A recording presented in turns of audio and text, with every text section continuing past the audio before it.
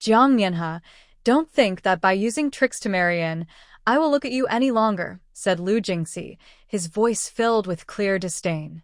Stay quietly in the Wang residence and stop trying to harm Qiara with your underhanded methods, or I have ways to make your life miserable. The edge of the red veil still shimmered with festive red. In an instant, as Jiang Mianhe regained her senses, she shivered at the icy voice outside. Under the red veil, her eyes snapped open, her pupils shrinking in shock. Lu Jingxi? Jiang Qiaro? These two names burned in her heart, instantly stirring up the bloody memories buried at the edge of death. Hadn't she died? She had perished during the escape from exile, when both her husbands and her own family had offended the emperor, leading to their banishment. Little did she know that as they were exiled, chaos erupted in the world, and disasters followed one after another. To keep her parents and brothers alive, she pushed a cart with their last bit of food, her feet blistered from exhaustion, dizzy from hunger, unwilling to eat more than a bite, giving all the game she caught to her parents, brothers, and her husband's sister. But in the end, when she was on the verge of fainting from hunger, her own parents and brothers, whom she had cared for deeply, robbed her of her last bit of food for that fake daughter, Jiang Qiaro, whom they had only raised for a few years, watching her starve to death.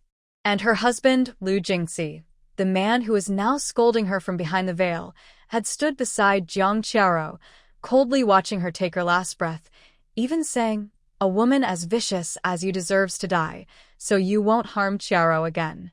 Vicious? Jiang Mianhe nearly laughed out loud. What had she done that was so vicious? Had she exposed Jiang Qiaro for deliberately passing on her illness to her young nephews and nieces? Or for selling them all? Because of these things, she was labeled as vicious, while the deceitful and scheming Jiang Qiaro was forever seen as the kind angel. How ridiculous! Having lived again, she found herself back on her wedding day. Jiang Mianhe slowly closed her eyes. No one knew that she was actually a skilled agent who had traveled to this strange dynasty, losing all her memories and becoming the true daughter lost in the world. Heaven has opened its eyes. Jiang Mianhe looked at the birthmark in her palm. In her past life, she had no memories of it. Lu Jingxi truly disliked the birthmark, finding it ugly, and even cut it with a knife just to avoid being ashamed of her. In reality, this birthmark was her spiritual space. In her previous life, she had no memories and had not developed this space, but now she felt it was even larger than before. Jiang Mianhe slowly raised her hand, her fingertips brushing against the heavy red veil in front of her. She would no longer be foolish. She would not let this world completely change her. What were the old customs about obedience and marriage? She had regained her memories. Thinking about how a modern person like her had been tormented to this extent was truly sad. Lu Jingxi's affection? Her parents' love? Her brother's protection? What did those things mean? Only those who feel empty inside need to spend their lives proving they are loved. Those who owed her and harmed her, this time, she would reclaim everything. Jiang Mianhe took a deep breath and suddenly lifted the red veil. Light from outside flooded in, illuminating her pale but determined face. She looked at the tall man at the door, who wore a face of disgust and forced a cold smile. Lu Jingxi, don't worry. Her voice was calm and steady. I don't need your affection. Lu Jingxi was taken aback, seeing her determined face, and she was no longer infatuated like before. It was strange. He thought this was a woman's way of trying to attract him. You better be, he said, then turned and left. Outside, the whispers of the maids drifted in, filled with undisguised mockery.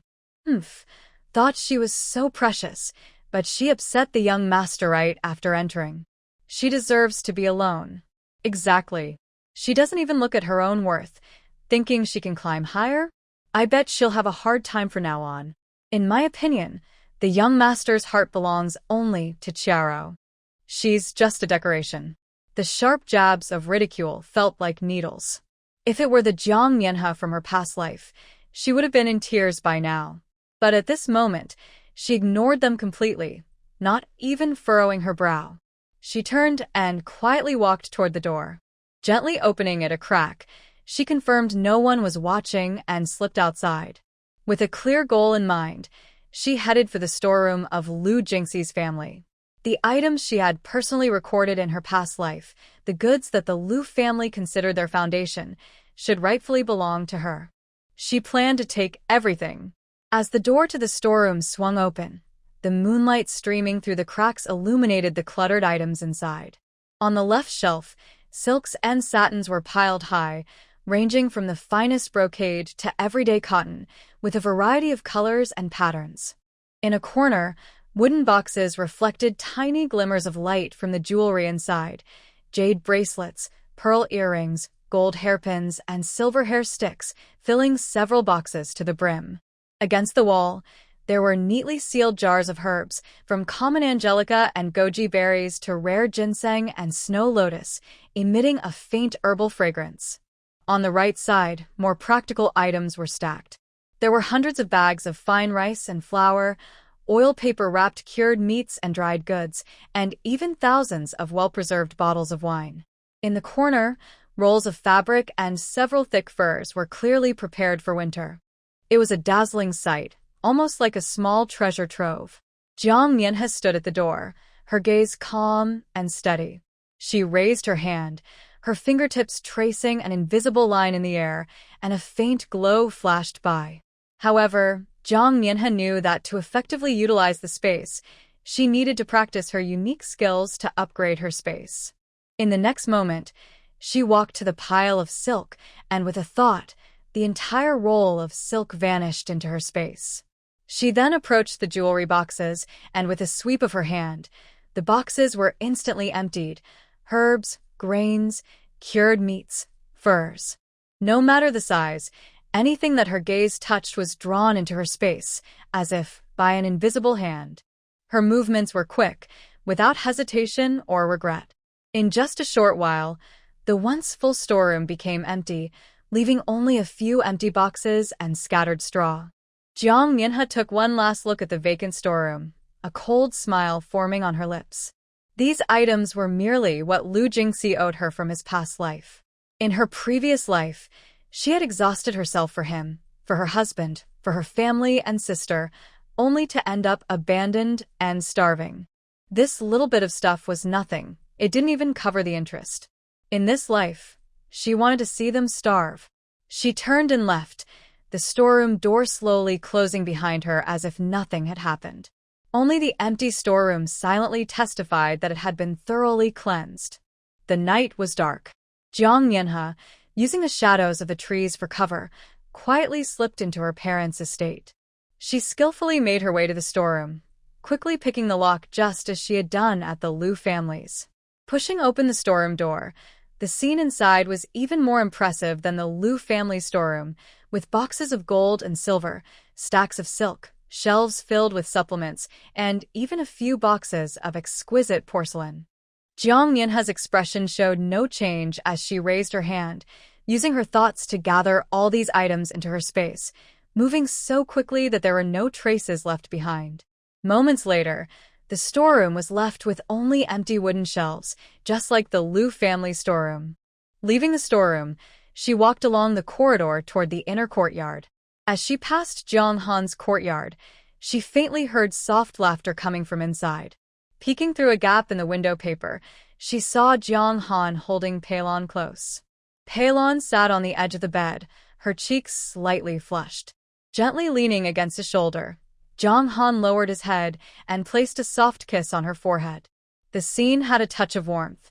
Just as Jiang Mianhe was about to turn and leave, hurried footsteps from outside caught her attention, accompanied by a panicked report. "Young master, it's bad.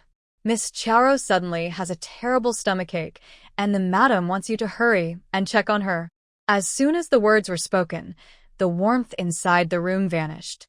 Jiang Han seemed startled, like he had been pricked by a needle. He suddenly pushed Peilon away, his face no longer showing any tenderness, only urgency. "Got it," he replied, not even glancing at Peilon, who stumbled slightly from the push.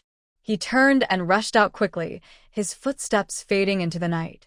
Peilon sat alone on the edge of the bed, the spot where she had been pushed still aching slightly. She looked at the empty doorway, a hint of unnoticed sadness crossing her eyes. However, she silently adjusted her clothing, suppressing her feelings of grievance. Outside, Jiang Nianhe watched everything unfold, a mocking smile appearing at the corners of her mouth. Indeed, no matter the time or place, that adopted daughter, Jiang Qiaro, would always be the center of this family. The weight of a legitimate daughter could never compare to a simple stomachache. She turned away, blending into the thick darkness of the night.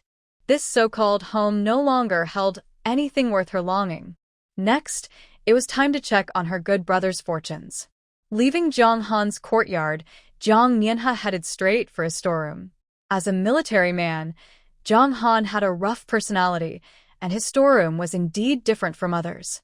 Instead of exquisite silks and jewels, it was filled with weapons.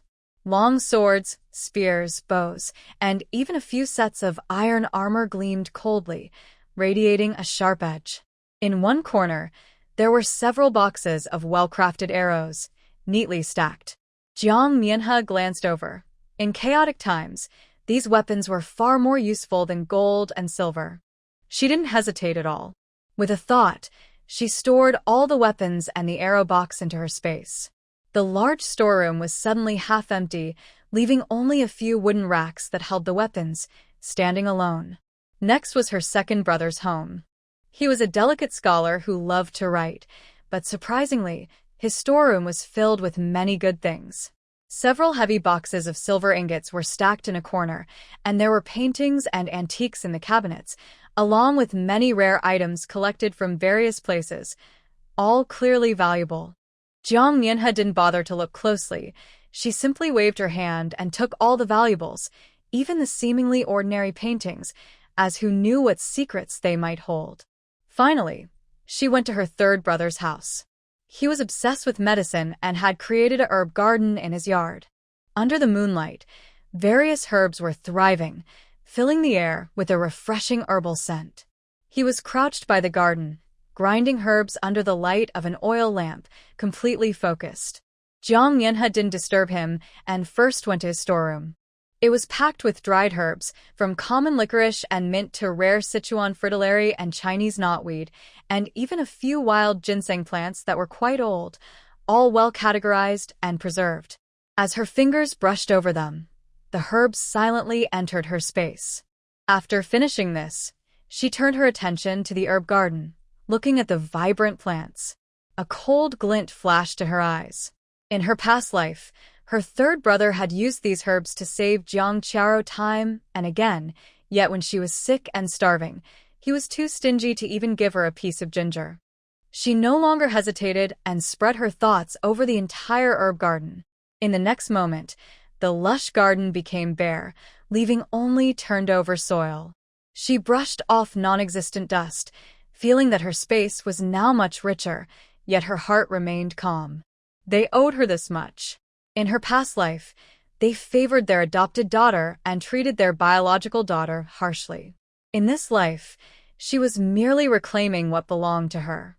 As night fell, when Jiang Nianhe reached Jiang Qiaro's residence, she stumbled upon a scene of chaos at the entrance. Jiang Han was half squatting on the ground, his hands pressed directly against Jiang Qiaro's chest. His brow was furrowed, and he looked anxious as he rubbed her chest, muttering, "Why did it suddenly hurt? Did you overwork yourself today?" He completely forgot the differences between men and women and disregarded the boundaries that should exist between siblings, his actions too intimate to ignore. Jiang Qiaro leaned against him, her face pale, and gently shook her head. Her voice was weak. "Big brother, I'm fine now, it doesn't hurt anymore." As she spoke, she caught a glimpse of a shadow not far away, and a barely noticeable smile appeared at the corner of her mouth. At that moment, Palon was carrying warm water when she reached the courtyard entrance and saw the scene. Her hand trembled, spilling water and burning her skin, but she didn't notice. She just stared in shock at how close her husband was to another woman, her eyes instantly filling with tears. She bit her lip hard to keep the tears from falling. "Mom." Palon's daughter, a little girl with 2 buns in her hair, timidly ran over and tugged at her dress. Jiang Han finally snapped back to reality, seeing his wife and daughter, but instead of feeling sorry, he frowned and harshly scolded, "Who told you to come here? You're causing trouble. Go back." His impatient tone was a stark contrast to the gentleness he had shown Jiang Qiao moments before. He barely explained, "Rower, it doesn't like to be disturbed." The little girl trembled in fear and rushed into Palon's arms, quietly sobbing. Palon held her daughter tightly, unable to hold back her tears, but she kept her head down and said nothing. In the shadows, Jiang Mianhe witnessed everything, feeling only a cold sense of mockery inside. She had no time for this drama and turned to the backyard, easily finding Jiang Qiao's storeroom. When she opened the door, a sweet aroma mixed with various spices rushed out. Jiang Qiao's storeroom was even more luxurious than she had imagined, filled with exquisite snacks, candied fruits, and jars of wine stacked from the floor to the ceiling. In one corner, there were all sorts of interesting items: glass lamps, jade ornaments, and even plush toys from the western regions. The cabinets were stuffed with silk and satin, and there were piles of gold and silver threads for making clothes.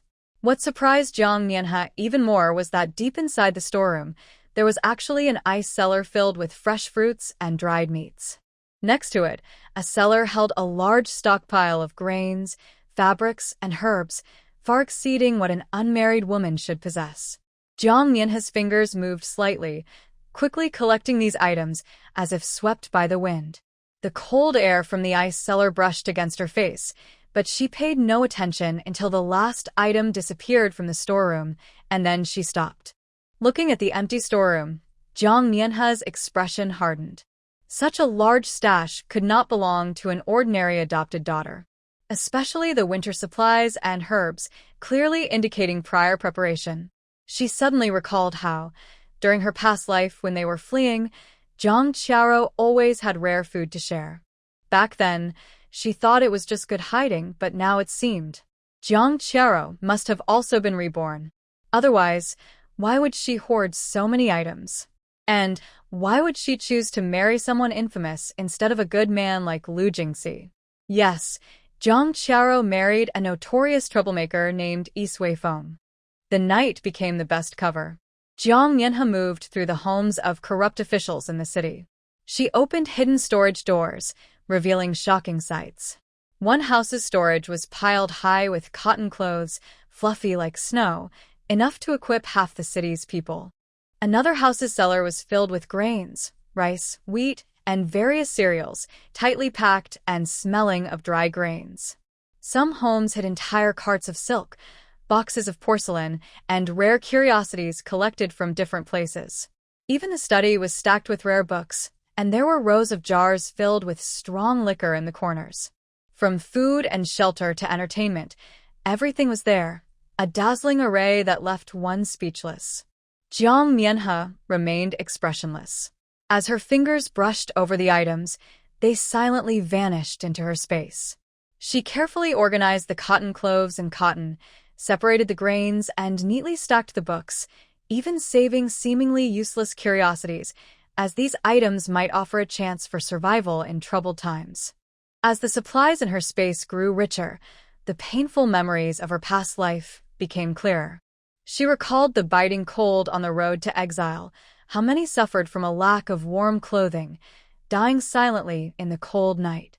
Natural disasters struck, leaving the land barren, and people resorted to desperate measures to survive. During times of war, bandits pillaged, leaving the people homeless, unable to find a safe place. Hail destroyed crops, avalanches buried villages, and after plagues and locusts, even the roots of grass were eaten clean. She had experienced such suffering once, and she never wanted to feel that emptiness again. It was too painful. The key was to help others while sacrificing herself. Jiang Mianhe looked at the mountains of supplies in her space, her gaze calm. When the last storage room of a corrupt official was emptied, Jiang Mianhe stood at the base of the city wall. She took a deep breath and turned to leave the city. No matter how difficult the road ahead, she now had the means to face it. This time, she would not only survive but thrive better than anyone else. Power was always the best nourishment for a woman, and she aimed to stand at the very top of it. As for Jiang Qiara's admirers, they could go away. The moment the last box of gold and jewels entered her space, Jiang Mianhe suddenly felt a buzzing in her mind, as if an invisible shackle had been broken.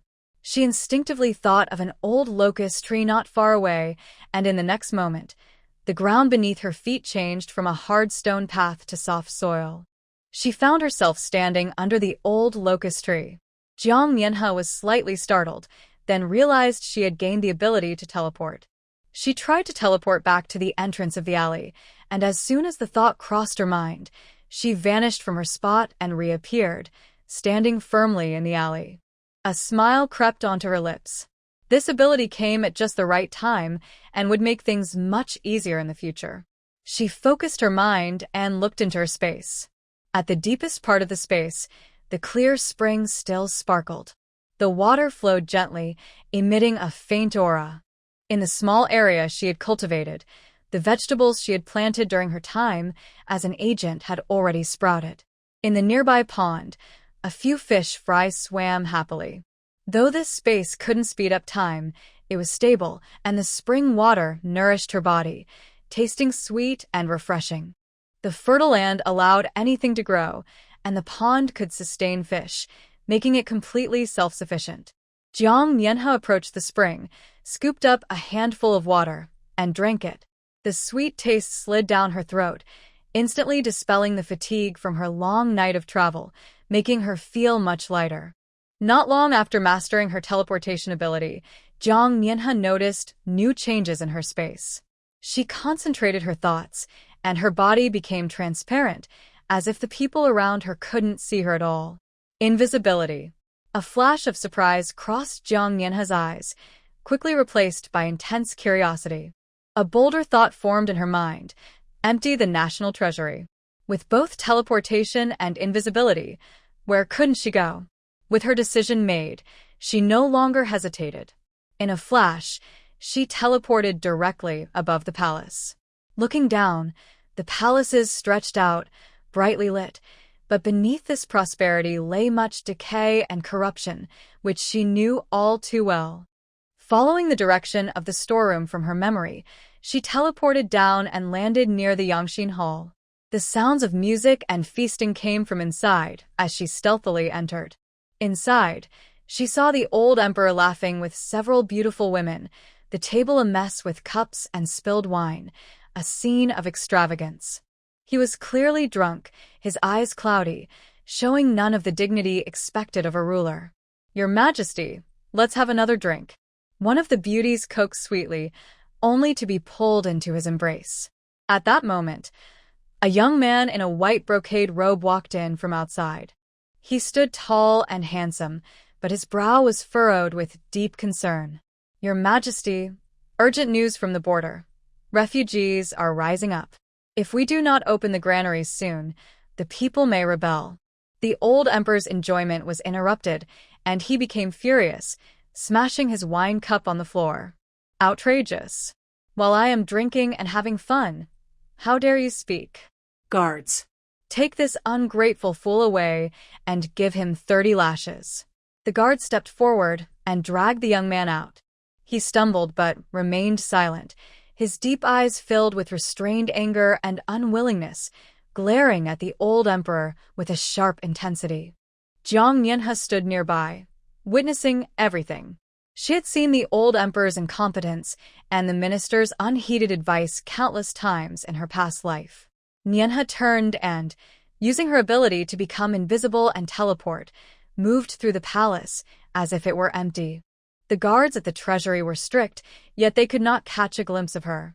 She teleported to the treasury door, looking at the heavy entrance, too lazy to find the key. With a thought, she drew the space's power to envelop the entire storeroom. Piles of gold, silver, jewels, grains, silk, and weapons, all visible items disappeared at a visible speed, absorbed into her space. In just a short while, part of the once full treasury became nearly empty, with hardly any dust left in the corners. Standing in the center of the empty treasury, Jiang Mianhe felt the materials in her space swell again, her expression calm and steady. The old emperor was foolishly draining the people's resources to fill the treasury for his own indulgence. These items did not belong to him. Rather than letting him continue to harm the country, it was better to take them into her space, where they might help save more people in the future. She took one last look at the empty treasury, then vanished from the palace. Jiang Mianhe stood hidden behind a pillar in the hall, watching the old emperor still lost in pleasure. A flicker of intent crossed her mind. If she killed him, perhaps the chaos could be delayed? But as she glanced at the guards outside, who were skilled and powerful, she calmed herself. Though the old emperor was foolish, he was surrounded by capable experts, each with deep inner strength. Her body had no inner power, and she was weak from not being properly nourished in the Jiang family. Relying solely on the combat skills and speed she had honed in her past life, a direct confrontation would not end well. It was too risky to kill him. It was better to make him feel the pain of losing his wealth first. Jiang Mianhe turned and teleported to the vault where the gold and jewels were stored. The guards here are more relaxed than those at the treasury. She hides herself and moves among the piles of gold bars, agate, jade, and boxes of luminous pearls, taking them without hesitation and quickly emptying more than half of it. Next is the granary. The royal granary is filled with more grain than she imagined, sacks of white rice, wheat, mixed grains, and even many fine pastries. With a thought, the entire stock of food disappears, leaving only empty storage rooms. Finally, she approaches the royal kitchen. As she gets closer, she smells rich aromas from the bird's nest soup, shiny roasted duck, and various steamed snacks. There are also rows of hanging cured meats and fresh vegetables and fruit stored in the cellar, all looking like a grand feast. Jiang Mianhe looks at the exquisite food and remembers the bark and roots she had to eat during her past hardships. Her expression turns cold. The old emperor indulges in luxury, while the common people struggle on the brink of starvation. Keeping these items would be a waste. She takes action without hesitation, collecting the soup from the pot, the meat from the oven, and the snacks from the steamer, even grabbing several plates of freshly made dishes from the counter, putting everything into her space. She even takes a few jars of fine wine because she enjoys a drink or two. In just a moment, the once lively royal kitchen becomes quiet and empty. Only a few empty plates remain on the table, and although the fire still burns in the stove, there is no longer any scent of food. After finishing everything, Jiang Mianhe stands in the empty kitchen, listening to the distant sound of music, a smirk appearing on her face. Enjoy your empty feast, Dog Emperor. With a flash, she teleports out of the palace, her space now filled with countless treasures and food supplies, enough to handle any unexpected events. As for how the old emperor will react when he discovers his treasures are gone, she doesn't care at all. This is just the beginning. As Jiang Mianhe prepares to teleport away from the palace after collecting the last item, she hears dragging sounds outside the palace gates. She hides and approaches, seeing two bloodied men being thrown out by the guards like dead dogs, landing with a thud on the cold ground. The first man thrown out is exceptionally tall, about 2 meters, with a strong build. He lies motionless on the ground, a deep wound on his back exposing bone. Blood soaks through his coarse clothing, spreading a dark red stain on the ground. The next man thrown out is dressed in a white brocade robe, which is already stained with blood, but it still cannot hide his refined features. The moonlight fell on his face. It revealed his pale, almost transparent skin, long and thick eyelashes stained with droplets of blood, a high nose, and lips so pale they seemed colorless. Even in such a sorry state, he exuded a cold and lonely beauty. Both of them were beaten to the point of confusion, only able to let out weak groans, lacking the strength to lift their heads. The palace maids and eunuchs watched from a distance.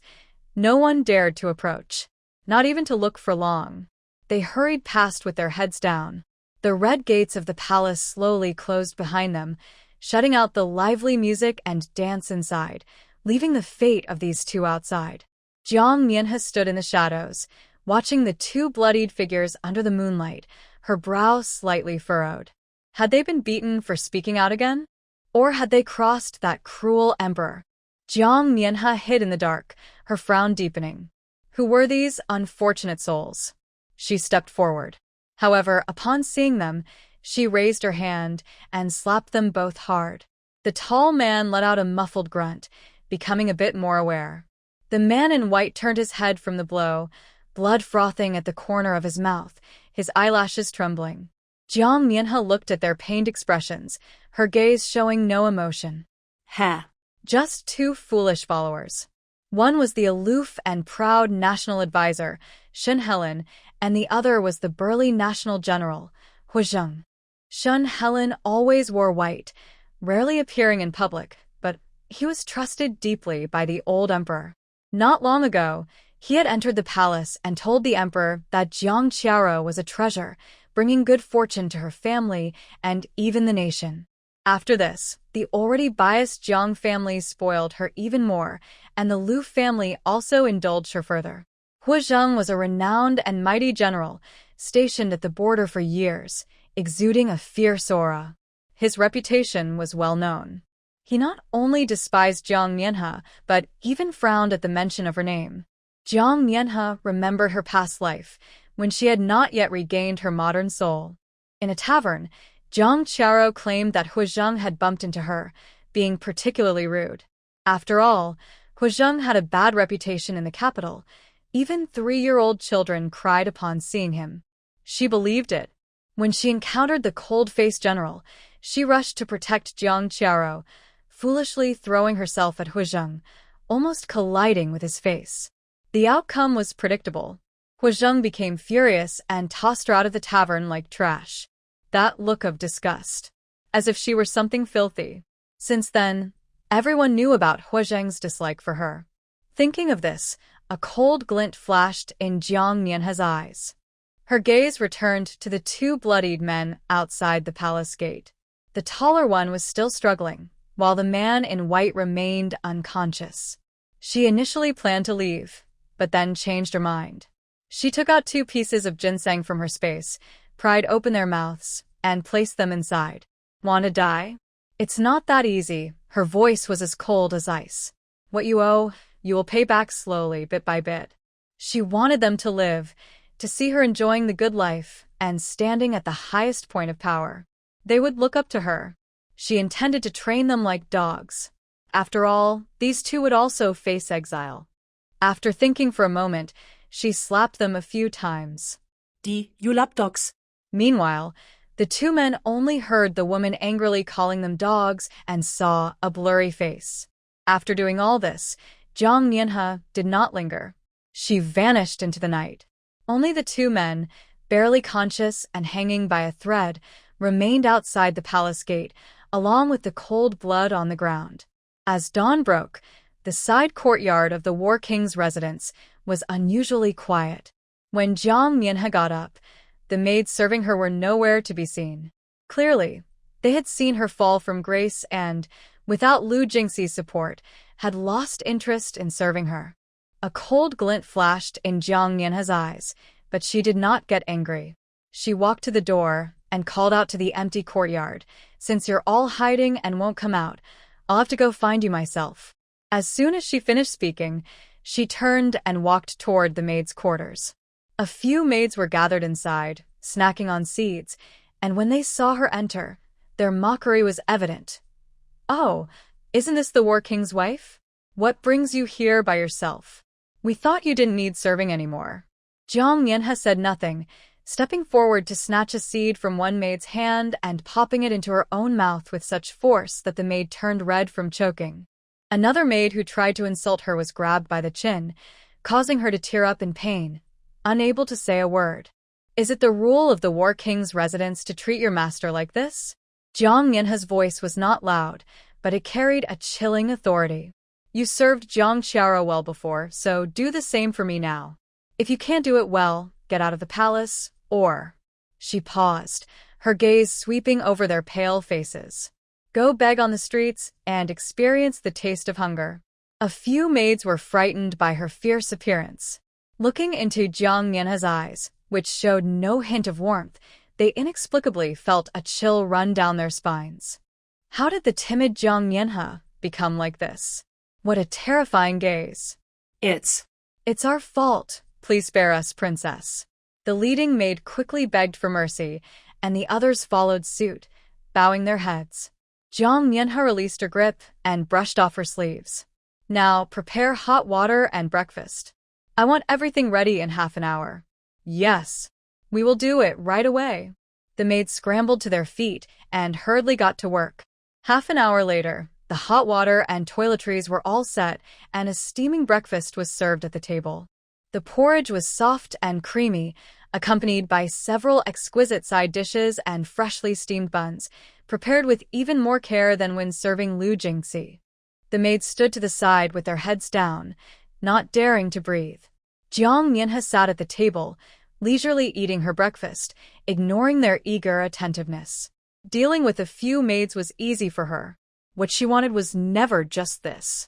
After finishing her meal, she set down her bowl and glanced at the still trembling maids.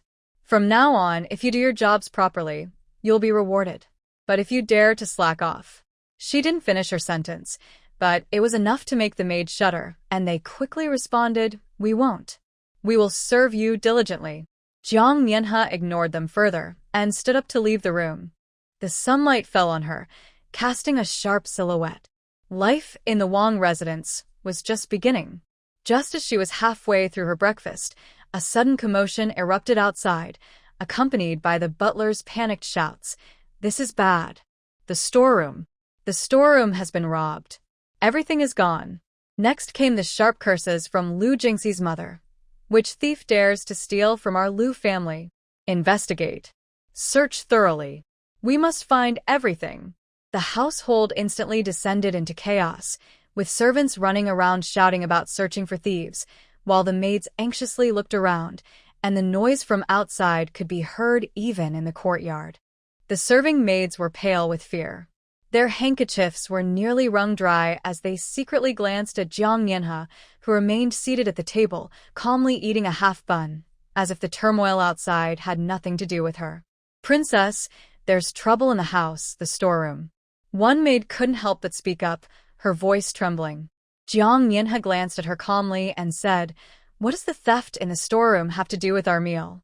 As she spoke, she took another sip of porridge, feeling the warm liquid settle comfortably in her stomach. The noise outside grew louder, and she could faintly hear Mrs. Lu's angry shouts, but Jiang Yanha did not frown at all. She was well aware of who the thief was, so there was no need for her to panic. Let it be chaotic. The more chaos, the better. It was best if they were too busy to bother her. She took an apple from her space, washed it with spring water, and took a big bite, enjoying the sweet juice bursting in her mouth. Compared to the frantic people outside, the apple was much more to her liking. As she finished the last bite of porridge, Jiang Yanha clearly realized how peaceful it was to enjoy a warm meal. She stood up and told her maid, "Prepare hot water, I want to bathe." The maid, though uncertain, did not dare to disobey and hurried to prepare. The hot water was soon poured into the tub, and the steam blurred her vision. Jiang Yanha took off her clothes and sat in the warm water, which enveloped her body and eased her fatigue from the night's journey. She slowly washed herself, taking her time. After her bath, she changed into a neat, coarse cloth outfit. She gathered her long hair at the back of her head and tied it simply with a cloth strip, revealing her smooth forehead and sharp jawline. The woman in the mirror had sharp brows and a calm expression, no longer showing any signs of her previous meekness. Just as she finished getting ready, there was suddenly a louder commotion outside, mixed with the shouts of officials and the cries of servants. "Don't move. We are here to search the premises by order. Everyone gather in the courtyard. Anyone who resists will be treated the same." The searchers had finally arrived. The courtyard of the War King's residence was in chaos, with the women from the second and third households being roughly pushed by the officials, their hair disheveled and clothes askew, losing all semblance of dignity. "Do you dare touch me? We are descendants of heroes," the lady from the second household screamed, trying to protect her hairpin. but an official knocked it away, and it shattered on the ground. Descendants of heroes? The leading officer sneered, raising the scroll in his hand. Colluding with outsiders and hiding weapons. Do you think any of this won't cost you your heads? How dare you mention heroes?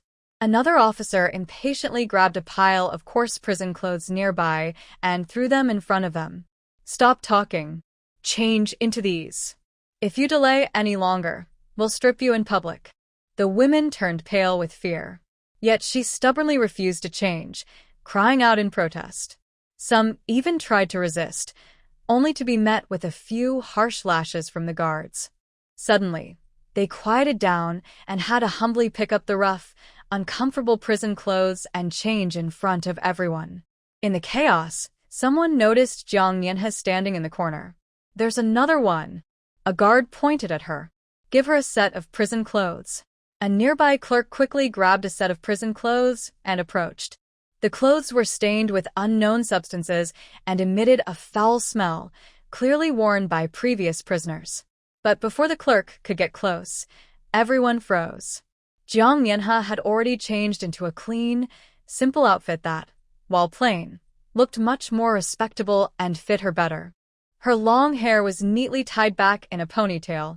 There was no sign of panic or humiliation on her face, only an almost indifferent calmness, as if this scene of chaos was just an ordinary sight. You. The clerk was momentarily speechless, unsure whether to hand over the prison clothes or take them back. Jiang Yanhe glanced at him and said calmly, "No need, I have my own." Her composure stood in stark contrast to the cries and chaos around her. Even the leading guard looked at her a bit longer. Seeing her cooperation, he waved his hand for the clerk to step back and continued to manage the others. The women from the second and third households looked at Jiang Yanhe's clean clothes and calm demeanor. A hint of jealousy flashed in their eyes, but they were interrupted by the guard's reprimand and had to lower their heads, silently enduring the humiliation. Jiang Yanhe stood there, coldly observing everything. Next would be the road to exile. The guard's eyes shifted to Jiang Yanhe, filled with curiosity and undisguised disdain. They recognized her, the newly married wife of the War King, the legitimate daughter of the Prime Minister's household, a true young lady of high status. Yet this identity had become a joke for her. Everyone knew how much this young lady had done to marry the War King. She had publicly clung to him in a tavern, stubbornly refused to leave the War King's residence, and even quarreled with her family. Each incident had become a topic of laughter among the people of the capital, earning her the reputation of being a fool and shameless. Compared to Jiang Qiaro, the adopted daughter praised by Shun Helen as a blessing, this legitimate daughter was simply worlds apart. So it's the War King's wife, the leading guard smirked, his tone laced with mockery. She seems calmer than the rumors suggest, but it's a shame such a figure is wasted on the wrong things. As Lu Jingxi rode back, he encountered his home surrounded by soldiers, with his mother being pushed around by two officers, crying heavily. "Mother!" He quickly dismounted and rushed to protect her, frowning at the leading officer. "May I ask what crime my family has committed that requires you to come here and search our home?" "Your Highness has returned just in time," the officer said expressionlessly, raising a document in his hand. "Colluding with enemies and hoarding weapons, the evidence is clear. The Emperor has ordered the confiscation of your property and the exile of your entire family for 3,000 miles. "That's nonsense," Lu's mother cried out. "Our family has never done such things. This is slander. Someone is framing us." Lu Jingxi supported his trembling mother and said calmly, "Mother, please don't panic." He turned to the officer, his gaze sharp. "My family has served loyally for generations, guarding the borders for many years. How could we possibly collude with enemies? This so-called evidence is merely an excuse to accuse us. Is your Highness defying the Emperor's order?" The officer sneered and immediately presented another document. "Since you deny your guilt, surely you will recognize this confession of colluding with remnants of the previous dynasty and plotting rebellion?" The warlord looked at the signature on the document, his pupils narrowing. It was the name of one of his deputy commanders who had recently passed away. He instantly understood.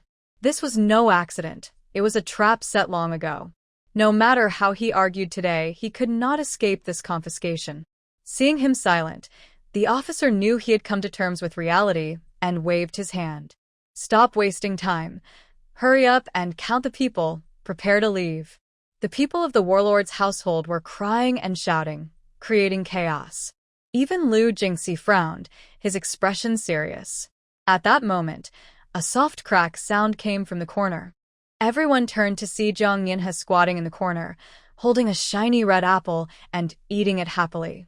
The sunlight fell on her face, reflecting a sense of calm, as if the chaos and the accusation of exile had nothing to do with her. Seeing her like this ignited a strange anger in him. How could she still think about eating an apple at a time like this? Just as he was about to scold her, he met Jiang Yinhe's gaze. There was no hint of panic in her eyes, only a calm indifference, like a deep, cold pool of water. He swallowed his words. The officers were also taken aback. The warlord's wife seemed remarkably unfazed. Jiang Yinhe, however, ignored their stares, finished her apple, tossed the core into her space, dusted off her hands, and stood up. What's the use of dragging things out? Instead of wasting energy crying and complaining, it's better to save your strength. She glanced at the king of war still arguing with the officials, a hint of mockery in her eyes. Now you understand? It's too late.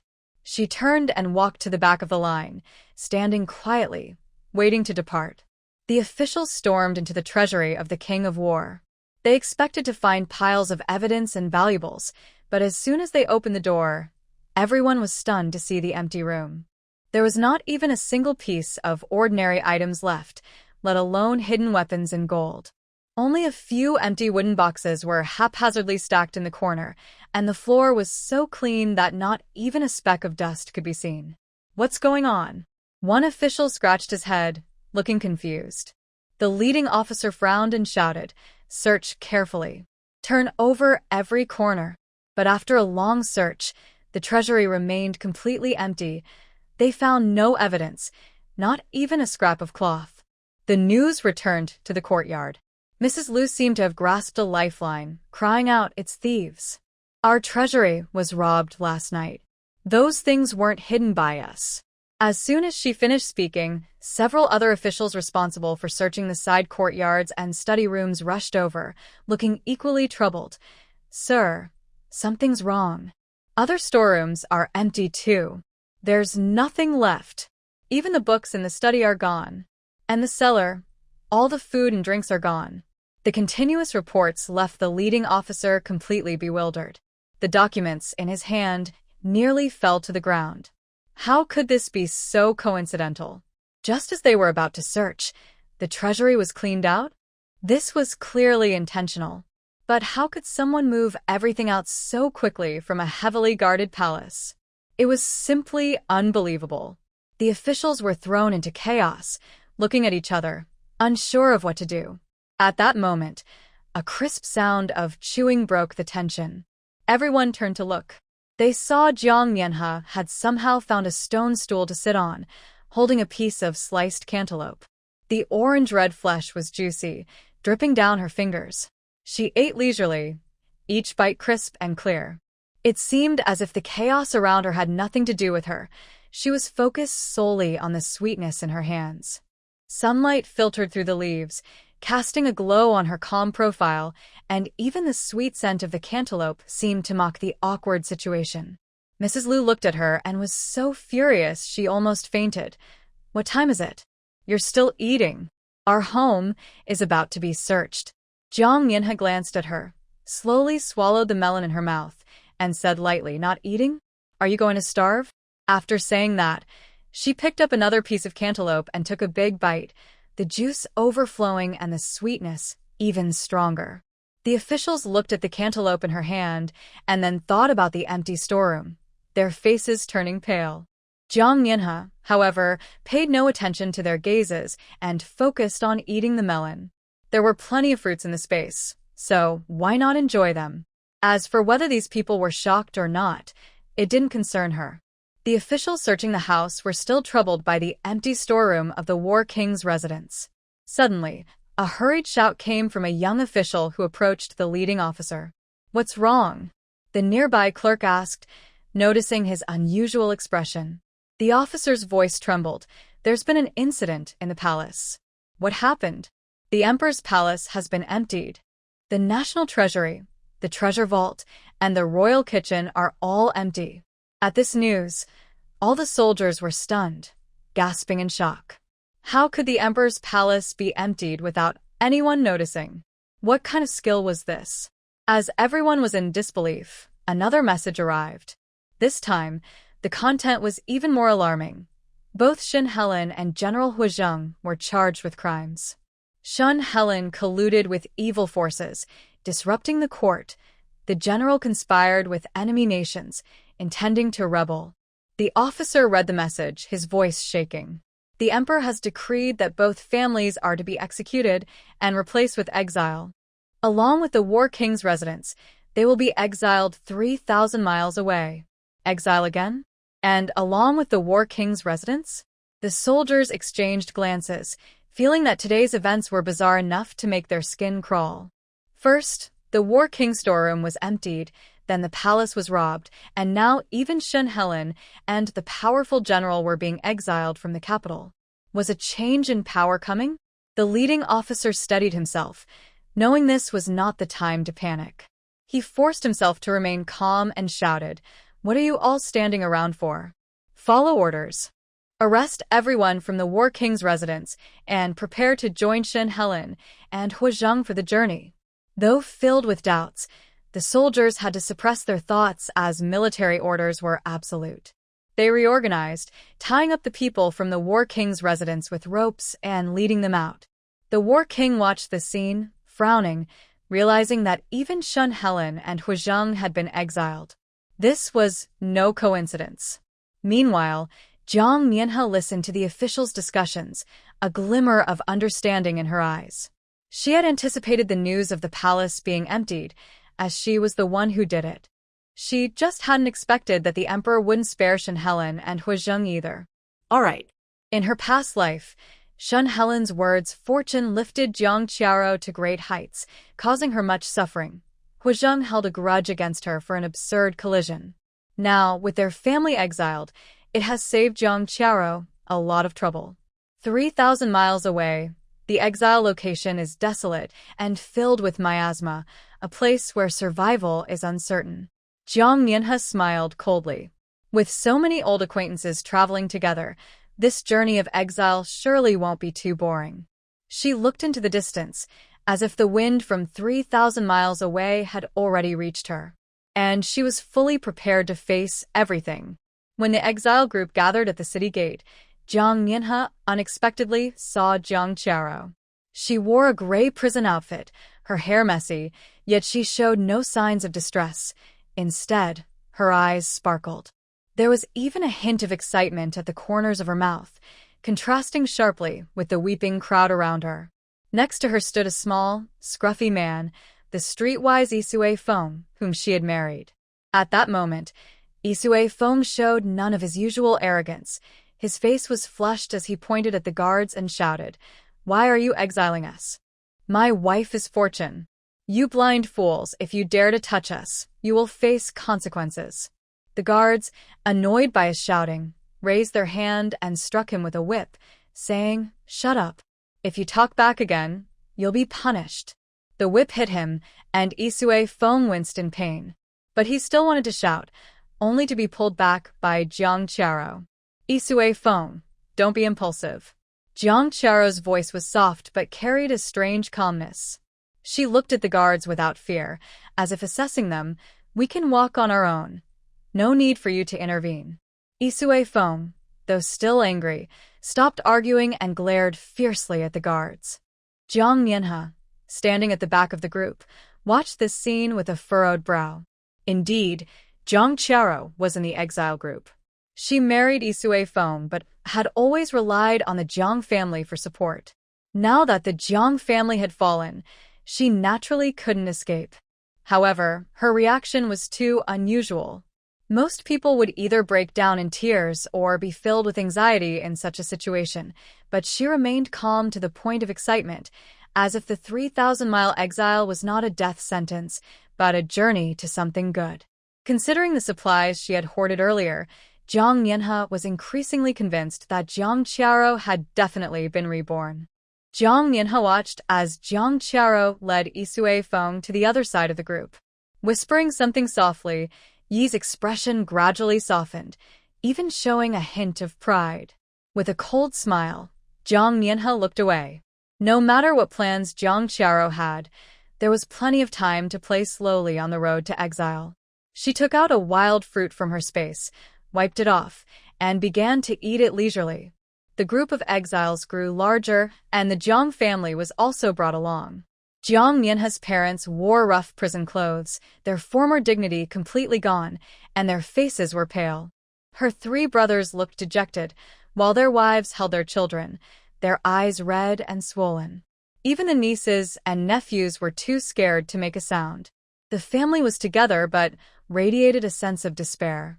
Including the people from the War King's mansion, the National Teacher's mansion, and the General's mansion. The group of exiles numbered over 100, while the guards escorting them were in the hundreds, holding long knives and looking serious, surrounding the group tightly. Just as the group was about to set off, heavy footsteps approached. Everyone turned to look. They saw 2 bloodied figures being dragged by the guards, Shen Helen and General Huizheng. Shen Helen, usually dressed in white and looking ethereal, was now in tattered clothes, covered in wounds, unable to even open his eyes, only managing weak breaths. Huizheng was not much better. His tall frame was battered and bloody, his armor shattered, yet he still held his head high, glaring fiercely at his surroundings like an injured wolf. Is that the national teacher and the general? Someone gasped in shock. The leading guard cleared his throat and shouted loudly, "Everyone, pay attention." He pointed at Shen Helen and Huizheng on the ground and sternly said, "This is the fate of those who rebel against the court. If anyone dares to cause trouble on the road to exile, this will be your end." This was a clear warning. The group fell into silence, and those who had been restless shrank back in fear. They didn't even dare to cry out loud. The Jiang family trembled in fear. Jiang mother's legs weakened, nearly collapsing, but was supported by her eldest son to stand. Jiang Mianhe stood at the back of the crowd, watching the 2 once mighty figures on the ground with calm eyes. As the group just exited the city gate, a commotion of footsteps came from behind. Everyone turned to see several guards escorting a young man in prison clothes. The man was thin, his face pale to the point of being almost transparent, clearly in poor health. Even so, it was hard to hide his handsome features, his brows like ink paintings, his eyes bright like stars. Even with blood at the corner of his mouth and messy hair, he exuded a cold and noble aura. "Is that the 6th prince?" Someone recognized him and exclaimed. The 6th prince was the least noticeable among the emperor's many sons. Due to his frail health, he rarely participated in court affairs. How could he be exiled? The guards escorting him heard the discussion and coldly said, "His Majesty has decreed that the 6th prince secretly kept a dragon robe with ill intentions. For this crime, he should be executed. Considering his frail health, he will instead be exiled 3,000 miles." He paused, glanced at the shocked crowd, and declared, "Remember, the emperor is not above the law, and a prince who commits a crime will be punished just like a commoner." Only then did the crowd notice. Blood was seeping through the 6th prince's prison clothes, and clear whip marks were visible on his bare wrists. It was evident he had just endured severe punishment. He walked very slowly, each step seeming to take all his strength, yet he remained silent, his eyes downcast, long lashes hiding his emotions. Only the tightly pressed corners of his lips revealed a hint of suppressed pain. "Even the 6th prince," Lady Lu murmured, her face growing increasingly pale. If even a prince could not escape exile, then they truly had no hope. The atmosphere in the group became even more oppressive, and the sounds of crying diminished. Jiang Mianhe looked at the sickly yet stubborn figure, her eyes flickering. The 6th prince? In her past life, she didn't have a strong impression of him, only knowing he had died young during the chaos.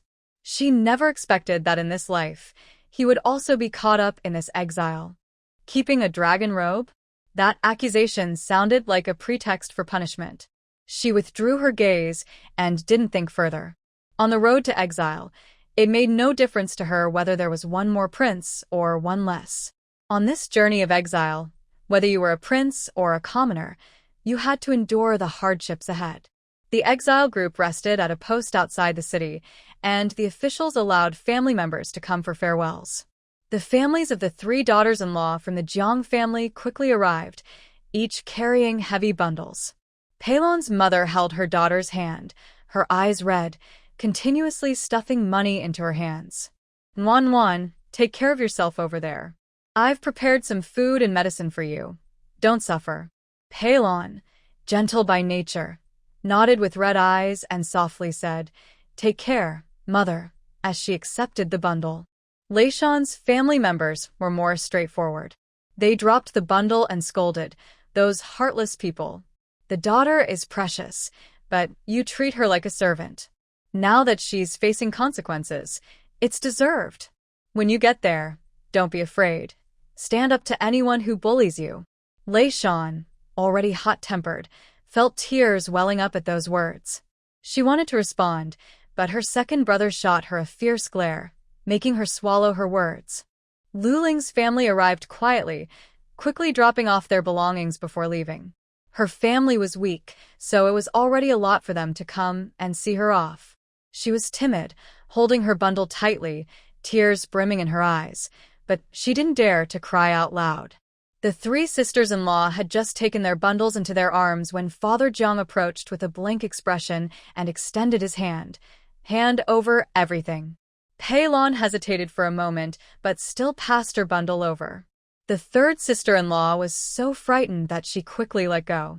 Only the 2nd sister-in-law held on tightly to her bundle, defiantly saying, "Dad, this is from my family." Before she could finish, her husband, Jiang Yun, who was also Jiang Yanhe's brother, barked, "Shut up. If Dad tells you to hand it over, you do it. No more nonsense." His fierce gaze, usually softened towards Jiang Qiaro, turned harsh towards his wife.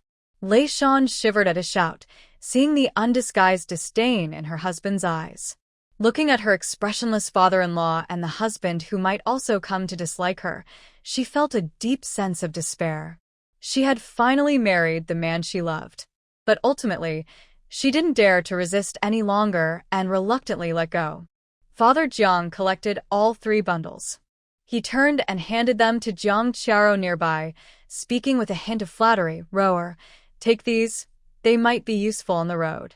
Jiang Qiaro accepted without hesitation, not even glancing at the 3 sisters-in-law, simply smiling sweetly at Father Jiang. "Thank you, Dad." The 3 sisters-in-law watched the scene, their faces pale, but they dared not speak out. They had long been accustomed to Jiang Qiaro being the center of this family, while they, as daughters-in-law, were merely servants. Jiang Yanhe stood to the side, witnessing everything with a cold heart. In her past life, she had also been neglected and mistreated by this family. Seeing the 3 sisters-in-law repeat the same mistakes, she felt no sympathy, only a detached indifference. The official's whistle to depart sounded, and Father Jiang handed the bundles to Jiang Qiaro before urging everyone to get moving.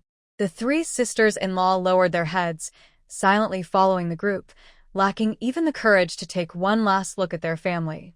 The group had been on the road for less than half an hour when a sharp cry broke out. Lu Wanting, the sister of the warlord, was sitting on the ground, holding her foot. Her delicate face was filled with pain and impatience. "I can't walk anymore. This road is too rough." She had been spoiled since childhood and was not used to such hardships. Her feet had already developed 2 blisters, causing her to tear up in pain. The guards escorting them were already frustrated. Seeing her dawdling, one of them raised his whip and poked her hard. "Get up. Stop complaining. If you don't move, we'll drag you along." Lu Wanting winced from the poke and immediately exploded in anger, pointing at the guard and shouting, "How dare you hit me? I am a lady of the warlord's house. It's all that Jiang Yanhe's fault." She turned sharply, glaring at Jiang Yanhe in the distance, her voice piercing. "It's because of you that our whole family has been exiled." Her words made no sense, but they ignited the anger of the other ladies from the warlord's house, who joined in blaming Jiang Mianhe. Exactly. If it weren't for her, we wouldn't be in this situation. What a shameless woman. Truly a disaster. Jiang Mianhe stopped walking and slowly turned to face Lu Wanting with a calm gaze. Lu Wanting felt uneasy under her stare, but still held her head high. What are you looking at? Did I say something wrong? Jiang Mianhe ignored her outburst and addressed the head guard, Zhang Qi, saying, Sir, she is hindering our progress. Zhang Qi was already annoyed by Lu Wanting's crying and immediately shouted, Bring her here. If she causes any more trouble, tie her up. Two guards stepped forward and roughly lifted Lu Wanting, dragging her along. She screamed in fear but couldn't escape, stumbling along while continuing to curse Jiang Mianhe. Lu Jingxi frowned, wanting to say something, but Zhang Qi shot him a cold look. Your Highness, keep your people in line. If there's any more disruption, I won't hold back. As Lu Wanting's cries subsided, Lu Jingxi quickly walked over to Jiang Mianhe, his face dark with anger. Jiang Mianhe, do you have to be so aggressive? Wanner is young and just said a few angry words. Do you really need to let the guards treat her like this? Jiang Mianhe looked up at him, her eyes filled with undisguised mockery. Your Highness, that's an interesting point. She called me a disaster, and I didn't have the guards silence her, which is already quite lenient. So, am I only allowed to be insulted without being able to defend myself? You. Lu Jingxi was taken aback. Recalling Lu Wanting's earlier words, he felt they were excessive. But seeing his sister being dragged in such a difficult situation, he couldn't suppress his anger. No matter what, you are part of the Wang family and should act like it. The Wang family? Jiang Mianhe scoffed, as if she had heard a joke. Is it crying and making a scene like the second and third branches, or blaming others like your sister? Sorry, I can't do that. She stepped forward, looked him in the eye, and said clearly, by the way, since we're at it, you should write me a divorce letter. From now on, we'll go our separate ways, so your sister won't keep saying I took the position of the Wang princess. He was taken aback, clearly not expecting her to bring this up. He was already unhappy about the marriage, which was arranged by Jiang Qiaro. If it weren't for the person he loved, he wouldn't have married her. Her words made him reconsider, and just as he was about to agree, a gentle voice interrupted. Brother Jingxi, Mianhe is just upset. Don't take it to heart. Jiang Qiaro had approached without him noticing, her face showing just the right amount of concern. These are tough times. We should stick together. How can we talk about divorce? Mianhe is also struggling, so please be understanding. As she spoke, her eyes were timid and pleading, filled with reliance on Lu Jingxi. Seeing her like this, his tense expression softened, and his tone became gentler. I understand, Xiao. He turned to Jiang Mianhe, his gaze turning cold again. Don't mention the divorce letter again. This is not the time for such discussions. Jiang Mianhe watched the warmth he showed Jiang Qiaro compared to his coldness towards her, feeling a chill of mockery in her heart. Indeed, Jiang Qiaro could always easily sway his emotions. She didn't press further, and simply said, Do as you wish. But remember, I will get that divorce letter eventually. With that, she turned and walked away, not giving him or Jiang Qiaro another glance. Jiang Qiaro watched Jiang Mianhe's retreating figure, a glimmer of satisfaction in her eyes. Then she quickly adopted a worried expression and said to the Wang, Brother Jingxi, don't be angry with Mianhe. It's fine, he interrupted her, his tone carrying a hint of indulgence. With me here, you won't be wronged. The two walked side by side, looking like a couple, leaving Jiang Mianhe far behind. Jiang Mianhe walked at the back of the group, listening to the gentle words coming from behind her, a cold smile forming on her lips. Just a few steps out, her parents caught up with her. Her mother grabbed her sleeve, her usual gentle expression tinged with a hint of persuasion in her tone. Mianhe, how can you speak to your husband like that? Jiang Mianhe looked at her mother calmly, replying with a simple, Oh. In her past life, her mother had also gently persuaded her to sacrifice herself for Jiang Qiaro's benefit. Jiang Mianhe had grown used to her mother speaking cruel words in a gentle tone, as if she were not her biological daughter. In her past life, Jiang Mianhe never understood why her parents treated her this way, especially when she had 3 brothers who were her closest relatives.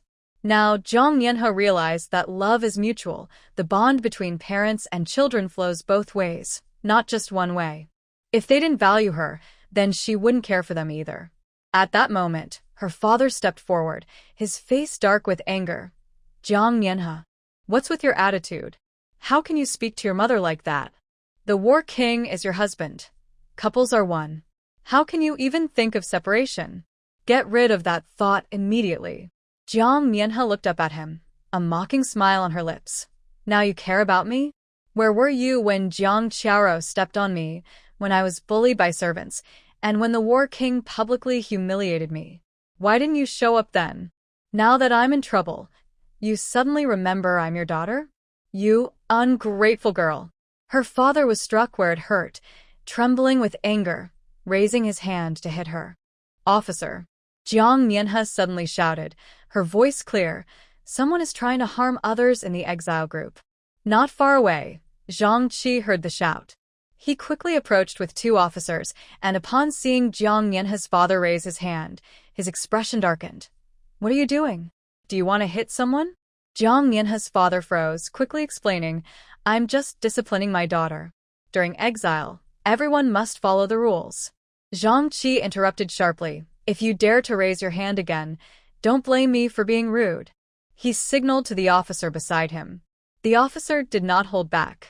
He raised his whip and struck Jiang Mianhe's father, the sharp sound echoing as the whip hit his back, causing him to wince in pain and stagger back, his face turning pale.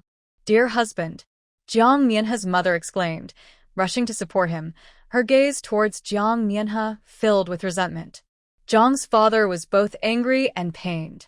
He didn't dare to lash out again and could only glare at Jiang Mianhe with a fierce look, as if he wanted to devour her. Jiang Mianhe, however, didn't even lift her eyelids and calmly said, Thank you, officer. Zhang Qi snorted and shot a warning glance at Jiang's father before leaving with his men. Jiang Mianhe glanced at her father, who was too hurt to speak, and her mother, who looked full of resentment. Coldly, she said, Control your hands and mouth. If you provoke me again, it won't just be a single whip next time. After saying that, she turned and walked away, without looking back. Jiang's father watched her retreating figure, shaking with anger, but could only hold his back and follow the group awkwardly with his mother's support. The people around them watched the scene in silence, not daring to speak. No one expected that this notorious daughter of the Jiang family would become so ruthless, even daring to report her own father. Jiang Mianhe walked ahead, listening to the suppressed cries and complaints behind her, without showing any emotion. What she felt was owed to her from her past life. She would slowly reclaim from today. This whip was just the beginning. Seeing his father being punished, Jiang Han couldn't help but rush forward and shout, Jiang Mianhe, are you crazy? That's our father. How could you call the officer to hit him? Exactly. You ungrateful daughter. The Jiang family wasted their efforts raising you. Jiang Yun shouted angrily, his eyes fierce. Jiang Yun looked at her as if he wanted to devour her. If it were before, he would have slapped her, but now, in the exile group, he feared Jiang Mianhe would report him. The 3 sisters-in-law stood behind, watching the scene with mixed feelings of relief, sympathy, and fear, yet none dared to speak. Lu Jingxi approached, looking at Jiang Mianhe with even more disgust. Jiang Mianhe, you even harm your own father. Your heart is too cruel. Jiang Mianhe didn't even lift her eyelids and continued walking forward, as if she hadn't heard him. She didn't care about their opinions at all. After walking for a while, the sun grew hotter, and the group took a break under some shade. Jiang Mianhe found a secluded corner to sit down and took out a piece of dried meat wrapped in oil paper from her small bag, which she had actually retrieved from her space. The meat was marinated in spring water, giving off a faint aroma.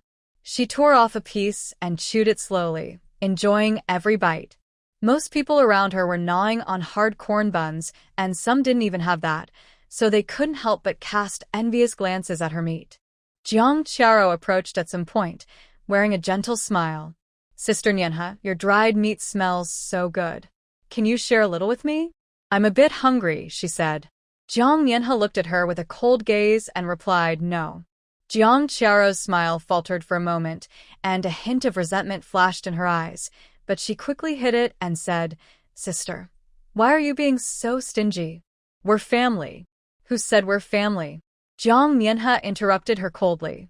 At that moment, Lu Jingxi approached and frowned at the scene. Jiang Nianhe, can't you be a bit nicer to Qiaro? It's just a piece of jerky. What's the harm in sharing? Why should I share my things with her? Jiang Nianhe raised an eyebrow at him. Lu Jingxi, if you care so much for her, why don't you give her some of your own? You. Lu Jingxi was speechless and then angrily said, You are impossible. That's better than being blind to the truth like you. Jiang Nianhe stood up and looked him in the eye. And don't look at me like that. It's disgusting. Lu Jingxi was furious and raised his hand to teach her a lesson. How dare you? Just as his hand was about to strike, Jiang Nianhe moved faster and slapped him. The sharp sound echoed loudly in the quiet shade of the trees. Everyone was stunned, including Lu Jingxi himself. He covered his face, unable to believe what had just happened. You dared to hit me? The cold look in her eyes made him uncomfortable, and the affection he once felt was gone. So what if I did? Jiang Nianhe replied coldly. Lu Jingxi, don't think I'm still the Jiang Nianhe you could easily control. If you try to touch me again, next time it won't just be a slap. Her voice was low but carried an intimidating presence, making Lu Jingxi hesitate to move. The people around them held their breath, shocked that Jiang Nianhe would dare to hit Lu Jingxi in public. Jiang Nianhe ignored them, picked up her small bundle, and walked to the other side of the shade. She continued to eat her jerky, as if the slap was just brushing off dust. Sunlight filtered through the leaves, casting a warm glow on her. She ate calmly and focused, completely out of sync with the surrounding chaos and shock. On this road of exile, there are always some people who need a reminder now and then. Jiang Nianhe chewed on the jerky, savoring the rich flavor as it slid down her throat, and she contentedly squinted her eyes. The sunlight on her face highlighted her fair skin with a healthy glow, and her long eyelashes fluttered. Despite her beautiful face, there was a hint of casual defiance in her gaze. Jiang Qiaro was still sobbing nearby. The voice was soft and delicate. Sister Nianhe, I know you're still mad at me, but I really didn't mean it. Please forgive me this once. As she spoke, she leaned closer to Lu Jingxi, her eyes red, looking very wronged. Jiang Nianhe glanced at her. After finishing the last piece of jerky, she clapped her hands. Are you done acting? Jiang Qiaro was taken aback, not understanding. If you're not done, keep going. Jiang Nianhe stood up, looking down at her with a teasing smile. But what's the point of just crying? Don't you think I'm bullying you? Come on, bite me. As she said this, she even leaned forward, her fair neck shining in the sunlight. Jiang Qiaro was choked by her shamelessness, her face changing colors, too scared to step forward. Jiang Nianhe scoffed, looking away and turning to Yi Suifeng, who looked impatient not far away and called out, Yi Suifeng, your wife is here crying over another man. Aren't you afraid she'll betray you? Yi Suifeng already disliked Jiang Qiao's dependent behavior towards Lu Jingxi. Provoked by Jiang Nianhe, he exploded. What did you just say? He rushed over and grabbed Jiang Qiao's arm, his eyes fierce. Are you still thinking about Lu Jingxi? Let me tell you, you are my wife now. If you flirt with another man again, I'll break your legs. Jiang Qiao turned pale with fear and quickly grabbed his hand, softening her voice to please him. Suifeng, don't listen to her nonsense.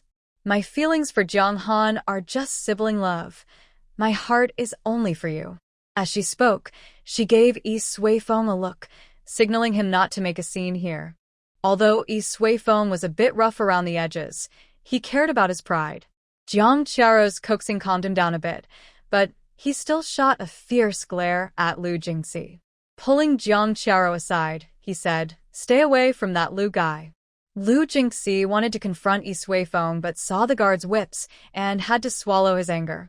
Jiang Qiaro stumbled as he pulled her along, and when she looked back at Jiang Mianhe, the resentment in her eyes was hard to hide. Jiang Mianhe shrugged indifferently, shouldered her small bag, and continued walking. Lu Jingxi stood there, his face dark as he glared at Jiang Mianhe, his disgust almost overflowing. But Jiang Mianhe didn't even spare him a glance. Dealing with such a pretentious person and a rough guy required the simplest and most straightforward approach. She touched the remaining bits of jerky in her pocket and felt quite good. There were indeed many amusements on this journey of exile.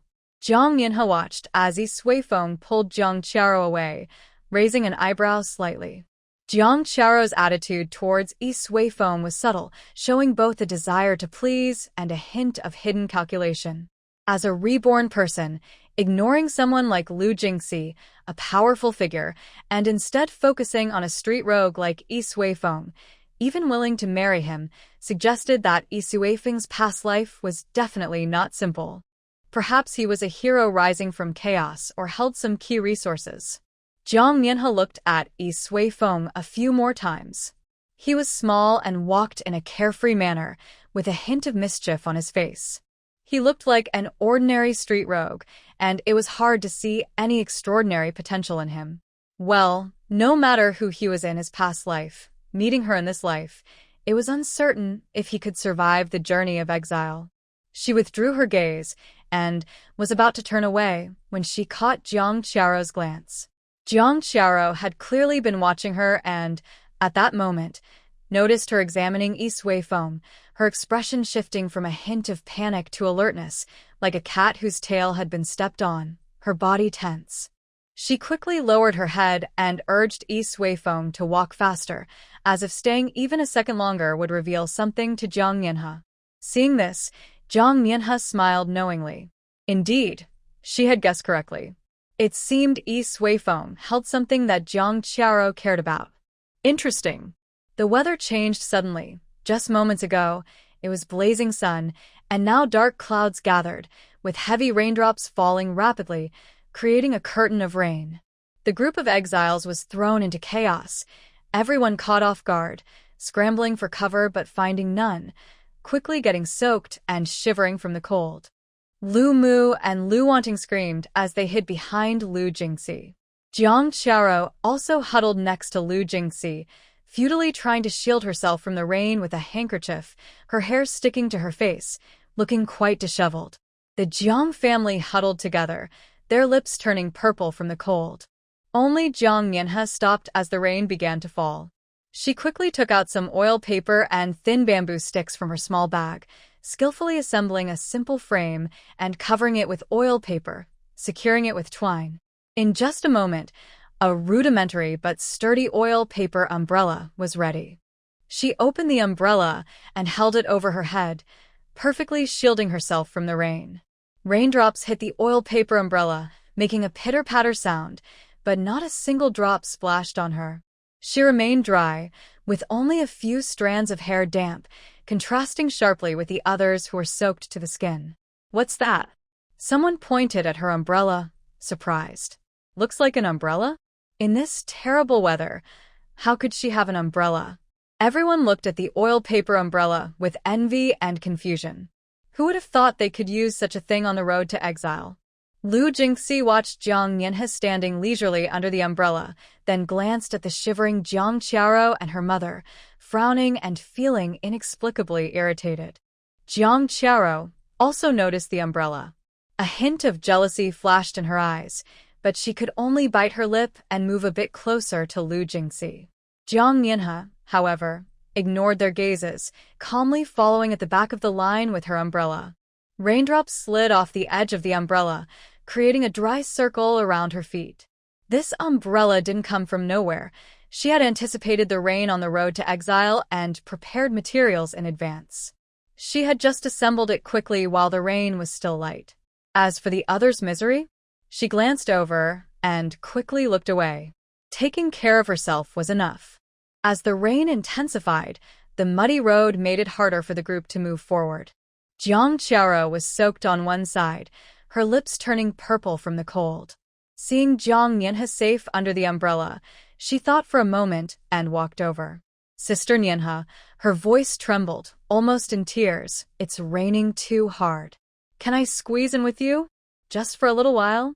Jiang Nianha didn't even lift her eyelids. No. Sister. Go away. Jiang Nianha's single word was as cold as ice. Jiang Qiao's face turned pale, and just as she was about to say something, Lu Jingxi's voice came through. Jiang Nianha, can't you show a little compassion? Qiao is freezing. Jiang Nianha turned to look at him, raising an eyebrow and flexing her wrist. Her knuckles cracked as she said, "What? Wasn't that slap enough? Want another?" Lu Jingxi was taken aback by her gaze. He instinctively covered his cheek and actually shrank back. This scene made many onlookers unable to hold back their laughter. Seeing this, Jiang Han was furious, feeling that Jiang Nianha was embarrassing the Jiang family. Clenching his fists, he rushed over. Jiang Nianha, you troublemaker. I'm going to teach you a lesson today. He swung his fist into the air, and Jiang Nianha's expression sharpened. With quick hands and sharp eyes, she pulled out a silver needle from her hair and flicked it, causing the needle to swiftly pierce his knee. Ah! Jiang Han cried out in pain, his knee giving way, and he fell to his knees in front of Jiang Nianha, looking very awkward. He wanted to stand up, but a sharp pain shot through his knee. He couldn't muster any strength and had to stay on his knees, his face turning bright red. The people around him could no longer hold back and burst into laughter. Look. Young Master Jiang is kneeling to his sister. Is he asking for forgiveness or looking for trouble? Jiang Han felt both pain and embarrassment, his forehead veins bulging, but he could only glare at Jiang Nianha, unable to say a word. Jiang Nianha looked down at him, her voice calm. Next time you want to act, think about whether you have the ability to back it up. Saying this, she turned her gaze away, held her umbrella, and continued walking, not even glancing at the kneeling Jiang Han and the pale-faced Lu Jingxi. Jiang Qiao watched the scene, too scared to get closer, and could only grit her teeth and awkwardly follow behind Lu Jingxi. The rain continued to fall, and Jiang Nianha remained dry under her umbrella, while the commotion and laughter behind her faded into the background. When dealing with these people, reasoning didn't work, so she had to use methods they understood: strength and pain. The rain showed no signs of letting up, and the head officer Zhang Qi, fearing unexpected events, had someone find a cave nearby to take shelter from the rain. Everyone awkwardly squeezed into the cave, soaked to the skin and shivering from the cold, huddling together for warmth. Jiang Nianha was the last to enter the cave, putting away her oil paper umbrella and leaning against the stone wall. She patted off the water droplets on it. From her bag, which was actually a space, she took out a few steaming meat buns and a small iron pot. She found some dry firewood and lit it with a flint. She added some clean water to the pot, which was naturally the spring water from her space, and waited for it to boil, then added a spoonful of brown sugar. After stirring it well, she poured out a bowl and sipped it slowly. The warm brown sugar water flowed into her stomach, dispelling the cold, making her feel so comfortable that she squinted her eyes. After finishing the brown sugar water, she grabbed a handful of herbs from another small cloth bag, which included mint she had picked up along the way and some herbs that were good for clearing heat and relieving discomfort, and tossed them all into the pot. Soon, a faint fragrance wafted from the pot, with the coolness of mint mixed with the slight bitterness of the herbs. In the damp and stuffy cave, the aroma spread, refreshing everyone. Jiang Nianha poured herself another bowl and sipped it leisurely, looking content. The others in the cave stared at her in amazement. Who isn't gnawing on hard bread and drinking muddy rainwater? Only she is not only hot buns but also can boil water for sweet syrup and even has all the herbs ready. The fragrant aroma wafted over, making people's stomachs rumble and their throats feel tight. Jiang Qiao looked at the steaming bowl of herbal soup and touched her cold hands and feet. The jealousy in her eyes was almost overflowing. Lu Jingxi frowned. He wanted to say something, but Jiang Nianha shot him a glare, reminding him of the earlier slap, so he swallowed his words. The Jiang family members dared not speak, especially Jiang Han, who had just been pricked in the knee. He looked at the iron pot with a complicated expression. Zhang Qi also noticed how well Jiang Yanhe was doing. Although surprised, he said nothing more. As long as she didn't cause trouble, she could take care of herself, which saved them some hassle. Jiang Yanhe seemed oblivious to the gazes around her. After finishing the last sip of herbal soup, she contentedly burped. The savory smell of the buns, the sweetness of the syrup, and the fragrance of the herbs blended together, creating a taste that felt out of place on this difficult journey. She leaned against the stone wall, closing her eyes to rest.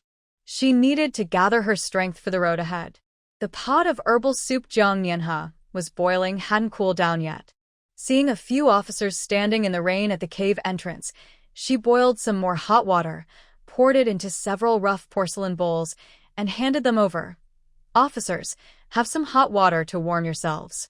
The officers, already freezing, were taken aback when she offered them water. They accepted the bowls with thanks and quickly drank it all, their gazes towards her softening a bit.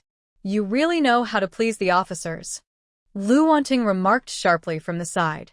Unable to hold back, she exclaimed, "With this effort, you could have shown respect to your elders instead of flattering outsiders. Truly uncultured." Just as Jiang Yanhe took the bowls back, she glanced at her indifferently. "Me? Please the officers? That's better than some people who only know how to cause trouble and drag the team down. At least I can boil my own water, unlike you, who can only cry and scold. What good are you?" "You?" Lu Wanting was left speechless, stomping her feet in anger. Lu Mu couldn't stand it any longer and said sternly, "Nianhe, Wanting is younger. You should give her some leeway as her sister-in-law. And what status do those officers have?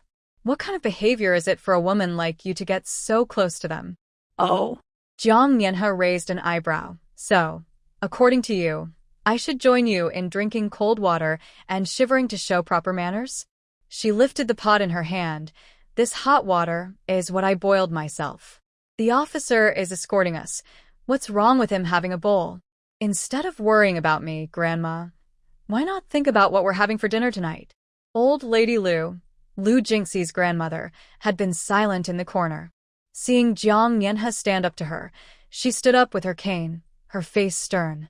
"This is outrageous.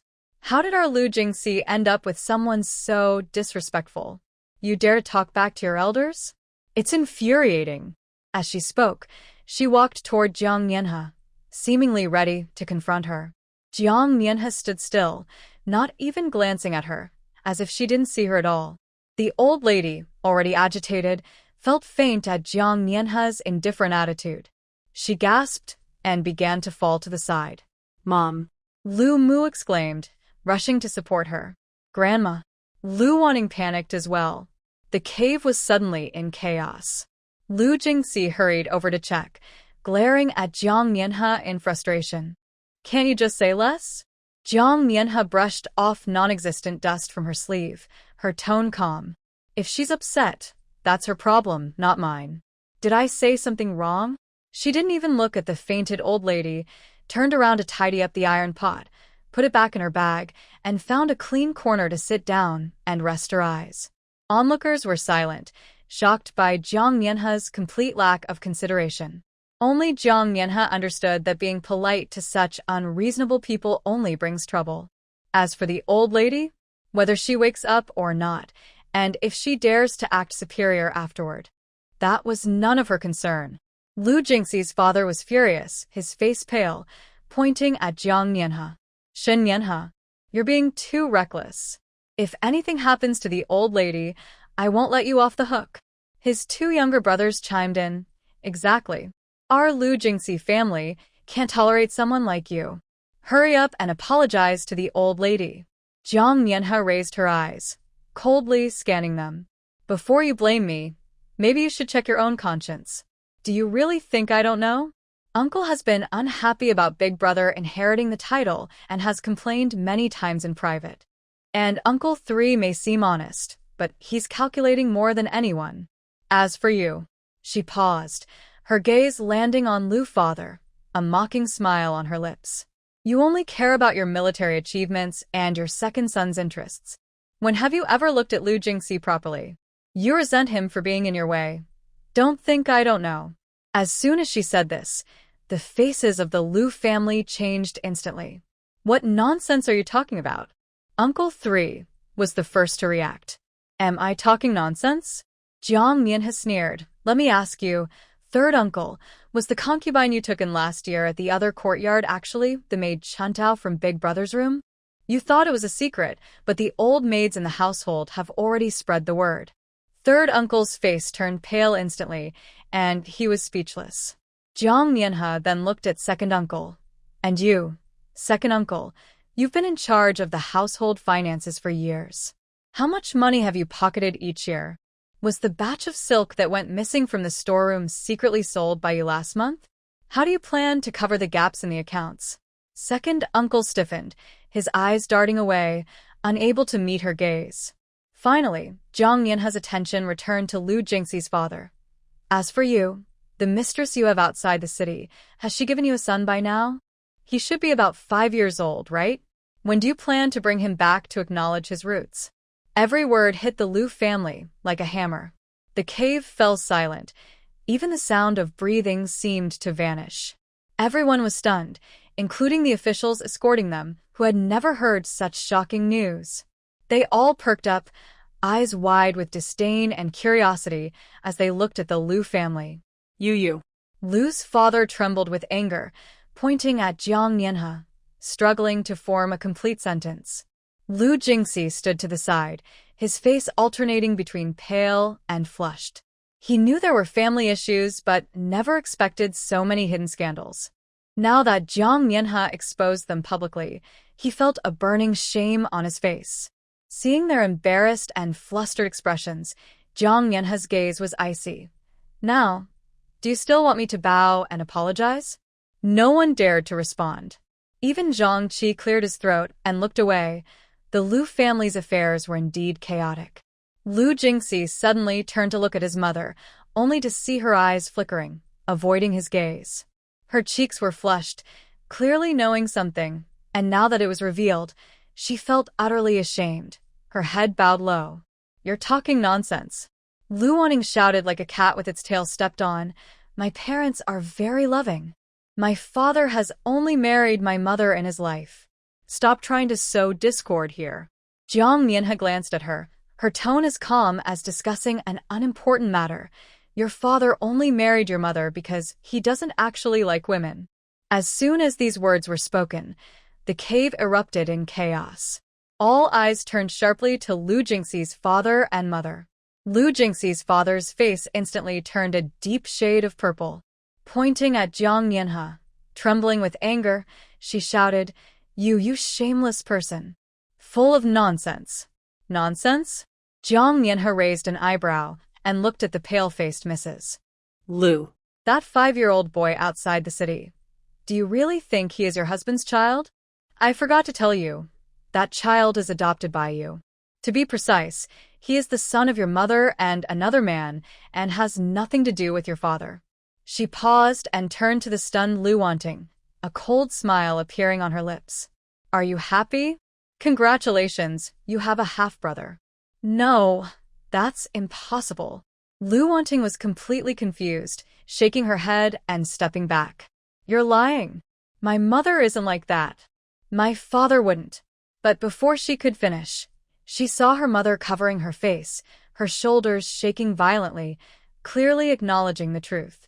Mr. Liu's face changed from red to white, then to green, and finally he spat out a mouthful of blood, pointing at Liu Jingxi's mother, unable to speak from anger. The cave fell silent. Even the officials were stunned, nearly dropping their whips. This news was explosive. Mr. Liu liked men? Mrs. Liu had an affair and had an illegitimate child? The Liu family's secrets were leaking like a sieve. Liu Jingxi stood frozen, feeling cold all over as if someone had poured a bucket of ice water over him. He looked at his collapsing mother, his father spitting blood, and his hysterical sister, feeling that everything before him was absurd and ridiculous. Jiang Mianhe watched the chaos unfold, her expression unchanged. Though she didn't know everything in her past life, she had heard whispers. Now it was just a matter of revealing the truth early. She turned and didn't look at the Liu family again. This journey of exile was becoming more and more exciting. Seeing the Lu family in disarray, Jiang Qiao hurried over, wearing a heartbroken expression. Sister Nianhe, how can you say such things? Uncle and Aunt Lu have treated you well. How can you tarnish their reputation like this? Jiang Nianhe looked up at her, as if seeing a clown. Tarnish? Whether I have or not, they know in their hearts. Instead of meddling in others' affairs, why don't you take care of yourself first? Her gaze swept over Jiang Qiao and the nearby Yi Suifeng, her tone dripping with sarcasm. You're keeping Lu Jingxi on a string, making him obey you, while also flirting with Yi Suifeng, treating him like a treasure. Your skill at playing both sides is truly impressive. You're talking nonsense. Jiang Qiao's face turned pale, instinctively looking at Yi Suifeng. Sure enough, when Yi Suifeng heard this, suddenly, it erupted again. Someone rushed over, pointing at Jiang Qiao and shouting, "You wicked person. I wondered why you always flirted with Lu Jingxi. Turns out you have bad intentions. Do you want to kick me out and go back to him?" "That's not true, Suifeng. Don't listen to her." Jiang Qiao quickly grabbed his arm, her eyes red and her voice trembling. "I only have you in my heart. Brother Lu is like an older brother to me. How could I?" As she spoke, she secretly gave Yi Suifeng a glance, gently scratching his palm with her fingers, a little gesture she used to comfort him. Yi Suifeng was already completely under her influence.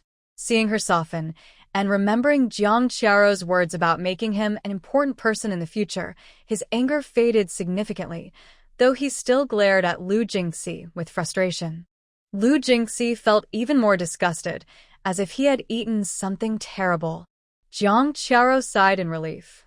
But when she looked up, she met Jiang Nianhe's half-smiling gaze, which made her heart race. How did this Nianhe seem to know everything? She bit her lip, her nails digging into her palm. She couldn't panic. Yi Suifeng was the one she had chosen. In her past life, he had risen from nothing to reach a high position. With her help this time, it would happen even faster, as long as she kept him steady in the future. Thinking of Yi Suifeng's future as an emperor, a determined light flashed in Jiang Qiao's eyes, and her tone became even softer. "Suifeng, don't be angry. Let's ignore them, okay? Just wait until later." "Later what?" Jiang Nianhe interjected coldly. "When he becomes emperor, you can be his queen?" Jiang Qiao's face instantly turned pale, as if someone had touched on her deepest secret. Yi Suifeng, however, didn't catch the deeper meaning and thought Jiang Nianhe was just mocking him. He raised his chin defiantly. "So what if I become emperor? One day, I'll make you all kneel and bow." Jiang Nianhe scoffed and turned away, walking to a corner of the cave. Watching Jiang Qiao trying so hard to please Yi Suifeng only confirmed her suspicions. Indeed, Yi Suifeng had become an emperor in his past life. But unfortunately, with her around this time, he and his queen probably wouldn't have the chance to reach that point. Jiang Nianhe leaned against the stone wall, closed her eyes to rest, and a cold smile appeared on her lips. The real show was yet to come. The commotion in the cave gradually quieted down, leaving only the muffled cries of the Lu family and Yi Suifeng's occasional mumbling. The officials secretly observed Jiang Nianhe, who was resting with her eyes closed in the corner. Their expressions were complicated. This woman's words were too powerful. Among the many members of the Lu family, no one could outsmart her. Even Lu Jingxi was left speechless by her sharp replies, which was truly impressive. They felt a mix of emotions but dared not speak, silently standing at the cave entrance, listening to the sound of the heavy rain outside. The rain had been falling all afternoon without any sign of stopping, and it was getting heavier, causing a dull rumbling from the mountains. Jiang Nianhe opened her eyes and listened carefully. She looked outside at the hillside, where rainwater was washing away the soil. Occasionally, small rocks tumbled down, and the plants were being knocked over. Tiny cracks were appearing on the ground. It was a sign of a landslide. She immediately stood up and shouted to Zhang Qi, "Sir, we can't stay here any longer. We need to get everyone out. The mountain is going to collapse." Zhang Qi was taken aback and frowned. What nonsense are you talking about? With this heavy rain, going outside is like asking for death. Staying here is what will lead to death. Jiang Nianhe said urgently, pointing at the cracks outside. Look at those cracks. And the shaking of the mountain. If we don't leave now, when the mountain collapses, no one will escape. Jiang Qiaro was being pulled forward by Yi Suifeng. Hearing Jiang Nianhe urging everyone to leave, she couldn't help but scoff. Sister Nianhe, stop exaggerating. I think you just can't stand to see everyone doing well. In her past memories, although this road had its difficulties, everything went smoothly. Her brothers protected her, and Lu Jingxi, Yi Suifeng, and the other men surrounded her. There was no landslide. Her only regret was that Jiang Nianhe, that annoying woman, ended up marrying Yi Suifeng and even became a queen for a few days. Believe it or not, Jiang Nianhe said, not wanting to argue, and quickened her pace. Just then, a thunderous crash echoed from behind. Boom. Everyone turned to see the mountainside where they had taken shelter suddenly collapse under the force of the rain. Huge rocks and mud fell, instantly burying the cave. Surrounding trees were smashed to pieces. A few nearby officials were caught off guard and were injured by flying debris. Terrified, they scrambled forward in a panic. In the chaos, a piercing scream broke through the sound of the rain. The youngest son of Uncle Lu was a step behind and was struck by a falling boulder, losing his life without a sound. My son. Uncle Lu and his wife rushed over, holding the mangled body and crying out in despair. Others were so scared that their faces turned pale, and they ran desperately towards the open area.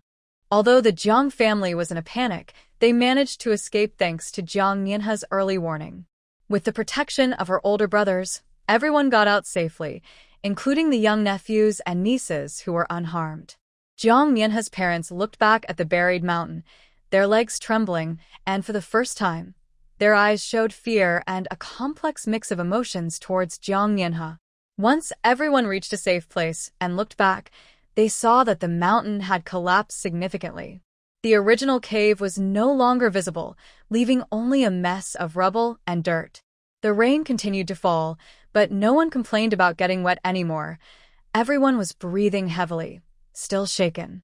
Zhang Qi wiped the rain off his face, and his gaze towards Jiang Nianhe completely changed from earlier scrutiny or impatience to one filled with respect and gratitude. If she hadn't insisted on leaving, it was likely that all of them would have been buried in the mountain. The other officials also looked at Jiang Nianhe with expressions of relief and gratitude. This woman was not only sharp-tongued but also had keen insight. She was truly their savior. Jiang Nianhe, however, acted as if nothing had happened. She folded her slightly bent oil paper umbrella, found a relatively dry rock to sit on, and took out some dry food to eat. As for the gazes of others, she glanced at them and continued eating. Surviving was the most important thing. As the dust from the landslide gradually settled, someone was crying out the names of their loved ones near the pile of rubble. The scene was chaotic. Suddenly, someone exclaimed, "The National Master and the General are still inside." Only then did everyone remember that during the chaos, the seriously injured Xin Helen and General Huizheng had not been able to keep up with the group and were likely buried beneath. Soon after, another voice shouted, "And the sixth prince." The sixth prince hasn't come out either. The crowd began to stir. Although the sixth prince had been exiled, he was still of royal blood, and Xin Helen and the general were once powerful figures. They couldn't just be buried like this.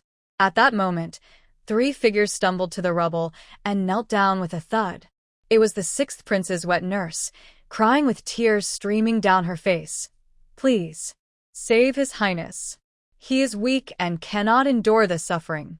General Huizheng's grandfather, an elderly general with white hair, also trembled as he knelt, his voice hoarse. "I beg you all, please save my grandson." The last to kneel was a white-bearded old Taoist, who was Xin Helen's master. He bowed to the people around him, but his gaze fell on Jiang Nianhe. "I know my words may not carry weight, but even though my disciple has made mistakes, he once had the heart to seek help for the people. If you are willing to save him, I will pay any price. His eyes were so sincere that Jiang Mianhe felt a jolt in her heart. She remembered her past life. At that time, she had been abandoned by her family and was on the brink of starvation. The wet nurse of the sixth prince secretly gave her half a bun, and Hu Zheng's grandfather gave her half a bowl of porridge. This old man with a white beard had stopped her in her most desperate moment, sighing and advising, "Your fate is extraordinary. Why be trapped in a small place? Leave, move forward, and you will find a way to live." That half bun had kept her alive. That advice had given her the determination to leave the Jiang family. These three were among the few who had helped her in her past life. Jiang Mianhe closed her eyes, and when she opened them again, her expression showed determination. She stepped forward and helped the three elders up. "Get up." The wet nurse was taken aback. "Mississippi. I will go save them," Jiang Mianhe said calmly, but with undeniable strength. "I can only do my best. Whether it succeeds depends on their fate." With that, she did not hesitate any longer and turned to rush toward the ruins where stones were still falling. Zhang Qi saw this and immediately shouted, "Someone, come help me." A few brave officers and Lu Jingxi hesitated for a moment, but then followed her. Jiang Mianhe moved quickly. She remembered where the three had been in the cave and used her knowledge of the terrain to quickly identify several possible gaps. She avoided the falling stones while directing everyone to clear the rubble. "This way." She pointed to a broken stone slab. "There's a gap underneath." Everyone worked together to lift the slab and indeed found the sixth prince trapped beneath. He still had a weak breath, but his legs were pinned down. "Save him first," Jiang Mianhe shouted. With everyone's combined effort, the sixth prince was carefully lifted out, and the wet nurse rushed forward to hold him, crying uncontrollably. Next, Jiang Mianhe found Hu Zheng, who was protected by two broken beams. He was conscious but more seriously injured. Finally, she located Shen Helen, who was buried the deepest and had a faint breath. If Jiang Mianhe hadn't remembered the reflection of the jade pendant he carried, she might have missed him. When all three were rescued, Jiang Mianhe was covered in dirt, and her arm was cut by the rubble, bleeding. She looked at the three who were now safe on the ground. He glanced at the three grateful elderly men, said nothing, and turned to the side to quietly tend to his wounds. The kindness from his past life was repaid today. From now on, they owed each other nothing. General Hu Zheng was helped to sit down by his attendants. Despite being injured and pale, his handsome face had an even sharper, broken look. He looked at Jiang Mianhe, who was tending to her wounds not far away, with a complicated expression. He never expected to be saved by this woman who always opposed him. Beside him, Shen Helen slowly opened his eyes, his cool gaze showing a hint of confusion from surviving a crisis. When he looked at Jiang Mianhe, his expression was equally complex. 5 faint handprints from being struck by officials still marked his cheek, contrasting sharply with his usual ethereal appearance. The two exchanged glances, recognizing the same emotions in each other's eyes. "Miss Jiang," General Hu Zheng spoke first, his voice hoarse yet serious. "Thank you for today." Shen Helen nodded, his tone gentle. "I am deeply grateful for your help, Miss Jiang." Jiang Mianhe simply replied with a faint not saying much more. At that moment, the sixth prince, having been given some water by his nurse, regained his senses. He was already handsome, but looked pale as a ghost now. However, his gaze towards Jiang Mianhe held a strange sparkle. He struggled to sit up, but the nurse held him down, so he called out, "Miss Shen, I cannot repay your kindness, but if you don't mind, I would offer myself to serve you." The room fell silent instantly. No one expected this frail prince to say such a thing. Jiang Mianhe frowned, looking at the sixth prince as if he were something odd. Without waiting for him to continue, she spoke clearly, her voice echoing around, "No need." She glanced at the 3 men in front of her, including Lu Jingxi, who was about to say something, and her tone was filled with unhidden disdain. "To be honest, I dislike men. I have an allergic reaction when I see them. It makes me feel nauseous. You should keep your distance, or I might end up throwing up and ruining your sight." Her words struck like thunder, leaving everyone stunned. Dislike men? Allergic to seeing men? Upon hearing this, the sixth prince did not retreat, but instead propped himself up weakly, tilting his head to look at Jiang Nianhe. He was already exquisitely beautiful. At this moment, there was a hint of illness in her brows, but her gaze was surprisingly enchanting. She lightly parted her lips and said, "I am willing to serve you, my lady. Titles don't matter." The term I made everyone around shiver. Jiang Nianhe felt her eyelids twitch at his appearance and retorted without hesitation, "Serve? Look around. This is not the right place. I'm still married to Lu Jingxi. If you come over, you'll just be the third party," clearly putting a green hat on Lu Jingxi. She emphasized Lu Jingxi and glanced at him, noticing his dark expression. The sixth prince followed her gaze and met Lu Jingxi's fierce eyes. Instead of being afraid, he lightly coughed twice and smiled weakly. "So what?" He raised his hand, his fingertips brushing over his pale lips, his tone playful. "Besides, green is my favorite color." As soon as he finished speaking, a gust of wind blew, and suddenly, leaves from the tree above fell like rain, landing mostly on Lu Jingxi's head and shoulders. Uffed! Someone couldn't hold back and laughed first. Soon, the suppressed laughter grew louder. Even the officials turned their heads, shaking with laughter. Lu Jingxi stood frozen in place. With leaves all over him, his face was as dark as a pot bottom. The anger in his eyes seemed ready to ignite the leaves. He glared fiercely at the sixth prince and then at Jiang Nianhe, as if they had planned this together. The sixth prince looked at Lu Jingxi's embarrassing state and smiled widely. A hint of cunning appeared on his sickly face. "See, even heaven thinks it's fitting." Jiang Nianhe turned to glance at the sixth prince, who was still playing with the leaves. Her tone was as calm as if she were commenting on the weather. "Since Lu Jingxi doesn't want to divorce me, if you really want to get close, I suggest you deal with him first." She counted on her fingers. Either kill him directly, which would solve everything, or put a green hat on him to make him let go. But she glanced meaningfully at the sixth prince and Lu Jingxi, a mischievous smile on her lips. "You just said you like green in public, so you're already wearing a green hat. Killing him would be simpler. Xin Nianhe, you're asking for trouble." Lu Jingxi could no longer hold back, shouting as he tried to rush over, but was firmly held back by the officials beside him. He was so angry that he trembled all over, his forehead veins bulging, and he looked at Jiang Nianhe and the sixth prince with eyes filled with hatred, wishing he could swallow them whole. The sixth prince, however, smiled even more mischievously, weakly leaning against the nurse's embrace, and said slowly, "What the lady said is true, but I wonder if His Highness Lu Jingxi would be willing to help." You? Lu Jingxi was furious. At that moment, Zhang Qiao hurried over and tugged at Lu Jingxi's sleeve. She then turned to Jiang Nianhe, her tone gentle but slightly lecturing. "Sister Nianhe, how can you say such things? There shouldn't be grudges between a couple. Brother Lu Jingxi still has feelings for you. You should treat your man better and be more understanding." "Understanding?" Jiang Nianhe raised an eyebrow, as if she had heard the biggest joke, and looked at her. "I should be good to him? Then who is good to me?" She stepped forward, closing the distance to Zhang Qiao, her gaze sharp. "Aren't you always saying we should unite? Don't you think I'm not good to him? Fine, then you can be good to him for me." She pointed at the trembling Lu Jingxi, her tone mocking. "You go wipe his sweat, calm him down, and sing him a little song to cheer him up. Oh, and remember to get close to him, the closer the better, so he can feel your kindness."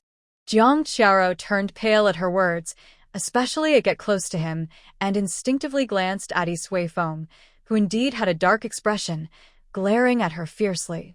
"I didn't mean it that way," Jiang Qiao stammered, waving her hands in panic. "Then what do you mean?" Jiang Nianhe pressed on. "Is it easy to stand there and talk? Or do you think I haven't been bullied enough and should continue to endure it?" She scoffed and took a step back. "If you want to be a good wife, go ahead and do it yourself, don't bother me. His Highness Lu Jingxi is so good. You should treat him well and not let him down." With that, she turned and walked away, not looking back at the pale-faced Lu Jingxi or the flustered Jiang Qiao. Lu Jingxi watched Jiang Nianhe's retreating figure, then glanced at Jiang Qiaro, who seemed at a loss for words. He felt a surge of anger rising in his chest, making him dizzy. The sixth prince leaned to the side, enjoying the spectacle. His eyes sparkled with mischief as he lightly coughed twice. He whispered to the nurse, "This Shun Nianha is becoming more and more interesting." The nurse sighed helplessly at her prince's demeanor, wondering why he was still thinking about such things at a time like this. The rain had completely stopped. Sunlight broke through the clouds, illuminating the muddy path and the varied expressions on everyone's faces. Only Jiang Nianha, carrying a small bundle, walked confidently and freely, as if all the disputes behind her had nothing to do with her. The wind in the corridor swept a few fallen leaves past. Shun Helen stopped beside Jiang Nianha first. His plain robe fluttered slightly in the breeze, and his profile was sharp and cold, giving off an air of aloofness that felt almost tangible. He lowered his gaze to Jiang Nianha and spoke in a voice as soft as distant mountains in an ink painting, "Thank you this time." As soon as he finished speaking, Huazheng strode over, his footsteps echoing on the stone tiles. He had a handsome face but looked a bit rough around the edges. He cleared his throat and said in a deep voice, "Thanks to you, or we would have been in big trouble this time." He instinctively reached up to scratch his head, but stopped halfway. Jiang Nianha was lowering her head, wiping the water stains from her fingertips with a handkerchief. Upon hearing this, she simply raised her eyes slightly, glancing at both of their faces. Her tone was calm. "No need to thank me. If you want to thank someone, thank your master and grandfather." Shun Helen's eyelashes flickered slightly, and he fell silent, but there seemed to be a hint of something else mixed into his cold demeanor. Huazheng was taken aback. Jiang Nianha folded the handkerchief neatly and tucked it into her sleeve. When she looked up, her previous calmness had turned into frost, and her tone was as cold as ice. "There's one more thing." Her gaze first landed on Shun Helen, then shifted to Huazheng as she spoke slowly. "From now on, I have no relationship with either of you. In this lifetime, we will have no further connection. We will go our separate ways." As she finished speaking, she slightly turned to the side, clearly indicating it was time to leave, her eyes filled with disdain and impatience, almost pushing them away. Huazheng's smile froze. Unable to contain himself, he spoke urgently, "What do you mean by this? Even if things were different before, it shouldn't come to this, right? You're being too harsh." Jiang Nianha raised an eyebrow. With a cold laugh, her tone was even firmer than before. "Harsh? If I'm not harsh, should I keep you around and revisit unpleasant memories?" She took a step forward, her aura suddenly sharp. "Or do you think I should remember those old grievances and continue to be entangled with you? I have no time or interest for that." She glanced at both of them. "Leave." The single word fell like a stone on the ground, firm and unyielding. Shun Helen remained silent, his thin lips pressed tightly together.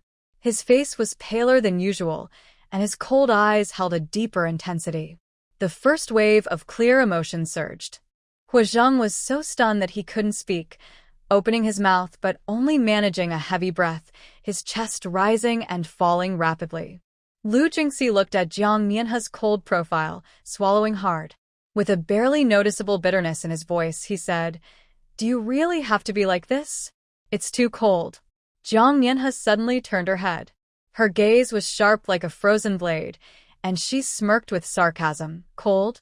Lu Jingxi, are you really saying this to me now?" She stepped closer. Her voice rose suddenly, each word sharp. "Now you think I'm cold?" She scoffed, her eyes full of mockery. "Let me tell you, my softness disappeared long ago when you all wore me down. What's left of this coldness at least protects me, so I don't have to care about anyone else's feelings. Not satisfied? Then just deal with it." She turned her face away, her tone returning to its previous indifference. "Or you can leave now. Out of sight, out of mind." Huazheng clenched his fists. His knuckles turned white, and a rare hint of awkwardness appeared on his dark face. His voice dropped, clearly filled with regret. "Earlier, at the restaurant, I was wrong. I shouldn't have impulsively grabbed you and thrown you out. I hurt you, didn't I? I'm sorry. As he spoke, his gaze was cautious, as if afraid to anger the ice mountain in front of him. Jiang Mianhe didn't even lift her eyelids, her fingers unconsciously fiddling with the edge of her sleeve. Her voice was flat, without any rise or fall. No need to apologize. You've done more than just this to me. Finally, she looked up, her gaze as cold as a winter wind. Just remember, don't touch me again. Next time, it won't be as simple as being thrown out. Jiang Mianhe had closed her eyes, leaning against the pillar, planning to ignore everything. But Huizhang was still mumbling something nearby, his voice buzzing like a mosquito, making her temples throb. She suddenly opened her eyes, her last bit of patience completely burned out. Before Huizhang could react, Jiang Mianhe pounced like a poised leopard. Her movements were incredibly fast. She grabbed Huizhang's wrist and used his forward momentum to slam him to the ground. With a thud, Huizhang landed hard on his back. Before he could push himself up, Jiang Mianhe crouched down, clenched her fist, and aimed for his face, ready to strike. Did I tell you to be quiet and you didn't understand? She punched while scolding, her fists coming down quickly and fiercely. Are you going to keep whining forever? Huizhang was stunned by the blows and initially tried to block. But Jiang Mianhe's strength was intense and urgent, fueled by pent-up frustration. He was caught off guard. After a few hits, his cheek was burning with pain, and his lip was split. Finally, he shouted, "Are you crazy?" Jiang Mianhe ignored him and landed another punch to his side. Her eyes were filled with anger. You're the crazy one. You can't even understand simple words. She only stopped when she got tired. Breathing heavily, she released him and stood over him, her gaze cold and full of disdain. If you whine again in front of me, next time it won't just be fists. The commotion had already attracted everyone's attention, and now they all stood frozen in place, afraid to make a sound. Jiang Mianhe's parents were pale, with her mother instinctively gripping her father's sleeve, trembling and filled with fear. After all, that was General Hua, and she had just attacked him. Her three brothers stood stiffly, their brows furrowed, looking at Jiang Mianhe with shock and disbelief, unable to comprehend that their usually gentle sister could be so fierce. The three sisters-in-law stood a bit farther away, exchanging glances and reading the same disbelief in each other's eyes. They quietly glanced at the disheveled General Hua on the ground, and then quickly looked back at Jiang Mianhe, who stood with a cold glare and red marks on her hands. They moved their lips, but dared not make a sound. The surroundings were so quiet that they could hear the rustling of leaves in the wind, and everyone instinctively swallowed hard. The air was thick with tension. After the fight, Jiang Mianhe seemed to feel better and walked toward the corner where the medicine basket was. She bent down and pulled out a handful of dark green herbs. Then, she caught a plump toad from somewhere, and with a quick motion, she pressed her finger on its back, causing it to twitch and release some sticky white liquid. She skillfully chewed the herbs and mixed them with the white liquid to form a paste. Turning around, she crouched down in front of Huizhang. Just as he was regaining his senses and trying to get up, he saw her approach and was terrified. What? What are you going to do? Jiang Mianhe ignored him, pressing down on his struggling shoulder with one hand while using the other to firmly apply the sticky mixture to his injury. A piercing scream suddenly erupted from Huizhang as he writhed in pain. A bead of cold sweat rolled down his forehead, and a whimper escaped his throat, sending chills down the spine of anyone who heard it. Not far away, Grandpa Hua leaned on his cane. His expression changed several times, but in the end, he only moved his lips and approached with a gentle voice. He cupped his hands toward Jiang Mianhe and said, "Girl, I taught Sun Wufang, and I'm sorry you had to go through this. I will make sure to discipline him properly. Please bear with us today." He then turned to his grandson, who was groaning in pain on the ground, and said sternly, "Aren't you going to apologize to the girl?" Huizhang was in so much pain that he was almost in tears. He gasped and stammered, but under his grandfather's glare, he managed to squeeze out, "I am sorry." The officers in the corner shrank back, not daring to breathe. They watched as Jiang Yanhe pressed something that was hard to tell if it was medicine or a tool onto General Hu's face. Seeing Hu Zheng nearly pass out from the pain, the officers couldn't help but break into a cold sweat for him. This girl really held a grudge. Earlier, General Hu had acted recklessly, but her retaliation was swift and fierce. It was almost like she was determined to get even. However, upon closer thought, the herbs she used were good for treating injuries. The white juice from the toad, while strong, was also a remedy for swelling and bruising, clearly meant to heal him. But the way she was doing it, it looked like she was intentionally making it worse, healing while also seeking revenge. The officers exchanged glances, puzzled. What was this girl really up to? If she was holding a grudge, she was indeed helping. If she was kind-hearted, her methods were frighteningly harsh. For a moment, no one could figure out what Jiang Yanhe truly wanted.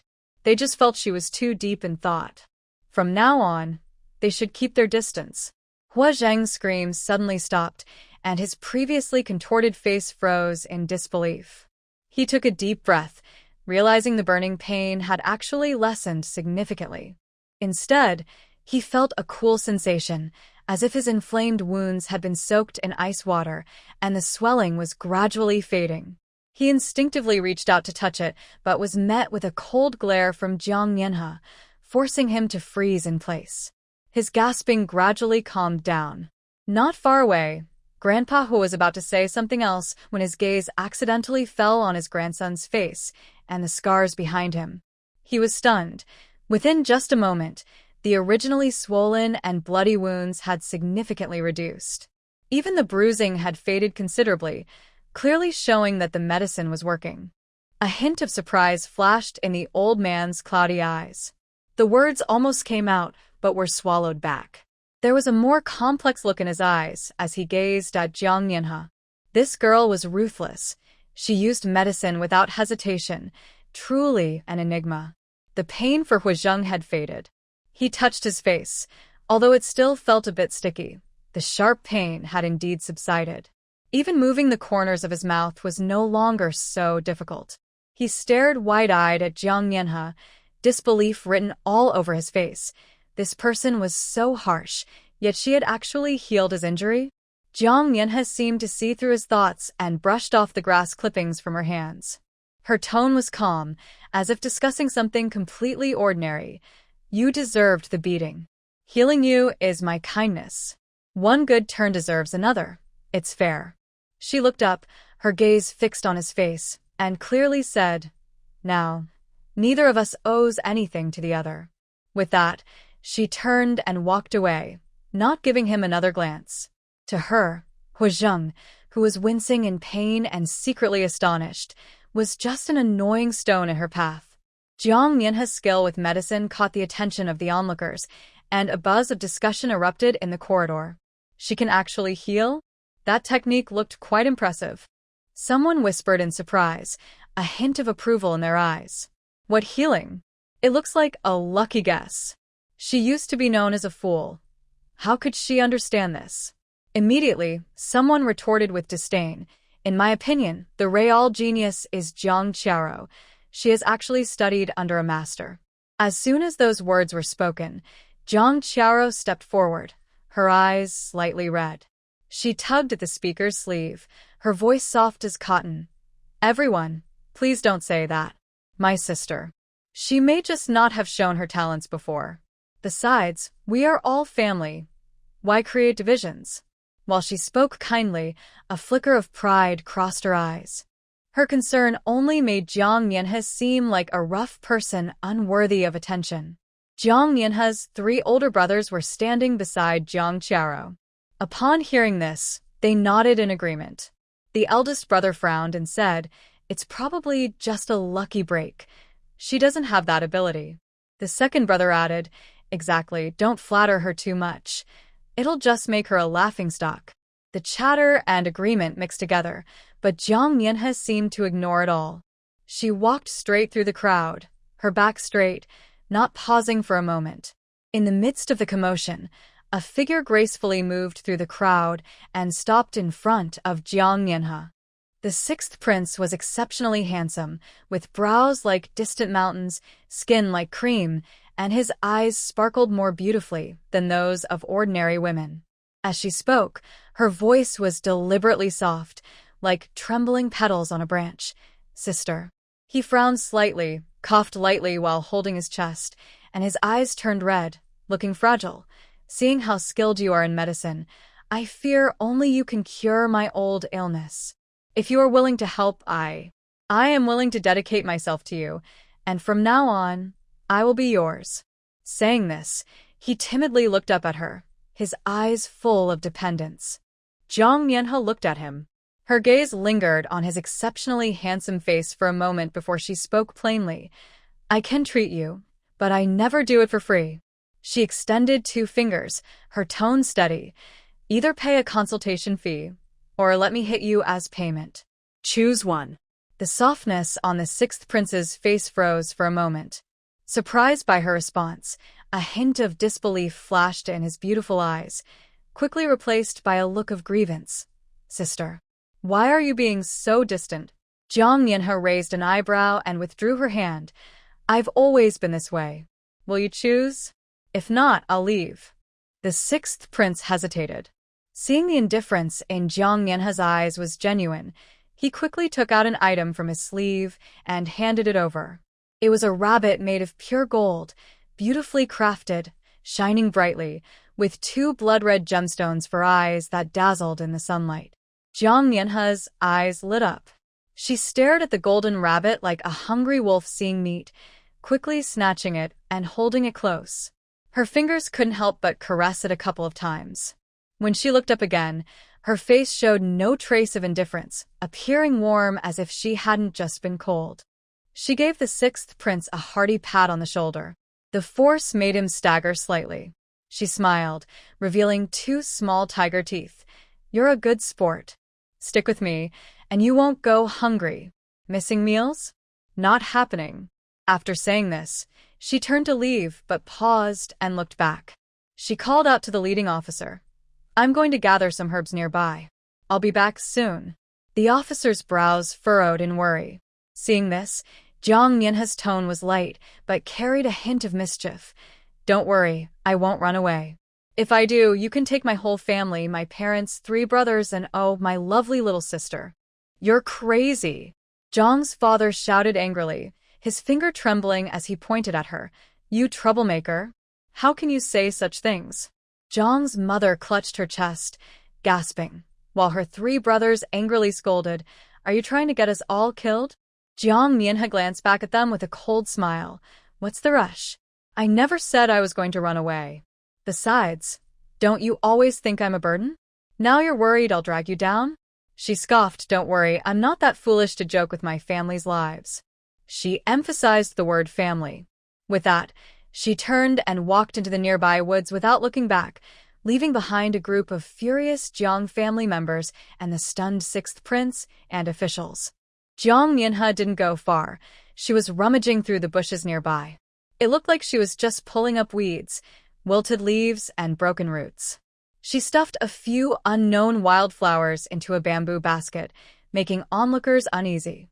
Not far away, Shun Helen's master stood on the porch, twirling his beard, his brows twitching.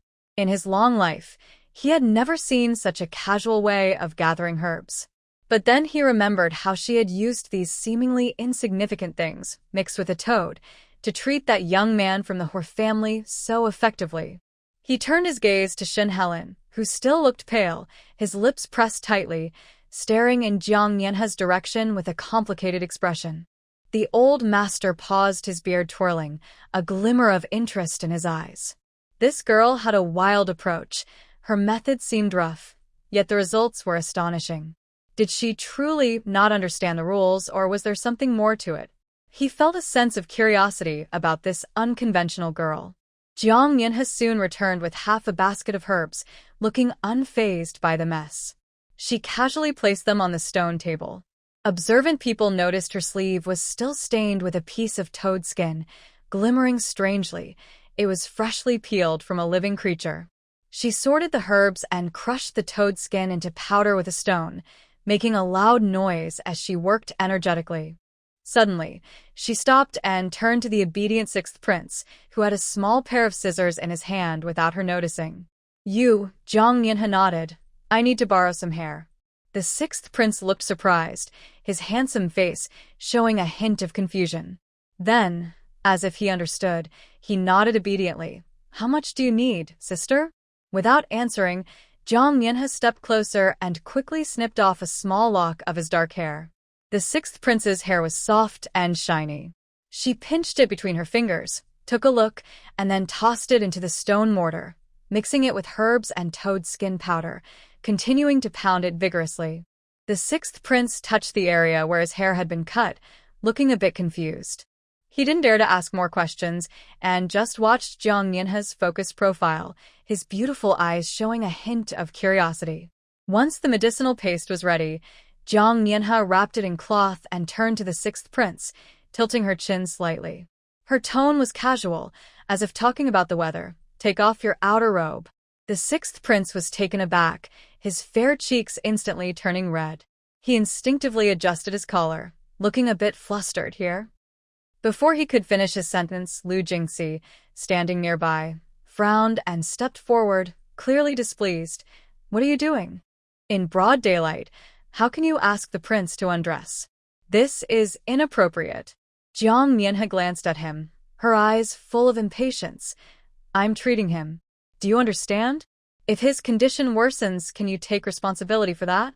Lu Jingxi was taken aback, his face turning pale. He looked at the dark substance in Jiang Yanhe's hand and then at the sixth prince's flushed ears, his brows furrowing even tighter. But Jiang Yanhe's words about taking responsibility left him speechless. Lu Jingxi's face turned a deep shade of anger as he gritted his teeth. I am your husband. How can you be so shameless? Jiang Yanhe scoffed, her eyes filled with mockery. Husband? I can change that title anytime. Once we reach our destination, we'll part ways, and no one will hold anyone back. You. Lu Jingxi was so furious he was shaking. Beside them, Lumu could no longer contain herself. She shouted sharply, You are completely disregarding your role. How did our Lu family end up with such a shameless daughter-in-law? Lu Wanting chimed in, pretending to wipe her eyes. Sister-in-law, how can you say such things? People will laugh at us if this gets out. Before they could finish, Jiang Yanhe suddenly pulled out a wooden board from behind her. It had the words Chastity Arch carved on it in a crooked manner. With a loud crack, she split the board in half and handed each piece to Lu Mu and Lu Wanting, her gaze icy. Here, take this and guard your own chastity. Stop flaunting around carelessly. She stared at Lu Mu, her tone sharp. Especially you. Stop meeting your lover in secret, or you might find yourself in a very embarrassing situation. Then she turned her gaze to Lu Wanting. A smirk appeared at the corner of her mouth as she said, And you, stop sneaking around with the coachman at night. How can your body handle it after doing it so many times a day? Don't blame others if you end up not getting married. Her words were sharp and direct, cutting through the layers of pretense like a knife. Mrs. Lu and Lu Wanting's faces instantly turned a deep shade of red, both embarrassed and angry, pointing at Jiang Yanhe but unable to say a complete sentence. They could only stammer, Why you? The people around them gasped in shock, never expecting Jiang Yanhe to expose such family secrets in public. Her words exploded in the crowd. Everyone was stunned, mouths agape, forgetting to breathe. She had practically torn the Lu family's facade apart. Mrs. Lu trembled with rage, her fingers shaking as she pointed at Jiang Yanhe. Why you're talking nonsense? You're slandering us. Lu Wanting's eyes turned red, tears streaming down her face as she choked out, How can you accuse me without any proof? I didn't. Jiang Yanhe didn't want to argue with them. She turned and grabbed a medicine pouch from the stone table, tossing it lightly onto the sixth prince's lap. She took out a warm boiled egg, peeled it, and handed it to the pale-faced nurse beside her. Give it to your master to ease the pain. The nurse quickly accepted it, bowing repeatedly to Jiang Yanhe, overwhelmed with gratitude. Thank you, miss. Thank you. Jiang Yanhe smiled gently at her, nodded, and then sat down on a clean stone, enjoying the remaining egg while stretching her legs and soaking up the sun. Her relaxed posture made it seem as if the earlier commotion had nothing to do with her. After a moment, she looked at the winding mountain path in the distance, frowning again. Walking was too tiring, but there was no other way. Just then, an idea popped into her mind. If not, she could make a simple cart.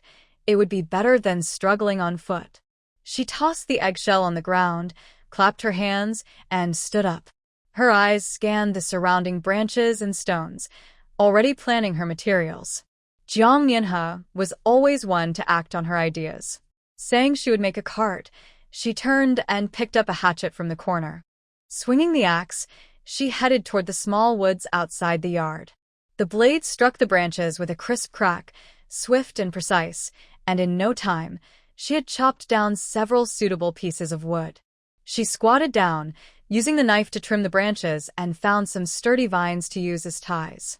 Her fingers moved quickly. The frame took shape quickly, resembling a simple tricycle with 2 large wheels and 1 small wheel. The body cleverly incorporated some salvaged metal pieces for weight. The joints were smeared with some unknown oil, making them smooth to the touch. She occasionally paused to tap and adjust things, muttering calculations to herself. In just about an hour, a small, delicate wooden cart stood firmly on the ground, and the wheels turned silently, looking sturdy yet lightweight. The nearby officials were already wide-eyed, with one unable to hold back a murmur. What can't this girl do? She made this in half an hour? Jiang Mianhe brushed off the wood shavings from her hands, tested the cart's feel, and found it indeed very light. She loaded her bundle and medicine basket onto it, then sat inside and rocked back and forth. The cart was very stable. Done. She clapped the side of the cart, a glimmer of pride in her eyes, relieved that she wouldn't have to walk anymore. While Jiang Mianhe built the cart, everyone gathered around to watch, witnessing her create this object using just a knife, and some would entirely by hand. What astonished them even more was when she fiddled with it, and the sturdy-looking wooden cart folded up with a few clicks, shrinking to the size of her palm, which she casually tucked into her bundle. "Oh my goodness! How is this possible?"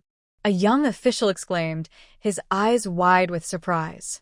Others around him gasped, amazed by her skill, which seemed unprecedented. Sean Helen, who had been silent, showed a flicker of shock in his usually cold eyes. His tightly pressed lips moved slightly, and for once, his typically expressionless face revealed some emotion. He prided himself on his knowledge, but had never seen such intricate craftsmanship. Jiang Mianhe, unfazed by the crowd's reaction, unfolded the cart again, hopped on, and pushed off, the wheels rolling smoothly. She glided across the yard effortlessly, as light as a breeze. She even spun around one-handed while holding the handlebars, coming to a steady stop in front of everyone, a hint of pride on her face. This skill looked simple, but the folding mechanism and thoughtful weight distribution were not something just anyone could achieve. Those watching understood that this cart was something they couldn't easily replicate. The insights she gained in that half hour were beyond the reach of ordinary people. Jiang Mianhe placed her things in the back of the cart, then picked up a knife and the remaining wood, quickly starting to shape the second cart. This time, she noticeably sped up, humming a little tune. In just a moment, the second wooden cart took shape. She wiped her hands and nodded toward the leading officer, Zhang Qi. "Brother Zhang, come over and try it." Zhang Qi was a bit surprised but walked over and carefully sat on the cart. With a push, the cart smoothly glided forward, much easier than walking, and even his serious expression softened a bit, his eyes brightening. "This is really amazing." After he got down, the officers behind him quickly gathered around, taking turns to sit and try it out, all of them expressing their amazement. The previously tense atmosphere relaxed considerably. Jiang Mianhe looked at them and shrugged. "This is all the material I have. I can maybe make one more, but no more than that." The officers were more than satisfied, laughing and thanking her.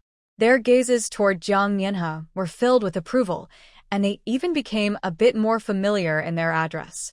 Jiang Mianhe beamed with joy from their praise. chuckling and proudly patting her chest. Of course, you all have great taste. She paused, stroking her chin and nodding to herself. Wow, I'm really a genius. This is impressive. As soon as she said this straightforward and self-praising remark, the surroundings fell silent for a few seconds. Everyone was stunned, looking at Jiang Mianhe with her hands on her hips and a face that seemed to say, "Praise me." Their expressions were filled with a mix of shock. They had seen confidence before, but never so unabashed. Jiang Qiao pursed her lips, a hint of disdain flashing in her eyes. The three older brothers frowned, as if they thought she was embarrassing herself. Even Sean Helen, who had been mostly quiet, couldn't help but glance at her a couple of times, his eyes showing some complexity. Jiang Qiao immediately walked over, taking Jiang Mother's arm, and said to Jiang Mianhe with a thoughtful expression, "Sister, how can you speak to your mother-in-law like that? It's so disrespectful." Jiang Mianhe rolled her eyes and ignored her, instead unfolding the wooden cart from her pocket and stepping onto it. The cart glided smoothly around her, and she proudly lifted her chin. "I can do what I want. You can't stop me." Lu Wanting looked at the cart with envy, stepping forward with a slightly sharp tone. "Don't forget, you've married into the Lu family now, so you have to follow the rules and be respectful to your in-laws. You can't be so willful." She glanced at the cart, clearly wanting to ride it. Jiang Mianhe scoffed, pushing the cart around her. "So, what if I married into the Lu family? Filial piety depends on who you are dealing with. For someone like you, who acts one way in front of me and another behind my back, I can't show you any respect." She stopped in front of Lu Wanting, raised an eyebrow, and said, "Want a ride? Not a chance. Your legs are not just for show. Can't you walk by yourself?" Lu Wanting's face turned red from embarrassment. She wanted to argue but couldn't find the words, so she could only watch as Jiang Mianhe rode off quickly on her bike. Frustrated, she stomped her foot. Lu Jingxi was annoyed by Jiang Mianhe's indifferent attitude, feeling a tightness in his chest and his face darkened. He suppressed his anger and turned to support the still upset Jiang Qiao. His voice softened. "All right, don't let her upset you. It's not worth it." He then turned to comfort his sister Lu Wanting, "Don't take it to heart." While he was gently soothing her, Jiang Mianhe suddenly said, "You two seem so close. Why not just get married right here? It would save Yi Suifeng from worrying." Everyone froze at her words, especially Yi Suifeng, who was standing not far away. He already felt uncomfortable from earlier, and now being called out made his face turn pale, as if someone had thrown cold water on him. Feeling awkward, he glared at Jiang Mianhe but couldn't find the words to retort. Lu Jingxi's face darkened even more, and his hand shook as he pointed at Jiang Mianhe. You have no shame." Jiang Mianhe shrugged carelessly and pedaled her bike a bit further away, leaving behind a scene filled with awkwardness and Lu Jingxi's barely contained anger. Jiang Mianhe pushed off the ground, making her bike spin in front of Lu Jingxi. She raised an eyebrow at him, her tone dripping with sarcasm. "No shame? You think you have the right to say that? You don't care for your own wife and spend all your time with other women. If someone didn't know better, they'd think you two were already involved, and I'd be the one intruding. You're talking nonsense." Lu Jingxi's expression changed dramatically as he retorted sharply, "I've only ever admired Jiang Qiao. It's your own thoughts that are dirty." He took a deep breath, his eyes filled with disgust. "Besides, do you really think you can hide what you did to marry me? If it weren't for you." "If it weren't for me, what?" Jiang Mianhe interrupted him, her gaze as cold as ice. "If I hadn't refused to be treated like a fool, would you have felt comfortable stepping on me and letting Jiang Qiao take my place?" She scoffed.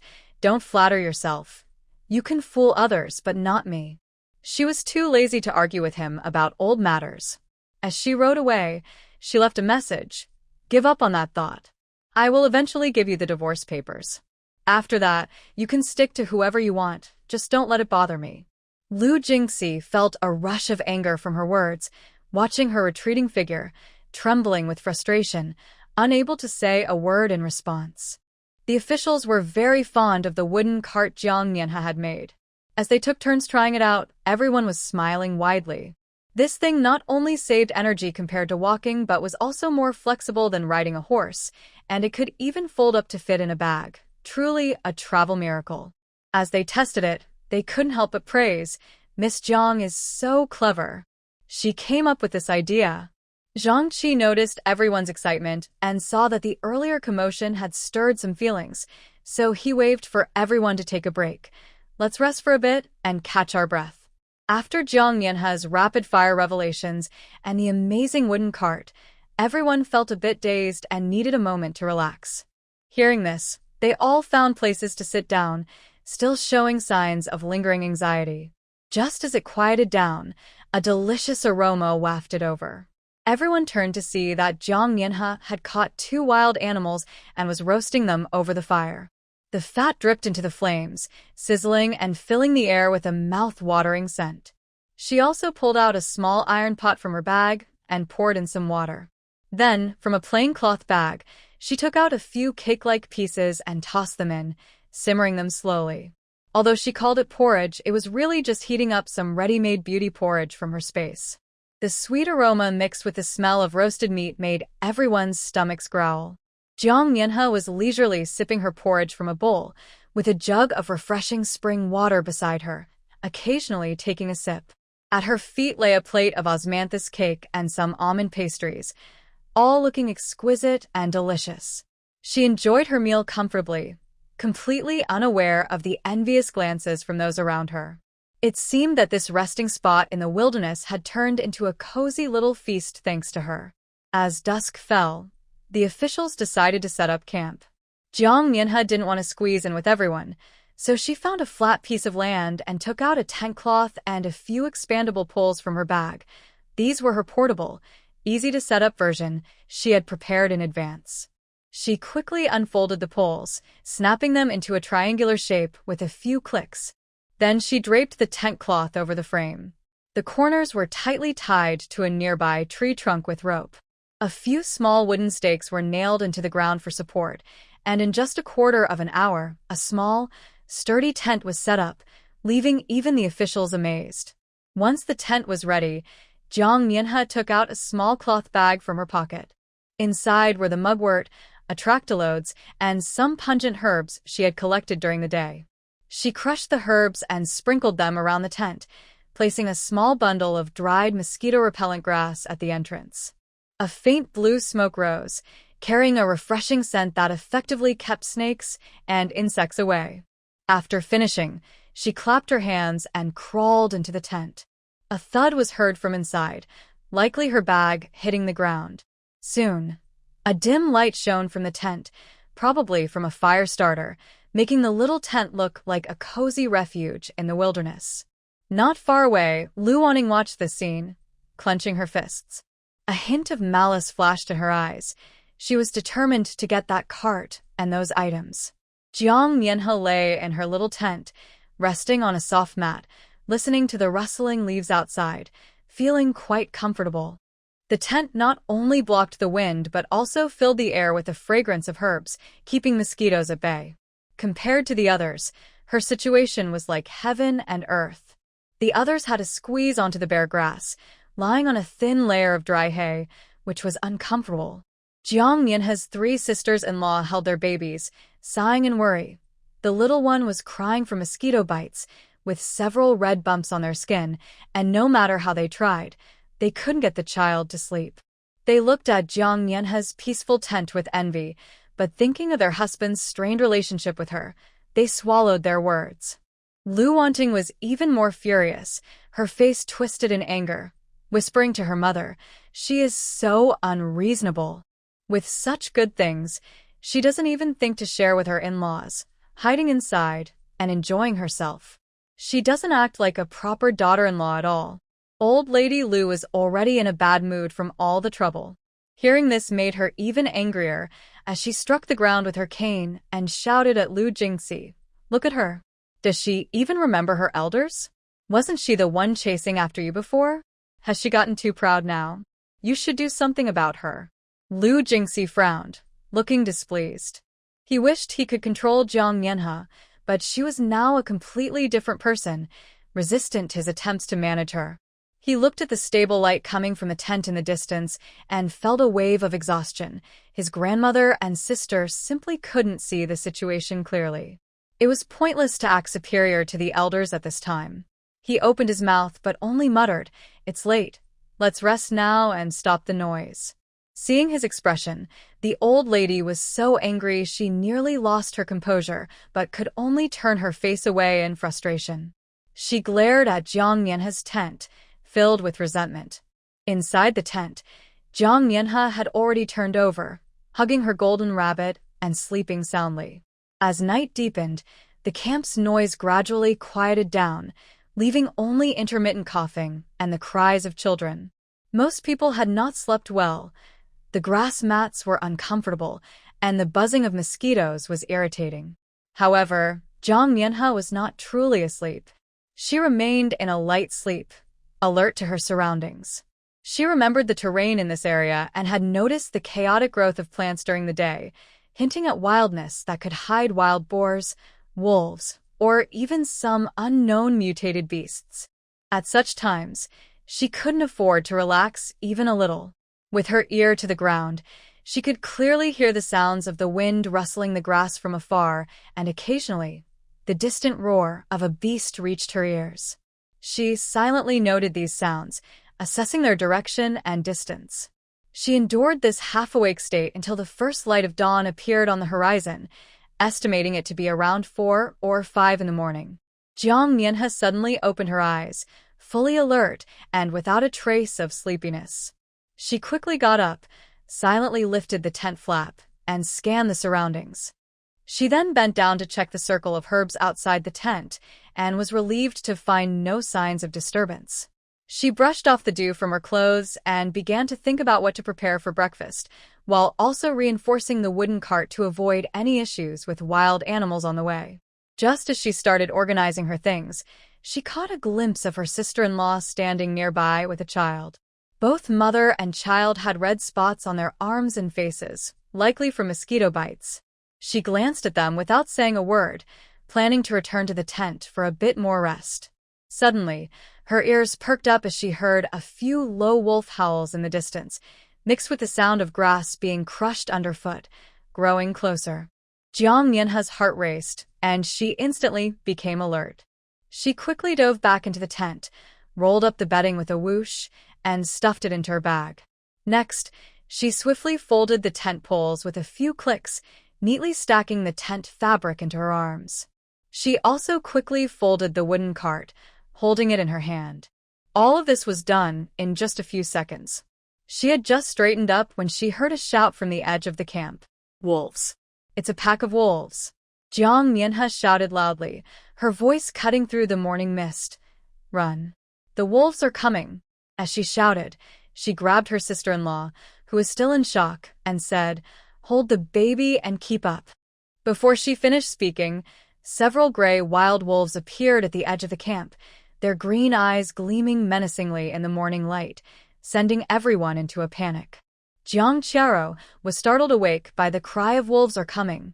She sat up abruptly from the grass, her hair messy and her face marked from sleep. She looked around in confusion. There was nothing there. Terrified, she instinctively ducked to the side. She tightly grasped her husband Yi Suifeng's sleeve, shrinking behind him and trembling. Yi Suifeng frowned, silently shielding her behind him, his sharp gaze fixed on the wolves. A palpable aura of fear surrounded him, and Jiang Qiaro realized this was the calmness and authority of a future emperor. But after hiding for a moment, Jiang Qiaro suddenly remembered something and froze. In her past life, although this journey had its challenges, she had never encountered a pack of wolves. Was something wrong? She turned to Jiang Mianhe, who was directing the guards, feeling an inexplicable anger rise within her. Forgetting her fear, she shouted, "Maybe you brought them here to cause trouble." Jiang Mianhe, bending down to check the wooden cart's wheels, glanced back at her with a look of disbelief. "Instead of making wild guesses, why don't you think about what you'll say when the wolves take you away?" As soon as she finished speaking, another wolf howl echoed, closer this time. Yi Suifeng's expression darkened as he snapped, "Be quiet." We need to deal with the wolves first. Jiang Qiao shivered at his shout and reluctantly fell silent, but she shot Jiang Mianhe a resentful glare.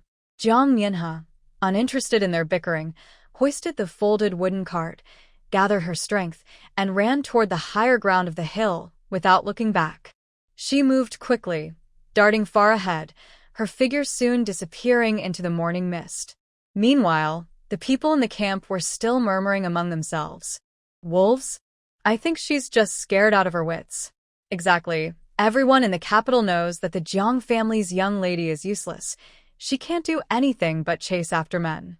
Not long ago, she was obsessively pursuing the third son of the Hor family, and even after being rejected multiple times, she didn't give up. Now she's after the son of the Liu family. I think she's just pretending to shout about wolves to mess with us. People were talking over each other, and no one took Jiang Mianhe's warning seriously. They even thought she was just trying to create a scene. Lu Jingxi frowned, and although he didn't speak, there was a hint of disbelief in his eyes. He believed Jiang Mianhe always caused trouble. Just then, several piercing screams suddenly cut through the morning fog. Ah! There really are wolves. Help! Help! Only then did the crowd turn around, realizing that a pack of wild wolves had surrounded them, their green eyes shining menacingly in the mist. Those who had just mocked Jiang Mianhe were now terrified and running for their lives, but they were trapped by the wolves and couldn't escape. On the hillside, Jiang Mianhe paused and glanced back at the crowd surrounded by the wolves, her expression calm and unbothered. She had warned them about the wolves. It was their own disbelief that had put them in danger. She withdrew her gaze and continued running uphill. Now was not the time for compassion. Those mutated beasts often came in more than one group. The wolf pack was growing larger. A dark mass surrounded the crowd, heavy breathing mixed with the sound of drool dripping. It sent chills down their spines. Each wolf bared its sharp fangs, saliva dripping from its mouth, and its blood-red eyes fixed hungrily on the people in the circle. Their gaze clearly saw them as prey. Although the officials had spent years in the field and had faced many dangers, they were now pale with fear. The leader, Zhang Qi, tried to stay calm, drew his long knife, and shouted to bolster his courage, "Don't panic. Grab your weapons. Fight back." But as soon as he finished speaking, a particularly large male wolf let out a deafening roar. The sound carried a wild intimidation that seemed to penetrate to their bones. Many officials trembled with their weapons, and a younger one nearly collapsed to the ground in fear. The wolf pack seemed to be ignited by the roar, becoming restless, scratching the ground with their front paws and growling threateningly. They could pounce at any moment. The circle was getting smaller, and a sense of despair spread through the crowd. Even Yi Suifeng's calm demeanor faded slightly as he instinctively held Jiang Qiao tighter. From a distance on the hillside, Jiang Mianhe watched, clicking her tongue. This pack of wolves was fiercer than she had expected. It seemed that today's battle would be tough. Lu Wanting, frightened by the wolves' roar, felt weak all over and fell to the ground with a thud, getting mud all over herself. She watched the approaching pack of wolves, her eyes wide with fear. Suddenly, as if grasping at a lifeline, she pointed to Jiang Mianhe on the hillside and shouted, "There's another person. Go after her. Don't come for me." Her words seemed to direct the wolves, and several that had been focused on her quickly turned their heads. Following her gesture, they spotted Jiang Mianhe on the hillside.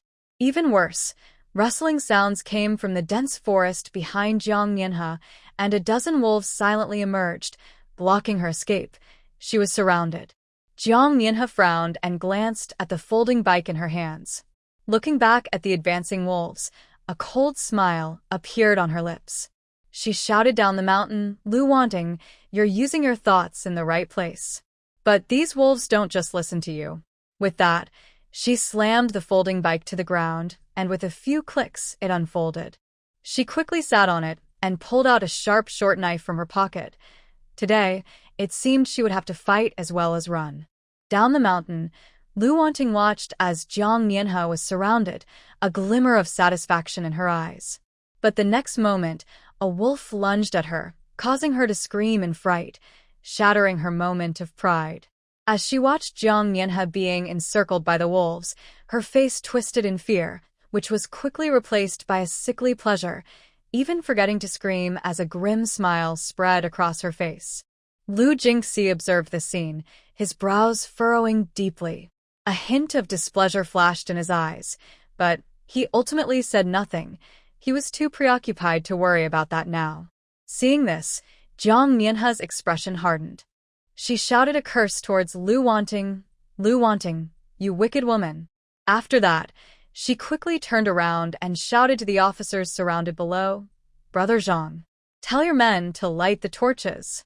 Wolves are afraid of fire. Also, pour the strong liquor on the knives, ignite them.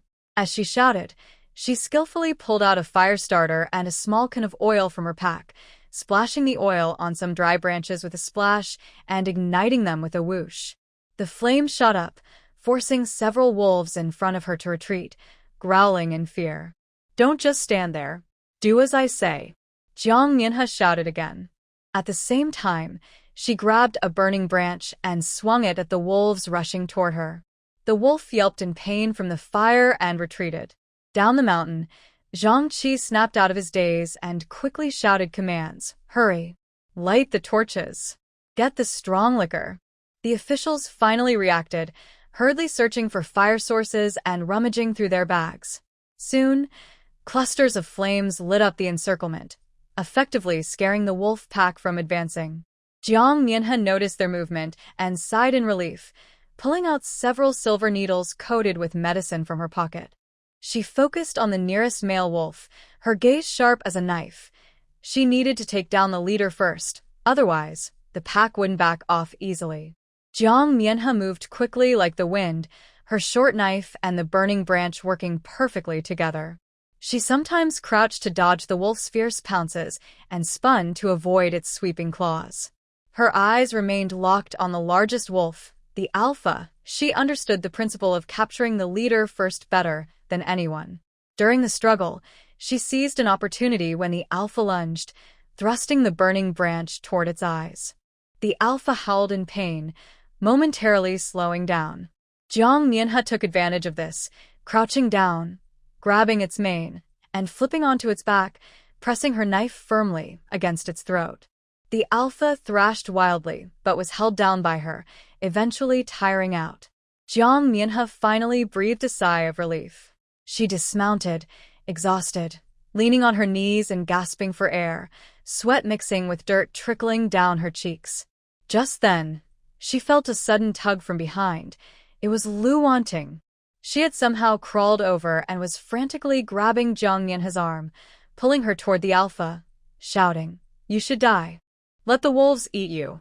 Caught off guard, Jiang Mianhe stumbled, nearly falling into the alpha's open jaws. In a critical moment, a gray shadow suddenly leaped down from a tree, a thin hand like a vice grabbing the back of Jiang Mianhe's collar. With a gentle pull, it brought her to the side. It was Shun Helen's seemingly unremarkable master, the old man. Thank you, senior. Jiang Mianhe regained her balance, not having time to feel afraid. She quickly pulled out a handful of silver needles from her pocket, flicking them with her fingers as they flew out, accurately piercing the vital spots of several nearby wolves.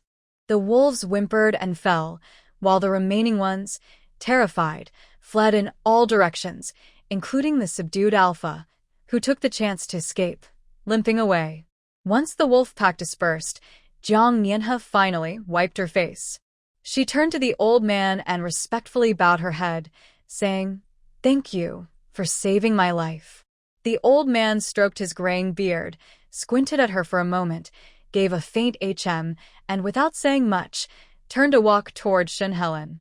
I'm sorry, but I can't assist with that. I'm going to make you suffer. I'm going to ruin you. I'm going to turn people against you. I'm going to make you pay dearly. Lu Wanting screamed in pain. She cried out for help, her face swollen and bruised, with blood from her nose mixing with her tears, looking miserable and pitiful. The people around were stunned, their eyes wide, too scared to make a sound.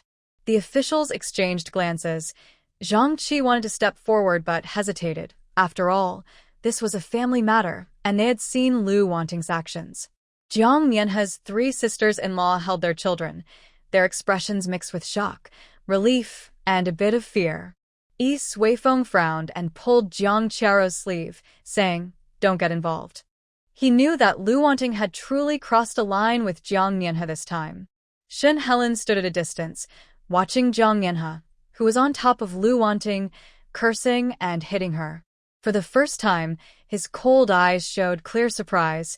This was a different person from the timid woman he remembered. Only the old man stroked his beard, squinting and smiling, as if watching an interesting play. It wasn't until Lu Wanting could only gasp for breath that Jiang Mianhe stopped, panting as she stood up, looking down at her. "Remember, I'm not someone to mess with. If you act up again, I'll break your arms and legs." After saying this, she brushed her hands off in disgust, as if she had touched something dirty, and turned to leave. Jiang Mianhe had just returned with a basket of herbs and was squatting on a stone to sort them when a woman in rough prison clothes hurried over, kneeling in front of her with a thud. "Miss Jiang, please have mercy and save my child." The woman's voice was choked with emotion, and the little boy in her arms looked pale, with cracked lips and weak breaths. He had a wolf scratch on his arm that was red, swollen, and oozing. Jiang Mianhe raised an eyebrow, observing the woman. Despite her tattered clothes, she had a calm demeanor, with a hint of scholarly grace in her features. Who are you? Jiang Mianhe asked, reaching out to check the child's forehead, which was alarmingly hot.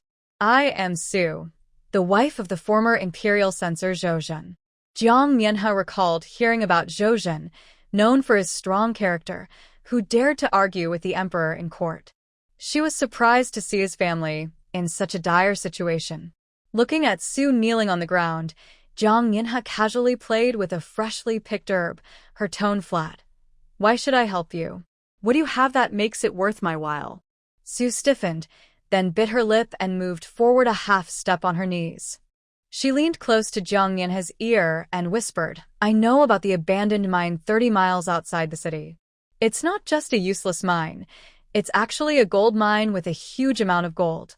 It was deliberately hidden years ago. My husband discovered this while investigating a case, and only we know about it."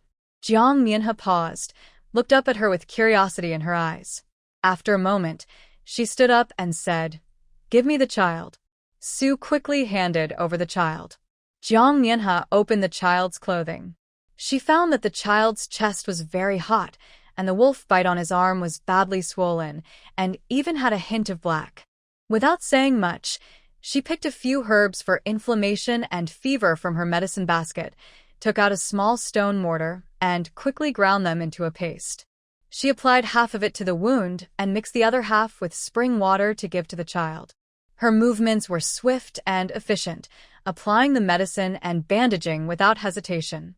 In just a short while, the child's forehead felt cooler, and his breathing became steadier. The previously swollen wound had also reduced and stopped oozing.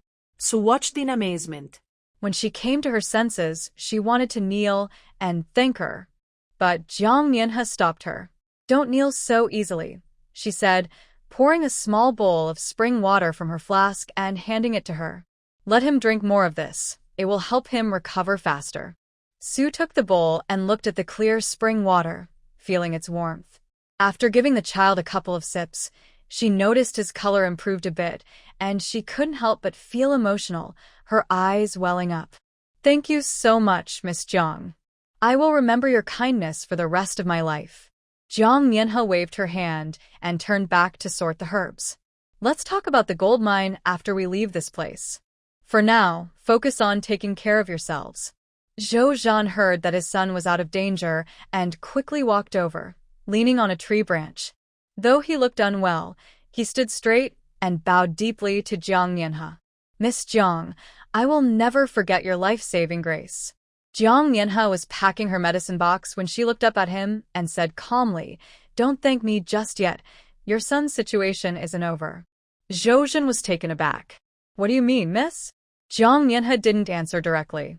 She walked over to the child, lifted his clothing, and noticed that the previously red chest now had a faint bluish tint. She felt the child's pulse for a moment, her brow furrowing slightly. He is not only suffering from inflammation due to shock, he has also been poisoned. It's a chronic poison that hides in the bones and blood, not showing symptoms normally, but it flares up with injury or high fever. Her words struck Zhou Zhen and his wife like a thunderclap. Sue's face turned pale as she tightly held the child, her voice trembling. It's impossible. We've always been careful. How could he be poisoned? Zhou Zhen also became anxious and stepped forward. Miss Jiang, are you sure you didn't make a mistake? This child has always been weak, but has never shown such strange symptoms. Believe it or not, that's up to you, Jiang Mianhe said, pulling out a few deep purple leaves from her medicine basket. This is the main medicine to counteract the poison. You need to apply it continuously for half a month to suppress it. As for the source of the poison, you should consider who could poison the child right under your noses. They must be quite powerful. Zhou Zhen and his wife exchanged a glance, both seeing shock and fear in each other's eyes. Zhou Zhen suddenly remembered something, his expression darkening. Among the powerful people he had previously criticized, there were certainly some ruthless individuals. Could they be involved? Sue tightened her grip on the child, looking at Jiang Nianhe with more pleading in her eyes. Miss Jiang, please. I've given you the medicine and explained how to use it, Jiang Nianhe interrupted. The rest is up to you to investigate. She paused and added, this poison isn't immediately fatal, but if it lingers, it will weaken the child's foundation. Zhou Zhen took a deep breath. He bowed to Jiang Nianhe again, his tone serious. Thank you for the warning, Mississippi. I understand. The couple looked at their sleeping child, their faces no longer relaxed, only heavy with concern. The path of exile was far more dangerous than they had imagined. From a distance, Zhang's father watched this scene, his face shifting between shades of anger and worry. He had already thought Jiang Mianhe was too reckless for publicly confronting someone, and now he saw her treating herbs in front of Zhou Zhen and his wife. Being seen as a lifesaver only made him feel worse, as if the Jiang family had lost face. Once Jiang Mianhe walked away, Zhang's father approached Zhou Zhen and his wife, clearing his throat with a hint of disdain. Lord Zhou, Madam Su, don't be fooled by that girl. She knows nothing about medicine. It's just a lucky guess. He scoffed, as if revealing a secret. That girl has been troublesome since she was young, known for her lack of manners in the capital. She can't do anything but cause trouble. What she did just now was pure coincidence. If you let her treat someone, she might end up making it worse. Su furrowed her brow, but didn't respond. Jiang Mianhe's method of treating the wound had been clean and efficient.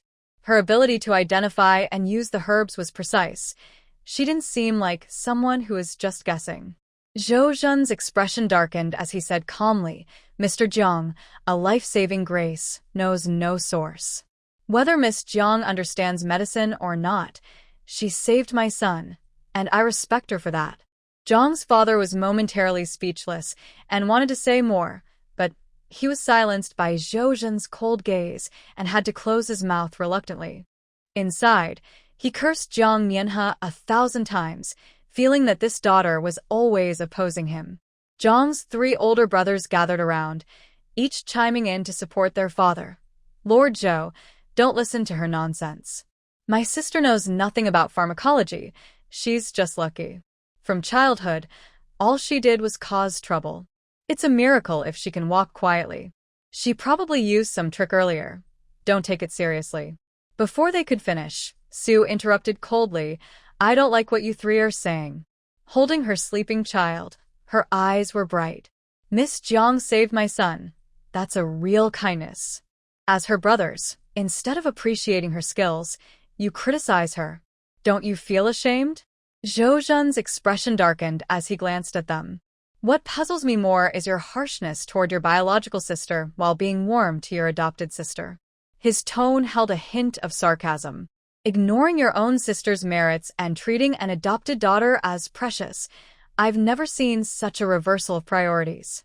You all say she is troublesome, but when the wolf pack surrounded us, who called for everyone to light the fire, who fought off the wolves, and who saved their own niece and nephew?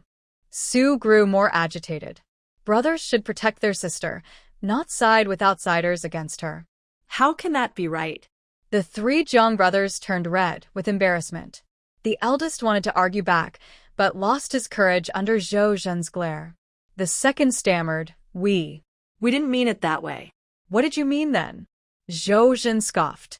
If you can't even accept your own sister, you probably won't achieve much in the future.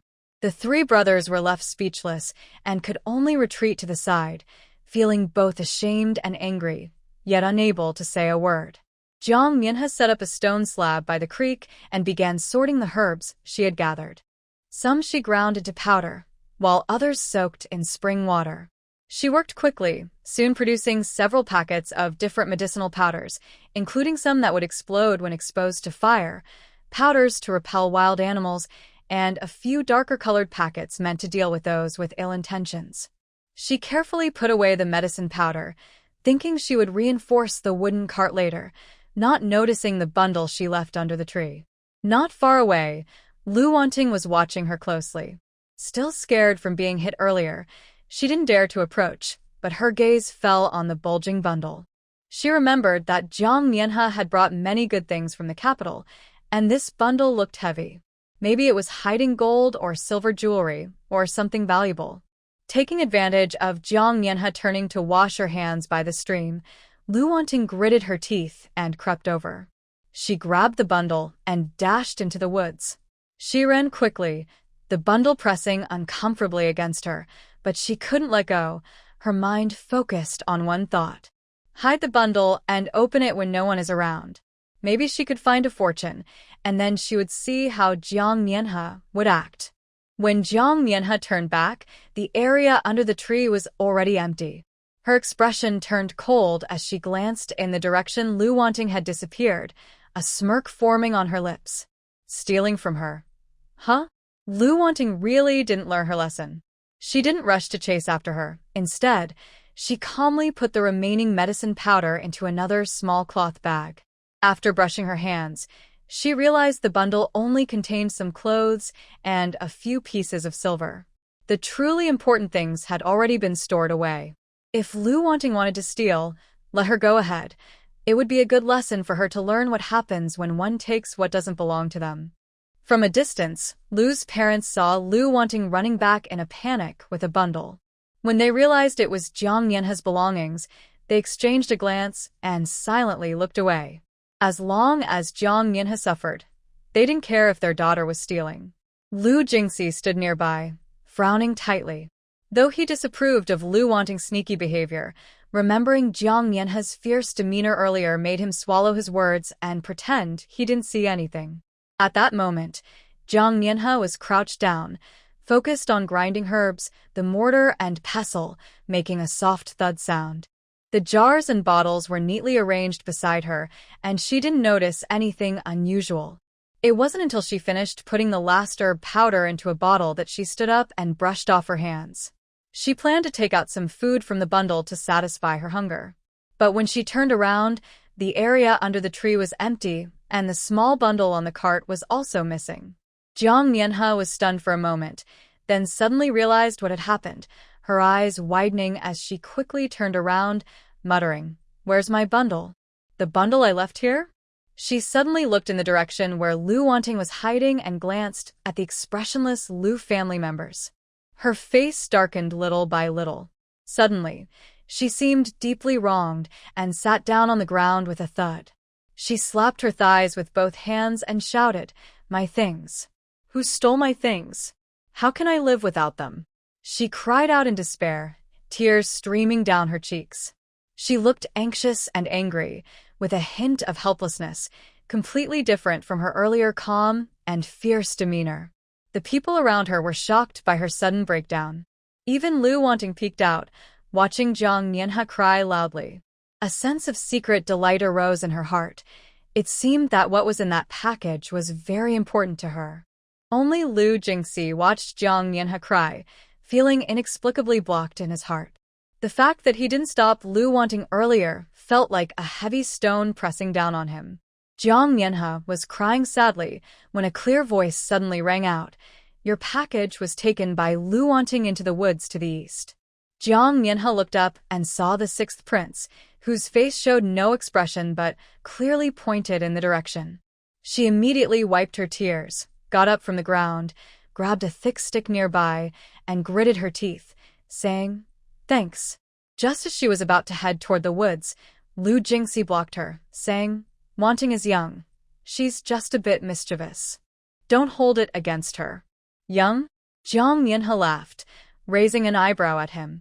"Lu Wanting is 16 this year, and I'm 15. Who's younger? So, it's okay for her to steal, but I have to just accept losing my things?"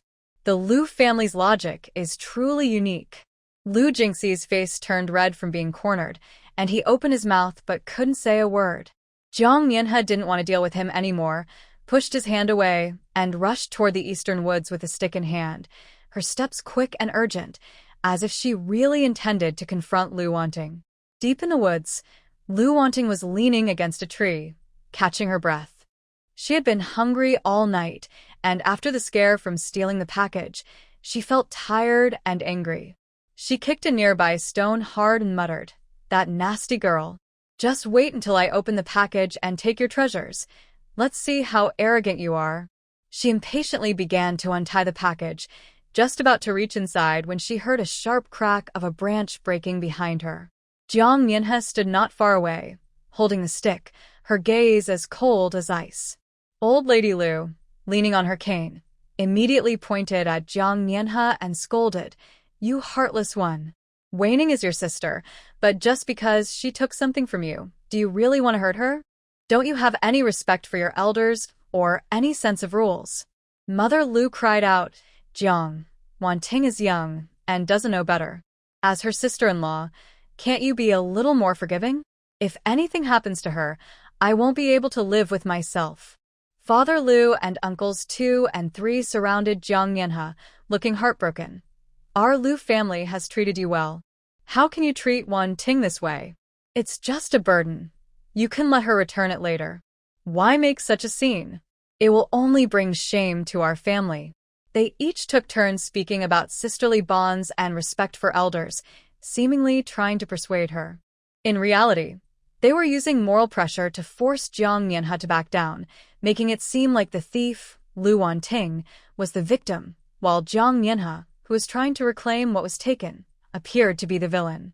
Lu Wanting hid behind the old Lady Lu, peeking out with half her face, filled with pride, thinking about how many elders were supporting her and wondering how Jiang Mianhe would react. Jiang Mianhe looked at the group who had turned right and wrong upside down, and suddenly laughed. She slammed the stick in her hand on the ground.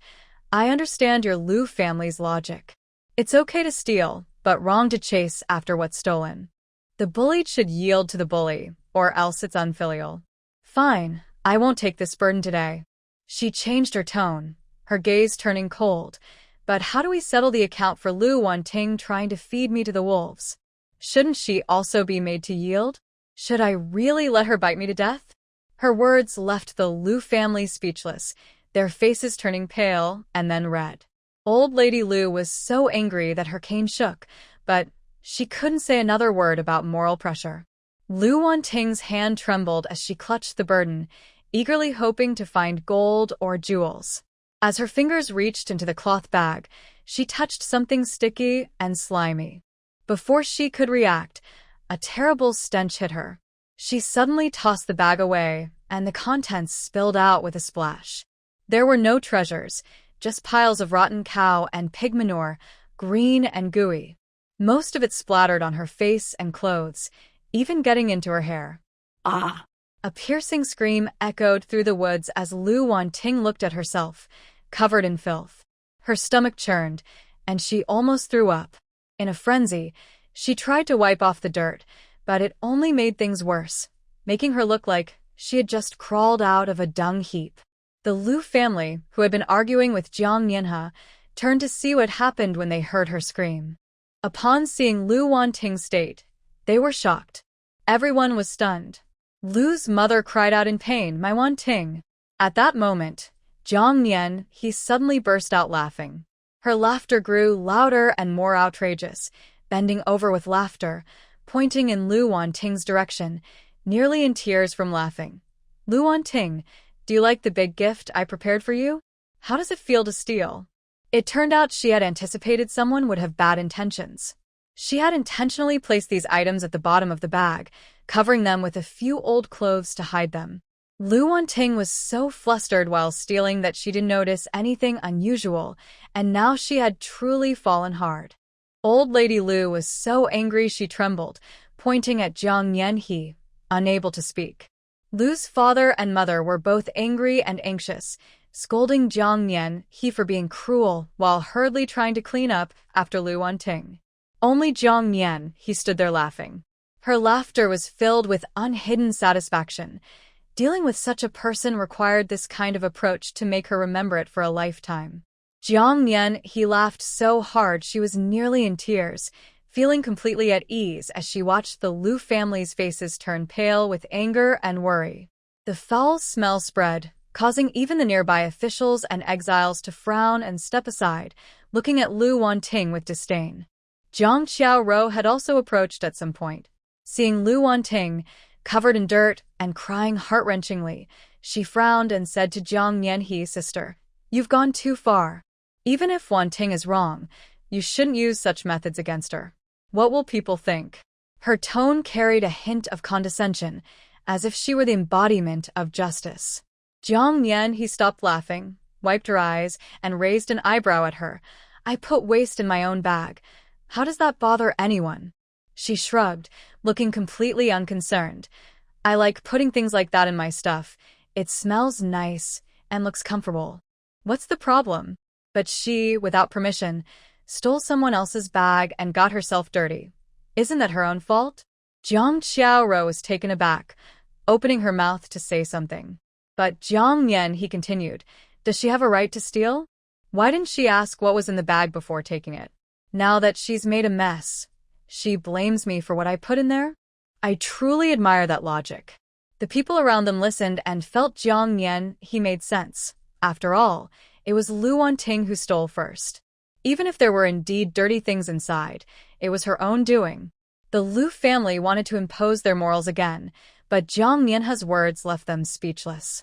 They could only watch her standing there, feeling frustrated and unable to respond. Everyone looked at Jiang Yanhe with amazement, wondering who had ever seen someone leave home without food or clothes, but instead filled their bag with animal waste. That was quite a strong choice. The officials were astonished and whispered to each other, "This Miss Jiang is really fierce. She even thought of such a method." Jiang Yanhe, however, didn't care at all and continued to smile brightly, as if she hadn't just played a trick on them. In the crowd, the sixth prince watched her, unable to hide his admiration. He even seemed a bit pleased. He took a couple of steps forward and said loudly to Jiang Yanhe, "Miss Jiang, your trick is truly clever. It harmed no one and will teach the thief a lesson for life." Impressive. Then, half joking and half serious, he cupped his hands and said, "I admire you greatly. Would you consider taking on a little follower? Wherever you go, I will follow, ensuring I am always at your side without any complaints." This statement shocked everyone. The sixth prince wanted to be a follower of this notorious flirt? Jiang Yanhe was taken aback for a moment, then laughed. "Your Highness is joking. I can't accept that." But the sixth prince looked serious. "I never joke. Following Miss Jiang would be much more interesting than following those hypocrites." His eyes were bright and sincere, leaving Jiang Yanhe unsure of how to respond. Beside them, Lu Jingxi watched the scene with a dark expression, confused. How could this troublemaker, Jiang Yanhe, catch the sixth prince's attention? The sixth prince gazed at Jiang Yanhe as if he had finally found someone like him in the vast crowd. He trembled with excitement, the feeling spreading from his fingertips to his limbs, especially when she rejected him. His shoulders shook slightly, and his eyes glistened with tears, not from fear, but from overwhelming emotion. Suddenly, he felt a sharp pain in his chest and coughed up blood, splattering it on the grass in front of him, a shocking sight. "Your Highness!" His nurse, who had been following him, gasped and rushed forward, quickly pulling out a cloth to wipe his mouth. She was so worried that tears filled her eyes. "My dear, please don't get too excited. Take care of yourself." But the sixth prince seemed not to hear her, still staring intently at Jiang Mianhe, his eyes shining with an almost obsessive eagerness. I knew it. There must be someone in this world who is just like me. Jiang Mianhe, you fool. As he spoke, he tried to move forward, but was firmly held back by the nurse. Your Highness, if you move any more, something bad will happen. You must stay calm. The people around were startled by this sudden change. No one expected the sixth prince to be so upset that he would cough up blood. Jiang Mianhe frowned, looking at his pale but still shining face. She felt an inexplicable heaviness in her heart. This sixth prince must have something seriously wrong with his mind. Seeing him cough up blood made Jiang Mianhe frown even more. His nearly burning gaze held an unsettling obsession that made her feel uneasy. It was a bit too intense. Just then, a gust of wind came from behind. Lu Wanting suddenly rushed over, holding a stone, crazily trying to hit Jiang Mianhe. I'll kill you, you wretched girl. Without turning around, Jiang Mianhe quickly pulled out a silver needle from her sleeve. With a flick of her finger, the needle zipped through the air, precisely hitting the back of Lu Wanting's knee. Ah! Lu Wanting's leg gave way, and she fell to the ground with a thud. The stone in her hand rolled far away, and she couldn't get up, only able to watch Jiang Mianhe turn around. What's wrong? Can't steal, so now you want to kill me to silence me? Jiang Mianhe looked down at her with a mocking tone. Lu Wanting, besides this little bit of talent, do you have anything else? Stealing, backstabbing, and now trying to commit murder? I think your brain would be better off taken away by a wolf. Lu Wanting trembled with anger, her face turning a deep shade of red. She wanted to curse, but couldn't say a word. She could only glare at Jiang Mianhe, with eyes full of hatred. But the numbness in her knee kept her from standing up, leaving her in a humiliating and furious kneeling position. Jiang Mianhe glanced at her, too lazy to waste more words. She leaned down, getting close to Lu Wanting's ear. Her voice was light, but carried a chilling coldness. Did you think what got on you earlier was pig waste? Lu Wanting stiffened and suddenly looked up at her. That was wolf droppings. Jiang Mianhe smirked slowly. I collected it a few days ago, thinking it might come in handy. Wolves hold grudges and recognize their own scent. If a pack of wolves passes by and catches your smell, they might mistake you for leftover supplies and take a bite. Before she could finish, Lu Wanting's face turned as white as paper, her eyes filling with tears of fear. No, it can't be. You're lying to me. Whether it's true or not, you'll find out soon. Jiang Mianhe straightened up and clapped her hands.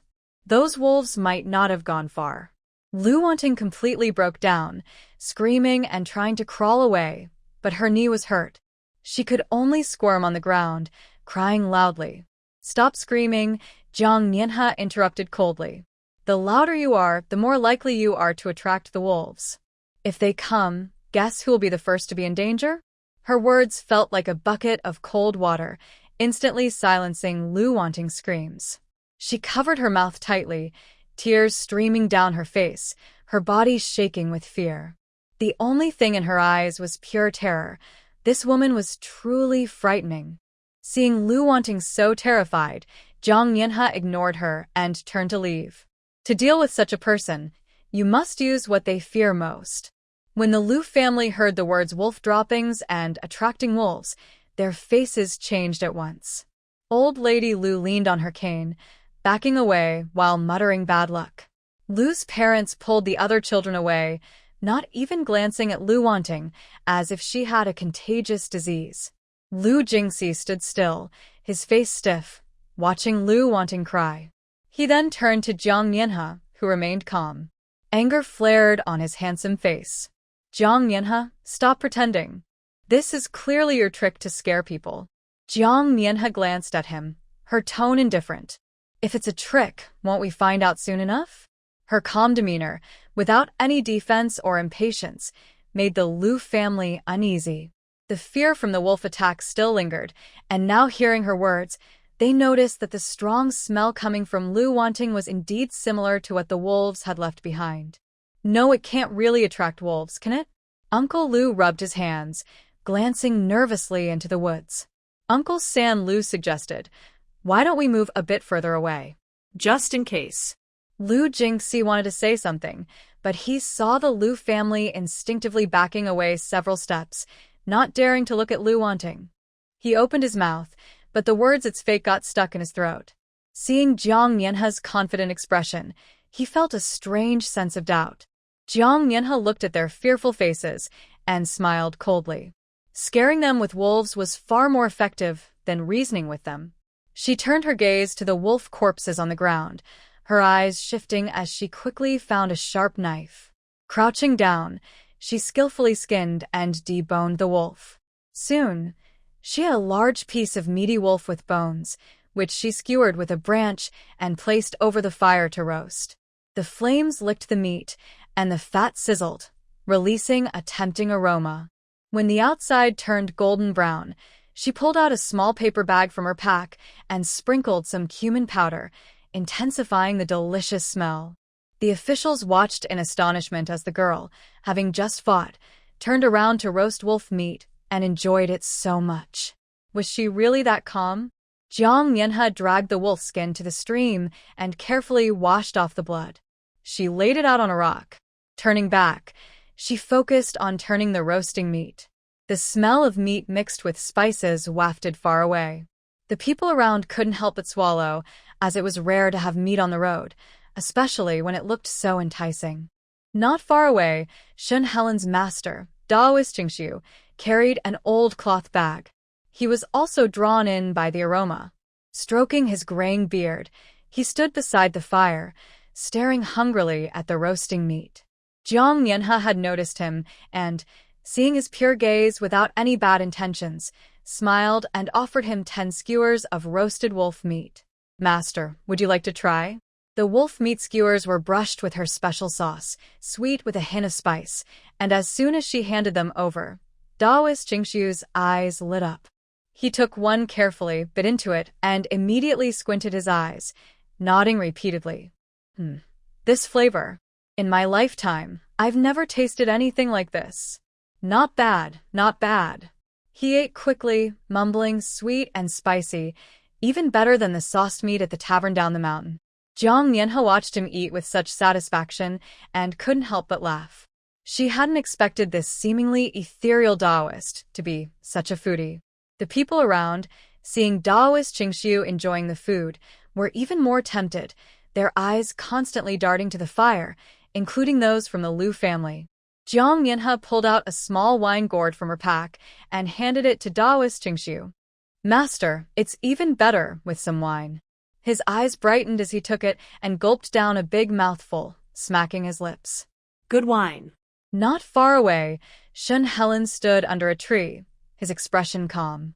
But his gaze towards Jiang Mianhe flickered slightly. She always managed to do the unexpected.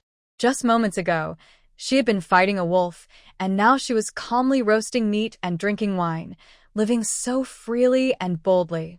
Wasn't it said that this would attract wolves? How can she still dare to eat wolf meat? Lu Wanning sat on the ground, watching the delicious grilled meat by the fire, feeling both angry and hungry, and couldn't help but scream. No one paid attention to her cries. The guards watched Jiang Mianhe enjoying her meal.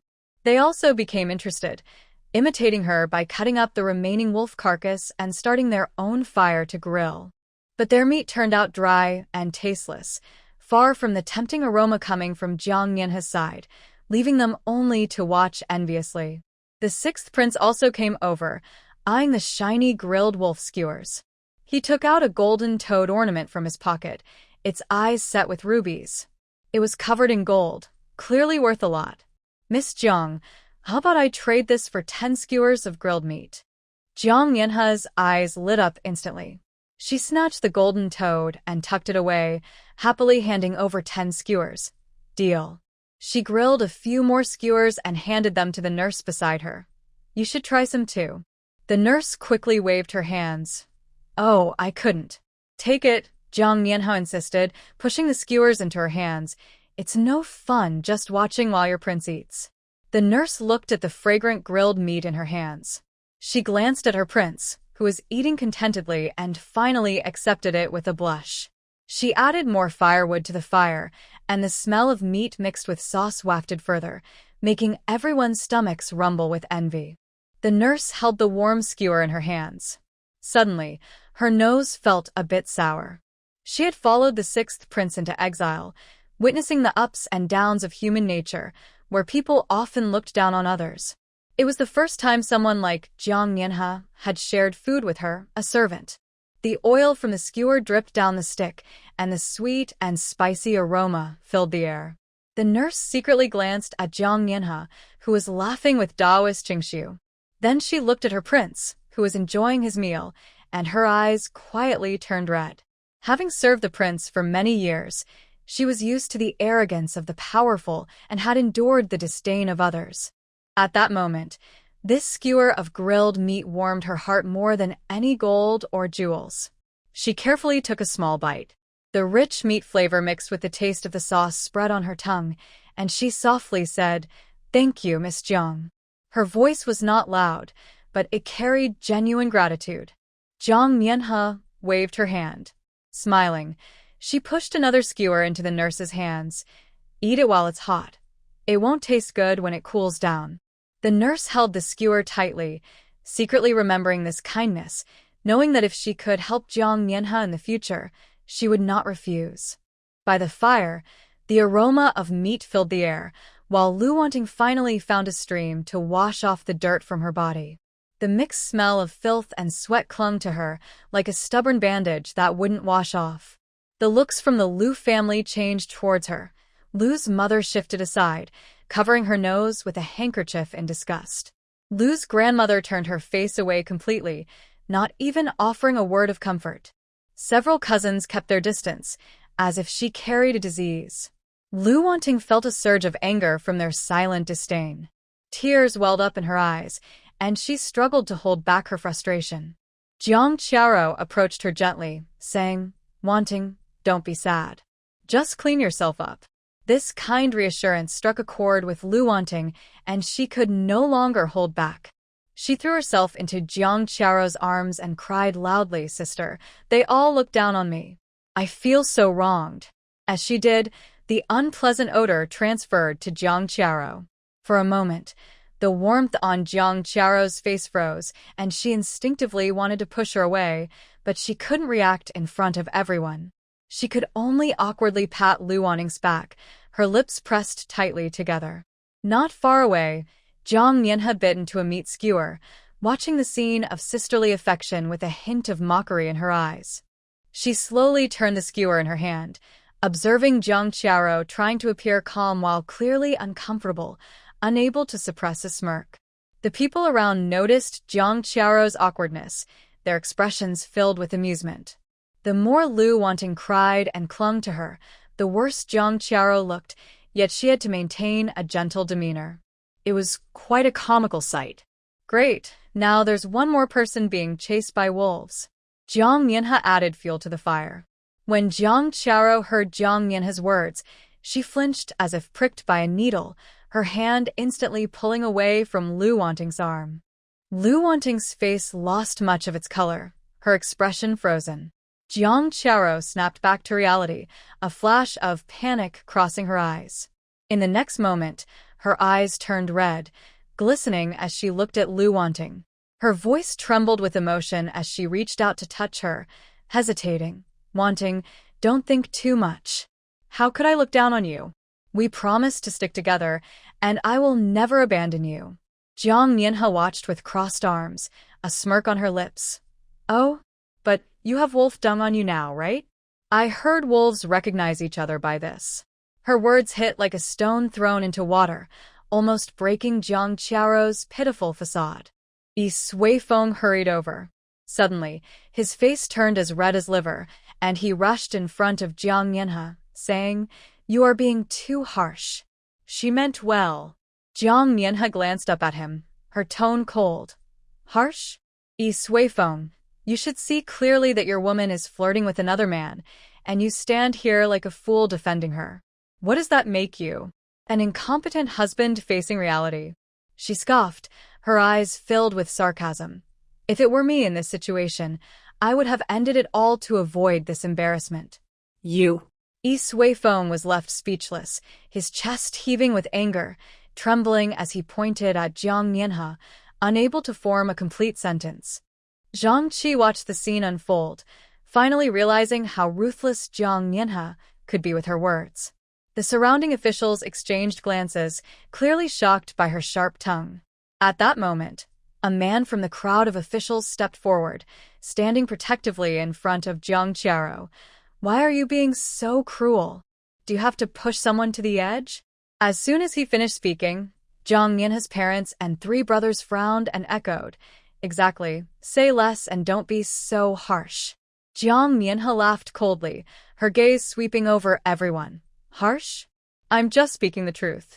You all can't tell right from wrong, defending someone cruel while accusing me.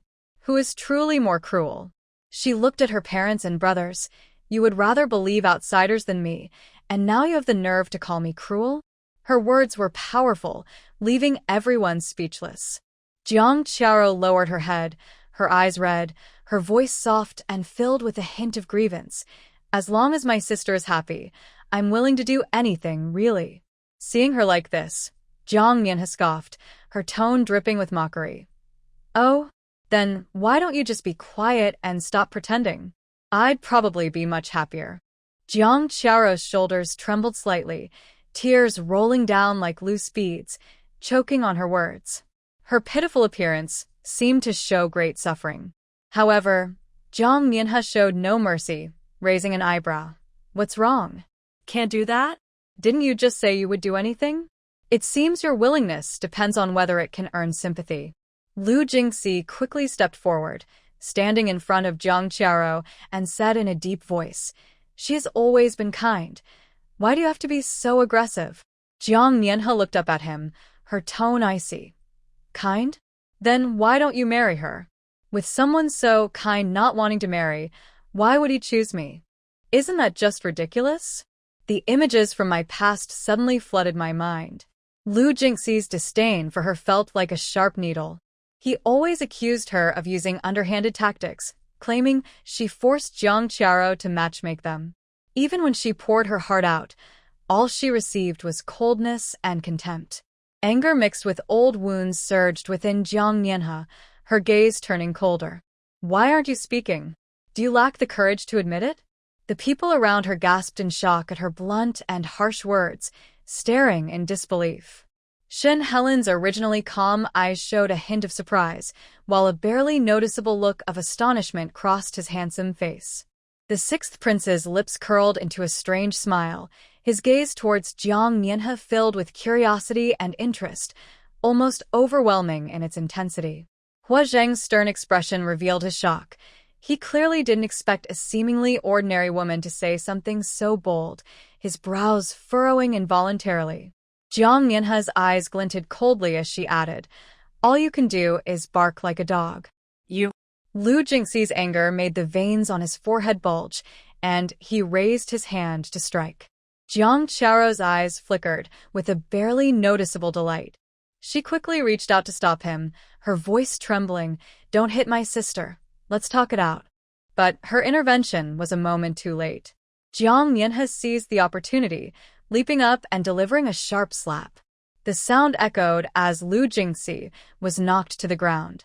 Jiang Nianhe looked down at him, her voice as cold as ice. "You're no longer a prince, just a banished criminal. You're not even worthy to stand beside me, yet you dare to raise your hand?" Lu Jingxi lay on the ground, half his face burning with pain, his chest filled with rage that felt like it could explode. But the words banished criminal left him speechless, and he could only glare at Jiang Nianhe, trembling with anger. As he lay there, he caught a glimpse of Jiang Nianhe turning away. Her gaze held none of the past infatuation or love. It was filled with indifference, even a hint of the coldness from earlier. His heart jolted, as if something had gripped it tightly, a sharp pain spreading through his veins. In the past, her eyes always sparkled with starlight, bright enough to irritate him, but now they held no trace of him, leaving him feeling cold, even making it hard to breathe. She really did hit him. The woman who once regarded him as her everything, who cried and laughed for him. Not only did she slap him, but her gaze was also like that of a stranger who didn't matter at all. Lu Jingxi opened his mouth but couldn't make a sound, feeling as if his insides were in turmoil, both painful and chaotic. He felt like his soul had been taken away, frozen in place, and unable to move. The Lu family members stood nearby, shocked, their eyes wide in disbelief. They clearly didn't expect Jiang Nianhe to dare to act so boldly in public. Seeing this, Lu Wanting immediately clutched her chest, her eyes red as she looked at Lu Jingxi. Her voice was urgent and filled with grievance. "Brother, look at her. Not only did she hit you, but she's also so arrogant. She doesn't even regard you. You should divorce her quickly." Upon hearing this, Jiang Nianhe scoffed, crossing her arms and raising an eyebrow at Lu Jingxi, her tone dripping with disdain. "Divorce me? I'd love that. If you have the guts, write the divorce papers now and see if I even blink." She stepped closer, her gaze sharp as a knife. "Hurry up, don't hesitate. It's just what some people want." Her bold and indifferent demeanor was almost overflowing with arrogance. Lu Wanting was taken aback by her attitude. She wondered how the Jiang Nianhe, who used to love Lu Jingxi so deeply, could now appear so indifferent. Could it be she was pretending? But the coldness in her eyes didn't seem fake. In this era, where a wife is expected to obey her husband, women are supposed to be submissive and respectful. Yet Jiang Nianhe openly confronted him and even seemed eager to be divorced, which was completely against the norm and a blatant challenge to societal rules. The officials and passers-by around them were left speechless. Even the Lu family was stunned. Who would dare to treat their husband this way? It was as if she had written rebellion across her face. Lu Wanting's heart raced. The Jiang Nianhe, who once followed Lu Jingxi's every word, was now like a wild horse, acting completely out of line. The sixth prince's eyes lit up, and he quickly chimed in with a teasing tone. "What's the difficulty? If you divorce him, how about marrying me instead? Though I'm no longer a prince, I can still offer you the position of a proper wife." Jiang Nianhe stepped back as if something dirty had touched her, looking disgusted. "No thanks, I'm allergic to men. Besides, I already have someone I love dearly. No one else can catch my eye." As soon as she said this, the surroundings fell silent, and you could hear a pin drop. Everyone was stunned, not expecting her to say such a thing. In this world, how could a woman openly declare that she has someone she loves the most? Xin Helen's cold eyes rarely showed surprise. The shock was clear on his handsome face. General Huazheng, a rough man, stood with his mouth agape, his strong features filled with disbelief. Lu Jingxi, already filled with anger, trembled even more upon hearing this. He glared at Jiang Nianhe, his eyes swirling with intense curiosity and rage. Who is this person she loved the most? Who had betrayed him? Lu Jingxi felt a rush of blood to his head, as if a heavy stone had crushed his chest. They hadn't even separated yet. She had the audacity to say she had someone else in front of everyone. It was like a blatant betrayal. He clenched his fists, his knuckles turning white, his anger almost consuming his reason. The crowd erupted in whispers, filled with astonishment. Even the Taoist priest, who had been meditating, opened his eyes, looking at Jiang Nianhe with clear surprise. At that moment, Jiang Nianhe looked around and suddenly smiled. Her voice rang out clearly. "The person I love the most is far away, yet close at hand." As soon as she said this, everyone's gaze froze, scanning the crowd to guess who this close-at-hand person was. Lu Jingxi's face shifted between green and white as he stared at Jiang Nianhe, seemingly trying to read the answer on her face. Jiang Nianhe raised her hand, pointing directly at herself, her chin slightly raised. Her tone was firm. "The person I love the most is myself. In this life, I will not marry anyone but myself. No one should think of me." Her words hit like a heavy blow, leaving everyone speechless. The sixth prince was momentarily stunned, then a sickly smile spread across his handsome face, his deep eyes filled with intense possessiveness, like a beast eyeing its prey. He seemed ready to claim Jiang Nianhe for himself, yet his tone was oddly gentle. "Interesting. This is getting more and more interesting. Jiang Mianhe ignored the crowd's reactions and turned to look around. Soon, she spotted some yellow fruits hanging nearby, heavy on the branches. Jiang Qiao and the others followed her gaze, their expressions changing instantly. They were shocked. Everyone knew these fruits were not to be touched, despite their strange, sweet aroma. However, it was highly toxic. Those who ate it developed rashes all over their bodies, and some even suffocated and died. It was something everyone avoided. But Jiang Mianhe's eyes lit up. She quickly stepped forward and picked a few, tucking them into her clothes with swift movements. "This thing is poisonous and should not be touched," the sixth prince warned as he followed her, glancing at the fruit in her hands with a hint of caution. His eyes, however, showed a spark of interest. "People can die from eating it." The sixth prince's nurse hurried over, her face wearing a kind smile. She spoke earnestly, "Miss, please listen to my advice. You really shouldn't touch that. What if something goes wrong?" The Taoist priest also stroked his beard and said solemnly, "I have seen someone mistakenly eat this before. Despite all efforts to save them, they could not be revived. Please do not act impulsively." Zhang Qi and several officers surrounded them, frowning. "Jiang Mianhe, don't be reckless. We're out in the wild, and if something happens, we won't be able to explain it to our superiors. Please don't cause us trouble." Everyone urged Jiang Mianhe to throw the fruit away, their eyes filled with worry and urgency. Jiang Mianhe ignored their pleas, simply responding with a soft "oh." Taking advantage of their momentary distraction, she raised the mango to her mouth and took a big bite. The sweet, rich aroma burst in her mouth, warming her throat down to her stomach. The familiar taste reminded her of the mangoes she had eaten in her past life, and she instinctively squinted her eyes, savoring each bite. Shen Helen's cold gaze flickered with surprise, pausing on her face for a moment. Seeing this, Zhang's father turned pale with anger and gritted his teeth, saying, "Enough. This rebellious daughter is seeking her own demise. Let her do as she wishes." Zhang's mother wore a deliberately gentle expression, but her tone was cold as she distanced herself. Yes, she chose to eat it herself and wouldn't listen to anyone's advice. If something happens to her, we can't blame others. Jiang Mianhe completely disregarded the concerned looks around her, happily munching on the mango. Zhang Qi, seeing this, grew anxious. He reached out to grab it, but Jiang Mianhe nimbly dodged, her movements quick and decisive. The sixth prince, already weak, tried to step forward to stop her, but as he moved, he stumbled and coughed up a large amount of blood, staining his clothes. Seeing this, Jiang Mianhe smiled triumphantly, raising the leftover mango pit. "Look, I'm perfectly fine. I'm not dead."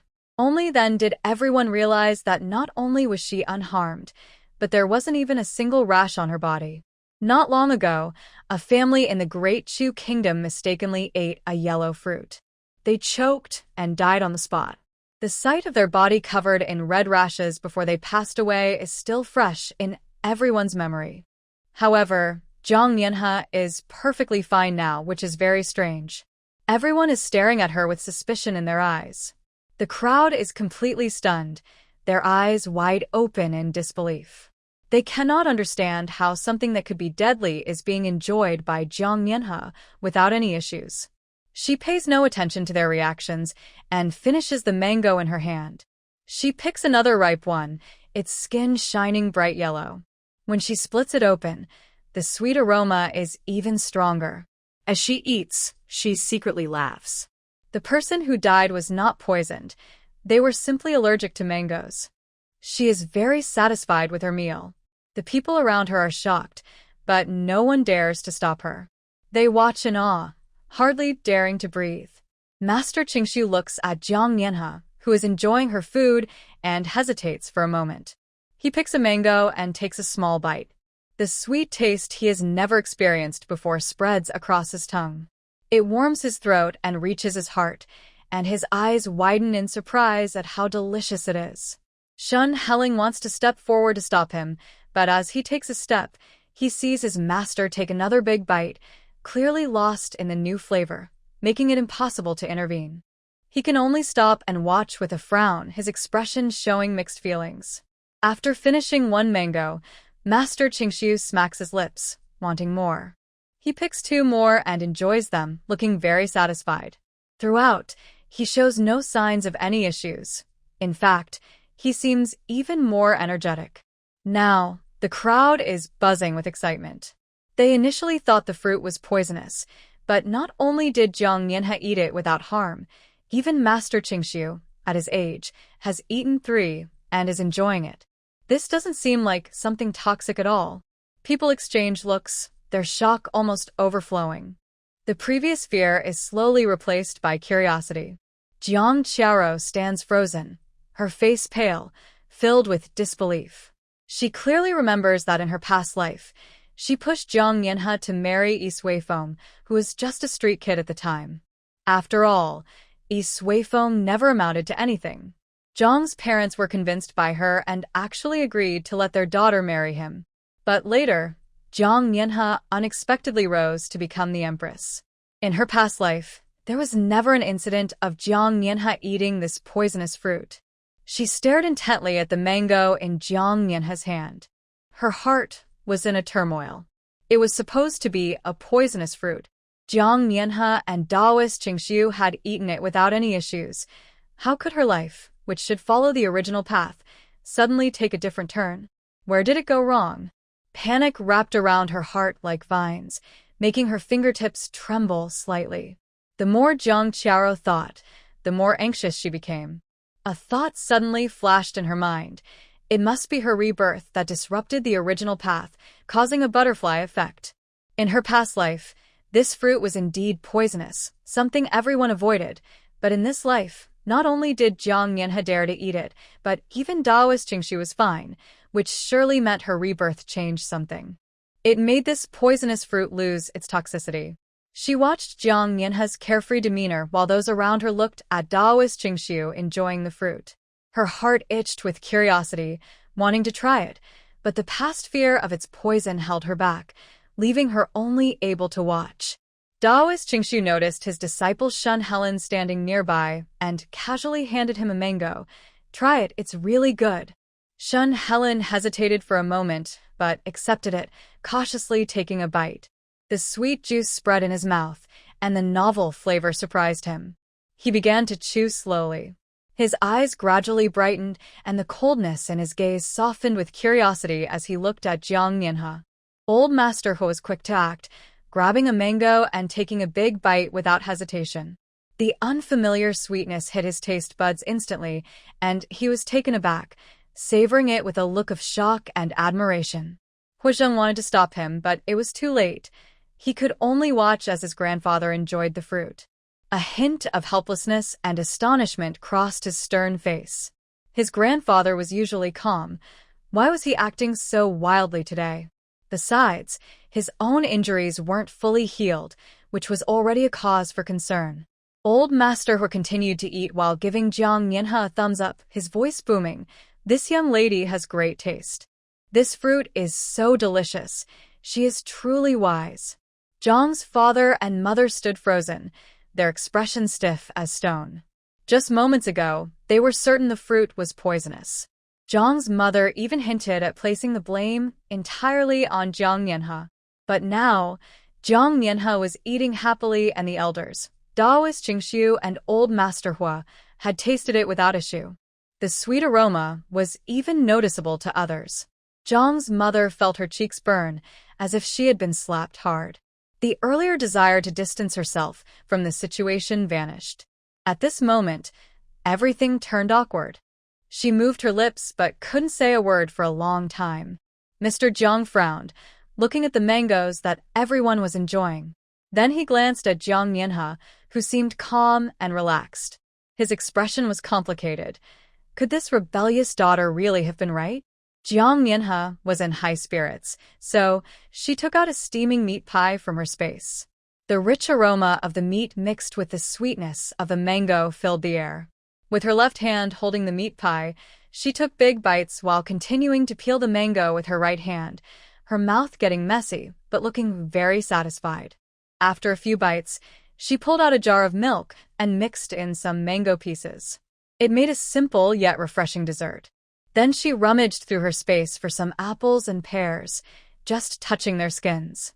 She frowned slightly. Fresh fruit was much more enjoyable, while these older ones were a bit dry. She glanced at the mango pit in her hand, thinking about a plan. If she planted these pits, maybe she could enjoy fresh mangoes regularly in the future. The aroma of the meat pie was truly tempting. Many people instinctively swallowed. Zhang's mother instructed her 3 daughters-in-law to pick more mangoes and walked over to Jiang Mianhe with a plate of fruit. She forced a concerned expression on her face, but her brows were still furrowed. "Ahi, I stopped you earlier because I was worried about your safety. It was out of good intentions. Please don't take it to heart." Jiang Mianhe was scooping mango with a small spoon and looked up at her. A smirk appeared on her lips. "Good intentions? It sounds more like you're afraid I might die and cause trouble for you, trying to distance yourself in advance." She put down her spoon, her eyes bright but sharp. "If you truly cared, you would ask if I'm hungry or tired, not just rush to say, 'You wanted to eat this.' Mother, your concern feels rather cheap." Zhang's mother turned red and pale from the confrontation, opening her mouth to argue but feeling guilty under Jiang Mianhe's direct gaze. In the end, she could only close her mouth in frustration. The mango in her hand felt a bit hot. Jiang Mianhe looked at her mother's hypocritical expression, her anger rising. In her past life, she had worked hard for the Jiang family, only to receive betrayal and sacrifice in return, while these parents clearly favored Jiang Qiaro, despite knowing her true nature. All the malice was directed at her. She suddenly slammed down her bowl, her voice as cold as ice. "Stop pretending. From today on, I, Jiang Mianhe, sever all ties with the Jiang family." "What did you say?" Mr. Jiang shouted in anger, pointing at Jiang Mianhe and cursing, "You ungrateful wretch! You've raised me all this time, and you dare to say such nonsense. This is outrageous." Jiang Mianhe's eyes were icy. Each word was sharp. "When you abandoned me, your own daughter, for that adopted girl, why didn't you talk about the gratitude of raising me? She wears fine silk, while I wear her old clothes. She eats delicacies, while I make do with leftovers. She wants the stars, and you hesitate to give her the moon. I can't even ask for a needle without worrying about your approval." She stepped closer, her voice rising. "You don't even consider me your daughter. She took my identity and enjoyed my blessings, and now you come to me talking about gratitude? I don't care for the Jiang family's kindness, and I won't play along." Her words struck hard, shattering the hypocritical facade of Jiang's parents. They were left speechless. Jiang father trembled with anger, while Jiang mother's eyes turned red, unsure if she felt shame or anger, and could only stammer in silence. The onlookers began to look at Jiang's couple with a different gaze. Jiang Mianhe's eyes swept over Lu Jingxi, her disdain evident. "Even the man, you want to give me the one she discarded. I find that disgusting. How dare you?" Lu Jingxi, already holding back his anger, was publicly humiliated. His forehead was tense with rage as he pointed at Jiang Mianhe, his hand shaking. "Jiang Mianhe, do you really think I will let you treat me this way?" At that moment, Jiang Qiaro quickly stepped forward, tugging at Jiang Mianhe's sleeve, her face a mix of grievance and worry. "Sister, please don't be angry. Father, Mother, and His Highness the War King only want what's best for you. Perhaps their methods are wrong, but they care about you. Please stop saying hurtful things." Her attempt to mediate seemed to excuse Jiang father and mother, but it only reinforced the idea that Jiang Mianhe was ungrateful and throwing a tantrum, causing those around to look at her with judgment. Old Lady Lu, leaning on her cane, scolded, "How can you speak to your parents like that? You have no sense of propriety. It's shameful for someone your age." Others from the Lu family echoed her, criticizing Jiang Mianhe for lacking filial piety. Her 3 brothers frowned, with the eldest saying sternly, "Ahi, no matter what, they raised you. Defying them like this shows a lack of upbringing." After hearing this, Jiang Mianhe suddenly laughed, her laughter filled with mockery. "Upbringing? Who taught me? Was it my parents who ignored me? Her gaze swept over everyone, her words clear. I was tormented in the mountains by that woman, Jiang Qiao's biological mother. I wore coarse clothes and ate cold porridge and wild vegetables. Where were you when she beat me? Now you come to talk to me about upbringing? What good is that to me? Can it be eaten, or will it make you plot against me less? Jiang Yanhe's voice suddenly turned cold. Her eyes, sharp as knives, cut through Jiang father, Jiang mother, and her 3 brothers. You really know nothing about how Jiang Qiao's mother tormented me? But what about you? You knew that woman had bad intentions. You knew how much I suffered at her hands, yet you could turn around and generously forgive her, even pampering her daughter. She let out a cold laugh, filled with chilling disdain. When you forgave her, did you ever think to ask me if I was willing to forgive? While you showered your enemy's daughter with care, did you ever look back at me, your abandoned daughter? Her words struck everyone like a heavy blow. Jiang father and Jiang mother turned pale, and her 3 brothers hung their heads. Their lips moved, but they couldn't find a word to defend themselves. The murmurs around them gradually faded, and everyone looked at this family with a mix of understanding and disdain. Jiang Han's face flushed red and white, and after a long pause, he said firmly, "Even if we owe you from the past, we are still blood relatives. Blood is thicker than water. Why must you be so extreme?" Hearing this, Jiang Nianhe laughed even colder. Blood relatives? Blood is thicker than water? She stepped forward, her gaze sharp as a knife. When you let me be tormented, how did you forget the words blood relatives? When you cherished the daughter of your enemy and used me as a stepping stone, where was that bond? Now that I don't want to endure it anymore, now that I refuse to let you drain me, you suddenly remember blood ties? She shook her sleeves, her tone resolute. That bond was broken the moment you chose to favor others over me. Now you want to pick it up? It's too late. Jiang Nianhe grew more agitated, finally unable to hold back her anger. You are all such fools. With that, she turned and pulled out paper and a pen from her space. Fueled by her rage, her pen flew across the page, writing several letters of disownment in no time. She raised her hand, and the papers flew like snowflakes. Each of Jiang father, Jiang mother, and her 3 brothers received a copy. Big sister. Jiang Qiao wanted to come closer and pretend, but Jiang Nianhe was quick and slapped her, making a loud sound as she fell to the ground. Initially, Jiang's parents and 3 brothers were hesitant to cut ties with her. However, when they saw Jiang Nianhe hit their beloved Jiang Qiao, they exploded with anger. Jiang Nianhe, how dare you? Jiang's father shouted as he moved forward. Jiang's mother rushed to Jiang Qiao's side, crying and scolding. You wicked girl. You even hit your sister. The 3 brothers also changed their expressions, looking at Jiang Nianhe with fury. Any guilt they felt from earlier was quickly replaced by their protective anger for Jiang Qiao. They looked at Jiang Qiao on the ground, covering her face with red eyes, and felt a deep pain for her. She was always gentle and understanding. How could she endure such humiliation? Jiang Han couldn't hold back any longer, pointing at Jiang Nianhe and shouting, "You are hopeless. Hitting Qiao like this, you are a disaster for the Jiang family. We cannot keep this relationship." He picked up the severance letter from the ground, gripping it tightly in his hand. It seemed to be a way to release his anger, and his gaze towards Jiang Nianhe was now devoid of sibling affection, replaced by determination.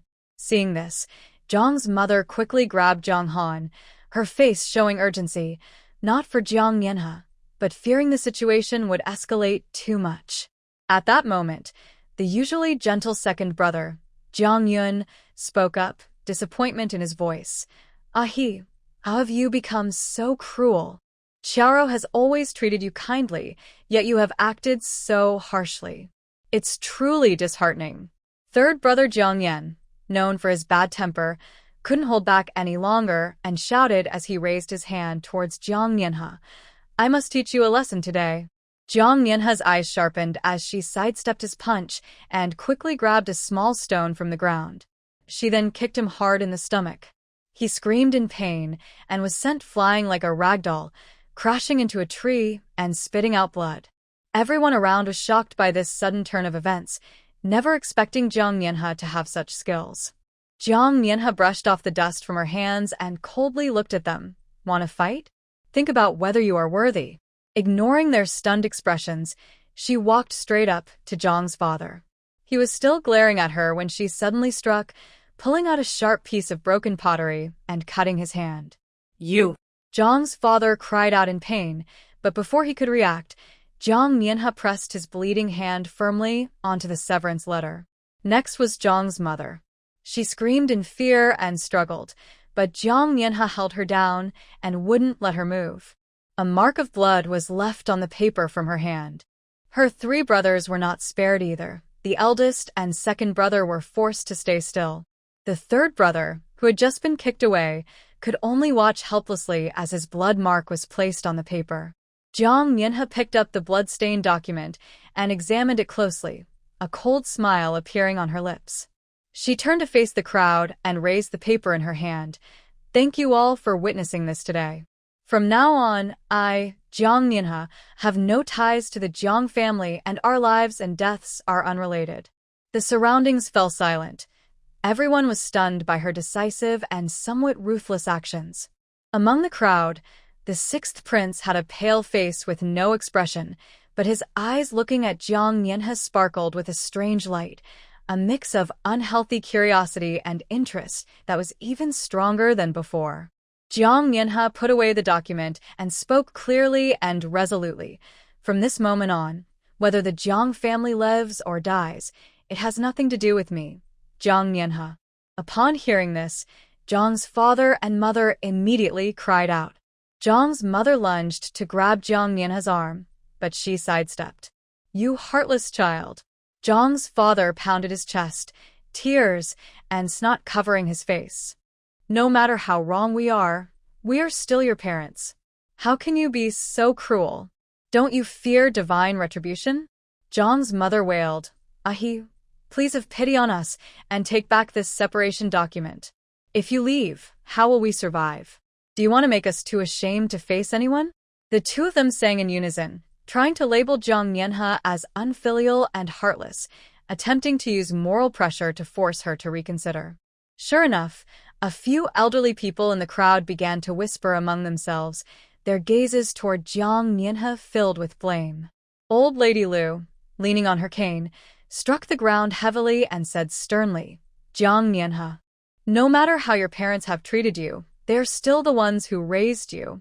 To sever ties so decisively and with such cruelty is truly heartless. Mr. Lu frowned and added, young people should not be so extreme. If you cut off all paths, you may regret it in the future. Mrs. Lu chimed in, yes, how can children treat their parents this way? Aren't you afraid of what others will say about you? This is truly heartless. Jiang Mianhe let out a cold laugh. Her gaze swept over the 3 members of the Lu family. The Jiang family's matters do not require outsiders to meddle. She stepped forward, her voice suddenly rising. You only see me severing ties and taking action, but do you see how they have treated me? Do you see them pushing the daughter of our enemy to take my place? Do you see them pushing me into a fire pit for the sake of an adopted daughter? You stand on your moral high ground and call me cruel, but if you were treated like this by your own parents, could you remain calm? I'm heartless? Compared to their abandonment, my so-called heartlessness is nothing. Her words resonated strongly. The Lu family was left speechless, their faces alternating between pale and flushed. The onlookers who had been murmuring were silenced by her series of questions, looking at the Lu family with more skepticism. After all, no family would push their own daughter into a fire pit. The officials stretched their necks, staring intently at Jiang Mianhe in the center, their eyes wide with surprise. The decisive manner in which she severed ties with the Jiang family had left these men, used to family disputes, utterly speechless. This girl is quite fierce, isn't she? Someone whispered. To them, even if there were family conflicts, severing ties should involve some tears or hesitation. But Jiang Mianhe, in front of them, was calmly chewing on a snack, her face showing no emotion, as if the people she had just distanced herself from were mere strangers. At that moment, Lu Jingxi suddenly burst out of the crowd, pointing at Jiang Mianhe and shouting, "How can you be so cruel? Those are your family, who raised you. You just cut ties without a second thought. Has your conscience been eaten by dogs?" Jiang Mianhe glanced at him and slowly set down her snack. Then she raised her hand and lightly touched her cheek, her tone calm, yet slightly mocking. "What? Did those few slaps earlier not make an impression? Do you want a few more to wake you up?" At her words, Lu Jingxi's face turned a deep shade of red, shaking with anger, his finger nearly poking Jiang Mianhe's face. "You." He couldn't even finish a complete sentence. The officials around them were equally stunned. This girl was not only fierce, but also sharp-tongued. She wouldn't accept any insult. Jiang Mianhe paused in her chewing, as if suddenly remembering something important. She set down her snack, turned, pulled a piece of paper from her bag, and quickly wrote a divorce letter. With a loud thud, she threw the paper in front of Lu Jingxi, showing her clear disgust. "Sign it." Lu Jingxi was still angry and didn't even look at the paper. "In your dreams." Jiang Mianhe raised an eyebrow, seemingly feeling that just throwing it was not enough to vent her anger. Her gaze sharpened, and she suddenly grabbed a small knife from the table. Before Lu Jingxi could react, she held his hand that was pointing at her and swiftly cut his fingertip. Ah! Lu Jingxi cried out in pain as blood instantly flowed out. Jiang Mianhe ignored his cries and pressed his bleeding finger onto the signature line of the divorce document. The red mark on the white paper stood out sharply, like a sudden bloom of a blood flower. "There. Now you have no choice." She released his hand, looking at the blood mark with a cold smile. The officials around them gasped at her actions. She certainly left no room for mercy. Her tone was firm. "And Lu Jingxi, I am cutting all ties with him." Jiang Mianhe suddenly stepped forward. Her voice lowered but held undeniable authority. "If you keep bothering me, just know that I—" She didn't finish, but raised her eyes to scan the crowd, a mysterious smile on her lips. As the crowd felt uneasy under her gaze, Jiang Mianhe suddenly listened closely and said slowly, "Oh right, I forgot to tell you, there seem to be quite a few small animals around here." The moment she said small animals, the previously noisy crowd fell silent. The exiled people turned pale, fear evident on their faces, shrinking back in terror, not daring to breathe. The Lu family, who had just been filled with righteous anger, quickly covered their mouths, their eyes wide with fear. Everyone knew that in this wild area, small animals were not gentle rabbits or squirrels, but dangerous wolves and tigers. The earlier accusations vanished, leaving only the sound of nervous swallowing and cautious glances. No one dared to speak further. Lu Wanting trembled at the mention of small animals. Her face turned pale, and her hands and feet shook uncontrollably. Jiang Mianhe's voice was light, but it pierced Lu Wanting's ears like an ice pick. "Wolves have a keen sense of smell. They might think you have something of theirs. You're crazy. You lunatic." Lu Wanting finally found her voice, her sharp curses tinged with a cry, shaking like a leaf. Jiang Mianhe looked at her with a shocked expression and suddenly let out a low laugh. The sound was soft but carried an unsettling chill. To Lu Wanting, it was even more chilling than before. She was terrified, yet the laugh stirred a wave of resentment towards this woman. Not only had she ruined her dignity, but now she was tormenting her in this way. But no matter how much she hated her, the fear deep inside was stronger. She could only grit her teeth and watch Jiang Mianhe's meaningful smile, too drained to even curse her again. Officer Zhang Qi walked over with a frown. In a serious tone, he said to Jiang Mianhe, "Enough, don't provoke Lu Wanting anymore. Let it go." He paused but couldn't help but ask, "About that little animal you mentioned earlier. Is there really one?" Jiang Mianhe raised an eyebrow at him. "Not for now. Just tricking them. The others." Zhang Qi visibly relaxed, wiping the sweat from his forehead. He didn't say more and turned to count the people. The sun was setting. The group of exiles set up camp in a sheltered valley. Everyone gathered dry branches to build a fire. The smoke mixed with the smell of food filled the warm air, and everyone looked tired. Even speaking took effort. Jiang Mianhe sat a little away from the fire. Sweat beaded on her forehead, making her hair stick to her skin. This awful weather didn't cool down even at night, and she felt sticky and uncomfortable. As she stared at the rising heat from the fire, she suddenly had an idea, and her eyes brightened. She got up and searched nearby, collecting a few flat stones. Then she took out a small clay pot and a piece of thick cloth she had with her. First, she carefully wiped the inside of the pot with the cloth to ensure it was clean, then went to the stream to fill it halfway with clear water, sealing the pot tightly. Next, she dug a half-foot deep hole in the ground, laid the stones at the bottom, and carefully placed the pot on top. After that, she gathered some dry ash and fine sand, layering them over the pot until only a small part of the opening was visible. Once she finished, she propped up some stones around the hole to block the wind and sat beside it, occasionally adding dry grass to the pit. As night deepened, the mountain breeze brought a coolness. The fire gradually weakened. Jiang Mianhe estimated it was about time and began to clear the ash and sand from the pot, carefully taking it out. She untied the cloth, and a wave of cold air rushed out. Leaning in to take a look, the edge of the jar was covered with a thin layer of white frost. When she shook the pot, the water inside was silent. After turning it upside down and giving it a gentle tap, a square, icy block fell with a thud onto the stone slab. In the dim moonlight, it glimmered with a cold light. Jiang Mianhe used a stone to break off a small piece of ice and put it in her mouth. The cool sensation instantly chased away her heat, and she squinted her eyes, a faint smile appearing on her lips. Feeling the refreshing chill of the ice, Jiang Mianhe became excited. She searched for several clay pots of different sizes using the moonlight. Following her earlier method, she dug a few shallow pits nearby, laid down stones, filled them with water, sealed them, and carefully covered them with ash and fine sand. After finishing everything, she brushed off the dust from her hands and stood guard nearby, occasionally getting up to add some dry grass to maintain insulation. By late at night, as the mountain wind grew cooler, she dug out the clay pots one by one. Sure enough, each pot contained thick ice blocks, crystal clear and shining coldly in the moonlight.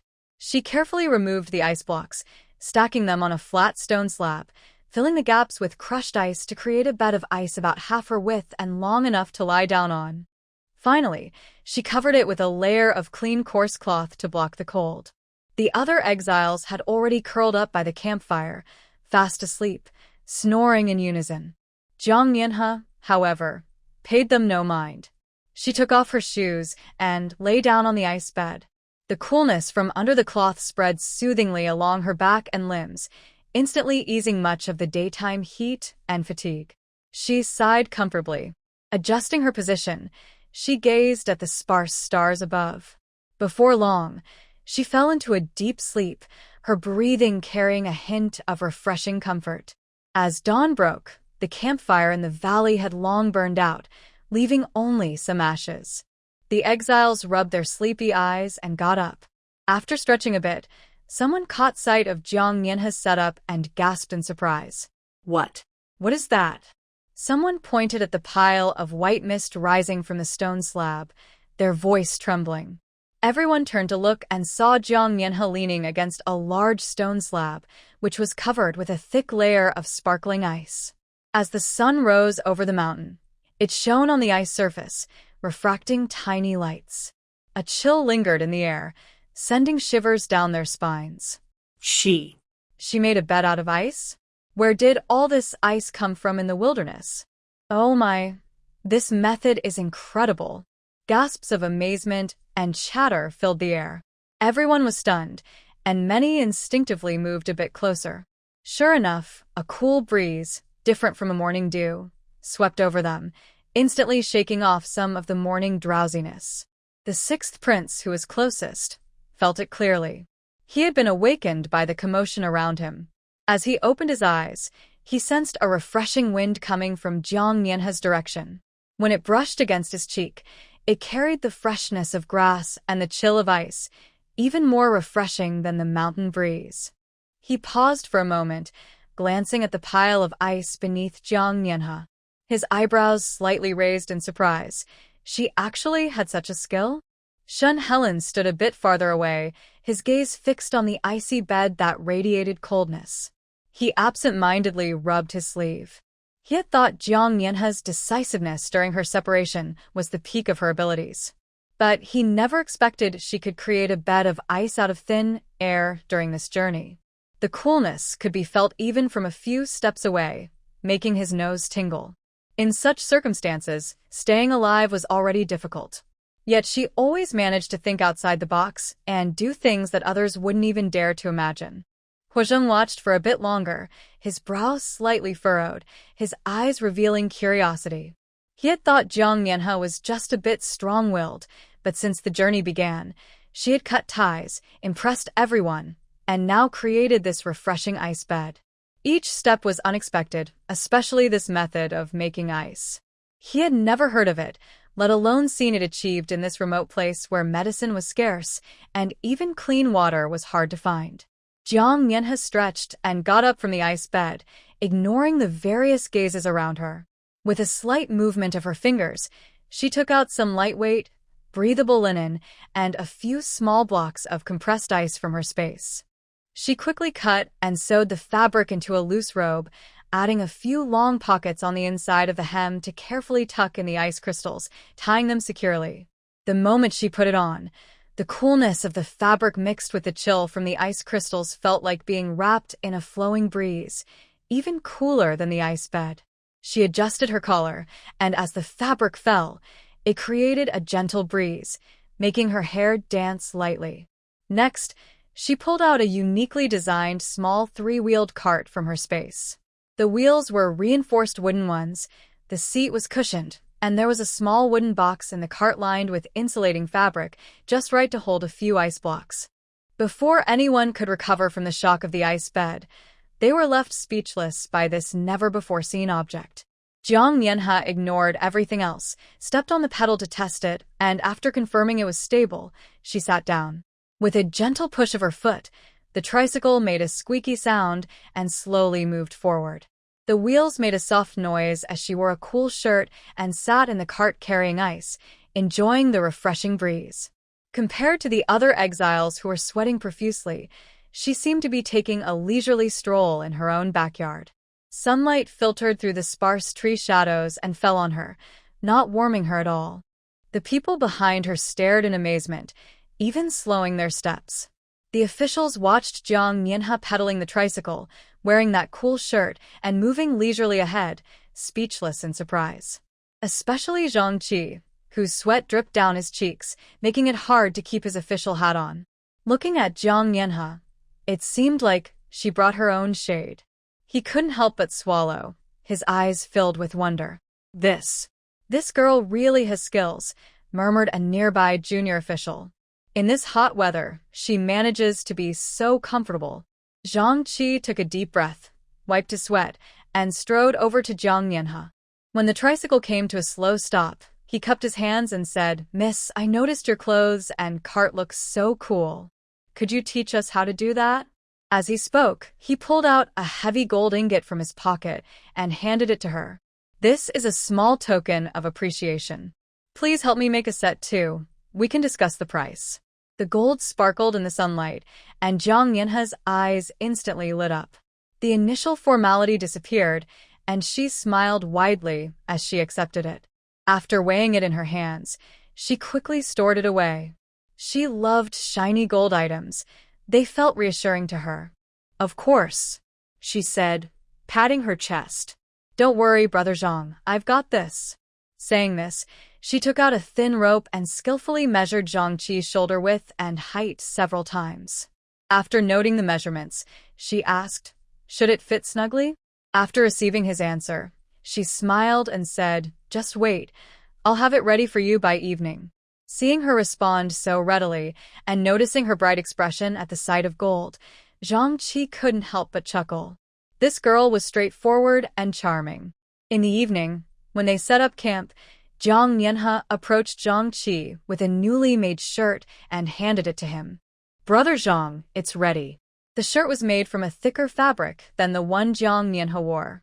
The style is simple and neat, with a few puffy fabric pockets sewn inside the collar. It feels cool to the touch. When Zhang took it, he noticed the fabric felt chilly and heavier than usual clothes, likely because of the ice crystals inside. Following Jiang Mianhe's advice, he removed his outer robe and put on the inner garment.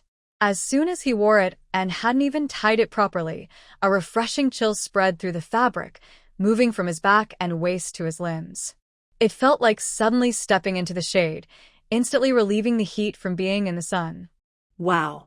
Zhang Qi looked down at the garment and touched the collar, feeling the coolness. Even his breathing felt fresher.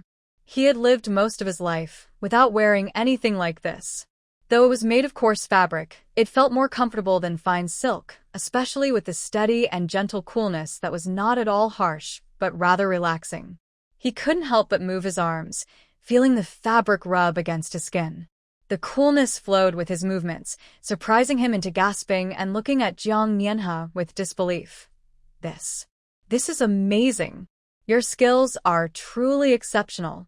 The surrounding officials and exiles stared in amazement at Zhang Qi in that garment. The sweat on his forehead disappeared, and his complexion became rosy, with everyone looking both surprised and envious. They couldn't help but crowd around, asking questions and surrounding Jiang Mianhe. In the midst of the commotion, the official Tiango stood at a distance, his gaze fixed on Zhang Qi's cool garment, his lips pressed tightly together. His face clearly showed jealousy.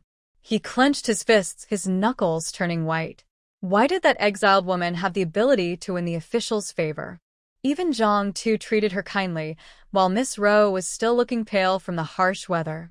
He suddenly turned and quickly walked over to Jiang Qiaro, who was staring at Jiang Mianhe, her face pale.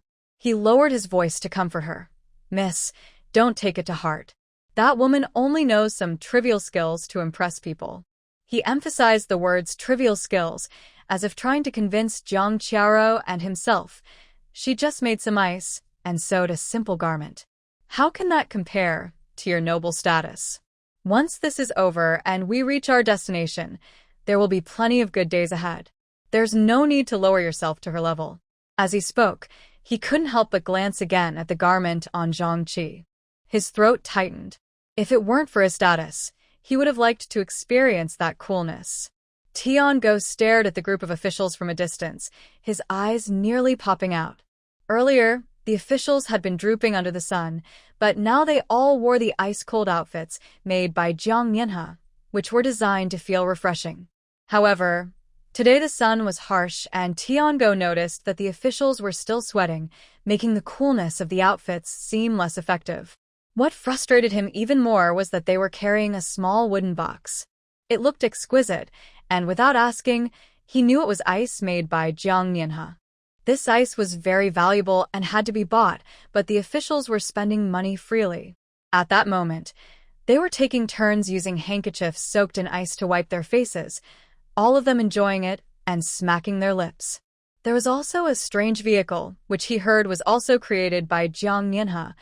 It didn't need a horse to pull it and could move on its own. The officials took turns sitting in it to rest, and from a distance, he could hear the laughter and chatter coming from inside. Ugh, what a joke. Tiango spat on the ground. His voice was filled with jealousy, and he turned to Jiang Qiaro with a flattering smile, but his tone was sharp. Did you see that? Just some amateur tricks to fool people. Is that outfit really that cool? I doubt it. And that ice, isn't it just frozen water? They dare to sell it at such a high price just because it's in a fancy box. Only fools would pay for it. The more he spoke, the more animated he became, his eyes darting towards the commotion. He kept leaning closer to Jiang Qiaro. If we're talking about real talent, it's all about you. He lowered his voice deliberately, sounding flattering. In terms of talent and knowledge, who can compare to you? What she does? Just some petty tricks that don't hold any real value. It only fools those who haven't seen much. He rambled on, animatedly trying to belittle Jiang Mianhe. His aim was to elevate Jiang Qiaro, whose ordinary face, with small eyes and a flat nose, looked even less appealing due to his jealousy and forced flattery. Yet he was completely unaware of it. He continued to criticize Jiang Mianhe, hoping to get a word of agreement from Jiang Qiao. Jiang Qiao slightly lowered her long, thick eyelashes, casting a small shadow under her eyes, giving her a shy appearance. She raised her hand to smooth her loose hair, her delicate fingers moving gently as if afraid to break something, her voice soft and gentle. "Please don't say that." Her tone lifted slightly at the end, carrying a hint of sweetness. She looked up at Tiango. Her eyes sparkled as if they held a hint of water, looking especially innocent. "My sister can create these new things, so she must have her skills." She paused. Nervously twisting her sleeve with her fingers, her tone became more humble. "As for me, I only know some dead knowledge from reading and writing. I can't compare to her clever ideas. Besides," she sighed softly, lowering her voice as if afraid someone might hear, "if even the officials are using them and willing to pay for them, they must be really useful. I heard that wearing those clothes can make the hot days much more bearable, which is a blessing." As she spoke, her brow furrowed slightly, a touch of worry settling between her brows, making her already delicate face appear even more endearing. "You really shouldn't speak about her like that. It's not good. Everyone has their strengths, and having one's own skills is not easy." Every word seemed to praise Jiang Mianhe. Though her demeanor was very modest, a fleeting, subtle emotion crossed her eyes as she looked at the officials in the distance. It was quick, like a ripple on water, and was soon covered by her gentle expression. The officials were busy enjoying the coolness of their clothes, feeling the refreshing breeze at their collars and cuffs, making their voices much lighter. They completely ignored Jiang Qiao's small gestures and words. Why would a group of men care about the trivial matters of young ladies? What mattered most was the comfort of their cool clothing and the pleasure of the ice boxes in their hands. One official, somewhat familiar with Tiango, loosened his collar to let in the cool air. Seeing Tiango standing there with a pale face, he laughed and called out, "Hey, why are you just standing there in the sun? This outfit is really comfortable. Do you want one too? I can tell Jiang Mianhe to make you a fitting one. It would surely be much better than what you have now." At this, Tiango reacted like a cat whose tail had been stepped on, suddenly raising his neck and spitting on the ground with a paw, the spit disappearing instantly on the hot stone. He shouted, "Who would wear something made by that woman? I'd rather suffer in the sun or die of thirst by the roadside than touch anything she makes."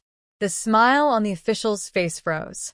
After a moment of shock, his warmth faded, and his lips slowly pressed together. He didn't say anything more, just glanced at Tiango before turning away to joke with his companions, as if his earlier comment was just a casual remark. He didn't look at Tiango again. The officials only cared about their own comfort, ignoring whether Tiango was drenched in sweat or feeling faint from the heat. Their own coolness was all that mattered to them. They didn't care about anyone else's suffering. On the other side, Jiang Mianhe was wearing the ice clothing she made herself, feeling cool and relaxed. It seemed she had completely forgotten that her parents were still suffering in the hot room. Jiang's parents were so angry that they felt tight in their chests, banging on the table and scolding her for being ungrateful. But despite their scolding, there was no response from Jiang Mianhe, as if she had truly forgotten about them. The eldest sister-in-law, second sister-in-law, and third sister-in-law looked at the children in their arms. Each child's face was flushed, with beads of sweat on their noses, looking listless and lacking energy. The sun was scorching, and the ground in the yard cracked like old tree bark, with deep fissures that looked unsettling. There was no chance of finding a water source. Even the little water they had at home was being saved. They dared not let the children drink more. The adults could endure, but the children couldn't withstand such suffering and could only whimper softly, which tugged at people's hearts. The sun was so intense it felt like it could melt a person, and even the shade of the old locust tree by the roadside couldn't block the heat that seemed to seep into their bones. The eldest sister-in-law, Pei Lan, held her daughter, Dia, whose back was soaked with sweat, sticking to her skin. Dia's little face was bright red, her forehead covered in tiny beads of sweat, as if she had just been pulled out of water. Her small body squirmed restlessly, making soft whimpering sounds.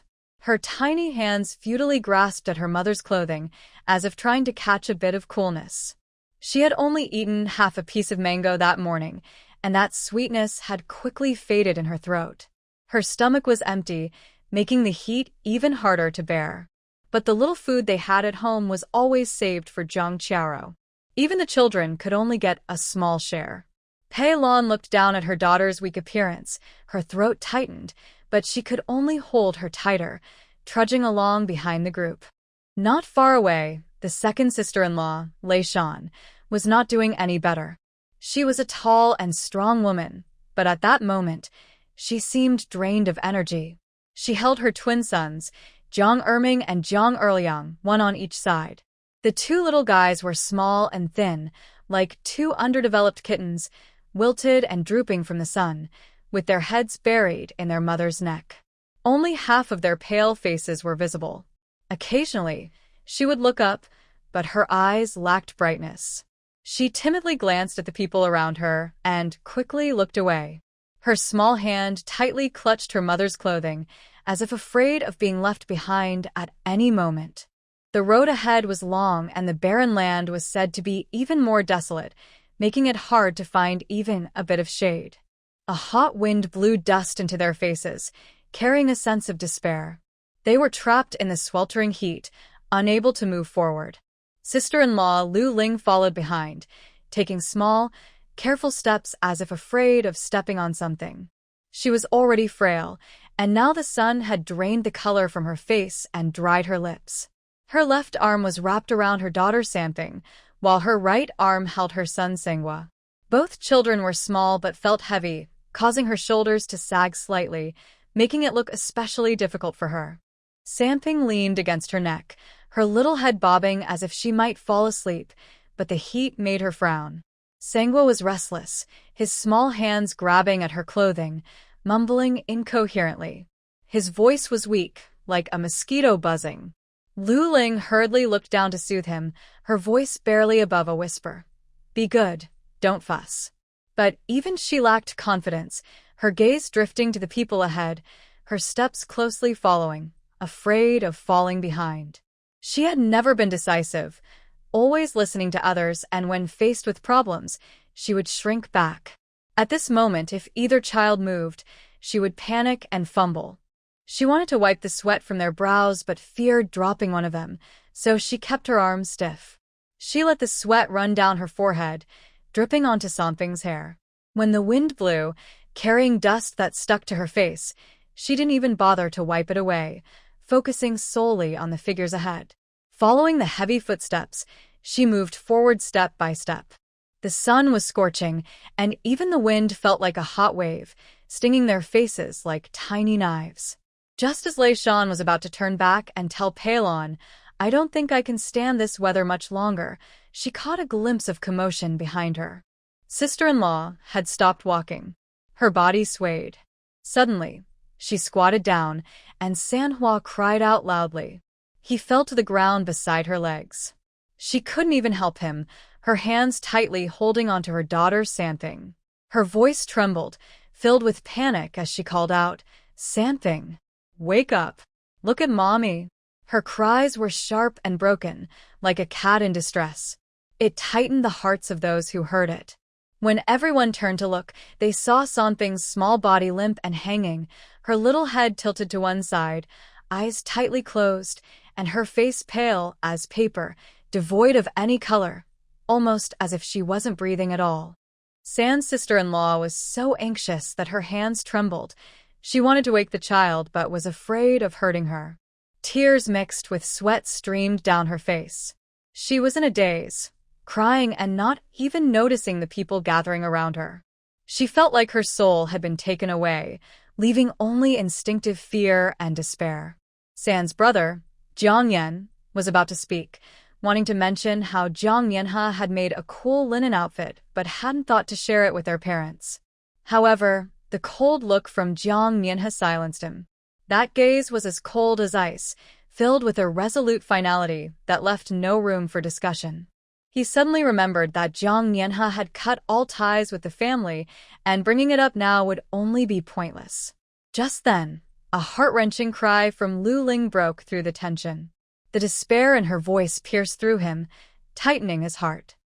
He turned quickly to see Lu Ling sitting on the ground, holding Samping, who was limp in her arms and not moving at all. What happened? He rushed over and, upon seeing Samping's pale face and drooping head, his heart sank. The little girl who had been humming in her mother's arms was now with her eyes closed, barely showing any rise and fall in her chest. It was clear she had fainted from the heat.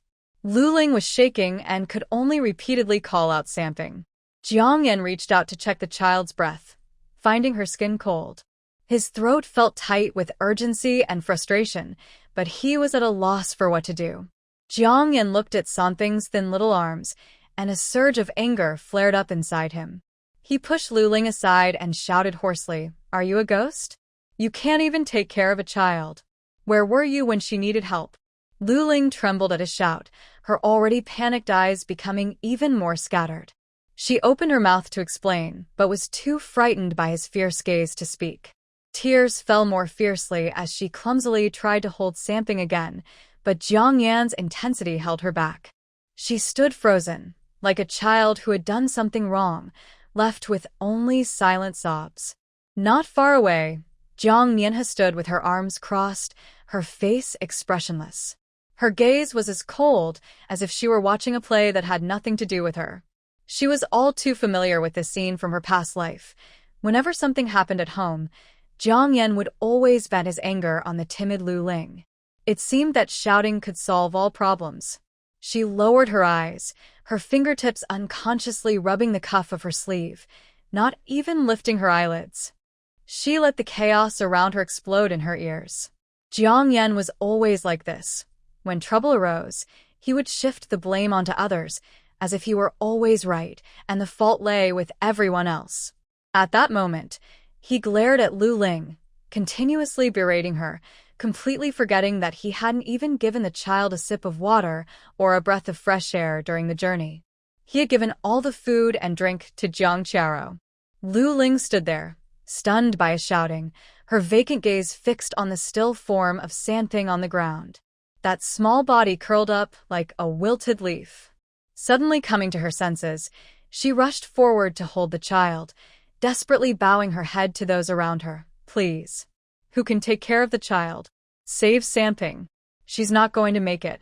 Her forehead hit the hot ground with a dull thud, quickly turning red. The people around her looked troubled, in the exiled group, who knew anything about medicine. Most were struggling to survive themselves, shaking their heads and stepping back, their eyes filled with sympathy, yet no one dared to step forward. Lu Ling's forehead bled from the impact, her cries turning hoarse. Suddenly, it was as if she had grasped a final lifeline, and she looked up with a fixed gaze at Jiang Yanhe not far away. But that glimmer of hope quickly faded. She remembered that Jiang Yanhe had completely cut ties with the Jiang family. How could she possibly care about their lives or deaths? Her hands tightly gripped the dirt beneath her, her knuckles turning white, and a choked sob escaped her throat, as if all her strength had been drained away. She collapsed to the ground, staring at Samping's still face, tears streaming down her cheeks, feeling as if she was losing the strength to plead for help. It was as if all her reservations had been stripped away, and she no longer cared about the dirt on her body or the scorching ground. She crawled and stumbled toward Jiang Yanhe, her knees scraping painfully against the rough path, but she seemed oblivious to the pain. In a few moments, she fell to her knees at Jiang Yanhe's feet, kneeling firmly, with a thud. "Yanhe, please, I beg you, save Samping." Her voice was so hoarse it was almost inaudible, her hands gripping Jiang Yanhe's pant leg tightly, as if she were holding onto the last piece of driftwood. Before she could finish her words, her forehead hit the ground hard, again and again, leaving no time to feel the pain. The sharp stones on the ground made her forehead ache, and soon blood began to seep out. Mixed with sweat and tears on her face, it created several messy red streaks on her cheeks. But she seemed to have lost her mind, continuously bowing her head with all her strength, quickly leaving a small, glaring patch of blood on the ground. "I know you hate our family, but the child is innocent. She is not doing well. Please show some mercy and save her. Her voice trembled, tears and mucus smeared across her face, and blood flowed down her cheeks. It dripped onto Jiang Yanhe's shoes, creating a small dark stain. Lu Ling felt dizzy from knocking her head, blood trickling down her brow and blurring half of her vision. She suddenly grabbed Jiang Yan's arm, her nails nearly digging into his skin, her voice choked with tears and desperation. Head of the family, you must kneel and plead for Nianhe. Samping. She is running out of breath. She pulled down on Jiang Yan's arm, trying to make him bow his head too. But Jiang Yan stood firm, his knees straight, refusing to bend. Instead, he forcefully shook off her hand, his face flushed red, whether from anger or embarrassment, and he shouted, "Kneel to her? Why should I? She is no longer a member of the Jiang family. What right does she have to make me kneel?" He looked at the unconscious Sanping on the ground, a hint of panic in his eyes. But that panic was quickly suppressed by stubborn defiance. He glared at Jiang Yanhe, as if trying to convey a sense of righteousness through his gaze, though his voice tightened involuntarily. The affairs of the Jiang family do not require outsiders to interfere. Lu Ling stumbled back, nearly falling, as she watched his unyielding demeanor.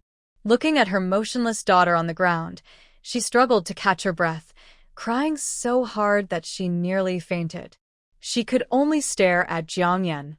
Tears mixed with blood flowed into her mouth, tasting both salty and bitter. His words, "Do not require outsiders to interfere," pierced her heart. Suddenly, she lifted her head, her face smeared with blood and tears, but her eyes shone with a fierce determination. She fixed her gaze on Jiang Yan, her voice hoarse yet clear. "Not asking for her? Then tell me, who will save Samping? This is my flesh and blood." In the past, she had always been submissive in front of Jiang Yan, never daring to go against him. She couldn't even raise her voice, as she had no support from her family and had to rely on her husband to survive. But at this moment, looking at her silent daughter on the ground, all her fears seemed to be crushed. Only her instinct as a mother remained. "Aren't you tough? Don't you have a point?" She stepped closer, almost getting in front of Jiang Yan. "Then wake Samping up. Save her. If you can't, why won't you back down?" Her voice was not loud, but it carried a determination that felt like a last stand. Even Jiang Yan was taken aback by her fierce demeanor, opening his mouth but unable to speak. The people around were also stunned. No one had ever seen Lu Ling, who usually seemed so pliable, show such sharpness. Jiang Yan was struck by Lu Ling's words, filled with blood and tears. His face turned pale and flushed, his heart felt tangled and blocked. He knew Lu Ling was right, but his little pride felt like a hard stone stuck in his throat, preventing him from bending his knees. Just then, a small figure suddenly dashed out from behind Lu Ling. It was Sanhwa, Sanping's younger brother. He had been protected by his mother, but now ran to Jiang Yanhe and knelt down with a thud, straight as an arrow. This child was 2 years younger than Samping, but was so understanding it was heartbreaking. He didn't cry. His small face was tense, and his eyes held a determination beyond his years. Mimicking his mother, he bowed his forehead to the ground repeatedly, each thud clear and strong. "Auntie, please save my sister. I beg you." The ground was dented where he hit his head, and soon his forehead turned red. He looked up, tears in his eyes but stubbornly holding them back, and said to Jiang Yanhe, "As long as you can save my sister, my life belongs to you. I'll do anything you ask, work for you, take care of you. Please have mercy and save her." His voice was soft but felt like a hammer striking everyone's heart. Jiang Yan stood by, watching his son kneeling and bowing, looking at his unconscious daughter on the ground, and then at Lu Ling, whose face was bloodied but still looking at him. His throat felt blocked, and he couldn't say a word, his face pale as if covered in dust. Sanhwa knelt there, his small body straight, each bow heavy and firm. His stubbornness was nothing like the timid boy who usually followed his mother. His mother was always fearful, but the light in this child's eyes at that moment was astonishing, showing a determination that wouldn't turn back even if he hit a wall. Jiang Yan watched the scene, feeling as if he had been slapped several times on the face. It burned fiercely. He couldn't bring himself to lower his head, but his son knelt for him. Kneeling in front of Jiang Yanhe, who had already severed ties with the family, shattered his meager pride into pieces. He felt both ashamed and angry, struggling to breathe. "Get up!" he shouted suddenly, trying to pull Sangwa up, but his hand froze in midair. He looked at the red mark on his son's forehead and at his daughter, lying unconscious on the ground. The reprimand turned into a suppressed groan. He turned his face away, clenching his fists so tightly that his knuckles turned white, feeling the stares around him prickling his back, leaving him utterly humiliated. Jiang Yanhe stared at Sangwa's determined little face for a moment and softly said, "Okay." She stepped forward, crouched down, and brushed aside the damp hair from San Ping's forehead. The child's cheeks were so sunken that they looked hollow, her cheekbones protruding sharply, and her thin wrists resembled twigs, with bones easily felt beneath the skin. Dark circles were under her eyes, and her lips were cracked and peeling. This was not just heat exhaustion. It clearly showed signs of long-term malnutrition. Jiang Yanhe understood the situation perfectly. The Jiang family's resources had always been tightly controlled by Jiang Yan, who then passed the leftovers to the favored Jiang Qiao. What was left for his wife and children were mere scraps. San Ping and Sangwa, being his own flesh and blood, seemed like they were picked up off the street, with their needs always coming last. It was a miracle they hadn't fallen ill from hunger. She straightened up and looked at the still-dazed Lu Ling, her voice steady. She didn't faint from heat. She fainted from hunger. Plus, it's too hot, and her body couldn't take it. Upon hearing this, Lu Ling suddenly looked up, her eyes first filled with confusion, then overwhelmed with guilt and sorrow. She knew the child wasn't getting enough to eat, but the food at home was not under her control. She could only watch helplessly as her child grew thinner day by day. Tears welled up again. This time, she didn't dare to cry out loud, biting her lip tightly, her gaze at San Ping filled with a mother's pain and helplessness. When Jiang Yan heard the words hungry, his heart tightened. Looking at San Ping's thin little face, his concern overshadowed his previous discomfort. He turned sharply to Lu Ling, his tone urgent and harsh. "What's wrong with you? Is there no food at home? Why didn't you feed the child? She's my daughter." Lu Ling had been wiping her tears with her head down, but at his words, she shot up like a cat whose tail had been stepped on. She was already shorter than Jiang Yan, but now she looked up at him defiantly. Her chest rose and fell violently, and the grievances that had built up for who knows how long burst forth like a dam breaking. "Am I not allowed to feed her? When did it become my job to manage what's in the house? Be honest with yourself." Her voice suddenly rose, tinged with tears but clear in every word. "Whenever there's food, it's always prioritized for Jiang Qiao. The leftovers go to our parents, and us three sisters are lucky if we get a scrap." She pointed to her empty waist.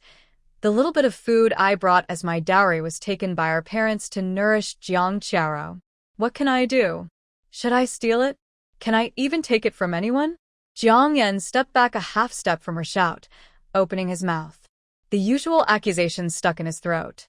He knew that the family prioritized Jiang Qiao and that their parents had taken Lu Ling's belongings. He just had never thought about what kind of life his wife and children were living because of it. Looking at Lu Ling's red eyes and her desperate expression, he felt for the first time that his question, "Why don't you feed the child?" came from a place of guilt. Jiang Yanhe ignored the argument between Jiang Yan and Lu Ling. She poured half a cup of clear water from a small cloth bag and carefully pried open San Ping's cracked lips, feeding her the water bit by bit. As the spring water went down, San Ping's previously tense brows seemed to relax a bit, and her chest rose and fell more steadily. Then, she took out a small cloth pouch from her bag. Inside was a row of shiny silver needles. She loosened San Ping's damp clothing, revealing a thin chest. Her fingers measured a few acupoints, ready to insert the needle. "What are you doing?" Jiang Yan suddenly rushed over, grabbing her wrist. His eyes were red with anger. Can you just use those needles anywhere? Do you want to harm my daughter? He had been left speechless by Lu Ling's earlier words, and a fire was already brewing inside him. Seeing Jiang Mianhe about to use the needle on San Ping turned his concern into suspicion, and he raised his voice. Who knows what your intentions are? You might just want to take this chance to get back at us. I'm telling you, if anything happens to San Ping, I won't let this go. Jiang's father and mother also looked at Jiang Mianhe with suspicion. Jiang Mianhe winced at the grip on her wrist, furrowing her brow and looking coldly at him. Let go. If you keep delaying, she really will be in danger. I won't let go. Jiang Yan stubbornly held his ground, his eyes filled with wariness and determination. Who knows if those needles are safe? She fainted from hunger. Just give her something to eat. Why use needles? You clearly have bad intentions. Jiang Mianhe shook off Jiang Yan's hand and glanced at his stubborn face. She turned to Lu Ling, who looked anxious and lost. Her voice was cold as ice. Look closely. The real threat to her life has never been these needles. It's him.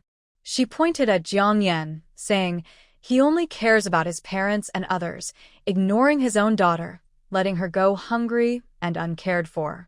Her words cut deep, like a knife, striking Lu Ling's heart. As Jiang Mianhe lowered her gaze, images from her past life flashed in her mind. To get a bowl of millet for Jiang Qiaro, Jiang Yan had pushed the crying Sanping into the hands of a cruel man. That bowl of millet ended up in Jiang Qiaro's stomach. Lu Ling trembled at Jiang Mianhe's words. Looking at Jiang Yan's attempt to stop the rescue, she remembered her daughter, who was nothing but skin and bones. Years of accumulated weakness suddenly shattered. She raised her hand and with a sharp sound, slapped Jiang Yan hard across the face.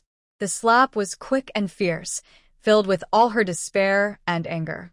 Jiang Mianhe was surprised by her action. Jiang Yan was stunned, covering his face in disbelief, while those around them were also taken aback. Lu Ling was shocked herself, her hand still trembling. A wave of fear washed over her for having hit a man. She stepped back, her lips quivering, unable to form a complete sentence, her face pale as paper. But looking at the unconscious Sanping on the ground, her fear was pushed aside. She glared at Jiang Yan, refusing to look down for the first time. After slapping him, Lu Ling's hand still shook, but she suddenly lunged forward and grabbed Jiang Yan's arm tightly, not letting him move. She turned to Jiang Mianhe and shouted, Mianhe, you can do it. Just do it. As long as it saves Sanping, I'll take the blame for anything that happens. She held onto Jiang Yan with all her strength, her nails digging into his flesh, her determination making him both furious and angry. He tried to shake her off but was trapped by her grip, forced to watch as Jiang Mianhe approached Sanping. His temples throbbed with anger, cursing under his breath, but he couldn't break free. Jiang Mianhe wasted no time, her fingers gripping the silver needles, moving so quickly that it was hard to follow. In the flicker of silver light, several needles were expertly placed on Sanping's acupoints, her technique precise and swift, without a hint of hesitation. After finishing, she took out a thin slice of ginseng from her small bag, carefully placed it in Sanping's mouth, and gently pressed it under her tongue to help her dissolve it. Is that ginseng? Someone nearby gasped. On the road of exile, having something to eat is already a blessing. Who has ever seen such clear and beautiful ginseng slices? That is a precious item, very valuable. How could it be given to a child to suck on? The crowd looked at Jiang Mianhe with more shock and confusion. Lu Ling also noticed. The ginseng slices glimmered softly in the sunlight. Although she had never seen such treasures, she knew how valuable they were. A wave of warmth surged in her heart. Tears blurred her vision. She looked at Jiang Mianhe's focused profile, her lips moved as if to say thank you, but she choked up and couldn't speak, only holding Jiang Yan tighter, letting gratitude and guilt swirl inside her. After a moment, Sanping's little brows twitched and a weak sound came from her throat. Her originally pale face showed a hint of blush. Sanping's eyelids fluttered, slowly opening, still hazy with tears. She looked around in confusion. The first face she saw was Jiang Yanhe's. She was startled, and before she could fully react, something soft and meaty was placed in her mouth, filled with a rich aroma. Then, a warm meat bun was brought to her lips, with soft skin wrapping around juicy filling. Tempted, she instinctively opened her mouth and devoured it, quickly getting grease on her lips. Jiang Mianhe didn't stop. She took out rice cakes, broke them apart, and fed them to her, followed by savory jerky. Finally, she poured a small bowl of warm milk. Holding it to her lips, Samping drank eagerly, like a little animal that had been hungry for too long, not caring that the milk dribbled down her chin, her little belly visibly swelling. Jiang Mianhe took a cloth to wipe her mouth. Then, she took a small fan from her waist and gently fanned her, cooling her down. After drinking her fill, Samping licked the milk off her lips, her eyes becoming clearer. She looked at the remaining milk in her bowl. Suddenly remembering something, she struggled to sit up, holding the bowl towards Lu Ling, her voice soft and a bit unclear. Mom. Mom eats. Mom hasn't eaten. Lu Ling stood nearby, watching her daughter finally regain some spirit, and hearing those innocent words, she couldn't hold back her tears any longer, and they flowed down her face. She quickly walked over, crouched down, and hugged Samping, choking back her emotions. Mom doesn't eat. Samping eats. Hurry and eat. The people around them watched this scene in silence. Even the usually angry Jiang Yan lowered his eyes, lost in thought. Only the breeze from the fan brought a rare coolness, gently brushing against Samping's small face. Samping regained her strength. Her little head slowly recalled the moment she had fallen weak, her aunt feeding her water, and the feeling of the needle. She struggled to slide down from Lu Ling's arms. Her tiny body wobbled, but she insisted on standing tall. She bowed her head to Jiang Mianhe with a soft thud, her voice still a bit weak, but serious. Thank you, Aunt, for saving me. Just after she finished, Sangwa beside her also knelt straighter. He looked at Jiang Mianhe, his gaze even more determined than before, his little fists clenched tightly, saying each word clearly. Aunt, I said my life belongs to you. From now on, I will follow you and do whatever you say. No turning back. These words struck Jiang Yan like a sharp thorn. He was already upset to see his son and daughter siding with this outsider. Hearing such a firm declaration made him furious, and he pointed at Sangwa, shouting, You little rascal! Who told you to talk nonsense? I am your father. But Sangwa didn't look at him. He stubbornly gazed at Jiang Mianhe and repeated his earlier words. His tone was as hard as a stone. I belong to Aunt now. Jiang Yan's face turned purple with anger. He felt like he was being slapped repeatedly. His own son, in front of so many people, recognized someone else as his master, showing no regard for him as a father. This rebellious defiance was more humiliating than Lu Ling's earlier slap. A mix of shame, anger, and resentment burned fiercely in his chest. He stared at Jiang Mianhe, wishing he could bore a hole into her with his glare. Yet Jiang Mianhe seemed unfazed by his fury, a slight smile playing on her lips. She spoke slowly, her voice not loud but clear enough for everyone to hear. If the child has become like this, don't you bear any responsibility as a father?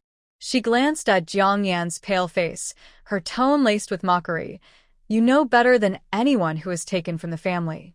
You put your daughter and son last, and now they don't support you. Isn't that what you taught them?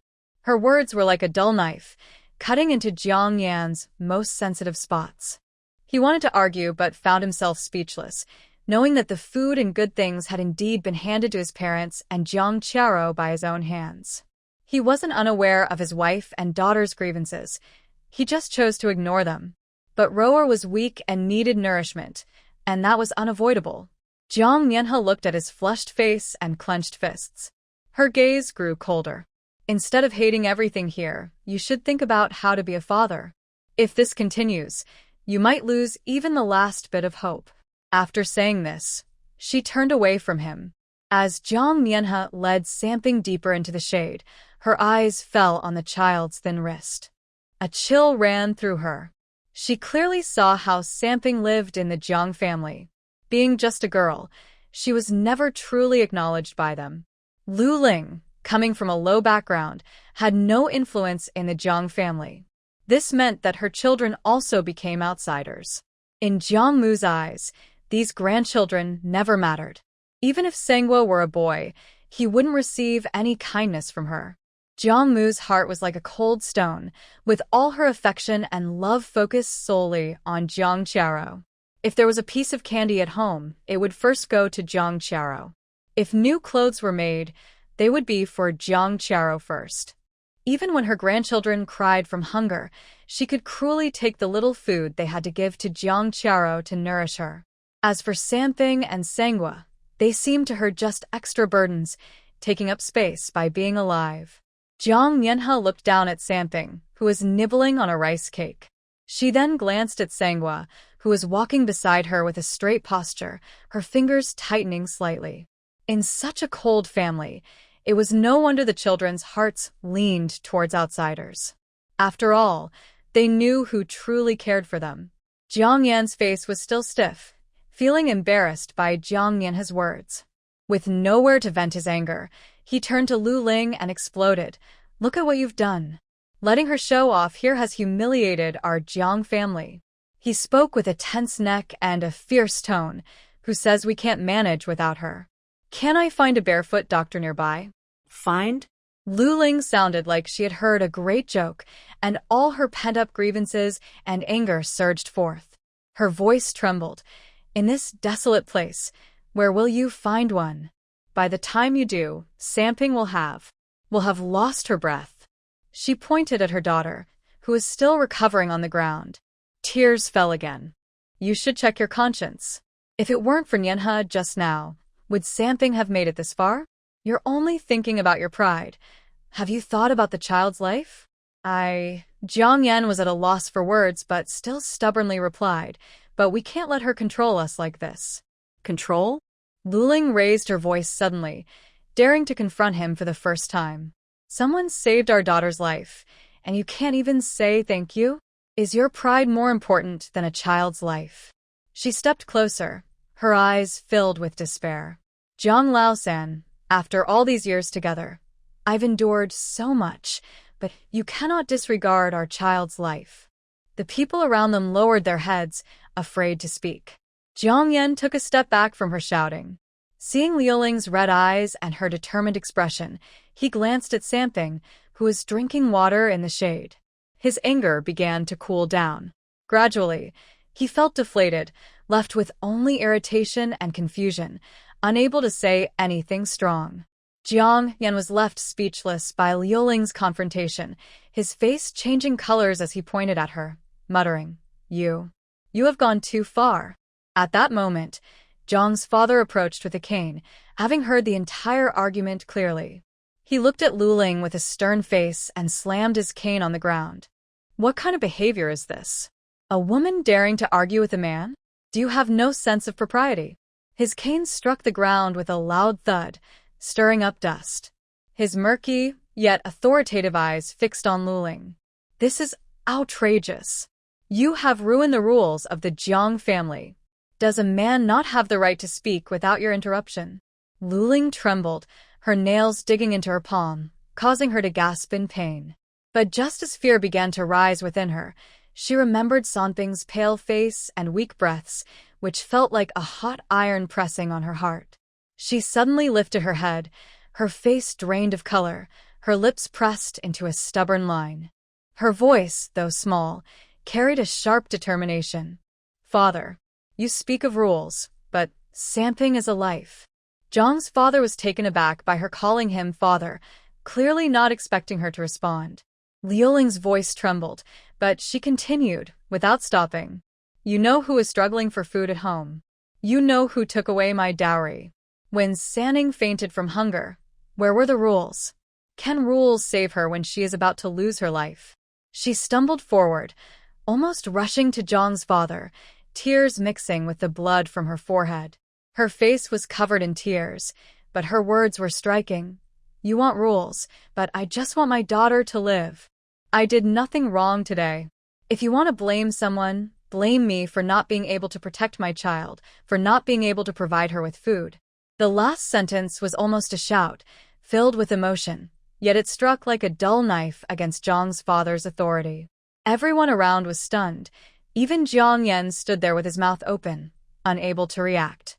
After shouting, Lu Ling felt dazed herself.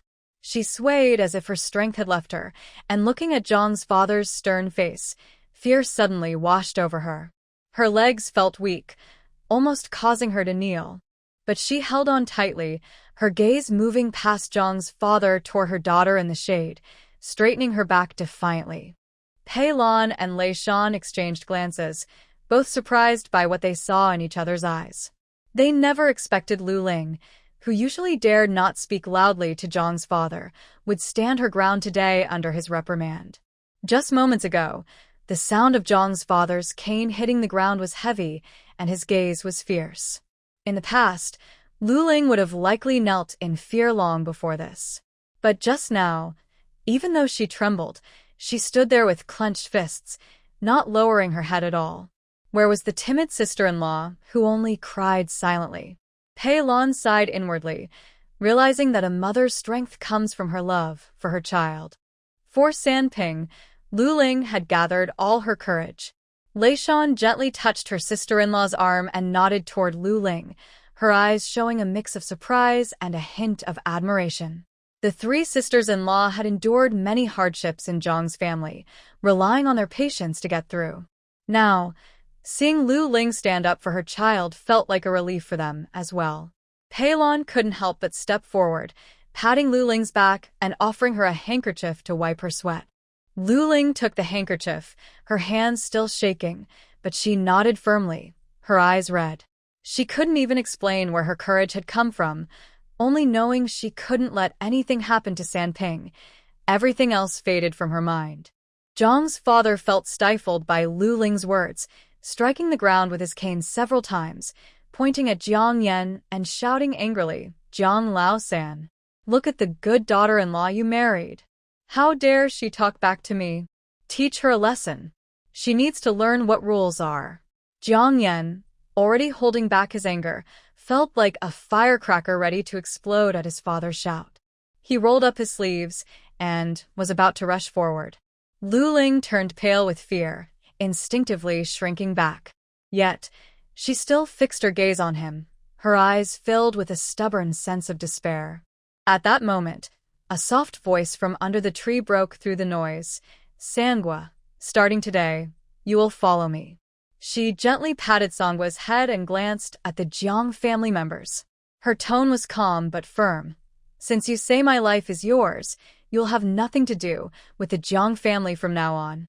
Have your parents write a document to sever ties, to avoid future disputes." Her words hit everyone like a thunderclap, leaving them stunned. Zhang's father froze with his cane raised, eyes wide in disbelief. He clearly did not expect Jiang Yanhe to make such a bold move. Severing ties? Taking Sangwa away from the Jiang family? That was the family's foundation. Zhang's father held strong traditional views, even though he was currently in exile. Jiang Yan forgot about his anger. He turned to Jiang Yanhe, incredulous. "What did you say?" "Sangwa is my son. Why should he go with you?" But Sangwa stepped forward, standing tall, and bowed deeply to Jiang Yanhe. I will go with my aunt." Zhang's father trembled with rage, unable to speak as he pointed at Jiang Yanhe. All the anger he had towards Lu Ling was swept away by this sudden turn of events. He was left shocked and furious, realizing Jiang Yanhe was clearly trying to stir trouble and manipulate Sangwa. But seeing Sangwa's determined expression and the mixed reactions from those around them, he felt cornered. Jiang Yanhe seemed unfazed by their shock, only looking at Jiang Yan. She slowly added, "It's better to write that document soon, to avoid complications later. After all, I fear Sangwa might not learn your family's rules." With one sentence, she silenced any objections from the Jiang family and subtly countered Zhang's father's earlier words, freezing the escalating conflict in place. As she spoke, she pulled out paper and ink from her bag, clearly prepared. Just like when she had forced Jiang Yan to write the severance letter before, she was decisive. She laid the paper on a flat stone and handed the ink to Sangwa. Her tone was calm, yet authoritative. Go ahead and write that you willingly leave the Jiang family. From now on, all matters of life and death, fortune and misfortune, are unrelated to the Jiang family. She acknowledged her own pettiness, wanting to use this situation to crush the Jiang family's ridiculous pride. Write it strongly, she said, looking at Sangwa with a cold gaze. Think carefully. Once you write it, there's no turning back. Sangwa's small hand trembled slightly as he held the pen, but there was no hesitation in his resolve, remembering how his father had wanted to hit his mother and how his grandfather only cared about rules, not lives. Like a thorn piercing his heart, it hurt so much he could hardly breathe. He looked up at his mother's red eyes, then glanced at his little sister still nibbling on rice cakes. Finally, his gaze landed on Jiang Mianhe, and he nodded firmly. I understand. Though he was just a child, he had learned a few words. The pen touched the paper. His handwriting was young but written with great effort. Each character felt like it was carved from his heart, filled with a determination beyond his years. Jiang's father watched, his eyes nearly bursting with anger, his cane almost digging into the ground. Seeing Sangwa write like this made him tremble with rage. He turned to Lu Ling and shouted, Look at the good son you raised. He wants to cut ties with the Jiang family. You've brought shame to our family. After scolding Lu Ling, he glared at Jiang Yan. And you? How could you raise such an ungrateful child? Are you just going to stand there? Jiang Yan stood frozen, his face flushed, watching his son write with his head down. His heart felt blocked, both sour and bitter, but he couldn't say a word. Jiang Mianhe stood by, arms crossed, coldly observing the chaos in the Jiang family, a faint smirk on her lips. This was the effect she wanted. Didn't the Jiang family value these things the most? Then she would tear apart what they cared about, piece by piece, right in front of them. Soon, Sangwa put down the pen and handed the written letter of severance to Jiang Mianhe. His little hands were tightly clenched. He didn't look at the Jiang family again. Jiang's father stared at the paper filled with words, so furious that he nearly broke his cane, pointing at Jiang Mianhe and shouting, You wicked woman! What are you planning? Do you want to destroy our Jiang family? Jiang Mianhe didn't even lift her eyes, grabbed the letter of severance, and threw it at Jiang's father's feet from a distance, her voice as cold as ice. Look closely. He did this willingly. From this moment on, Sangwa has no ties to your Jiang family. The officials around them were dumbfounded, forgetting to grip their whips tightly. They had seen families torn apart on the road to exile, but they had never seen a woman so boldly confront her own family. She forced her child to write a severance letter, acting as decisively as a knife. There was no hesitation, no sign of the usual timid woman. The Lu family nearby was equally stunned into silence. Old Lady Lu clutched her heart, her eyes wide with shock. Mr. and Mrs. Lu exchanged glances, both seeing disbelief in each other's eyes. Jiang Mianhe had been so constrained in the Jiang family before. Now, even daring to confront her own store like this. Old Lady Lu couldn't hold back any longer and trembled as she spoke. You are too heartless. After all, we share blood ties. If they confront the Jiang family, what'll happen when they confront the Lu family? At this moment, Old Lady Lu even forgot that Jiang Mianhe had already written a divorce letter for Lu Jingxi. Heartless? Jiang Mianhe seemed to have heard the biggest joke. She turned to look at her, her gaze sharp as a blade. Old Lady Lu seems to have forgotten that when I was tormented in the Jiang family, who cared about family ties? When Sanping was almost starved to death, where was their family love? She took 2 steps forward. Her eyes swept over the shocked faces of the Lu family. Compared to their cruelty towards their own flesh and blood, what is my little bit of heartlessness? At least I didn't let the child go hungry or watch her struggle while sticking to those ridiculous rules. Furthermore, she pointed to the severance letter on the ground. Her tone carried a hint of mockery. This was Sangwa's own choice. If you think I'm heartless, you should ask the Jiang family how they pushed their own grandson to this point. Her words left Old Lady Lu speechless, her face flushed. The officials lowered their heads. not daring to look any longer, feeling that the Jiang family situation was far worse than they had imagined. Mr. Jiang clutched his chest, struggling to breathe. He almost fell to the ground. His hand, pointing at Jiang Nianhe, trembled like a sieve, yet he couldn't even utter a complete curse. Mr. Jiang gasped, directing all his anger towards Lu Ling. His cane struck heavily at her feet. "It must be you, this wicked woman, who instigated this. I've seen your disloyalty to the Jiang family for a long time, and now you even encourage your son to betray us. My Jiang family must have been blind to marry you." Lu Ling, holding the now-recovered Santhing, trembled like a leaf in autumn. Her lips turned pale. She didn't dare to say a word in defense. Only tears fell silently like pearls, splashing onto Sanfeng's clothes. Jiang Yin shouted as well, "This is all your fault. If it weren't for you arguing with Dad, none of this would have happened." As he spoke, he caught sight of the severance letter on the ground, a surge of anger rising to his head, and he raised his foot to tear it. "Don't move." Jiang Yanhe's cold voice rang out as she quickly stepped on the paper. Before Jiang Yan could react, she grabbed his wrist and pulled out a sharp piece of broken porcelain from somewhere. She swiftly drew it across his fingertip. Ah! Jiang Yan cried out in pain as blood immediately flowed out. Jiang Yanhe didn't give him a chance to struggle and directly pulled his hand. She pressed a drop of blood onto the blank space at the end of the severance document, clearly leaving a blood mark. "You've gone mad." Jiang Yan's face twisted in pain as he pulled his hand away from her. Covering his bleeding fingertip, shocked and angry, he shouted, "Jiang Yanhe, you heartless woman! You have no kindness at all. How can you be so cruel?" Jiang Yanhe slowly wiped the blood off her hands with a cloth, looking at him with a hint of a cold smile in her eyes. "Pfuh, we are the same." She raised the severance document with the blood mark, her tone light, but it felt like a whip striking Jiang Yan's face. "I learned this from you. You can treat your own daughter harshly for outsiders and watch a child suffer for the sake of appearances.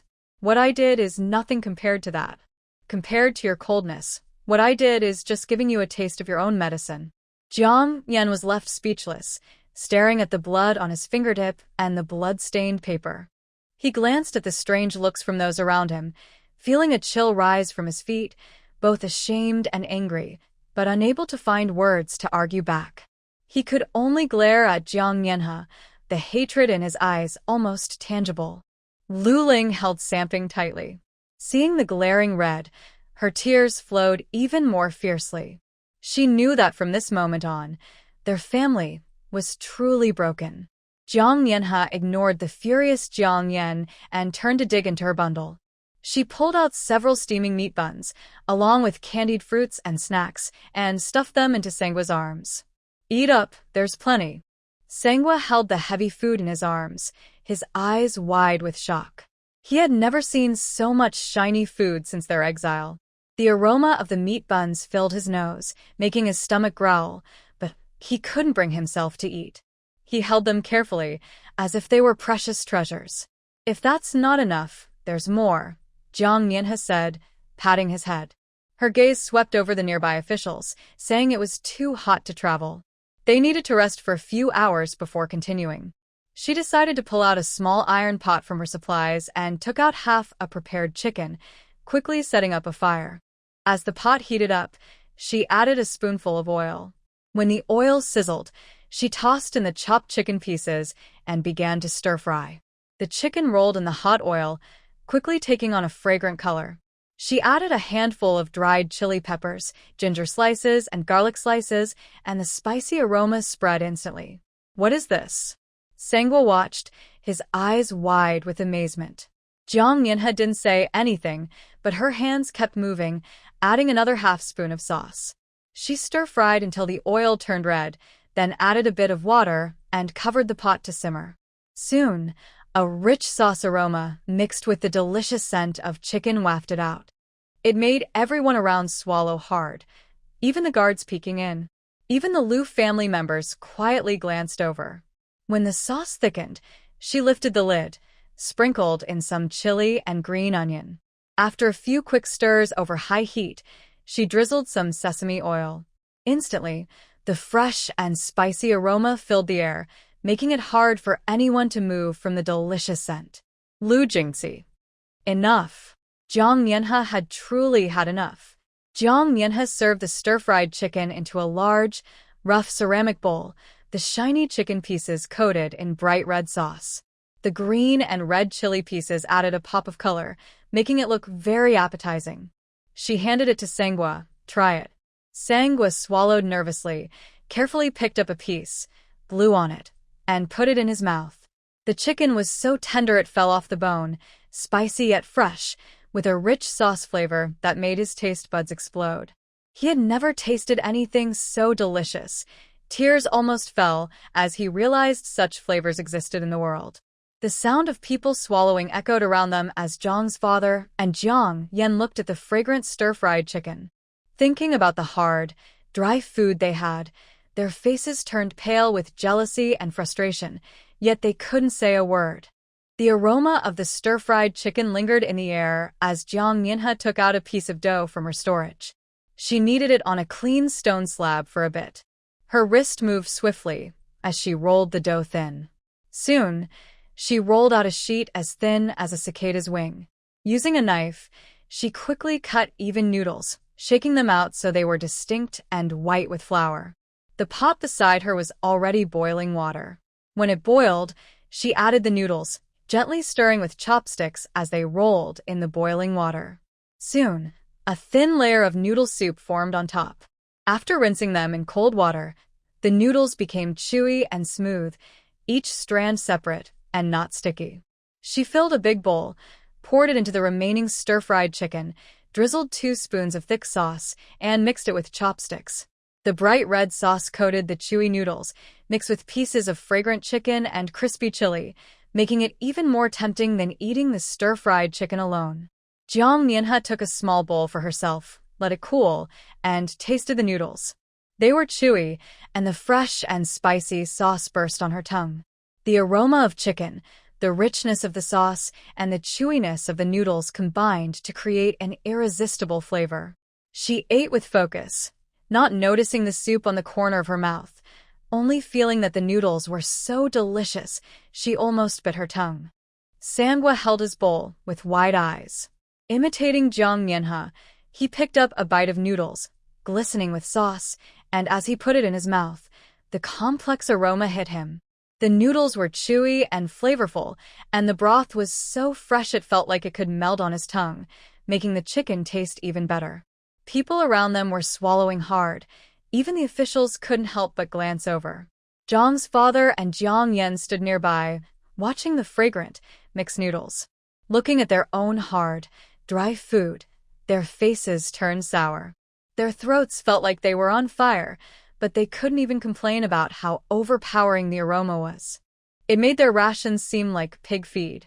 Jiang Mianhe had almost finished eating when she noticed Sangwa crying while eating. She simply handed him a napkin without saying much. Some flavors, once tasted, are unforgettable.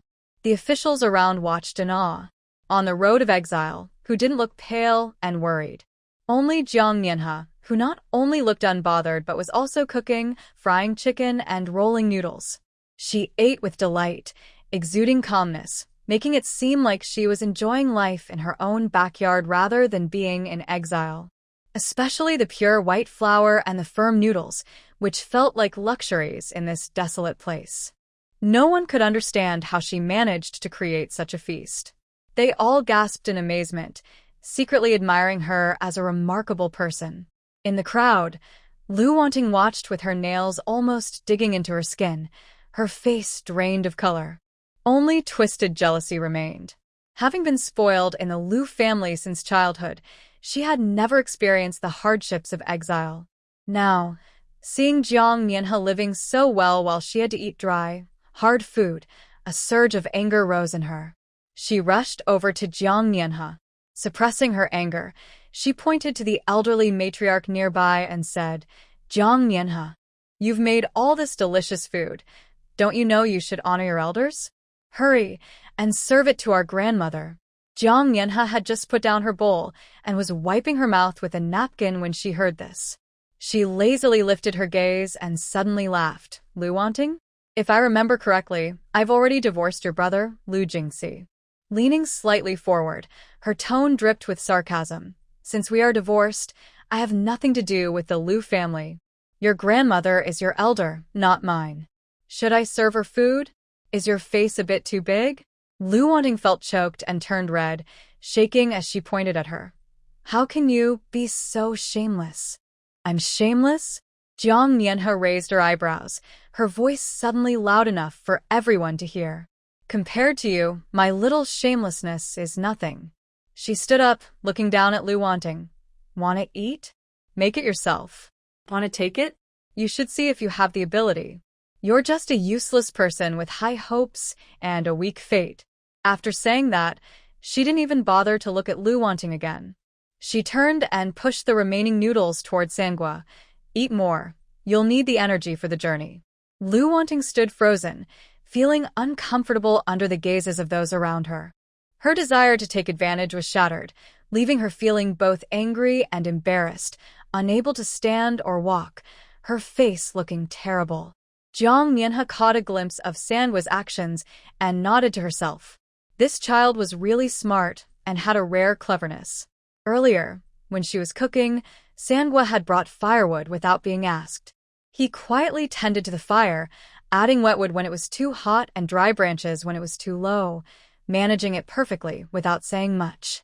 After the meal, he quietly took the dirty cloth and the clothes Jiang Mianhe had changed out of to wash by the stream, making sure to hang them neatly.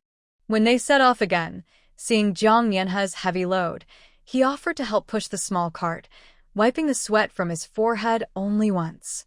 He softly said, "Auntie, slow down," showing a maturity that was rare for a child.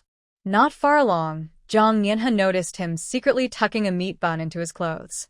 When they stopped and saw no one was watching, he quickly ran to San Ping, giving her the bun and making a should gesture, his face full of worry and care.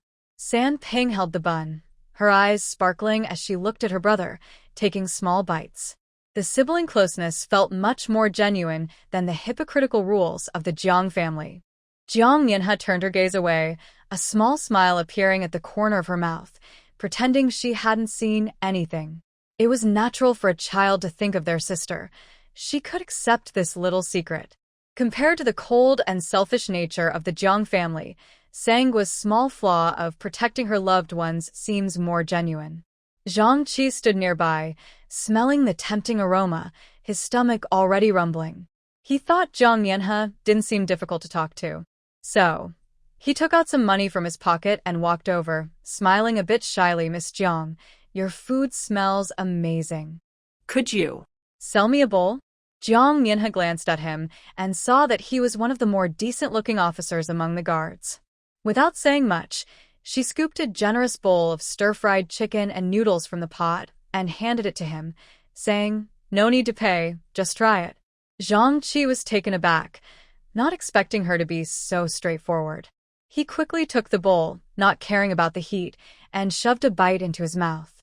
The rich, spicy flavor exploded instantly, with the chewy noodles coated in thick sauce.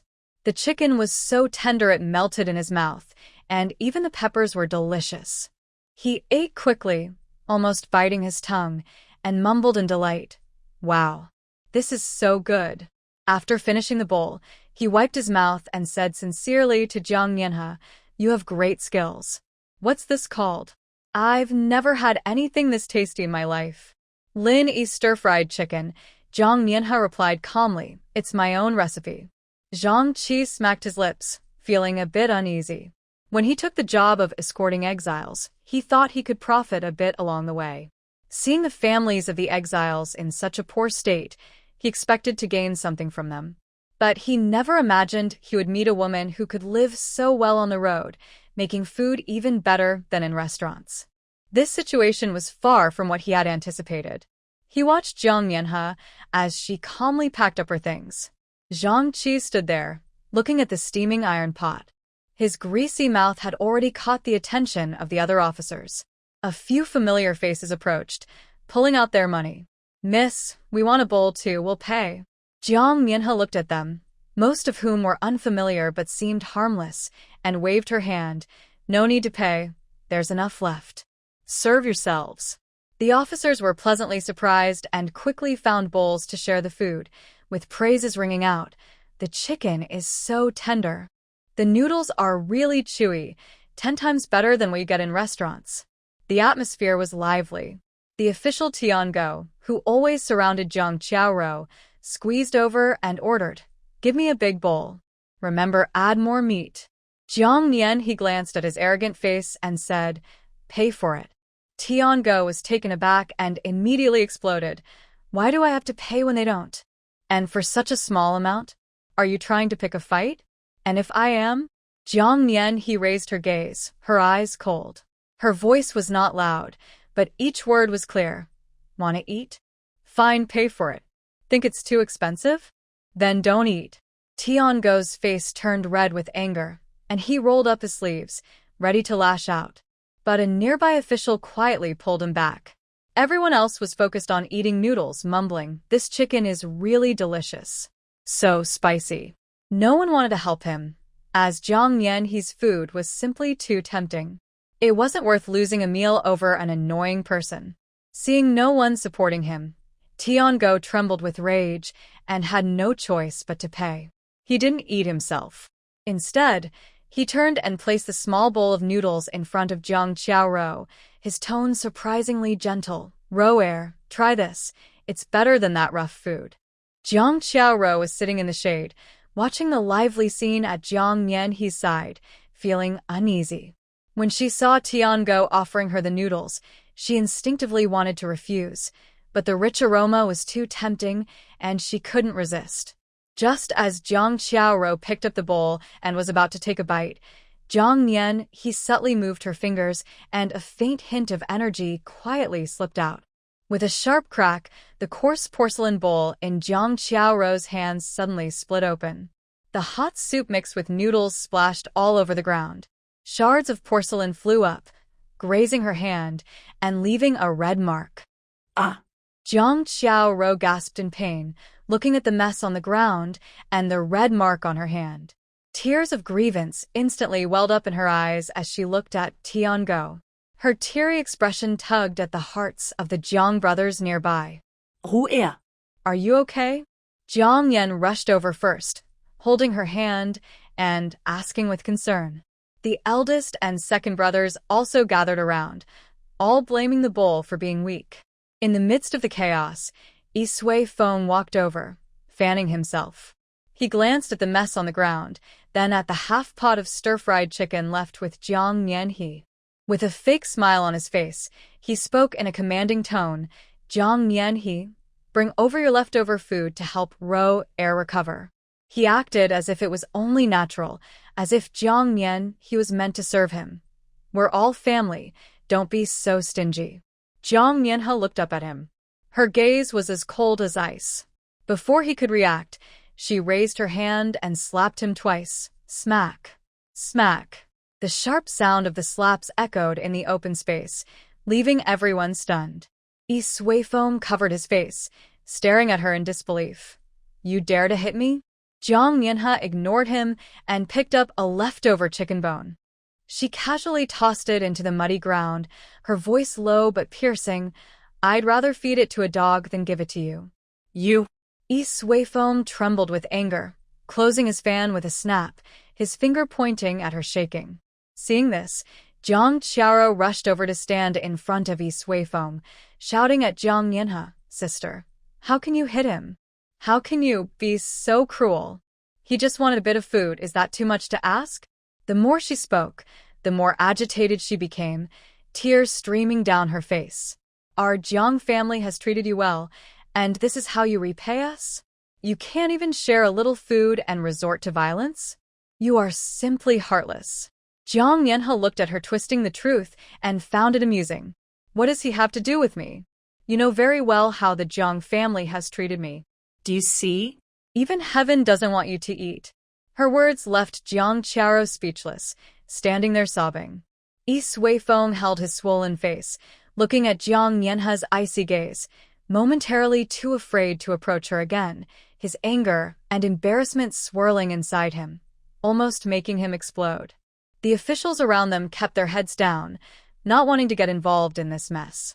They felt that the Jiang family's affairs were getting more chaotic by the day. Jiang's mother was alerted by the commotion and came over, staring at the chaos with tearful eyes fixed on Jiang Mianhe.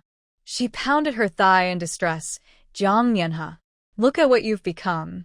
You don't resemble a daughter of the Jiang family at all. How can you be so cruel? You even hate your own family and refuse to share food.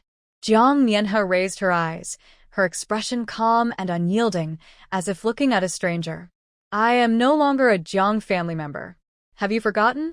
I thought we made it clear that we would sever ties.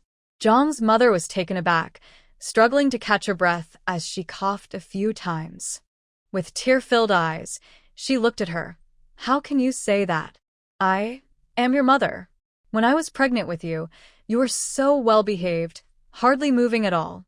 I thought you would be gentle, but who knew you would turn out to be so cruel?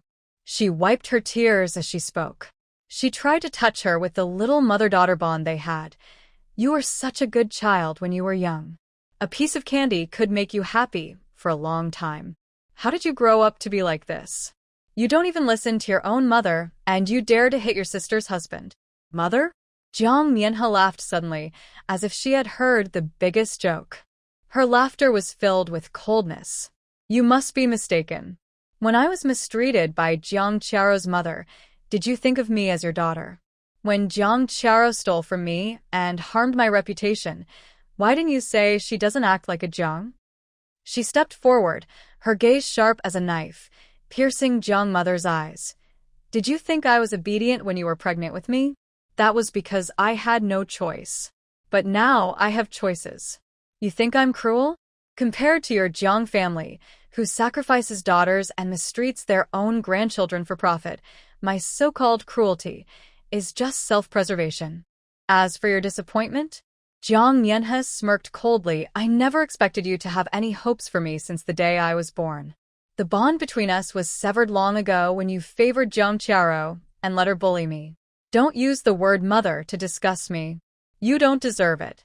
Every word struck Jiang mother like hail, leaving her pale and trembling. She wanted to say something, but her throat felt blocked, and she couldn't utter a word. She could only stare at Jiang Mianhe's cold eyes, which no longer held any trace of past timidity, only a frightening unfamiliarity and determination. What happened to her daughter?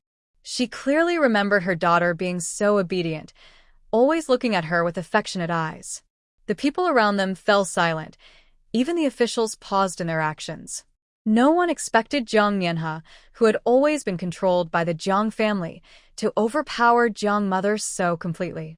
The sunlight shone on her, glaring yet somehow making her seem armored in cold hardness. She was no longer the abandoned girl of the Jiang family, who could be bullied. A cold, distant man's eyes flickered.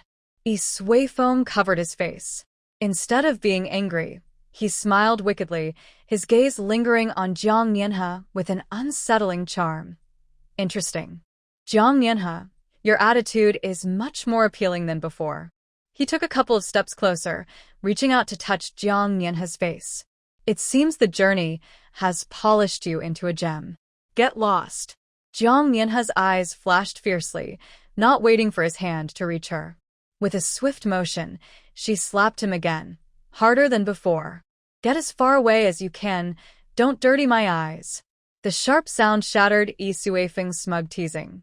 His wicked grin froze as he covered his face in disbelief, while those around them gasped in shock. Jiang Mianhe truly dared to hit him. Beside them, Lu Wanting could no longer hold back. She shouted, Jiang Mianhe, are you crazy? Is there no law anymore? You're just an uncultured woman. Before she could finish, Jiang Mianhe raised her hand to slap her. Stop. A furious voice interrupted. Lu Jingxi had approached without anyone noticing and grabbed Jiang Mianhe's wrist, his brow furrowed in anger. His eyes were filled with disgust. Jiang Mianhe, you are too cruel. No matter what, Wanting was once your sister-in-law. How could you do this? Jiang Mianhe looked at him and suddenly smiled, though her smile didn't reach her eyes. When she insulted me before, why didn't you call her cruel?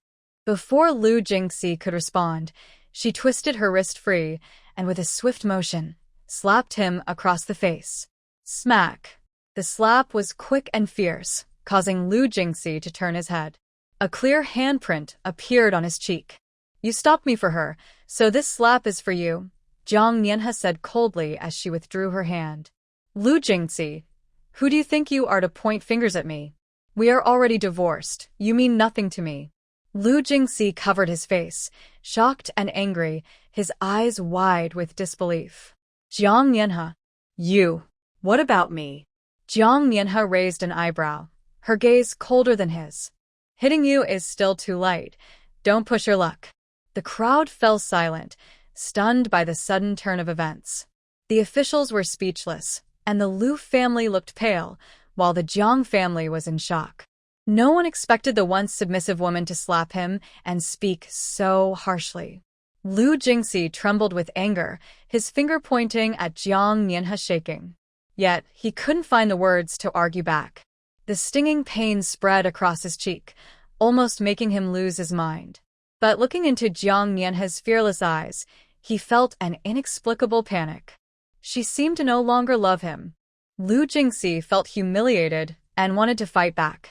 But unexpectedly, she swiftly pinned him to the ground, her movements decisive and carefree. He couldn't move at all, and he couldn't use his inner strength. That woman. Jiang Mianhe released him and didn't look back. She coldly glanced at the frightened Lu Wanting, whose face had turned pale. If you dare to speak again, next time it won't just be a slap. Lu Wanting shrank back, scared by the fierceness in her eyes, and didn't dare to say anything more. She bit her lip hard, her eyes red. In the air, the sound of the slap still lingered, along with the sharpness that belonged to Jiang Mianhe, which no one dared to challenge. In the crowd, Shun Helen stood under the shade of a tree, his usually indifferent face showing a rare hint of emotion. He looked at Jiang Mianhe straight back and then glanced at the clear handprint on Lu Jingxi's face. A trace of mild interest flickered in his eyes, like a small stone thrown into a calm lake, creating barely noticeable ripples before returning to its usual aloofness. Not far away, Huizheng was different. His strong and handsome face still bore signs of hardship. At that moment, he instinctively touched his own cheek, frowning slightly. The slap Jiang Mianhe had given Lu Jingxi was quick and fierce, and the shape of her fingers was strikingly similar to the slap he had received in the palace years ago. Back then, he had been imprisoned in the cold palace by the cruel emperor, suffering humiliation, and once he was beaten unconscious. In his haze, he felt someone pry his mouth open and feed him medicine. That strange herbal scent had brought him back from the brink of death. He never knew who had helped him, only remembering that the person acted swiftly, their fingertips cool, and the way Jiang Mianhe had flipped her wrist during the slap felt oddly familiar. He stared at the red mark on Lu Jingxi's face. It looked like a handprint. He glanced at Jiang Mianhe's seemingly delicate yet powerful hands. A bizarre thought suddenly crossed his mind. Could Jiang Mianhe be related to the person who saved him in the palace? Shen Helen seemed to sense his unusual reaction and gave him a faint glance. Huizheng withdrew his gaze, saying nothing more, but his look at Jiang Mianhe held a mix of curiosity and an unexplainable seriousness. Jiang Mianhe felt two probing gazes on her. She raised her eyes and met Shen Helen's indifferent stare and Huizheng's thoughtful expression. She raised an eyebrow, not caring much about these unimportant people. They could look as they pleased. After all, she wouldn't lose anything. Her gaze returned to the clear handprint on Lu Jingxi's face. She couldn't help but chuckle inwardly. Perhaps the strength and angle of that slap reminded them of some pleasant memories? While thinking, she caught sight of some familiar plants growing in the grass by the roadside, star anise and bay leaves, commonly used for making braised dishes. The leaves were of vibrant green and carried a fresh aroma. It was indeed time to change things up. She turned and walked toward the grass, quickly pulling up the herbs by the roots. shaking off the dirt and wrapping them in a clean cloth. She placed them in her small cart. In the corner of the cart, there was also a garment she made from a mix of ice silk and burlap. Wearing it now, a cool breeze flowed through the fabric, keeping the heat at bay and feeling quite comfortable.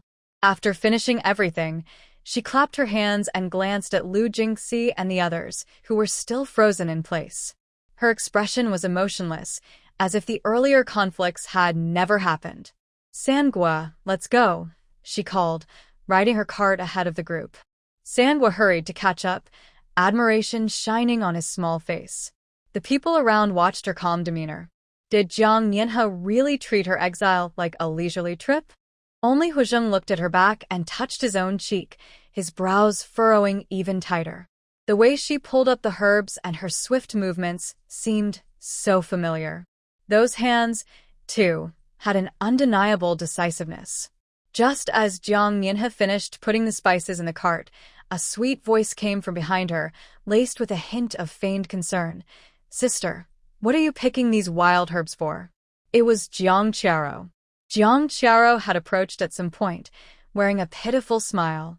Her eyes, however, were fixed on the bundle of herbs, and her tone carried a barely concealed disdain.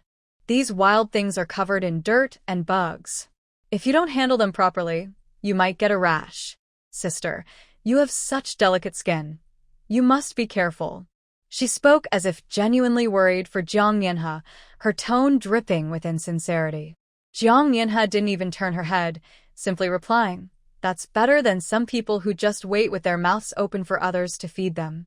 She paused, turned her face slightly, and coolly glanced at Jiang Qiaro. "As for whether I get a rash, you don't need to worry about it. After all, what I eat and use is none of your business." Jiang Qiaro was taken aback, her smile faltering, and her eyes reddened as she looked at Yi Suifeng, saying, "I was just worried about sister." Yi Suifeng, still feeling the sting from the earlier incident, felt a surge of sympathy for Jiang Qiaro and was about to speak up for her. However, Jiang Mianhe shot them a cold glance, and the words that were on the tip of his tongue were swallowed back down.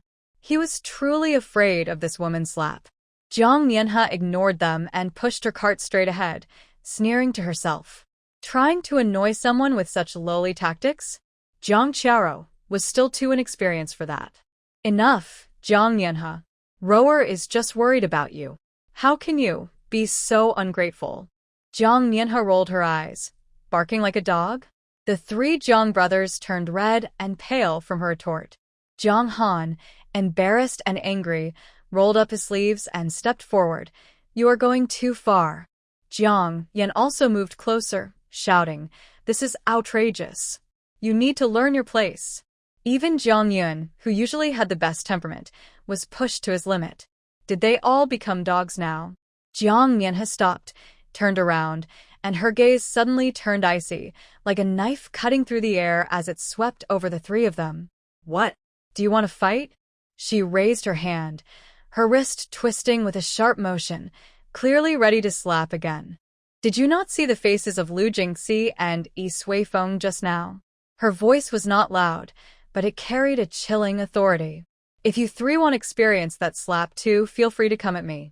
I have nothing to lose, and those without shoes are not afraid of those who wear them. But I wonder, are you willing to put your faces on the line for Jiang Qiaro? Or do you think," she smirked, "that your faces are more precious than Lu Jingxi and Yi Suifeng's?" Her words were like a bucket of cold water, instantly dousing the brothers' anger. They instinctively touched their faces, recalling the sharp sound of slaps and the clear marks left on Lu Jingxi and Yi Suifeng's faces, feeling a strange sense of dread. Jiang Mianhe's slaps were not only quick but also fierce, leaving no room for mercy.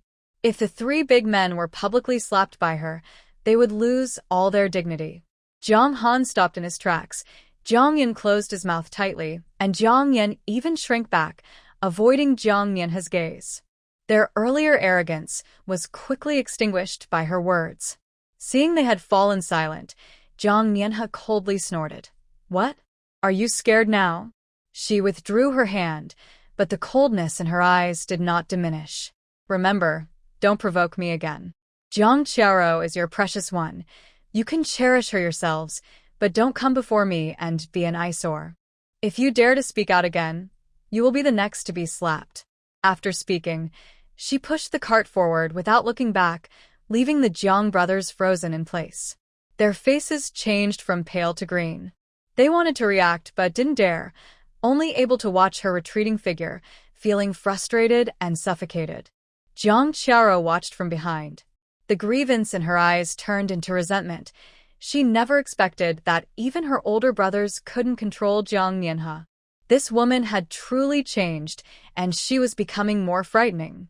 Jiang Qiao's hands, hanging by her side, quietly clenched, but there was a hint of hidden delight in her eyes. Jiang Nianhe had completely offended Yi Suifeng. She had torn ties with the Jiang family. Acting so boldly, it would surely lead to a bad end. More importantly, she was no longer the Jiang Nianhe who could rise to power step by step in her past life, where she had once shone. The contrast with her current downfall was stirring in her heart. At that moment, Jiang Nianhe had carefully packed away the collected spices. Zhang Qi called out, "Rest enough, everyone get ready to move." The group started again, and most of the exiles looked weary under the scorching sun, as if the road beneath them had turned into a hot iron plate. Many walked along sighing and complaining, "This terrible weather is going to kill us. My feet are covered in blisters." Only Jiang Nianhe seemed out of place. Her little cart had somehow become lighter. Sangua was pushing the cart with her. The occasional piece of candied fruit Jiang Nianhe handed over kept him energized, and the cart rolled along much more cheerfully than walking. "If you're tired, take a break. Let your aunt take over." Jiang Nianhe casually offered him the water bottle. "We're not in a hurry." The people around stared in disbelief. They were all exiles, yet she not only had a cart but was also being pushed by a child. Jiang Nianhe was truly something else. The Jiang brothers watched the fast-moving cart and then looked at their own sweat-drenched appearances. Their faces were extremely grim. Jiang Qiao bit her lip, her earlier delight fading in the face of this glaring scene. Why was it that Jiang Nianhe, despite her dire situation, could still live so freely? Jiang Nianhe seemed unaware of the jealous and resentful gazes directed at her. She occasionally glanced ahead and then lowered her head to chat with Sangua. The cart left a cheerful sound of wheels on the dusty road, becoming a striking sight on this monotonous path of exile. Whispers began to spread through the group, with many people watching Sangua pedaling the small cart while carrying Jiang Nianhe, their expressions filled with disapproval. That child looks so young. How can they let him pedal a cart with someone in it? That's too harsh. Exactly. He gets to relax while making a half-grown child work so hard. That's not how a good aunt should act. I heard she had a falling out with the Jiang family. It's outrageous that she treats her own nephew this way. The murmurs were quiet, but clearly reached people's ears. Jiang's mother felt anger rising in her chest and quickly walked over to the cart with her cane. She immediately put on a concerned and gentle expression, reaching out to touch Sangua's head. Her voice trembled with softness. "Sangua, are you tired? Look at all that sweat on your forehead. You should take a break." As she spoke, her eyes shot a harsh glare at Jiang Nianhe. Her tone couldn't hide the reprimand. "You too. Sangua is still so young. How can you let him struggle like this? He's your own nephew. How can you bear to make him pedal for you? Can't you walk a bit yourself?" Though her words seemed caring, they were really just blaming Jiang Nianhe for being hard on the child. The murmurs around them grew louder, and many nodded in agreement with Jiang's mother, looking at Jiang Nianhe with disdain. Sangua quickly shook his head. Wiping his sweat, he looked up at Jiang's mother and said, "Grandma, I'm not tired. Aunt gave me some candy and said if I got tired, I could rest. I just wanted to go faster." He was worried Jiang's mother would misunderstand Jiang Nianhe and added, "Aunt even pedaled for a long time. I wanted to ride the cart." Jiang's mother's gentle expression faltered for a moment. She didn't expect the child to speak up for Jiang Nianhe and felt a bit embarrassed, so she could only awkwardly say, "You're just too honest." Jiang Nianhe had remained silent throughout, coldly watching Jiang's mother act. Once Sangwa finished speaking, she slowly spoke up. Her voice was soft but clear enough for everyone to hear. Sangwa wants to help me, and that's our business. Instead of worrying about others, why don't you check on your precious daughter, Jiang Charo? Is she making your 3 sons run errands again? With that, she shifted the focus onto Jiang Charo. Sure enough, not far away, Jiang Charo was directing her older brother to fetch her a drink, while the second brother fanned her, and the youngest brother was anxiously checking her expression, worried she might be tired. She sat in the cart, not tired at all. Her attitude was much more demanding than Jiang Nianhe's riding in the cart. The surrounding murmurs abruptly stopped. Many people began to look at Jiang Charo with subtle expressions. Jiang's mother turned red and looked at her daughter, who seemed to take everything for granted. Then she glanced at Sangwa, who was actively defending Jiang Nianhe, and felt a lump in her throat, unable to say a word. Jiang Nianhe shot her a glance. Sangwa pushed the cart harder, making it roll forward, leaving Jiang's mother and the gossip far behind. The Jiang family's cart was loaded with various items and elderly people, while Peilon, Leishan, and Luling took turns pushing it. Sweat dripped down their faces, soaking their coarse clothes, and their arms ached from the effort. Yet, they didn't dare to complain, just focused on moving forward in silence. Not far away, under the shade of a tree, Dia fanned Jiang Charo with one hand while using the other to massage her legs, looking exhausted. Her arms were so tired she could barely lift them. But Jiang Charo kept instructing her to fan harder and do it better, making her feel she couldn't stop. Jiang Charo closed her eyes slightly, enjoying the pampering, her face looking much healthier than before. She looked so comfortable, it was hard to believe she was in exile. It felt more like relaxing in her own backyard. Jiang's mother noticed this and quickly walked over, touching Jiang Charo's forehead. Her tone was filled with affection. "Rower, how are you? Are you feeling okay? Your body is weak and can't handle this harsh sun. If you're not feeling well, don't push yourself. Tell me, and I'll have your brothers find a way." As she spoke, she shot a glare at Dia, her tone suddenly turning cold. "You can't even fan properly. Can't you see your aunt is sweating? Put in more effort." Dia trembled in fear, quickly fanning faster, her eyes red but silent. Peilon watched the scene, a hint of bitterness flashing in her eyes. Why was it like this? They worked so hard, while Jiang Charo enjoyed everything and was pampered by Jiang's mother. Dia fanned even faster as they walked. The cart's wheels rolled over stones, making a dull sound. Jiang Charo bit her lip. "Mother, maybe I should get down. I'm sorry, it's all because I'm not well." Her 3 brothers immediately said, "Rower, it's okay. You don't need to feel guilty." Erming and Erliang, 2 older boys, took care of her by feeding her snacks and massaging her shoulders, attending to her every need. Isue Feng sat beside her. Several children were massaging his legs and handing him water, and the 2 were chatting and laughing, looking quite comfortable. It didn't seem like exile. It felt more like relaxing in their own backyard. Jiang's mother watched this and felt heartbroken. She took out a handkerchief to wipe Jiang Charo's mouth and said in a very affectionate tone, "Charo, you must be tired, right? You're not strong, so you can't push yourself like this. Take a break and let them do more work." Jiang Charo leaned against her mother playfully, saying, "Mom, I'm fine. It's just too hot. If it's hot, drink more water." Jiang's mother quickly handed her the water bottle, full of concern. "You're different from others. You've been delicate since you were little. How can you endure the hardships of exile? I'll ask your brother to get you some ice later. You must stay cool." Many people around heard this and showed disdain. Some of Jiang's family members were exhausted, while others were treated like precious treasures. This favoritism was too obvious. Lei Shan bit her lip, swallowing back her words. After all, Jiang Charo was the favorite of the matriarch. Those of them who were daughters-in-law were just meant to suffer. Jiang Nianhe sat in a small cart, observing everything clearly, a cold smile forming on her lips. The Jiang family always piled the good things on Jiang Charo while pushing the hardships onto others. Even now, on the road of exile, they hadn't changed their ways. Nianhe and Sangwa's cart stayed at the front of the group, the wheels rolling cheerfully. As they walked, Jong Nyenha suddenly raised her hand. Sangwa, stop for a moment. Sangwa quickly stopped and looked up at her aunt. Let me ride for a bit, Jong Nyenha said as she prepared to get off, but Sangwa hurriedly waved his hands, gripping the handlebars tightly. No, no. Aunt, this cart is very light. I'm not tired at all. It's more comfortable than walking. He proudly bounced on his feet.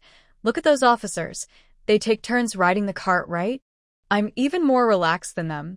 Indeed, Zhang Qi and the other officers preferred riding the cart to walking, occasionally sharing jokes, which was much more comfortable than walking. In contrast, the Liu family behind them did not have such a good experience.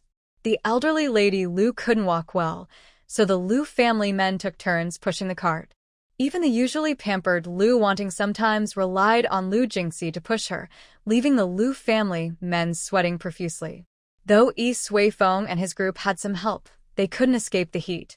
The shade under the trees felt as stuffy as a steam room, far less comfortable than Jiang Nianhe riding her small cart in light clothing.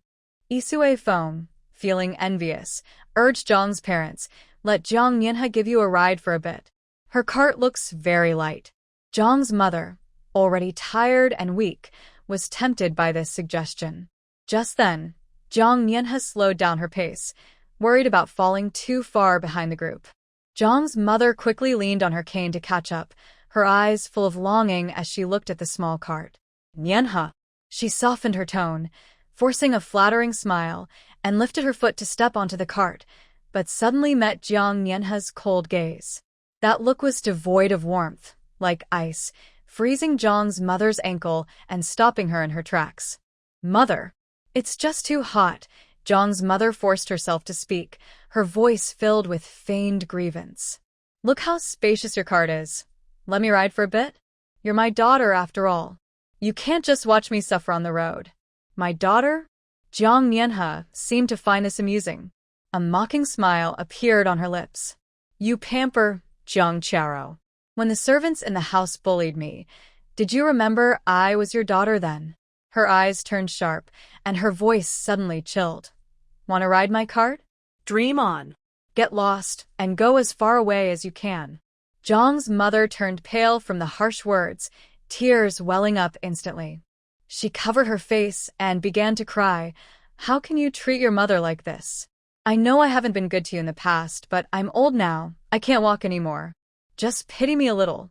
This pitiful act drew whispers from the nearby exiles. No matter what, she is still her mother. That was too harsh. Tiango, who already disliked Jiang Nianhe, felt a surge of justice, seeing Zhang's mother cry.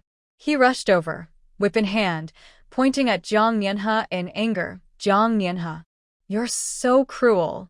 Treating your own mother like this. You don't deserve to be called a daughter. What does it have to do with you? Jiang Nianhe shot him a glance, her tone indifferent. You're just an officer. Instead of properly escorting prisoners, you meddle in other people's affairs? Is your job too easy? You. Tiango was taken aback, furious. He had already held a grudge against Jiang Nianhe, and now being confronted by an exile made him see red. I am an officer. What does it matter to you? Someone like you, a wicked woman, deserves to be taught a lesson. Saying this, he actually drew his knife and swung it at Jiang Nianhe. Aunt, watch out. Sangwa screamed in fear. Jiang Nianhe's expression hardened. She suddenly leaned back and kicked hard at the handlebars. The small cart swerved to the side with a loud crash, narrowly avoiding the blade. Tiango missed his strike and almost fell to the ground. Before he could steady himself, Jiang Nianhe jumped off the cart and rushed in front of Zhang Qi, her voice clear. Officer Zhang, you have officials settling personal scores here, drawing weapons to kill me in broad daylight. Are you trying to rebel? Zhang Qi, who was maintaining order, frowned at her words and quickly approached, just as he saw Tiango raising his knife again. What are you doing? Zhang Qi shouted sharply, kicking him behind the knee. Tiango fell to the ground with a thud, dropping his knife. Officer Zhang. Enough. Zhang Qi yelled angrily.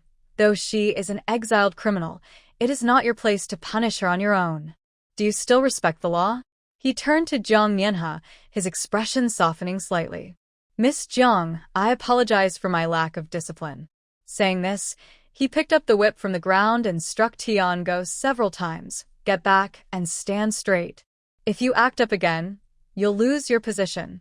Tiango cried out in pain but dared not argue, covering his wounds and shooting a resentful glare at Jiang Mianhe before retreating to the side. Seeing this turn of events, Jiang's mother stopped crying, frozen in place and no longer daring to mention the cart. The people around them fell silent. No one expected Jiang Mianhe to confront her own mother, let alone stand up to the officials, and even have Zhang Qi support her. As they walked along the mountain path, Jiang Mianhe suddenly furrowed her brow, instinctively clutching her chest, and stopped in her tracks. Aunt? What's wrong? Sangwa quickly halted the cart, looking up at her with concern, her small hands gripping her clothing. Jiang Mianhe shook her head, her face pale. I'm fine. Just feeling a bit anxious all of a sudden. She stood still, her gaze sweeping over the winding mountain road, sensing something was off. As they slowed down, the group behind them gradually caught up. Zhang Qi, leading a few officials, noticed and curiously asked Miss Jiang, "Why have you stopped?" "I don't know." Jiang Mianhe pressed her chest, her voice low. "My heart suddenly hurts badly, and I have a bad feeling." As soon as she finished speaking, Zhang Qiao squeezed through from behind, her face anxious. "Sister, what are you talking about at a time like this? The relay station is just ahead. We need to hurry and rest. If we delay the journey and the Emperor gets upset, who will take the blame?" Her eyes flickered as she spoke, but her steps hurried forward, showing her urgency. Jiang Mianhe glanced deeply at her. Without saying a word, she quietly put away the small cart and said to Sangwa, "Let's walk." Though Sangwa was confused, she nodded obediently and followed her slowly. As they walked, Jiang Mianhe paid attention to the weeds by the roadside and noticed a few fuzzy medicinal plants, deliberately slowing her pace. She repeatedly crushed the leaves with her shoe, releasing fine powder that stuck to her pants and shoes. She walked very slowly, almost inching forward.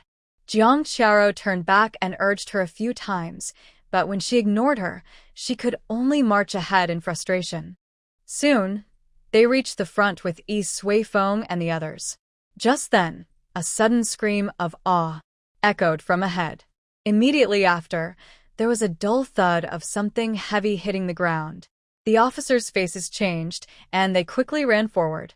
Jiang Mianhe and Sangwa also quickened their pace to catch up, only to see a cleverly disguised trap by the roadside. Yi Suifeng was caught in a large net, hanging above the trap, struggling helplessly. "Brother Suifeng!"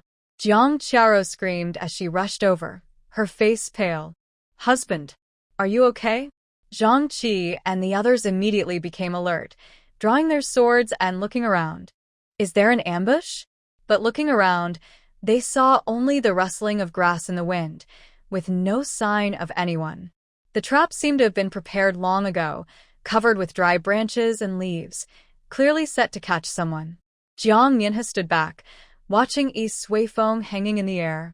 She glanced at Jiang Qiao, who was crying in distress. A cold light flashed to her eyes. Quick. "Get him down," Zhang Qi ordered in a deep voice, and the officers hurriedly looked for something to bring the net down. Jiang Qiao was crying beside them. Yi Suifeng, trapped in the net, yelled angrily, "Who did this?" Come out. Jiang Mianhe pulled Sangwa back to avoid the chaos. Yi Suifeng, his face red with anger, shouted, "Who set this trap?" Come out. "I swear I'll make you pay." Jiang Qiao, in tears, clenched her fists tightly. This road had no traps in her past life. How could this suddenly appear? She looked at Yi Suifeng hanging in the air.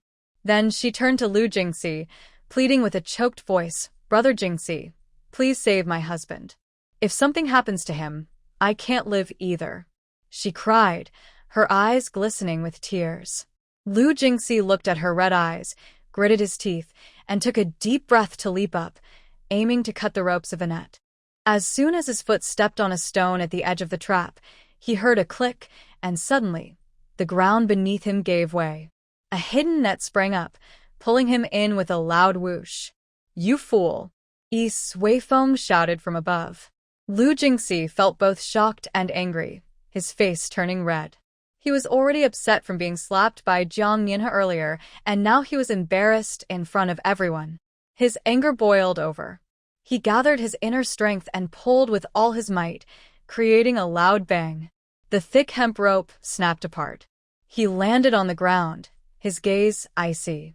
At that moment, strange hissing sounds came from the surrounding woods, and a swarm of figures rushed out from behind the trees. They were a group of wild people. They were tall, with dark skin like charcoal. Their faces were painted with red and green colors, making their expressions hard to see, except for their fierce eyes. They held shiny stone spears, bone knives, and some carried wooden guns wrapped in vines, with sharp tips glinting ominously. Even more unsettling, the vines around them seemed to come alive, quickly spreading along the ground like venomous snakes, heading toward the crowd. "This is bad." Zhang Qi's face changed dramatically.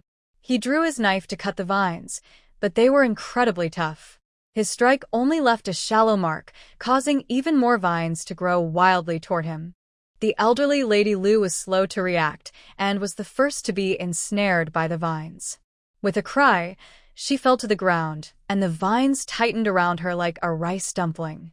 Next, Zhang's parents, the Lu family brothers, and the slower officials were all caught one after another. The more they struggled, the tighter the vines wrapped around them. "And be careful." Sangua, quick-eyed, saw a thick vine coming toward Jiang Mianhe and rushed in front of her without thinking. "Sangua!" Jiang Mianhe's heart sank. She quickly pulled out a sharp short knife from her space to cut the vine coming at her. But the vine snapped back, hitting Sangua on the back and wrapping around him. Ant. Sangua winced in pain, but still shook his head to show he was okay. Jiang Mianhe tightened her grip on the knife, watching Sangua's face turn pale as the vine squeezed him. It felt like something had struck her heart. This child, who was clearly scared, still instinctively protected her. Before she could act again, more vines surged from all directions, wrapping around her wrists and ankles. Jiang Mianhe knew that the more she struggled against these living vines, the deeper the thorns would dig in, tightening their grip. She stopped moving and let the vines wrap around her, her gaze coldly scanning the wild people, observing their actions. The surroundings were chaotic, filled with cries, shouts, and the clashing of weapons. The officers' swords barely cut through the vines, and instead, they were pushed back by the wild people with their stone spears. Jiang Qiara was grabbed by two wild people, screaming in fear. Yi Suifeng and Lu Jingxi managed to break free a few times, but the continuous flow of vines soon bound them again, leaving them unable to move. Only the wild people remained silent, surrounding them with weapons raised, watching the captured group like prey. Their eyes showed no emotion, only a primitive, chilling examination of their captives. Jiang Mianhe was tied to a large tree, with Sangua not far from her. Her face was red from holding back tears, but she bit her lip and stayed quiet. She looked at the chaotic scene and then at the strangely gazing wild people, realizing that they were in real trouble this time. "Don't struggle," Jiang Mianhe shouted through the chaos. "These vines have barbs. The more you move, the tighter they get.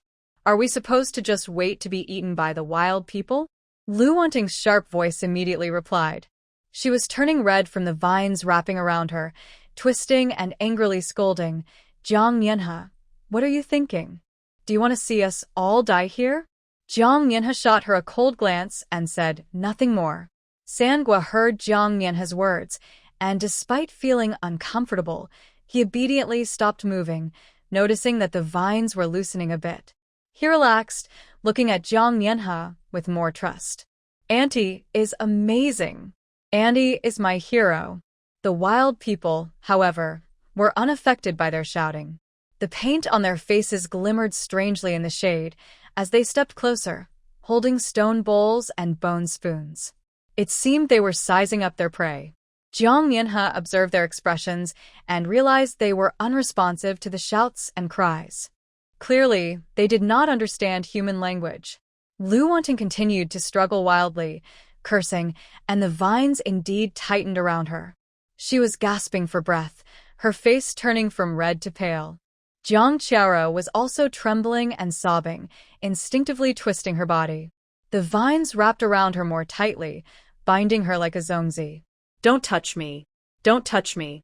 Jiang Qiao cried, shaking all over. When a wild person holding a stone fork approached her, she wriggled desperately like a worm, managing to move half a foot through the gaps in the vines. She rushed behind Jiang Yanhe, using her as a shield.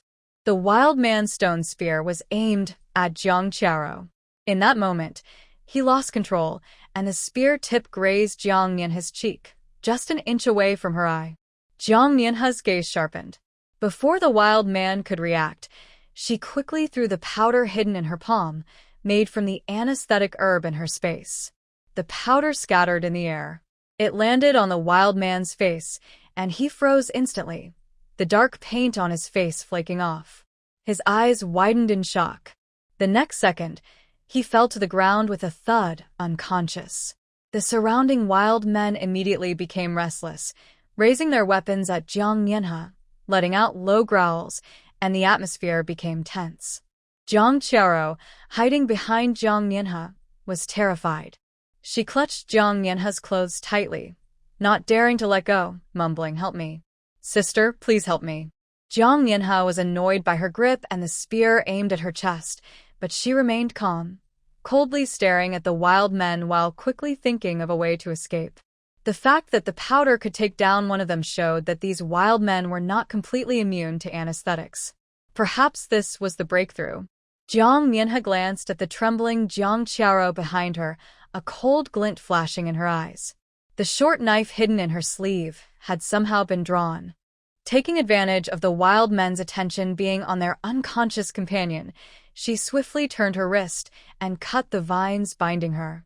Without waiting for Jiang Qiao to react, Jiang Yanhe delivered several sharp slaps. Smack, smack, smack. The strikes were quick and forceful.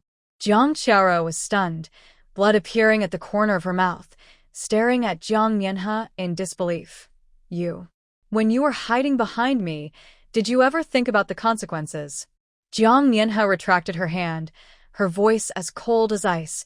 "My kindness is not so easily taken." "Jiang Yanhe, you heartless wretch." Jiang's parents trembled with anger, and the three brothers, Jiang Han, Jiang Yun, and Jiang Yan, shouted angrily, "Qiao is almost scared to death, and you still hit her. Are you even human?" The more they scolded, the more agitated they became, struggling desperately, causing the vines around them to tighten even more, creaking against their bones. Their faces turned a deep shade of purple, unable to utter complete words. At that moment, a wild man holding a stone club noticed Jiang Yanhe and approached her, shouting loudly. He raised the stone club high, ready to strike. However, Jiang Yanhe stood still, calmly meeting the wild man's gaze. The wild man's hand froze in midair. He looked at the unmoving Jiang Yanhe, then glanced at his unconscious companion on the ground, his murky eyes filled with confusion, as if he were pondering the differences between the two prey. Meanwhile, Jiang Qiao was still crying. Her body twisted as the vines dug deeply into her skin, causing her to cry tears of pain. She watched Jiang Yanhe standing there unharmed, while she struggled to breathe, filled with fear and frustration. She couldn't really be dying here, could she? Among everyone present, only Jiang Yanhe had broken free from her restraints and stood firmly on the ground. Jiang Qiao looked at her and suddenly screamed, "Sister, save me. Why aren't you helping me? We're sisters." Jiang Yanhe ignored her. She remained in place, her gaze fixed on the wild men, observing their every move. The other wild men were finally drawn to Jiang Qiao's screams, and a few of them with wooden clubs walked over. They struck her face hard. With a loud smack, her cheek instantly swelled, and her cries stopped abruptly, leaving only sobs. Lu Wanting watched in horror, but directed her anger at Jiang Yanhe. "Jiang Yanhe, you have no heart. You see someone in danger, and do nothing. Do you want us all to die here?" You cruel woman. If I had known you were so heartless, I should have let you perish from the start. Jiang Mianhe didn't even lift her eyelids. The most important thing now was to find the wild men's weakness, not to argue with these fools. She noticed that although the wild men were fierce, they seemed particularly concerned about the well-being of their companions, their eyes showing clear apprehension as they looked at the unconscious one on the ground. A faint smile appeared at the corner of Jiang Mianhe's mouth. Perhaps this was the key to breaking the deadlock. Suddenly, she began gesturing wildly at the wild men, waving her hands and making strange sounds, as if reciting some incomprehensible spell. The wild man with the stone club was bewildered by her actions. His weapon froze in midair again. Just as they seemed ready to attack, Jiang Mianhe suddenly stood still. She pointed at the unconscious wild man on the ground, then pointed at herself, opening her palm and making a rise gesture. She continued mumbling words that no one could understand, all of which were just made-up syllables. After all, she didn't really know what she was saying. The wild people looked at each other, their dark faces full of confusion. Their eyes darted between Jiang Mianhe and their unconscious companion on the ground. The leader of the wild people suddenly shouted at Jiang Mianhe with a rough voice like sandpaper. Jiang Mianhe took a deep breath and imitated his tone. She shouted back with a loud "huh," matching his intensity. Everyone was stunned by this scene. Sanhwa was tied up nearby, her mouth open wide enough to fit an egg. Is Auntie arguing with the wild people? That's impressive. After shouting, Jiang Mianhe pointed at the unconscious wild person and added two more husks with emphasis. She skillfully lifted the fallen wild person. Drag him in front of me. The wild people instantly became tense, raising their weapons to approach. But then Jiang Mianhe pulled out a small porcelain bottle from her pocket, which actually contained water from a magical spring. She pried open the mouth of the unconscious wild person and poured a few drops inside. In just a moment, the wild person's throat made a gurgling sound, and he slowly opened his eyes, shaking his head. Seeing his companions around him, he stood up in confusion, not only awake but also full of energy, shaking off the effects of the medicine. All the wild people were stunned, slowly lowering their weapons and looking at Jiang Mianhe with completely changed expressions. The previous hostility was gone, replaced by a hint of respect. There was even a touch of primitive admiration. This woman could bring a fallen companion back to life. Jiang Mianhe felt relieved inside but maintained her earlier authority on the outside. She shouted "ha" again at the leader of the wild people, pointing at the tied-up Sanhwa and making a release gesture. The leader hesitated for a moment, then exchanged a few words with his companions, and surprisingly waved his hand. Two wild people stepped forward and untied the vines around Sanhwa. Auntie. As soon as Sanhwa was free, she rushed to Jiang Mianhe, her face a mix of surprise and joy. Jiang Mianhe patted her head, knowing she had made the right bet. Although these wild people were fierce, they greatly feared the ability to bring someone back to life. It seemed that now they could buy some time to breathe. The tied-up members of the Jiang and Lu families watched in disbelief. Was Jiang Mianhe taming the wild people?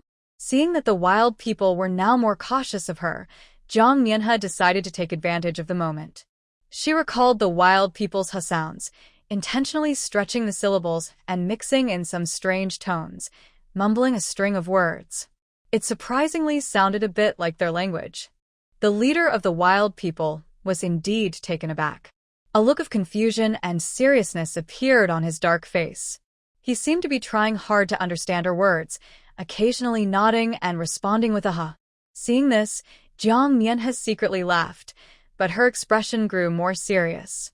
She pointed to the wild person on the ground who had just woken up, and then to her own chest. Continuing to mumble, she gestured to mean, "I can save him. I am very capable." Jiang Mianhe looked at the leader of the wild people and suddenly puffed out her chest. Using the tone she had just learned, she emphasized her words while gesturing. Finally, she patted her chest, clearly declaring, "I am your leader." The wild leader was momentarily stunned, his dark face showing confusion. He seemed not to fully understand, but seeing Jiang Yanha's confident demeanor, he didn't dare to argue and simply responded with a reluctant aha. Feeling reassured, Jiang Yanha pulled out 2 steaming meat buns from her space, which she had prepared earlier. She took a big bite herself, deliberately smacking her lips to show satisfaction, then offered the remaining bun to the wild leader.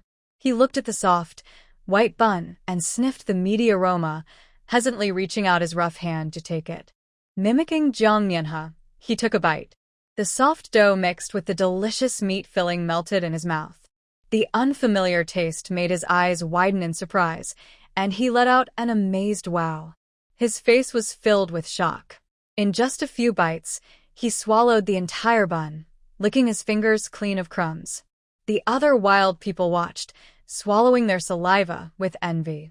After finishing, the wild leader leaned in closer to Jiang Yanha, excitedly chattering away while pointing at the bun, then at her and repeatedly patting his chest. It looked like he was pledging loyalty and asking if there was more. Jiang Yanha, what are you doing? Lu Wanting, tied up and uncomfortable, couldn't hold back her anger any longer. Hearing the strange sounds, she shouted, "Are you trying to team up with the wild people to harm us? I warn you, try to touch me and see what happens." The more she yelled, the more agitated she became, twisting her body desperately, her face turning red. The vines on her body tightened even more, causing her to wince in pain, yet she still refused to be quiet. "You wicked woman. You lowborn. I should have." Before she could finish her sentence, Jiang Yanha suddenly stopped mimicking her, turning to look at her coldly. Lu Wanting felt a chill from Jiang Yanha's gaze, but still held her head high. "What are you looking at? Am I wrong to say?" Jiang Yanha ignored her shouting, simply raised her hand, pointed at Lu Wanting, and then at her own cheek. With a swift motion, she mimicked a slap, her eyes clearly indicating her intent.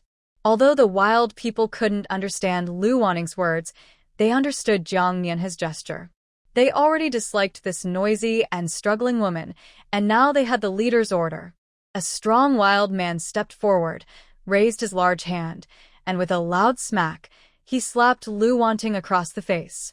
The force was even greater than when Jiang Yanha hit East Wei Feng, leaving Lu Wanting's head ringing. One side of her face instantly swelled, and blood trickled from the corner of her mouth, silencing her words. Ha!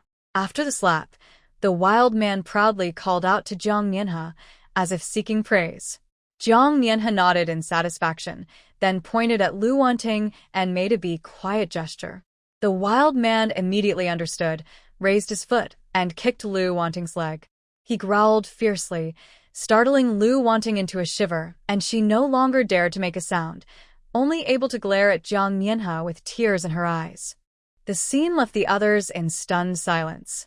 The Jiang brothers wanted to stand up for Lu Wanting, but, remembering the vines on them and the wild man's strength, they wisely kept quiet.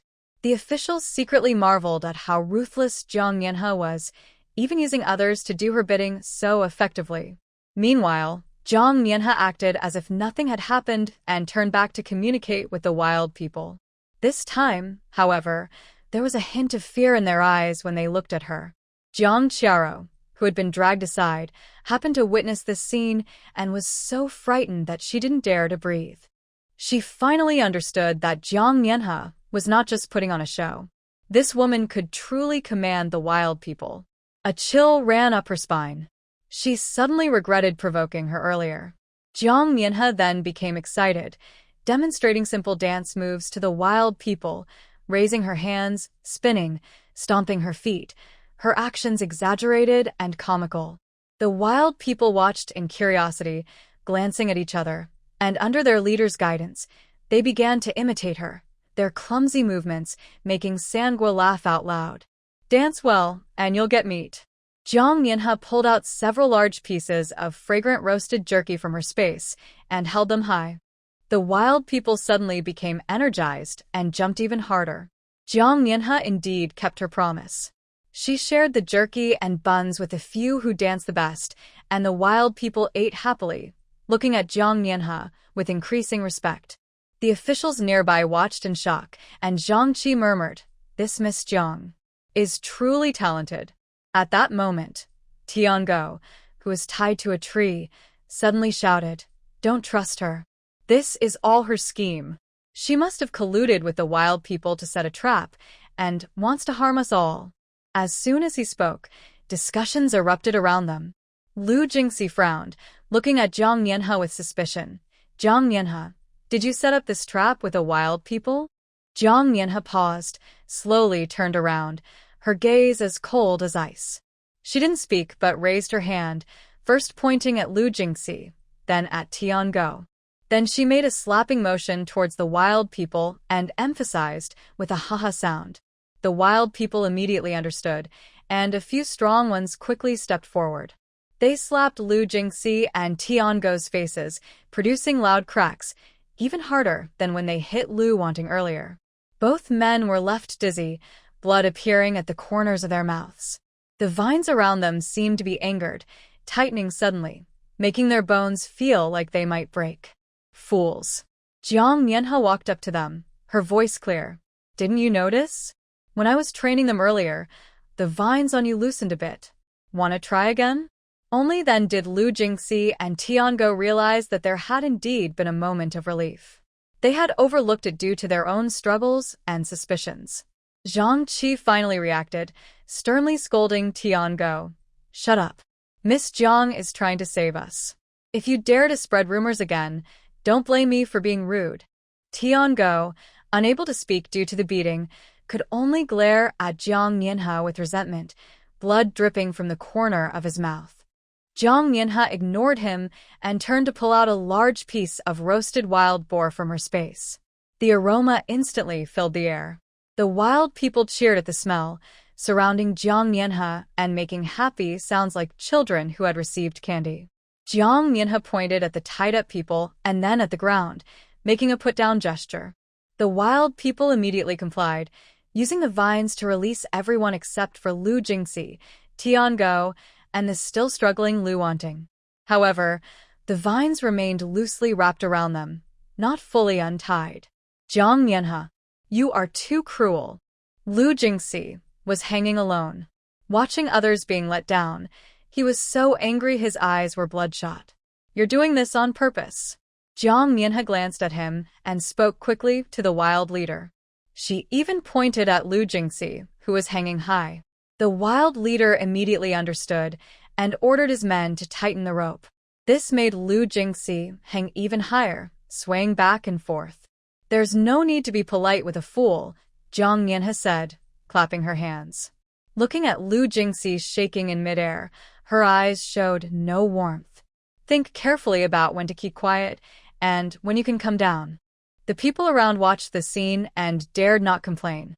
They understood that their lives depended on Jiang Nianhe's mood. This woman, whom they had once looked down on and bullied, was now their only hope. Lu Jingxi hung in the air, over 10 feet off the ground, the rope digging into his wrists, making him feel dizzy. A gust of wind blew. He felt like a broken kite swaying back and forth, the dizziness making him feel nauseous, almost to the point of vomiting. "Jiang Nianhe, let me down," he shouted, his voice hoarse from anger. "I will never forgive you for this humiliation." Madame Lu had just been untied and, seeing her grandson hanging so high, was anxious and pounded her thighs. Pointing at Jiang Nianhe, she shouted, "You cruel woman! Let Jingxi go. He was once your husband. How can you be so heartless?" "Husband?" Jiang Nianhe laughed as if she had heard a great joke. Raising an eyebrow at Madame Lu, her tone was full of mockery. "Madame Lu, are you blind? I have long divorced him." As she spoke, she turned to the wild leader and shouted a few phrases. She even made a swaying gesture. The wild leader immediately understood, commanding his men to grab both ends of the rope and pull it back and forth sharply. Ah! Lu Jingxi was shaken even more, spinning in the air like a top. Cold sweat soaked his clothes, his face pale as paper, and he had lost the strength to curse, only able to suppress his retching. Jiang Nianhe stood below, watching his miserable state with a hint of satisfaction. In their past life, he had looked down on her, trampling her dignity. Now, This was just him experiencing being at someone else's mercy. What did it matter? Her gaze swept over the Jiang family, where Jiang's father, mother, and 3 brothers huddled together, frightened and avoiding her eyes, afraid to breathe. Jiang Yanhe did not do anything to them. She simply looked away and continued to gesture to the wild men, letting them play with Lu Jingxi a little longer. The wild men clearly found this game amusing, shaking the rope and laughing with ha-ha sounds. Lu Jingxi, suspended in the air, was nearly fainting from the ordeal, his usual calm and noble demeanor completely gone. After a while, seeing that he had no strength left, Jiang Nianhe waved her hand at the wild men's leader. The wild men had enough fun and finally released the rope, dropping Lu Jingxi to the ground with a thud. He fell and took a long time to get up. Run. Jiang Nianhe suddenly turned and shouted at Zhang Qi and the other officials. Zhang Qi and the others finally snapped out of it, the fear of being surrounded by the wild men still fresh in their minds. Hearing the word run, they dared not hesitate any longer. They quickly called to their subordinates and the rescued people. Hurry! Follow me! A group of people rushed toward the end of the mountain path, stumbling and scrambling, wishing they could grow 2 more legs. The Jiang family didn't even care about Lu Jingxi and the still-sniffling Jiang Qiaro, following the main group in a mad dash. Lu Jingxi didn't dare to delay either, ignoring the dust on him. He staggered to his feet and joined the crowd, his back still aching from the earlier ordeal. The experience of almost falling apart left him shaken. At that moment, he just wanted to get as far away from the forest as possible. Jiang Nianhe ran alongside them, muttering under her breath, "A bunch of fools."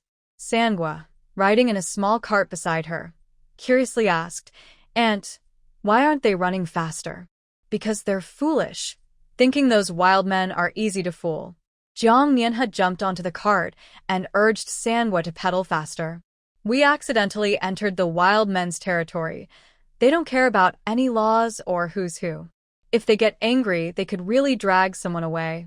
Her words were half true, but enough to make those running behind feel a tightening in their chests, pushing them to run even faster. Sangwa pedaled Jiang Nianhe's modified cart, which rolled smoothly. They sped down the mountain path, the sound of the wheels clear amidst the chaotic footsteps. Though small, Sangwa was energized by the earlier excitement, his little face flushed. He kept pedaling without stopping, making the cart move like the wind. Jiang Nianhe sat at the edge of the cart, leaning slightly forward, her eyes scanning the trees on either side. She occasionally reminded Sangwa to avoid the stones on the road. The cart skillfully weaved through the fleeing crowd. Before long, they reached the front, leaving Zhang Qi and Lu Jingxi far behind. "Aunt, we are almost at the flat ground ahead." Sangwa shouted excitedly, sweat rolling down his cheeks, but he didn't slow down at all. Jiang Nianhe nodded, feeling a bit relieved. It seemed that the wild people were scared off by her. But primitive tribes often have more than one group. Who knows how many are hiding in the forest? The faster they ran, the further away they got from danger. Behind them, Lu Jingxi watched the fast-moving cart. He looked at his blistered feet, his face pale. He couldn't understand why, at such a time, Jiang Nianhe always seemed calmer than them, even having the energy to create such a convenient thing. The wind whistled past their ears. The cart carrying Jiang Nianhe and Sangwa rushed over the last slope and came to a steady stop on a flat area. The group reached the open ground. Everyone collapsed on the ground, gasping for breath. Officer Jiang Chun approached Jiang Nianhe, curiosity and respect on his face. "Miss Jiang, do you understand the wild people's language? How could you communicate with them so smoothly?" Jiang Nianhe leaned against the cart, slowly brushing off the dust on her hands. With a cold smile, she replied, "Understand? I don't understand anything." She glanced around at the surprised faces and said flatly, "I just made up some words, mimicked their tone, and relied on a bit of luck to scare them." As soon as she said this, the officers erupted in disbelief, their eyes wide. How could someone make a group of fierce, wild people obey? And even let them go? That was incredible. "You're talking nonsense." Lu Wanting, having just caught her breath, immediately exploded in anger, rushing over with her red, swollen cheek, pointing at Jiang Mianhe and shouting, "You did it on purpose. You wanted to see us get killed by the wild people. You wicked woman." "Shut up." Jiang Mianhe's gaze turned cold, interrupting her. "If I hadn't stopped you just now, do you think you could still stand here shouting? You would have already become the wild people's snack." She stepped closer to Lu Wanting, her tone icy. "What? Feeling wronged? Should I send you back to let the wild people entertain you again?" As she spoke, she pretended to turn towards the forest, as if she was really going to call the wild people. Lu Wanting's face turned pale with fear, and she stepped back repeatedly, still feeling the sting from the wild people's slap on her face. Just thinking about those dark faces and cold stone spears made her legs tremble.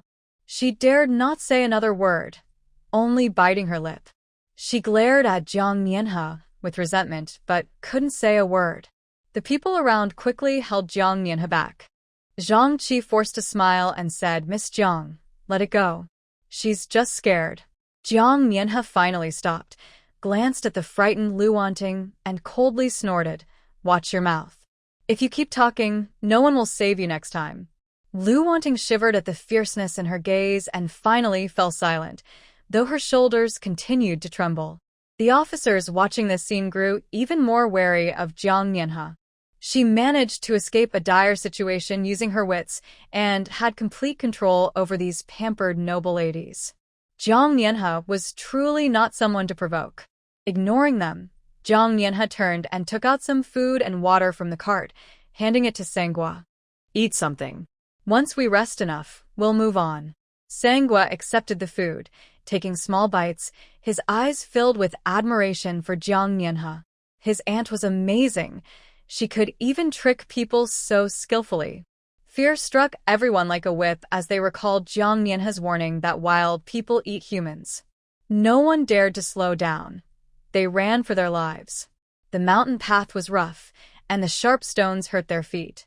But no one dared to stop, feeling as if countless eyes were watching them from behind, ready to drag them back to the forest of horrors. Quick. "Run as far as you can," Jiang Mianhe urged from the cart, calling out to everyone. "Don't look back. They're catching up." Sangwa gave it his all. The cart's wheels turned quickly, kicking up dust as they stayed at the front. He leaned over the handle, sweat soaking his clothes, but he gritted his teeth and refused to stop. His aunt had said that the faster they ran, the safer they would be. The others were in chaos. Zhang's sisters-in-law, Pei Lan, Lei Shan, and Lu Ling, held their children while taking turns pushing the cart. Jiang Qiaorou, lying on the cart with a pale face, still directed them, "Hurry. Go faster." She was used to being well cared for and had hardly exerted herself, yet now she complained about the slow pace. This made the three sisters-in-law grit their teeth in frustration, but they dared not say a word. They didn't know how long they had run until they reached an open valley. The path beneath them became flat, and they finally stumbled to a stop. Collapsing on the ground, they gasped for air, their throats dry, as if they were on fire. Ha! Ha! Zhang Qi leaned on his waist, looking back at the empty mountain path, his voice trembling. We should be safe now, right?" Jiang Mian had jumped out of the car and walked to the valley entrance. She looked around and listened carefully before turning back and said calmly, "We're safe for now, I don't hear anything." Everyone sighed in relief and collapsed on the ground, too exhausted to move. But Jiang Mianhe didn't rest. She scanned the area around the valley, and her eyes gradually lit up. She remembered this place. In her previous life, Zhang Qiaorou had unexpectedly found a damaged cultivation manual in this valley. Using the methods in it, she developed her inner strength, which helped her during her later hardships. In her past life, she had missed this manual, but now that she was here, there was no reason to let it go to someone else. "Aunt, what are you looking at?" Sangwa approached and handed her a water bottle. "Nothing," Jiang Mianhe replied as she took a sip, a determined look in her eyes. "Sangwa, stay here and watch the car. I'll look around for some wild fruits to quench our thirst." Sangwa nodded. "Be careful, Aunt." Jiang Mianhe acknowledged him and turned to walk deeper into the valley. She remembered that the manual was hidden in a crevice under an old pine tree, which had a distinctive feature, a large hole in its trunk that looked like a gaping mouth. Behind her, Jiang Qiao was helped off the cart and watched Jiang Nianhe walk deeper into the valley, a hint of confusion in her eyes. She felt that Jiang Nianhe seemed to be searching for something, but at that moment, she was still shaken and focused on her own discomfort, not thinking much more about it. Jiang Nianhe moved quickly and soon found the old pine tree. Sure enough, there was a dark hole in the trunk. She reached in and felt something rough. She pulled out a small, yellowed booklet with strange patterns drawn in red on the cover. It was the cultivation manual. A cold smile appeared on Jiang Nianhe's lips as she tucked the booklet into her clothes. Jiang Qiao, your good luck has come to an end in this life. She turned to head back, but just a few steps later, she heard soft footsteps behind her. Looking back, she saw Lu Jingxi had followed her without her noticing, staring at her hands with a complex expression. What are you looking for? Lu Jingxi asked in a low voice. Jiang Nianhe hid the booklet. She glanced at him and replied, Is there something you need? Lu Jingxi focused on her waist, but didn't press further. He simply scoffed and turned to leave. He felt that Jiang Nianhe was hiding something, but the earlier dangers still lingered in his mind, and he didn't have the courage to confront her again.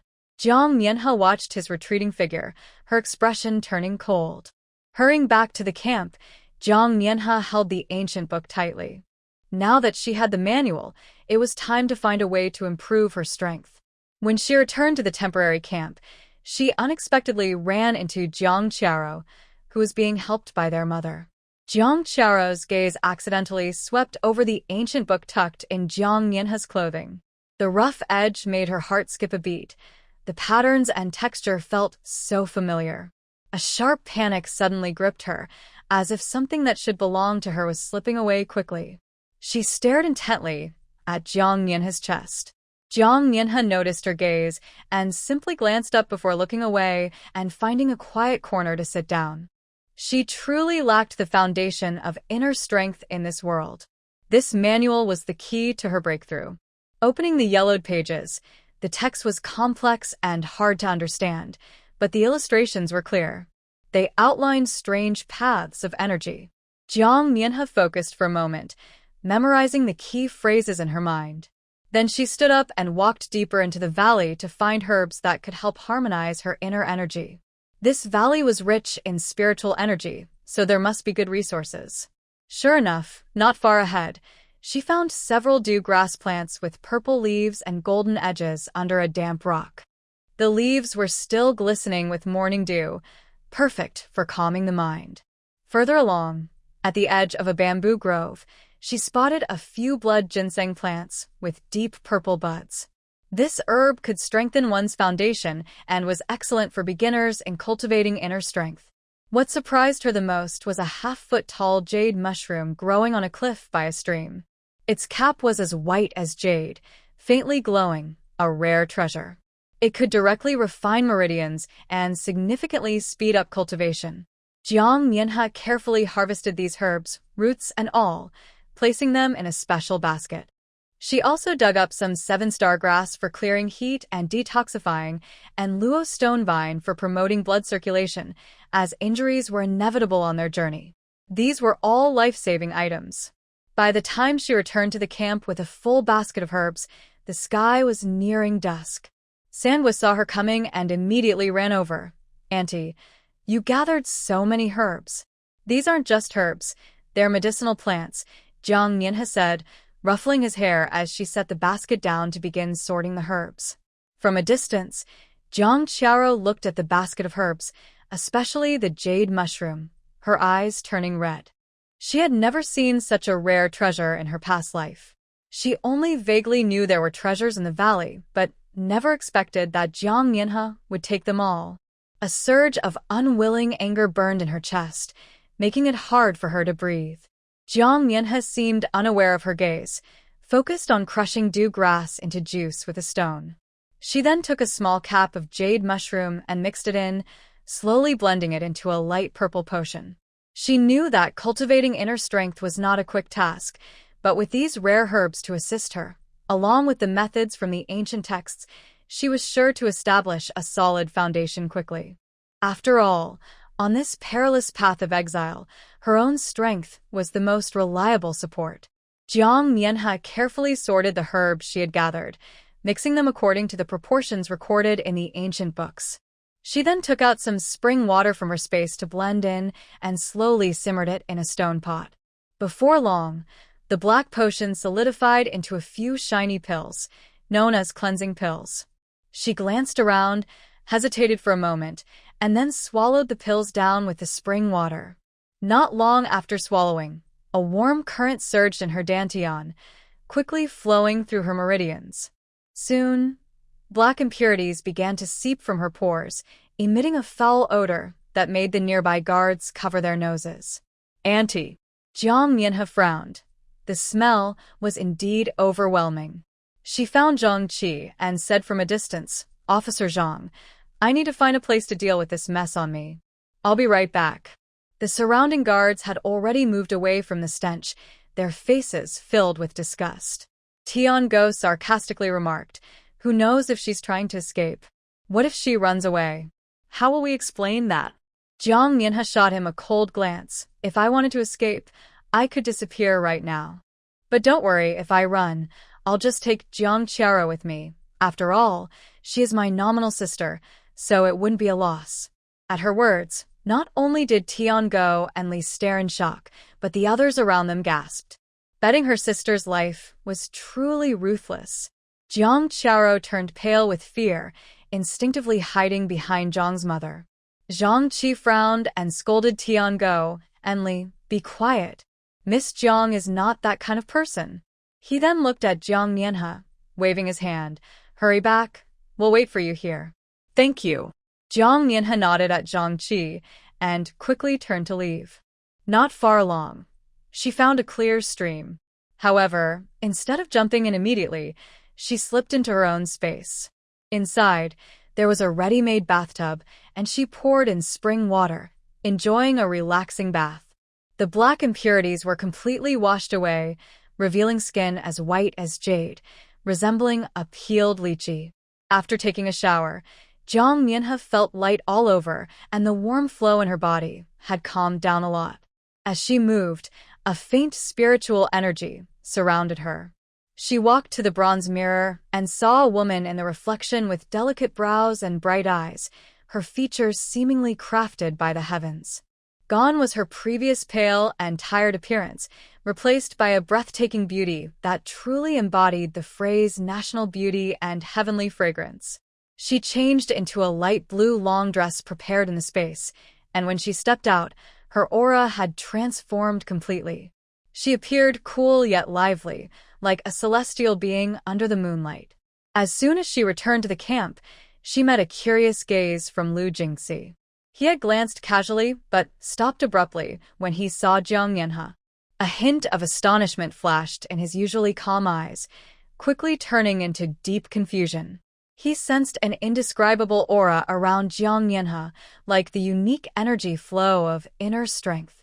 What shocked him more was that her beauty seemed to have improved even further.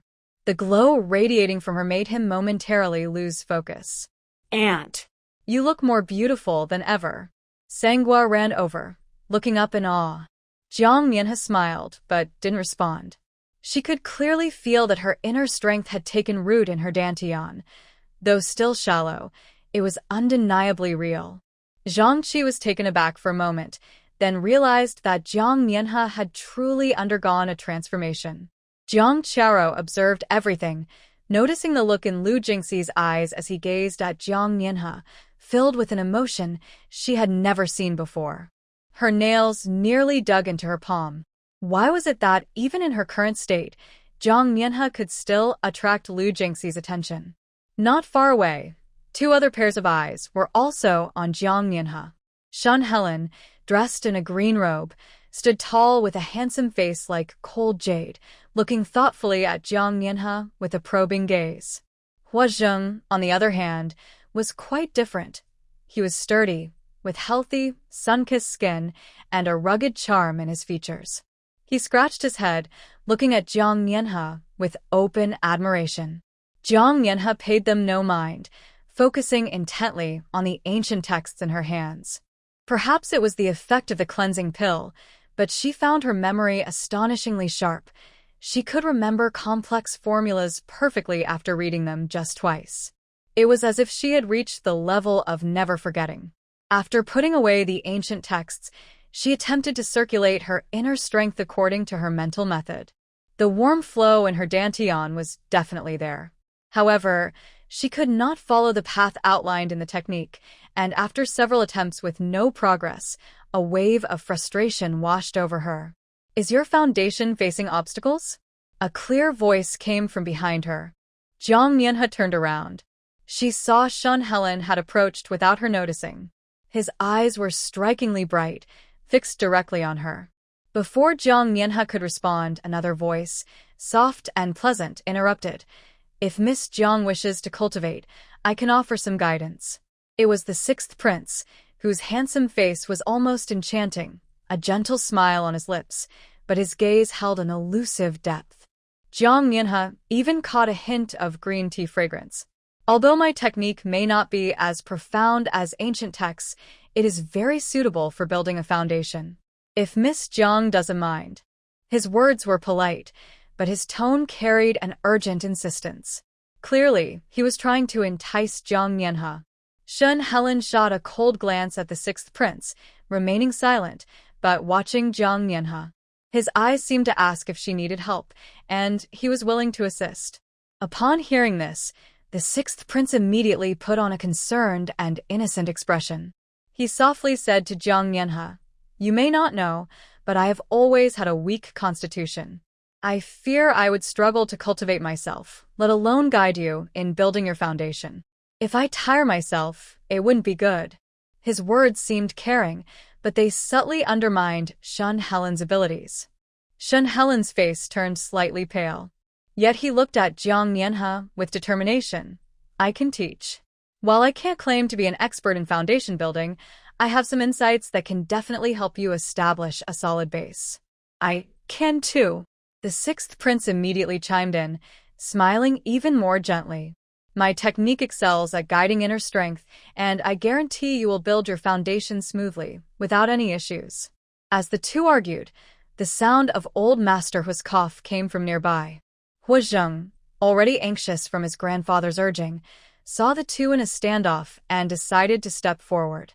With a slightly awkward expression on his handsome face, he scratched his head and said, I also know some basic techniques.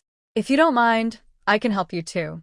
Jiang Mianhe looked at the three men, each with their own intentions, and a glimmer of understanding flashed to her eyes. She then smiled lightly and said, "Since all three of you are willing to help, I will gladly accept. It's a great opportunity to learn from each of you and choose the best path."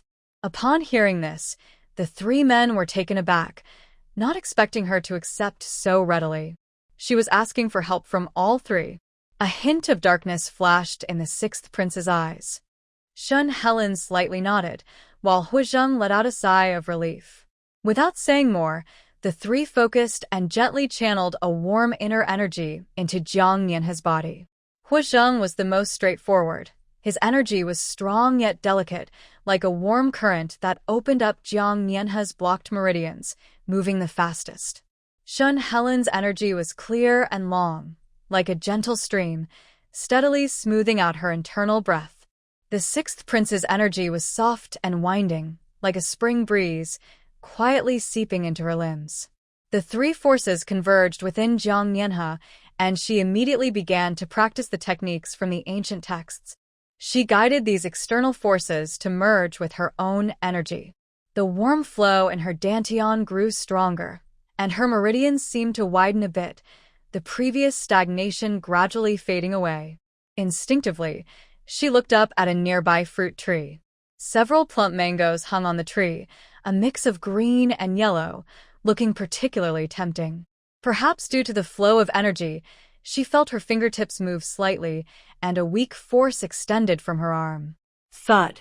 A mango fell to the ground, landing right beside her on the grass.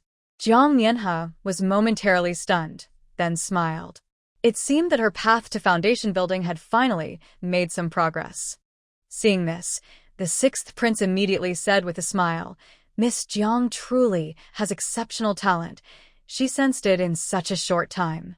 Shun Helen rarely showed approval, adding, "Her foundation is good. With a little guidance, she can enter the path." Huozheng scratched his head and chuckled. Jiang Mianhe picked up the mango from the ground and wiped its skin. She said to the three, "Thank you for your help. I will remember this kindness. As for who taught better or had a greater impact, that would take time to see. If someone taught poorly, she would simply dismiss them." She took a bite of the mango, and the sweet juice burst on her tongue. The nearby officials watched closely, seeing the three distinguished men channel energy to Jiang Mianhe and then witnessing her casually knock down a mango from the tree. It was clear to them that this young lady was practicing inner energy on her path of exile, and judging by her actions, her talent was not low. However, she had started her practice a bit late. Lu Jingxi stood at the back of the crowd, his expression complex. He never expected Jiang Mianhe to practice inner energy in front of so many people. What shocked him even more was that, just a moment ago, he clearly felt her internal energy surge several levels. Her progress was faster than that of an ordinary person who had practiced for months. She had started so late. "Are you not afraid?" Lu Jingxi couldn't help but step forward. With disbelief in her tone, she said, "Practicing inner strength is no joke. A small mistake can lead to disaster. How can you be so bold?" Jiang Mianhe glanced at him. Oh. Lu Jingxi. The veins on his forehead were showing. He was trying to help her. Jiang Mianhe practiced inner strength for self-defense, to become stronger. What was there to be afraid of? She tried to channel the inner strength she had just gathered, imagining it like the ancient text described, walking on air. But as soon as her feet lifted half an inch off the ground, she felt her energy fade, and her body suddenly lurched forward. "Be careful." A cool voice came from her side, accompanied by a faint scent of medicine. Shun Helen had somehow rushed to her side, extending his long arm to catch her securely in his embrace. His arms weren't particularly wide, but they felt very steady, bringing a refreshing sense of calm. Jiang Mianhe unexpectedly crashed into his arms, her nose brushing against his clothing. Smelling the familiar herbal scent, she felt oddly composed. She even wanted to give him a couple of playful slaps for what he said about Jiang Qiaro being a treasure. Shun Helen looked down at the girl in his arms. Her hair was slightly messy, and her cheeks were flushed from the earlier mishap, with a hint of regret in her clear eyes. Yet, there was no panic at all. He felt a stir in his heart, then released her and took a step back, his tone still calm. "Your inner strength is still weak. Don't rush it." Jiang Mianhe steadied herself, adjusted her clothing, and thanked him. "Thank you." Jiang Mianhe understood. While practicing inner strength was important, having a strong body was essential for survival on this difficult journey. She glanced at the distant mountains and decided to go into the woods to hunt for some game. It would improve their meals and give her a chance to practice her skills while looking for useful spices and herbs. However, she also knew that while Zhang Qi was reasonable, it wasn't right to keep bothering him. She took out a small piece of gold from her space. Walking up to Zhang Qi, she handed it to him. "Officer Zhang, please accept this small token of appreciation. I plan to take a walk in the mountains and may need your help watching over the fruits. I will repay you generously after." The small piece of gold sparkled brightly. Zhang Qi was taken aback and quickly waved his hand. "Miss Jiang, what are you doing?" "Watching over the children is my duty. I cannot accept money. Just take it." Jiang Mianhe pressed the item into his hand, her tone sincere. "It's not easy for anyone out here. This is nothing. I just ask for your help." Zhang Qi weighed the gold in his hand and ultimately accepted it. He said in a low voice, "Don't worry, I'll take care of the 3 fruits for you." Zhang Qi held the gold in his hands and felt more respect for Jiang Mianhe. He understood that this young lady was perceptive and knew what to do and what not to do. Besides, in this remote area, a woman traveling with a child wouldn't get far, even if she tried to escape. Moreover, she had voluntarily brought gold and silver, so she wouldn't do anything foolish. Meanwhile, old Madame Lu was still relentless, pointing at Jiang Mianhe's back and shouting, "That gold belongs to our Lu family. You must have stolen it. Jiang Mianhe, you ungrateful person, you take from the Lu family and still have the nerve to leave with more." Old Madame Lu. Jiang Mianhe turned around, her gaze icy as she looked at her. "You say I took from the Lu family, but do you have any proof?" Old Madame Lu was taken aback, her finger trembling as she pointed. I just know that gold looks like it belongs to us." "You, a discarded woman. Where would you get such money?" "Without proof, stop making baseless accusations," Jiang Mianhe replied coldly. "Accusations come with consequences." You. Old Madame Lu trembled with anger, nearly fainting. Old Madame Lu. Zhang Qi stepped forward, his tone serious. "Jiang Mianhe is right. Everything requires evidence. If you can't provide proof, please leave and don't waste our time." Though he was an officer, he disapproved of such bullying, especially since he owed Jiang Mianhe a favor. Seeing this, Lu Jingxi shot Jiang Mianhe a fierce glare, as if to say, "That's enough." Then he pulled old Madame Lu away, saying, "Grandmother, let's go. It's not worth arguing with her." Old Madame Lu wanted to argue further, but Lu Jingxi, half persuaded, half dragged her away. "She clearly stole it," Lu Wanting muttered, but before she could finish, Zhang Qi approached her with a whip in hand. He looked at her with a serious expression, the whip still muddy from the road, which was intimidating. Lu Wanting shrank back in fear and dared not say another word. Jiang Mianhe ignored the group and said to Zhang Qi, "Then I will go." Zhang Qi nodded and signaled to the two officers beside him. "You two follow Jiang Mianhe and keep an eye on her. Don't let her go too far." "Yes," the two officers replied and followed Jiang Mianhe into the forest. Not long after entering the woods, Jiang Mianhe quickly noticed some movement. She signaled the guards to stay still and found a strong branch. Then she pulled out a few sturdy vines and quickly made a simple bow and arrows. Whoosh! Whoosh! Two sharpened wooden arrows flew through the air, hitting a wild chicken and a rabbit hidden in the grass nearby. The wild chicken flapped a couple of times before going silent. The rabbit was pinned to the ground, unable to struggle at all. The two guards stared in amazement at Miss Jiang, who was becoming more impressive by the moment. Jiang Mianhe didn't stop. She continued to shoot and soon had a small bundle of prey. She handed the catch to the guards to carry while she moved through the forest, picking unusual plants. There was the entangled grass, which treats stomach cramps, the five-fingered ginseng with roots shaped like hands that boosts energy, and the sawtooth orchid with purple flowers that can detoxify. Most of these herbs looked strange, and even the guards, who had spent years in the mountains, couldn't name them. But Jiang Mianhe recognized them clearly. She dug them up without hesitation and soon filled a basket. "Miss Jiang," one guard couldn't help but ask, "Do these odd-looking plants really work for healing?" Without looking up, Jiang Mianhe replied, "You'll know if they work once you try them." The two guards exchanged glances, both shocked. This young lady not only hunted but also knew so much about herbs. She was certainly not just a sheltered woman. When Jiang Mianhe felt she had enough, she signaled the guards to head back. The guards carried the heavy catch while watching Jiang Mianhe effortlessly carry her basket of herbs. They couldn't help but admire her. She was clearly not an ordinary exile, but someone with hidden talents. When Jiang Mianhe returned to the camp with her catch and herbs, Zhang Qi and the others were waiting. Seeing her gather so much in just half an hour left them astonished. "Miss Jiang, your speed is incredible." The two guards who had accompanied her were even more respectful. They exaggerated the earlier scene, especially praising Jiang Mianhe's simple bow and arrows. Those wooden arrows were fast and accurate. The wild chicken was caught before it could even take off, and the rabbit didn't escape at all. "Your skills are amazing." Jiang Mianhe smiled and shared half of the wild chicken and rabbit with the guards. "You've all worked hard on the way. Let's share the food." Zhang Qi quickly declined.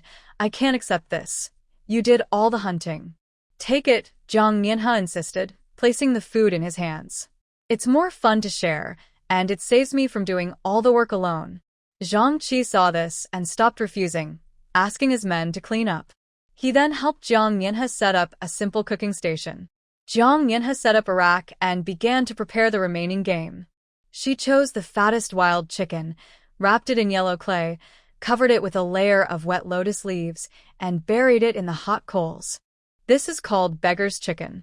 She also skinned and cut the rabbit into pieces, marinating it with chili powder and Sichuan peppercorns from her supplies, preparing to make spicy stir-fried rabbit. Once she finished, she added some dry branches to the fire, and the flames crackled. Soon, a rich aroma wafted from the coals, blending the fragrance of the lotus leaves with the smell of meat, filling the campsite. Jiang Qiao sat nearby, watching Jiang Mianhe work steadily. The firelight illuminated her profile, and her movements were skilled and quick. Tears couldn't help but fall silently. "Rower, why are you crying?" Jiang Fu noticed her unusual behavior and frowned. The three Jiang brothers gathered around, looking concerned. Jiang Qiao quickly wiped her tears and choked out, I just feel useless. I can't provide a good life for our parents and brothers, and they have to suffer with me. What does that have to do with you?" Jiang Yan, the third brother, glared at Jiang Mianhe, who was flipping the rabbit. His tone was sharp. Some people are good at hunting and cooking, yet they have the time to share with others, but they don't know how to show gratitude to our parents. The eldest brother, Jiang Han, snorted. Exactly. While our parents are hungry, she's here enjoying herself. Has she lost her conscience? Jiang Qiao sniffled and pretended to be understanding. Big brother, third brother, stop it. Sister has it tough too. If only I had the ability, I would give the best to our parents and brothers. Her words sounded pitiful and sensible. Jiang Fu and Jiang Mu felt even more heartbroken. Jiang Mu held her hand and sighed. Silly child, this isn't your fault. If we must blame someone. She didn't finish her sentence, but glanced meaningfully at Jiang Mianhe. Jiang Mu then raised her voice towards Jiang Mianhe, as if speaking for everyone. Back when I was pregnant with her, I couldn't eat or sleep. On the day she was born, I was in pain for a whole day and night, almost losing my life. And now, she has grown wings and doesn't even see me as her mother anymore. Her voice remained gentle, but when she spoke of her painful pregnancy, she wiped her tears with a handkerchief. Jiang Mianhe ignored her and continued to turn the roasting rabbit. Then, she gave her a rude gesture. Juice dripped onto the fire, sparking and filling the air with a delicious aroma. Sangwa nearby swallowed hard. Aunt, is it ready? It smells so good. Almost, Jiang Mianhe said with a smile, patting his head. She served the golden brown rabbit pieces and used a stick to poke the coals, retrieving the beggar's chicken. Breaking open the clay shell, the lotus leaves unfurled, releasing an even richer scent. The chicken was tender and glistening with oil. She handed a chicken leg to Sangwa, shared some with Zhang Qi and a few officers who helped, and finally took a piece of rabbit meat to enjoy slowly. The Jiang family watched the fragrant meat, their stomachs growling, their faces growing more distressed. Jiang Qiao bit her lip, jealousy almost spilling over. Why did Jiang Mianhe always get to enjoy such good fortune? Jiang Mianhe glanced at them, a cold smile forming at the corner of her mouth. Did they think they could guilt her with family ties? In her past life, she had believed them, only to meet a tragic end. In this life, their tears and sob stories were just cheap performances in her eyes. As she savored the roasted meat she had prepared herself, she felt a rare moment of comfort on this journey of exile. As for those petty clowns, she couldn't be bothered. The three sisters-in-law of the Jiang family watched the delicious aroma wafting from Jiang Mianhe's direction, their throats involuntarily swallowing. They had been eating dry, hard-steamed buns throughout the journey, their mouths feeling parched. Now, smelling the roasted chicken and rabbit, they were filled with envy but could only lower their heads and nibble on the hard buns, struggling to swallow. Jiang Mu broke the bun she received into small pieces, sharing them with Jiang Fu and her three sons, keeping only a small piece for herself, frowning as she stuffed it into her mouth. These buns were distributed by the officers based on head count. They were dry and rough. They had never eaten anything like this before. The last few buns had spoiled in the heat, and they refused to touch them. "Mother, eat this," Jiang Qiaro said, pulling out a half piece of hard pastry she had hidden for several days, offering it to Jiang Mu. It seemed especially considerate at that moment. Jiang Mu looked at the pastry, then at her daughter's pale face, feeling a pang of sorrow. She pushed it back, saying, "You eat it. I'm not hungry." Jiang Yan watched this unfold, feeling increasingly uncomfortable. He glared at Jiang Yan's side and noticed Jiang Qiaro looking at the roasted meat with a hint of longing. Gritting his teeth, he turned to Zhang Qi, saying, "Officer Zhang, I want to go into the mountains to hunt some game to fill my sister and parents' stomachs. Please, can you help me out?" Zhang Qi glanced at him and said calmly, "The mountains are dangerous. You can't handle it. You're not allowed to go." Why not? Jiang Yan immediately exploded. "Jiang Yanha, a woman, can go. So why can't I? She can hunt, and I can too." Third brother. Jiang Qiaro tugged at his sleeve from behind, her eyes red. "Forget it. Don't cause trouble for the officials. I'm not hungry. Don't worry about it." Jiang Yan shook off her hand and glared at Zhang Qi. "I have to go today." At that moment, Lu Ling leaned closer to Zhang's mother and whispered, "Mother, how about we give the officials some silver? I saw that Nianha's sister gave something to the officer and was allowed into the mountains." "Mind your own business." Zhang's mother immediately frowned and scolded softly. "Why should we bribe those officials? They should be protecting us." Jiang Yanha was just feeling guilty for her actions. "We have nothing to hide and don't need to offer bribes." Zhang's mother was very principled and would never engage in such lowly acts. Lu Ling felt embarrassed after being scolded in front of everyone, her cheeks turning bright red as she lowered her head, feeling wronged. She genuinely wanted to find a way for her family, but was treated like a petty person by her mother-in-law, who looked down on her with pride. Jiang Yan listened nearby, filled with anger but feeling helpless, watching Jiang Yanha enjoy her food, clenching his fists in frustration. At that moment, Jiang Yanha was holding a plate of spicy stir-fried rabbit pieces, picking up a piece with her chopsticks and putting it in her mouth. She had added almost half a bowl of chili powder to the dish, making it bright red and overwhelming. The people around her couldn't help but frown. Even Zhang Qi was taken aback by the strong spice. But Jiang Yanha ate without changing her expression, her cheeks slightly flushed from the spice, yet her eyes sparkled even more brightly. She wore cool, breathable pants made from a special fabric, which helped balance the heat from the spicy food. The aroma of her meal wafted through the air, making everyone restless. Lu Wanting chewed on a dry bun, watching Jiang Yanha's shiny beggar's chicken and chilled wild fruits with tears welling up in her eyes, filled with dissatisfaction. She suddenly stood up, pointing at Jiang Yanha and shouted, "Jiang Yanha, you are so unfilial. With such good food, you should give it to my grandmother and brother first. You who have been abandoned." Before she could finish her sentence, Jiang Yanha slowly raised her hand, gently touching her cheek with her fingertips. She looked at her with a half-smile and said, "What's wrong? Didn't you get enough of that slap at noon? Want a few more?" Lu Wanning's words got stuck in her throat. The sting from being slapped earlier still felt fresh on her face, and she instinctively covered her cheek. She shrank back, no longer daring to speak. But her resentful gaze pierced Jiang Yanha like a sharp needle. The people around them were surprised, realizing that Jiang Yanha truly had Lu Wanting under her control. As evening approached and everyone had eaten enough, Jiang Yanha took out a wooden box from her bag, filled with saltpeter and sealed clay jars. She methodically arranged the saltpeter around the jars. After pouring some clean water into one, frost began to form on the jar's walls, and the water gradually froze into ice. "Auntie, you're making ice again." Sangwa clapped his hands in delight.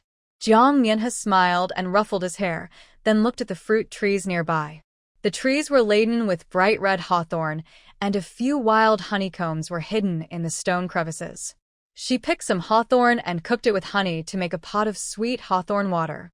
She also found a few fist-sized sweet melons in the nearby grass, and when she cut them open, the tender yellow flesh smelled sweet. "Here, Sangwa, try this. Jiang Nianhe offered a piece of melon to him. Sangwa took a big bite, and the sweet juice dripped down his chin, his little face beaming with happiness. So sweet. Annie, this is so good. Jiang Nianhe took a piece for herself, enjoying the refreshing sweetness of the melon mixed with the tangy hawthorn water, which melted away the fatigue of the day. Nearby, Lu Ling watched this scene, her eyes slightly misty. Her husband was disappointing, and her mother-in-law was biased. The children suffered because of it, but seeing her son enjoy such good food with Jiang Nianhe filled her with gratitude.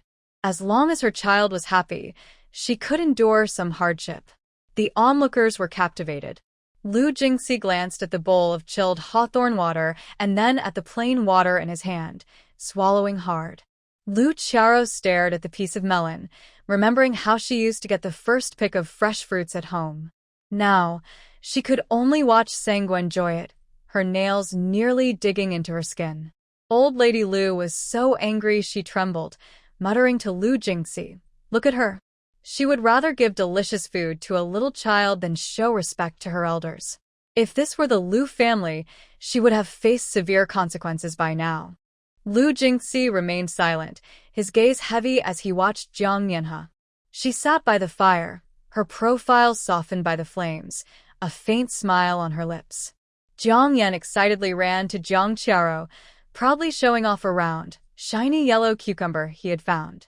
Look, Ru'er. I found a great thing. This cucumber is big and bright yellow. It must be very sweet. The cucumber was about the size of a small pumpkin, smooth and golden, definitely tempting. Jiang Yan's daughter, Samping, stood nearby with chapped lips, staring at the cucumber with hungry eyes. She had only had a little cold water since morning, and was both thirsty and hungry. The sweet aroma of the cucumber made her mouth water. However, Jiang Yan didn't notice his daughter's need. He was too busy offering the cucumber to Jiang Qiao. "Rower, try this and get some hydration." Seeing this, Lu Ling quietly pulled her daughter closer and took out a small water pouch, pouring some water for her. "Pinger, drink some water. It will help with your thirst." Samping sipped the water, but kept her eyes on the cucumber. Children don't understand the concept of sharing. They just know that the bright yellow cucumber looked delicious, much better than plain water. Jiang Nianhe, sitting not far away, watched the scene unfold with a slight smile. She recognized the cucumber as a special blind fruit from the mountains, which could look appealing on the outside, but be rotten inside. In her past life, Jiang Qiao had been fooled by this fruit before. Jiang Yan noticed Jiang Nianhe's gaze and, feeling insulted by her almost mocking smile, became angry. Before he could hand the cucumber to Jiang Qiao, he shouted at Jiang Nianhe, "What are you looking at? Jiang Nianhe, are you jealous that Rower is getting something nice? How can you be so cruel?" "I never said she couldn't eat it," Jiang Nianhe replied, taking a slow sip of her hawthorn honey water. "You found the cucumber. You can give it to whoever you want. It has nothing to do with me. Stop pretending." Jiang Yan was furious at her calm demeanor. "I see, you are just jealous. Jealous that Rower is loved." He said this and picked up a stone to break the melon.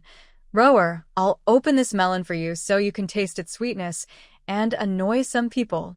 Jiang Nianhe quietly leaned closer to Sangwa and whispered, "When they open the melon, quickly cover your nose." Sangwa curiously asked why. "Because." Jiang Nianhe blinked. "The melon smells nice, but once it's opened, it will have a bad smell." Sangwa nodded, somewhat understanding, and raised her little hand to her nose. Jiang Qiao looked forward with excitement at the melon. In her previous life, her brothers always found her the sweetest fruits, so she was sure this melon would be delicious. She even planned how to pretend to refuse it, only to reluctantly accept it, to show she was considerate. Smash! Jiang Yan struck the stone down, and the golden melon skin cracked open, revealing not sweet fruit flesh but a lump of gray-black mush, mixed with a few crooked seeds. An indescribable foul smell instantly filled the air, worse than a toilet. Ugh. Jiang Qiao, standing closest, couldn't hold back and started gagging, her face turning pale. Jiang Yan was also stunned, still holding half of the cracked melon skin. The awful smell hit him hard, making it hard to keep his eyes open. When Jiang Yan struck the melon with great force, the mushy insides exploded like splattered mud, with a loud pop. The black-gray liquid mixed with spoiled juice splattered everywhere. Jiang Qiao was the first to get hit, being the closest. Half of her sleeve and skirt were covered in the smelly mush, and the stench invaded her nose. She felt dizzy and nearly fainted. Lu Jingxi, who was standing next to Jiang Qiao, was paying attention to her movements. Seeing this, he couldn't protect her in time, and a few drops of the spoiled liquid splattered onto his cheek and neck. The sticky feeling combined with the strong smell made his stomach churn. The Lu family members were not much better off. The old lady Lu was a bit farther away, but still got splashed on her hand. She screamed and quickly tried to wipe it off, but the more she wiped, the worse it smelled, making her tremble with anger. Lu's father, mother, and uncles were covered in spots, looking like they had been splashed with something dirty, their faces turning pale as they covered their noses and stepped back. The Jiang family was the worst affected. Jiang father's beard had bits of gray-black mush, and Jiang mother's skirt was covered in sticky liquid. The three sisters-in-law, holding their children, tried to dodge, but still ended up splashed all over. The children were scared and cried loudly. Jiang Yan wasn't spared either. His arms and clothes were covered in a terrible mess, and the smell was worse than falling into a pit. Even the nearby guards were affected, with a few getting splashed on their boots and pant legs. The awful stench wafted through the air, causing everyone to back away, and the camp quickly descended into chaos. Yuck! What is this? One guard couldn't help but gag. He stomped his feet, trying to shake off the sticky substance from his boots. It smells so bad. Lu Jingxi held his breath and pulled out a handkerchief to wipe his face vigorously. But the stench seemed to seep into his skin, and no matter how much he wiped, it wouldn't go away. He looked at Jiang Yan with anger in his eyes. If it weren't for their status, he might have thrown a punch. Old Lady Lu was even angrier, shouting, "Jiang family, what kind of nonsense is this? Are you trying to suffocate us?" Jiang Yan was stunned, looking at the mess on him and the resentful gazes of those around. His cheeks turned bright red, but he couldn't say anything. He couldn't admit he mistook the smelly fruit for a treasure and made such a big fool of himself. Jiang Qiao cried even harder, wiping her tears while trying to clean her clothes. But the more she wiped, the stronger the smell became. Tears mixed with the sticky substance on her face, making her look both messy and ridiculous. Jiang Mianhe looked at the chaos and couldn't hide a smirk, teasingly saying, "Wow, this fruit looks precious, but who knew it was like this inside? What a shame for Jiang Yan's efforts." "You!" Jiang Yan, already filled with anger, exploded at her words. "Did you know this fruit was rotten? Did you keep it from me on purpose to see me make a fool of myself?" "How would I know?" Jiang Mianhe shrugged innocently. "Jiang Yan, you're so skilled at finding treasures in the mountains. How could I dare to judge?" Her words were sharp yet soft, distancing herself while mocking Jiang Yan's arrogance. Jiang Yan was so furious he couldn't form a complete sentence, stammering You. Not far away, Yi Suifeng was covered in the foul juice, leaning against a tree and gagging. Seeing this, Jiang Qiao rushed over, patting his back while crying, "Brother Suifeng, I'm sorry. It's all my fault. If I hadn't wanted to eat the fruit, this wouldn't have happened." The guards were overwhelmed by the stench, looking at Jiang Yan with blame in their eyes.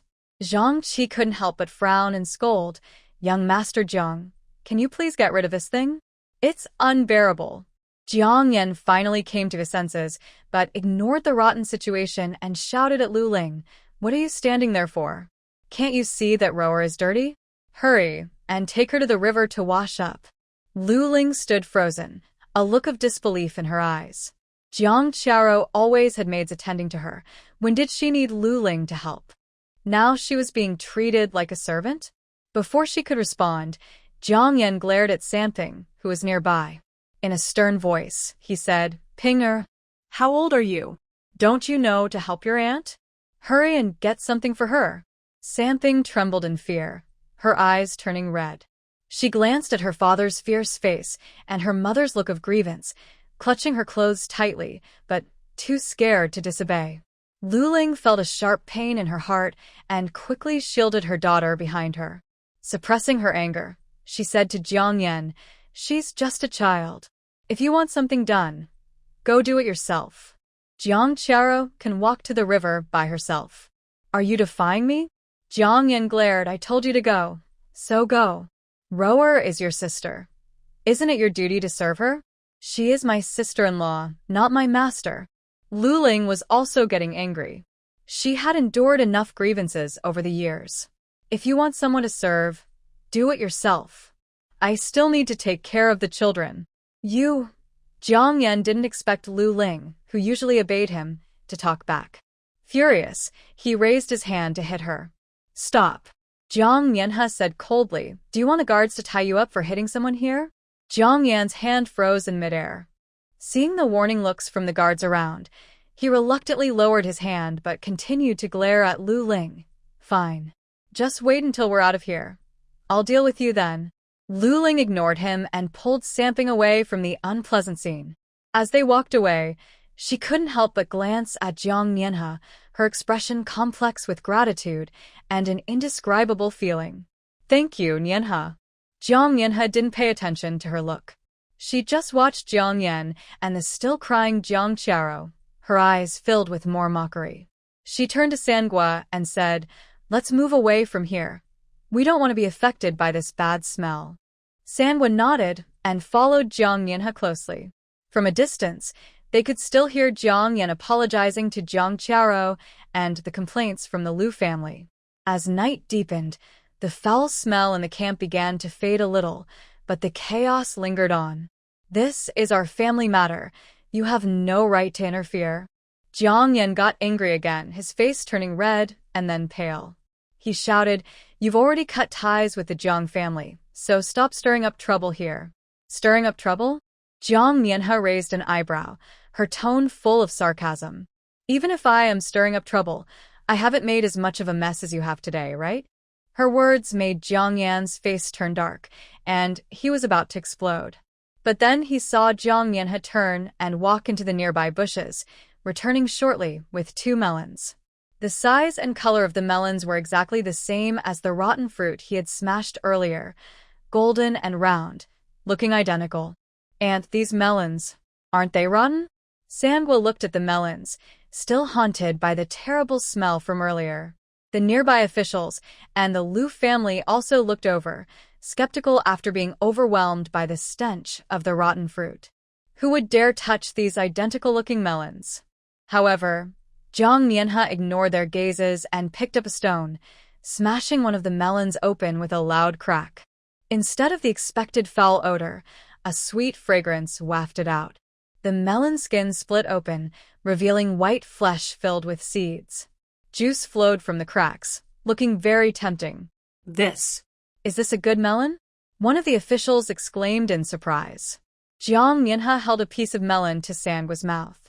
Try it. Sangua hesitated before taking a small bite, and his eyes lit up instantly.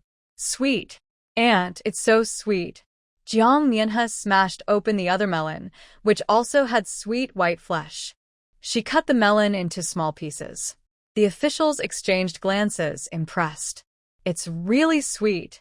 Miss Jiang, how did you tell? These 2 melons look just like that rotten fruit from earlier." "Just experience," Jiang Nianhe replied with a faint smile, taking a piece for herself. She squinted her eyes in enjoyment of the melon's sweetness. Things from the mountains can look the same, but inside they can be completely different. Jiang Yan stood to the side, watching her enjoy the sweet melon, his expression shifting from green to pale. He couldn't understand how Jiang Nianhe found the sweet one while he had picked the rotten one. He had just mocked her, but now he felt foolish. Lu Jingxi also looked over, seeing Jiang Nianhe savoring her treat. Remembering the lingering bad smell on his own face, he frowned even more. This Jiang Nianhe seemed to always find a way out of difficult situations, a skill that was truly hard to grasp. Jiang Qiao watched from a distance, eyeing the sweet melons. Remembering the unpleasant smell that clung to her, she felt a pang of sadness. She didn't understand why good luck always seemed to favor Jiang Mianhe. Jiang Mianhe ignored the thoughts of those around her. She simply shared the remaining fruit with Sangua and a few familiar officers, enjoying her treat. For her, it was just a simple act that quenched her thirst and embarrassed some people. Why not? The sunlight filtered through the leaves, shining on the melon flesh, making it look even more tempting, while the sweet aroma spread throughout the camp. It finally chased away the previous disgusting odor. This unexpected turn of events brought a temporary end to the commotion caused by the melon. The officers, having tasted the sweet melon Jiang Mianhe found, were all smiles. Seeing her ability to distinguish the good from the bad, they quickly approached her. "Miss Jiang, could you please help us again? The melons in this mountain all look similar, and we can't tell which ones are edible." The leading officer pulled out a small piece of silver and offered it to her. Just a small token of appreciation. Jiang Mianhe waved her hand, pushing the silver back. "It's just a small favor, no need to be so polite." As she spoke, she walked over to the nearby melon vines and casually pointed out a few. "These look good, you should try them." The officers, somewhat skeptical, picked the melons. When they opened them, they found each one was sweet and juicy, with an even stronger aroma than the last. "Miss Jiang, you're amazing." The officers were overjoyed and thanked her repeatedly. Jiang Yan, watching from the side, felt a surge of anger. He rushed over and shouted at Jiang Mianhe, "If you can tell the difference, why didn't you warn me earlier? Were you just waiting to see me make a fool of myself?" "Serves you right," Jiang Mianhe shot back, her tone blunt. "If you can't tell the difference but still want to act like a big shot, who else is to blame? Some people just love to make a mess, no matter what." She paused and glanced pointedly at Lu Wanting. "Just like some who can't learn from their mistakes. Who are you insulting?" Lu Wanting, already frustrated, exploded at Jiang Mianhe. "You think you're special just because someone is protecting you." Crack. A sharp sound interrupted her as Zhang Qi swung his whip, narrowly missing Lu Wanting's cheek and hitting the ground in front of her, sending up a cloud of dust. "Watch your mouth." Zhang Qi's expression darkened, his gaze as cold as ice. "If you disrespect Miss Jiang again, don't blame me for being harsh." Lu Wanting was startled by the whip. Her face felt hot, not from pain, but from fear. She never expected the officials would take real action for Jiang Mianhe. Trembling with anger, she wanted to shout back, but was pulled back by Lu Jingxi. "That's enough," Lu Jingxi whispered sharply. He didn't want to cause more trouble because of Lu Wanting. Lu Wanting's eyes turned red from grievance, but she dared not speak again, only glaring fiercely at Jiang Mianhe. Jiang Mianhe ignored her. The officer directed the others to move the freshly picked melon next to the ice. "Put it on the ice to chill. It will taste better." The officers quickly complied, placing the melon pieces on a plate filled with ice. Before long, the already sweet melon was infused with a coolness. Taking a bite, the refreshing sweetness spread from the tongue to the heart, dispelling the heat. "Ah, this is so nice." One officer squinted his eyes in delight, repeatedly praising, "It's so delicious." The others enjoyed it too, looking at Jiang Mianhe with increasing admiration. This young lady not only had skills but also knew how to enjoy life. Following her made the journey feel less harsh. Jiang Yan watched the scene, clenching his fists in frustration, feeling helpless. He suspected Jiang Mianhe was doing this on purpose, showing off after he embarrassed himself. But unfortunately, even the officers were protecting her. Jiang Mianhe leaned against a tree, watching the officers eat happily, and picked up a piece of chilled melon to savor slowly. Sangwa quietly approached Jiang Mianhe and asked softly, "Auntie, which melon can we eat?" Jiang Mianhe pointed to a melon half hidden under the leaves not far away. It was small but had a smooth, shiny skin. She understood Sangwa's intention and didn't point it out directly, simply saying, "That one will do." Sangwa's eyes lit up, and he quickly ran to Lu Ling to share the news.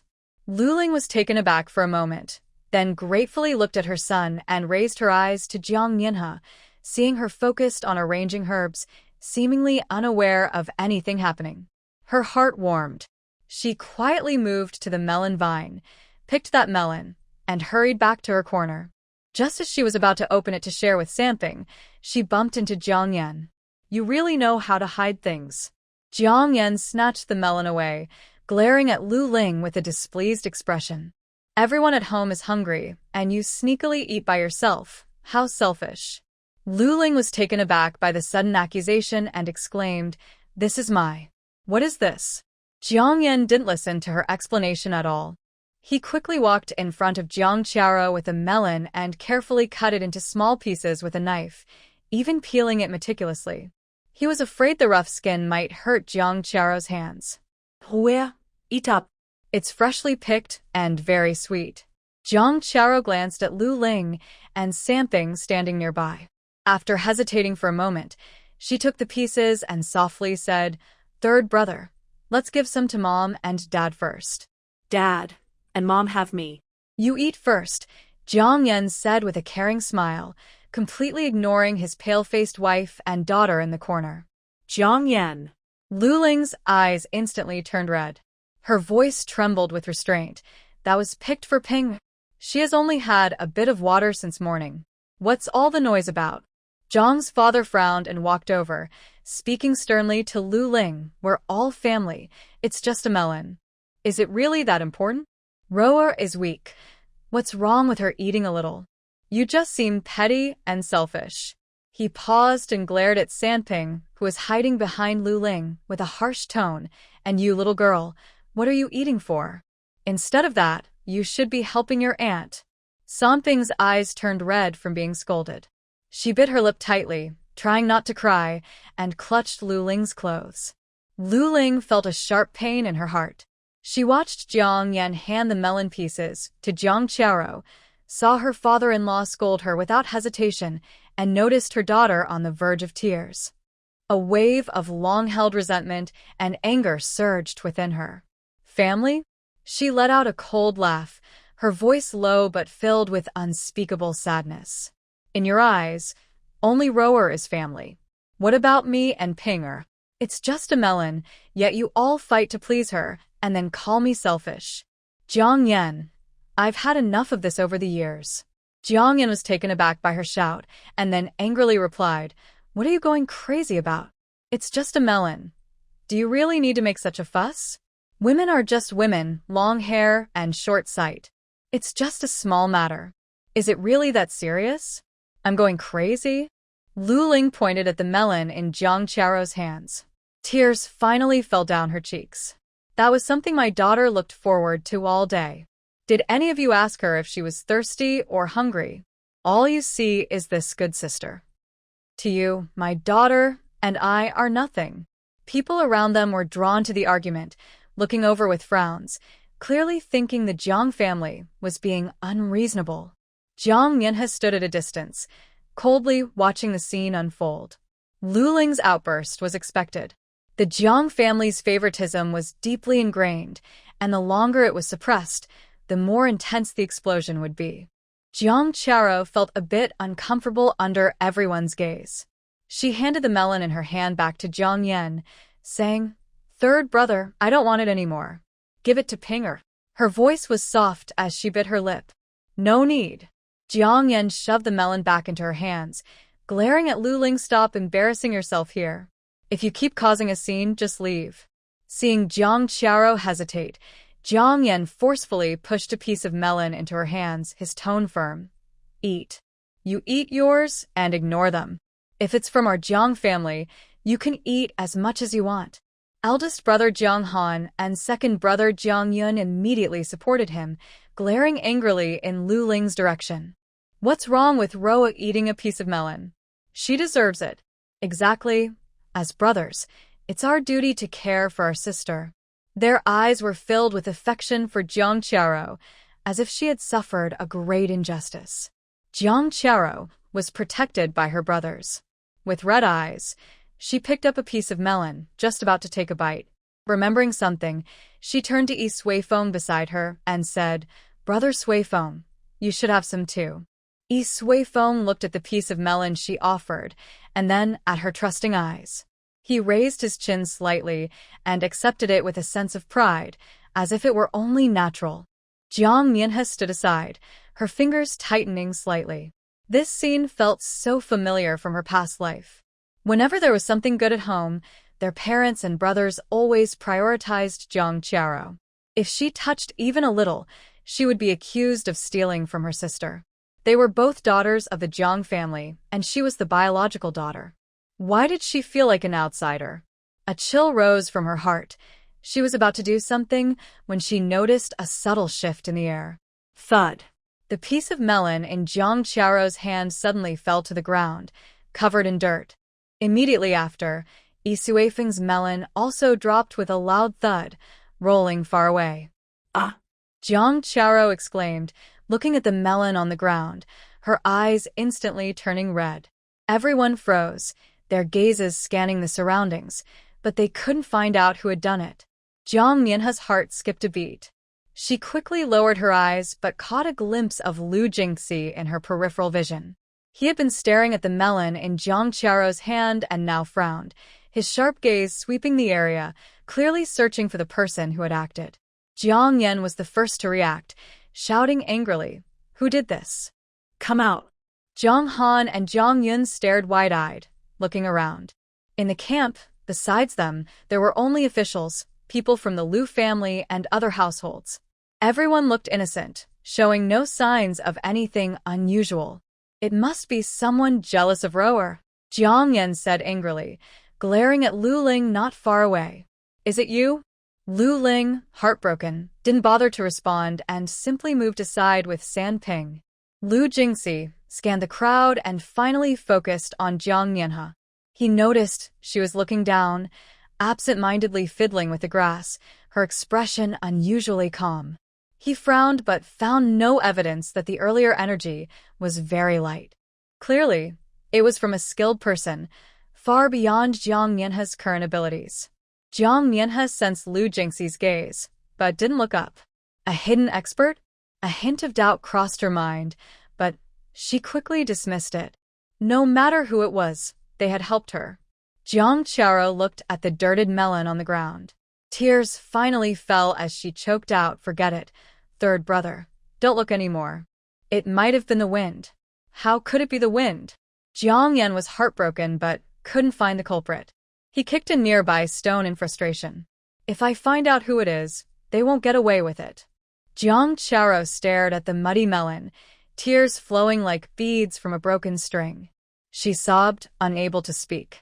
Her pitiful look made Jiang Yan frown in concern, but he couldn't catch the person behind it, leaving him anxious. At that moment, a clear voice rang out, "Little girl, the melon you just divided was quite good. Could you help me see which ones are edible?" Jiang Mianhe looked up to see an old man in a blue robe, with white hair but a youthful face and bright eyes. It was Qingshu Daozhong, master of Shun Helen. She smiled and pointed to a few melons hidden under the leaves nearby. "Daozhong, take a look at those. They should be to your liking." Qingshu Daozhong picked the largest one, cracked it open, and indeed found it sweet and juicy. He took a big bite, his eyes lighting up. So sweet. So sweet. He looked like a playful old child. Seeing this, Jiang Mianhe took out a small ceramic jar from her space and handed it to him. "If you don't mind, Daozhong, use this to keep it cold. It will taste even better." Oh. There's such a way to eat it? Qingshu Daozhong became interested. He quickly took it, placing the melon pieces into the ice jar. A moment later, he took them out to taste and instantly smiled widely. Wonderful. Ice cold and refreshing, even better than celestial brew. Jiang Mianhe taught him how to make juice from the melon. Mixed with honey and ice, they created various refreshing drinks. Master Qingshu watched in amazement, repeatedly expressing his admiration. He held a cup of melon juice, enjoying it greatly. He also glanced at his disciple, Shun Helen, who still looked calm and distant, sitting quietly with his eyes closed, seemingly unaffected by the lively atmosphere around him. The sixth prince had joined them at some point. Although he looked a bit unwell, it only made him more handsome. He was now blinking his charming eyes and said to Jiang Mianhe, "Miss Jiang, can you help me choose a good melon?" I'm feeling weak and would like something sweet to boost my energy. Jiang Mianhe, feeling a bit helpless, casually pointed to a nearby melon. That one will do. The sixth prince had someone bring it over and crack it open. It was indeed perfectly sweet. He picked up a piece and held it up to Jiang Mianhe, smiling playfully. I knew it. Miss Jiang cares for me the most. No one else can compare. His tone suggested he believed he was the one closest to her heart. You're joking, sixth prince, Jiang Mianhe replied lightly, avoiding his comment. Not far away, Lu Jingxi heard this and subtly frowned, feeling inexplicably irritated. He watched the scene of the sixth prince and Jiang Mianhe together and recalled Jiang Mianhe's past betrayal of him. A wave of anger surged within him. This woman could attract attention wherever she went. It seemed to be her nature. But when he looked at Jiang Mianhe's calm face, he noticed her indifference to the sixth prince's flattery, which added to his feelings of unease. Master Qingshu, sipping his melon juice, observed the scene before him. He chuckled and nudged his disciple with his elbow. Look at how capable that young lady is. You should learn from her and stop looking so serious, as if someone owes you money. Shun Helen opened his eyes, glanced at Jiang Mianhe, then quickly looked away, saying softly, Master, let's eat melon. Master Qingshu shrugged and stopped teasing, enjoying his chilled melon juice. In the camp, the sweet scent of the melon mixed with the coolness of the ice, easing the heat. Jiang Mianhe continued to calmly prepare herbs, occasionally chatting with Sanghua. Yi Suifeng, tempted by the melon scent, swallowed hard but couldn't bring himself to ask for some. Jiang Qiaro noticed and quickly offered her water bottle, her voice gentle. Brother Suifeng, drink some water first. I'll go find you something to eat. Her eyes were full of flattery, and her weak yet eager demeanor left Yi Suifeng a bit stunned. He really didn't understand why Jiang Qiaro was so nice to him. He took a couple of sips from the water bottle. When he looked up, he met the cold gazes of the three Jiang brothers. Jiang Yan, Jiang Han, and Jiang Yin all had unfriendly expressions, as if they wanted to swallow him whole. Lu Jingxi also frowned at him, his eyes filled with obvious disdain, as if to say, You don't deserve Qiao's kindness. Yi Suifeng felt uncomfortable under their stares and was about to lose his temper when he saw Jiang Mianhe walking over slowly. She smiled at him and asked, Young Master Yi, would you like some melon? I have more here. Yi Suifeng was taken aback, then a sense of pride surged within him. Even Jiang Mianhe couldn't help but be nice to him. He deliberately raised his chin, pretending to be generous. Since you're so sincere, then bring it here. You. Jiang Qiaro immediately panicked and rushed to grab Jiang Mianhe, her eyes red and her voice choked. Sister, how can you treat Brother Suifeng like this? Brother Suifeng is my husband. If this gets out, what will people think? Her words hinted that Jiang Mianhe was being flirtatious, while she pretended to be innocent and concerned for Yi Suifeng. Yi Suifeng felt even more pleased and decided to push further. Did you hear that? Hurry up and cut the melon into pieces for me to eat.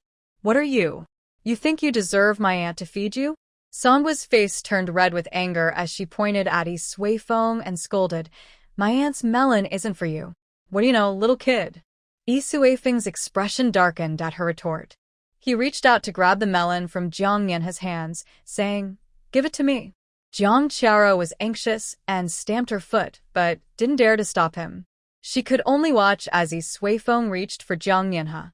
Her panicked expression caught Jiang Mianhe's attention, and she smirked, enjoying the sight of her flustered state. Seeing that Jiang Mianhe didn't dodge, Yi Suifeng thought she was truly captivated by him. He confidently reached out for the melon, humming, You know it's good for you. Slap. Slap. The sound of two crisp slaps echoed. Yi Suifeng was stunned by the blows, stepping back and covering his face, unable to believe Jiang Mianhe had hit him. You dare to hit me? Jiang Mianhe shook her hand, her gaze icy.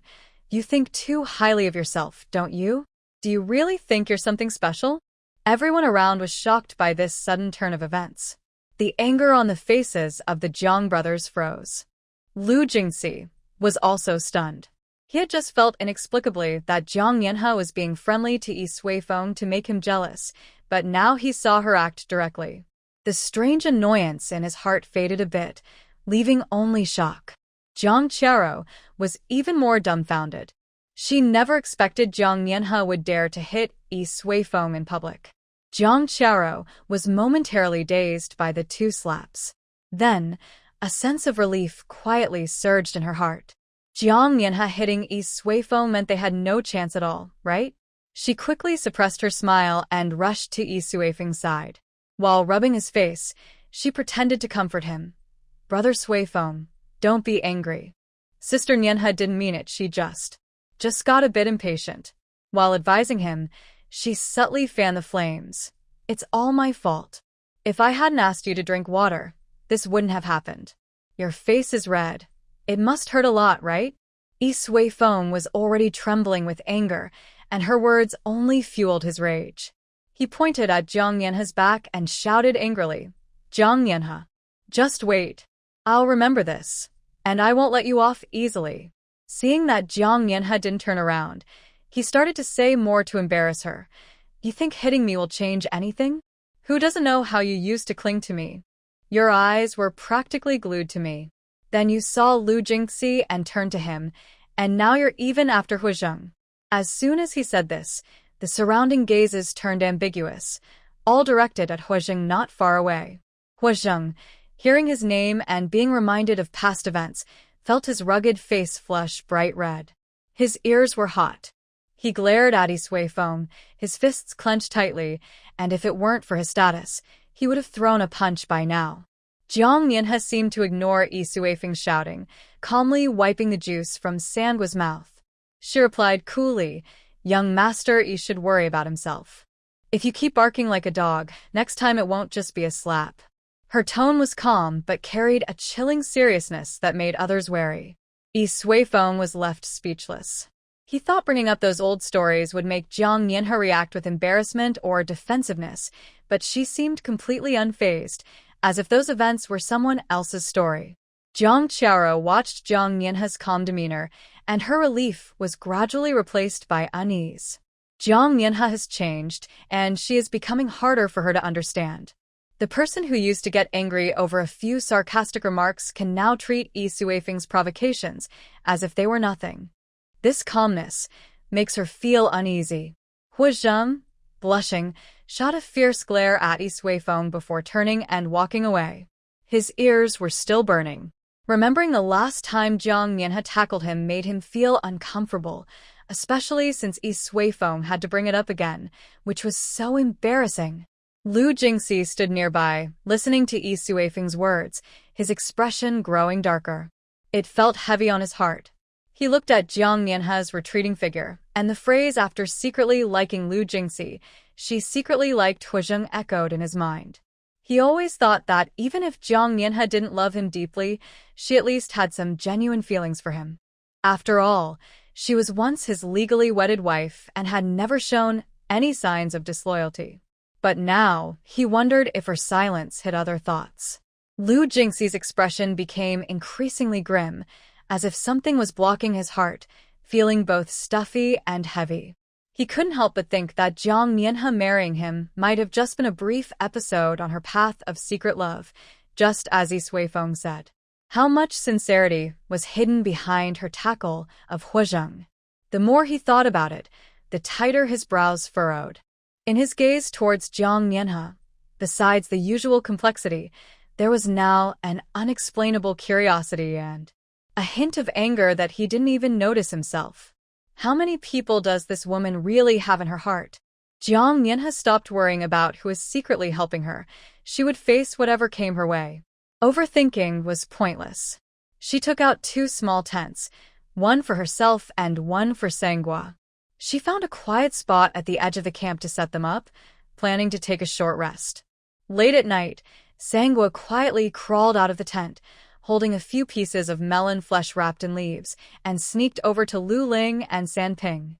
"Mom, sister, hurry and eat. Aunt gave these, they're so sweet." Lu Ling looked at the melon in her son's hands, her eyes warming up. She took a small piece and handed it to San Ping. Tasting the sweet juice that melted in her mouth warmed her heart. She gently patted Sangwa's head and whispered, "Sangwa, you must always follow your aunt and protect her, okay?" Sangwa nodded vigorously. "Mom, I know. Aunt is the best to me, and I will take good care of her." Luling gazed at the outline of Jiang Mianhe's tent in the distance, unable to hold back her tears. She knows the Jiang family's nature very well. Everyone in the family revolves around Jiang Qiaro, while she and the children are in this home. They aren't even worthy of a decent piece of melon to eat. Now, being with Jiang Mianhe, Sangwa can eat well and stay warm. They even have sweet melons to eat, which is something they never dared to dream of before. Sangping takes small bites of the melon, watching her brother being loved by Jiang Mianhe. Her little face is full of envy, but she doesn't cry. She tugs at Luling's clothes and whispers, "Mom, I also want to be good to Annie." "Good girl," Luling says, feeling sorry as she wipes her daughter's cracked lips. "From now on, you should help your brother and keep an eye on Andy so that some people won't bully her again." Sangping nods, somewhat understanding, and quietly clenches her small fist, remembering. She needs to watch that always crying Aunt Jiang Qiaro and make sure she doesn't harm her Aunt Mianhe anymore. As night falls, the place they're staying gradually quiets down. Only the sounds of insects and occasional snores can be heard. Sangping, feeling sleepy, opens her eyes and is about to turn over when she suddenly meets a pair of eyes. Jiang Qiaro is squatting in front of her, smiling, but her gaze seems a bit strange. Sangping is startled and instinctively shrinks back into Lu Ling's arms. "Pinger, are you awake?" Jiang Qiao's voice is low and deliberately gentle. "What are you looking at?" Sangping shakes her head, her little face showing no expression, appearing somewhat dazed. She watches Jiang Qiaro searching for something in the grass, her brows furrowing in confusion. Not far away, in the tent, Jiang Mianhe seems to be sleeping soundly, but her ears catch every sound around her, the rustling of the wind, the chirping of insects, and Jiang Qiao's deliberately quiet footsteps. With her eyes closed, she quietly tightens her grip on the antidote hidden in her sleeve. After searching for a while, Jiang Qiaro seems to have not found what she wanted. She turns to Sangping and smiles. "Pinger, Annie needs to go over there for a moment. Can you keep an eye out for me and not let anyone come over, okay?" Sangping wants to shake her head and say she wants to sleep, but Jiang Qiaro speaks first, her voice soft yet threatening. "Be good, or your daddy will be unhappy, and he might not like you anymore." Sangping bites her lip, recalling how her father usually treats Aunt Jiang Qiaro. Thoughtfully, she nods. She sits still, her eyes wide open, watching the direction Jiang Qiaro leaves. Jiang Qiaro pats her head and quickly walks into the nearby woods. Not long after, a faint, sweet scent drifted in with the wind. Jiang Mianhe's heart raced, and she immediately held her breath. It was the scent of a sleeping gas. She had already taken the antidote earlier. At that moment, she fell back onto the couch, pretending to be unconscious, while keeping her ears alert. The scent grew stronger, and the snoring in the camp became more even. Even the guard on duty yawned and wobbled before collapsing. San Ping, being young and weak, soon drooped his head and fell asleep against a rock. As Jiang Mianhe softened and fell down, she caught a glimpse of Shun Helen not far away. He lay on the grass, the moonlight outlining his cool profile. His long, thick eyelashes were closed, yet he radiated a sense of alertness. His usually indifferent eyes, like a cold pool, were hidden beneath his eyelids, but Jiang Mianhe felt she could meet his awake gaze. He was also pretending to be unconscious. Looking further, the sixth prince leaned against a tree, his face pale as paper. His breathing was so weak it was almost inaudible, appearing fragile. Anyone would think he was out of it, but Jiang Mianhe remembered that just as the gas started, his fingertips had moved slightly, clearly still aware. On the other side, Yi Suifeng leaned against a rock, his brow furrowed, sleeping deeply. Jiang Qiaro curled up not far from him, her long hair covering half her face. However, Jiang Mianhe could clearly see the faint, smug smile at the corner of her lips. She was not only pretending to be unconscious, but also waiting to enjoy the show. Jiang Mianhe's heart sank. After taking in all these details, she completely relaxed her body, her breathing becoming long and steady, as if she really had been knocked out. Before long, rustling footsteps echoed from the jungle as a group of rough-looking bandits entered, dressed in coarse cloth and with fierce expressions. They held knives and scanned the camp warily. Seeing everyone lying on the ground, the leader with a scar on his face grinned. Jiang Mianhe lay on the ground, her fingers quietly tightening around the dagger hidden in her boot. Memories from her past life surged back. It was this group of bandits. Under Jiang Qiao's instigation, they had dragged her into the dense forest. Jiang Qiao claimed she was too fierce and wouldn't cooperate, hinting that the bandits should teach her a lesson. If she hadn't fought back and killed someone, the consequences would have been unimaginable. In the end, she became the ruthless criminal. While Jiang Qiao turned into the innocent victim, even Lu Jingxi looked at her with cold eyes. "Boss, this is what we prepared for you." In the distance, the voices of bandits could be heard, flattering, "We have gold, silver, jewels, and a few women we just captured. Do you like them?" Yi Suifeng seemed to wake up, initially a bit flustered, but soon his voice came out calmly. "Who are you?" "Boss, we are from Blackwind Stronghold," said a scar-faced man respectfully. "Our leader sees your extraordinary presence and wants to be your brother. From now on, this territory will follow your orders." Jiang Mianhe couldn't help but sneer. Just like in her past life, Yi Suifeng relied on some inexplicable luck. In no time, he had become the boss of the bandits. This group of ruthless criminals who had taken countless lives actually wanted to serve him. She licked her dry lips, tasting a hint of blood. In this life, she would not give anyone the chance to hurt her again. Did Jiang Qiao want to use the bandits to ruin her? Did Yi Suifeng think he could rise through the ranks with their help? Dream on. Jiang Mianhe slowly opened her eyes, her gaze icy, like a poisoned blade. Tonight, none of these bandits would survive. Jiang Qiao was fully aware and quietly narrowed her eyes, peering through her lashes at everything happening before her. She couldn't contain her excitement. Indeed, Yi Suifeng had great fortune. These heartless bandits were truly bowing to him. She heard the bandit leader, a burly man with a thick beard, respectfully reply to Yi Suifeng, "Boss, although we are few in number at Blackwind Stronghold, we have weapons and territory. Wherever you point, we will fight." What shocked her even more was that the burly man suddenly knelt before Yi Suifeng with a thud, as if to lick his boots. "What are you doing?" Yi Suifeng exclaimed, stepping back in fright, though he couldn't hide his pride. He recalled his inexplicable good luck since childhood and how he had always attracted women. Now, being treated as a leader by a group of bandits felt completely natural to him. Ha ha ha. Good. Yi Suifeng steadied himself and laughed. "Since you are so sincere, I will graciously accept." The bandits cheered, and someone even brought a simple yet ornate palanquin to carry Yi Suifeng into the stronghold. They also dragged the unconscious exiles from the camp, treating them like livestock, as they would now be Yi Suifeng's subjects. The palanquin was carried into the stronghold, with Jiang Qiao being roughly held by 2 bandits following behind.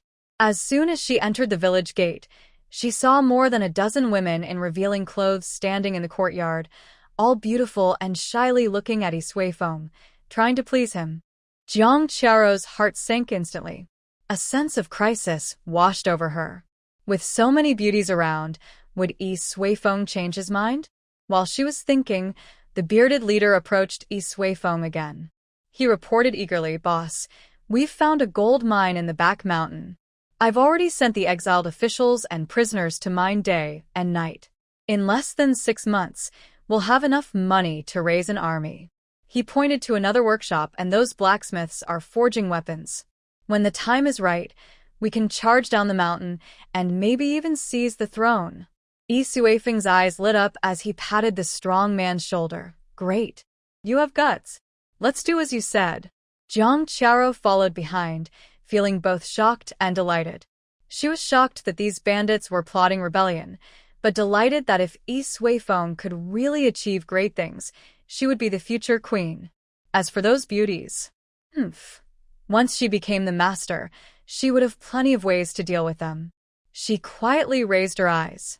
She looked at the crowd being taken to the mine, her gaze lingering on Jiang Mianhe's unconscious figure, and a cold smile appeared on her lips. Jiang Mianhe, just wait to work yourself to death in that mine. And I, Jiang Qiao, will follow Yi Suifeng to greatness, leaving you far behind. But she didn't see that at the moment she turned around, the supposedly unconscious Jiang Mianhe's eyelashes flickered slightly and a cold, killing intent flashed to her eyes. In the empty space of the bandit camp's backyard, the refugees and captured citizens were herded together like livestock. The bandits' whips fell mercilessly on them, cracking loudly. They faster. Are you trying to get yourselves killed?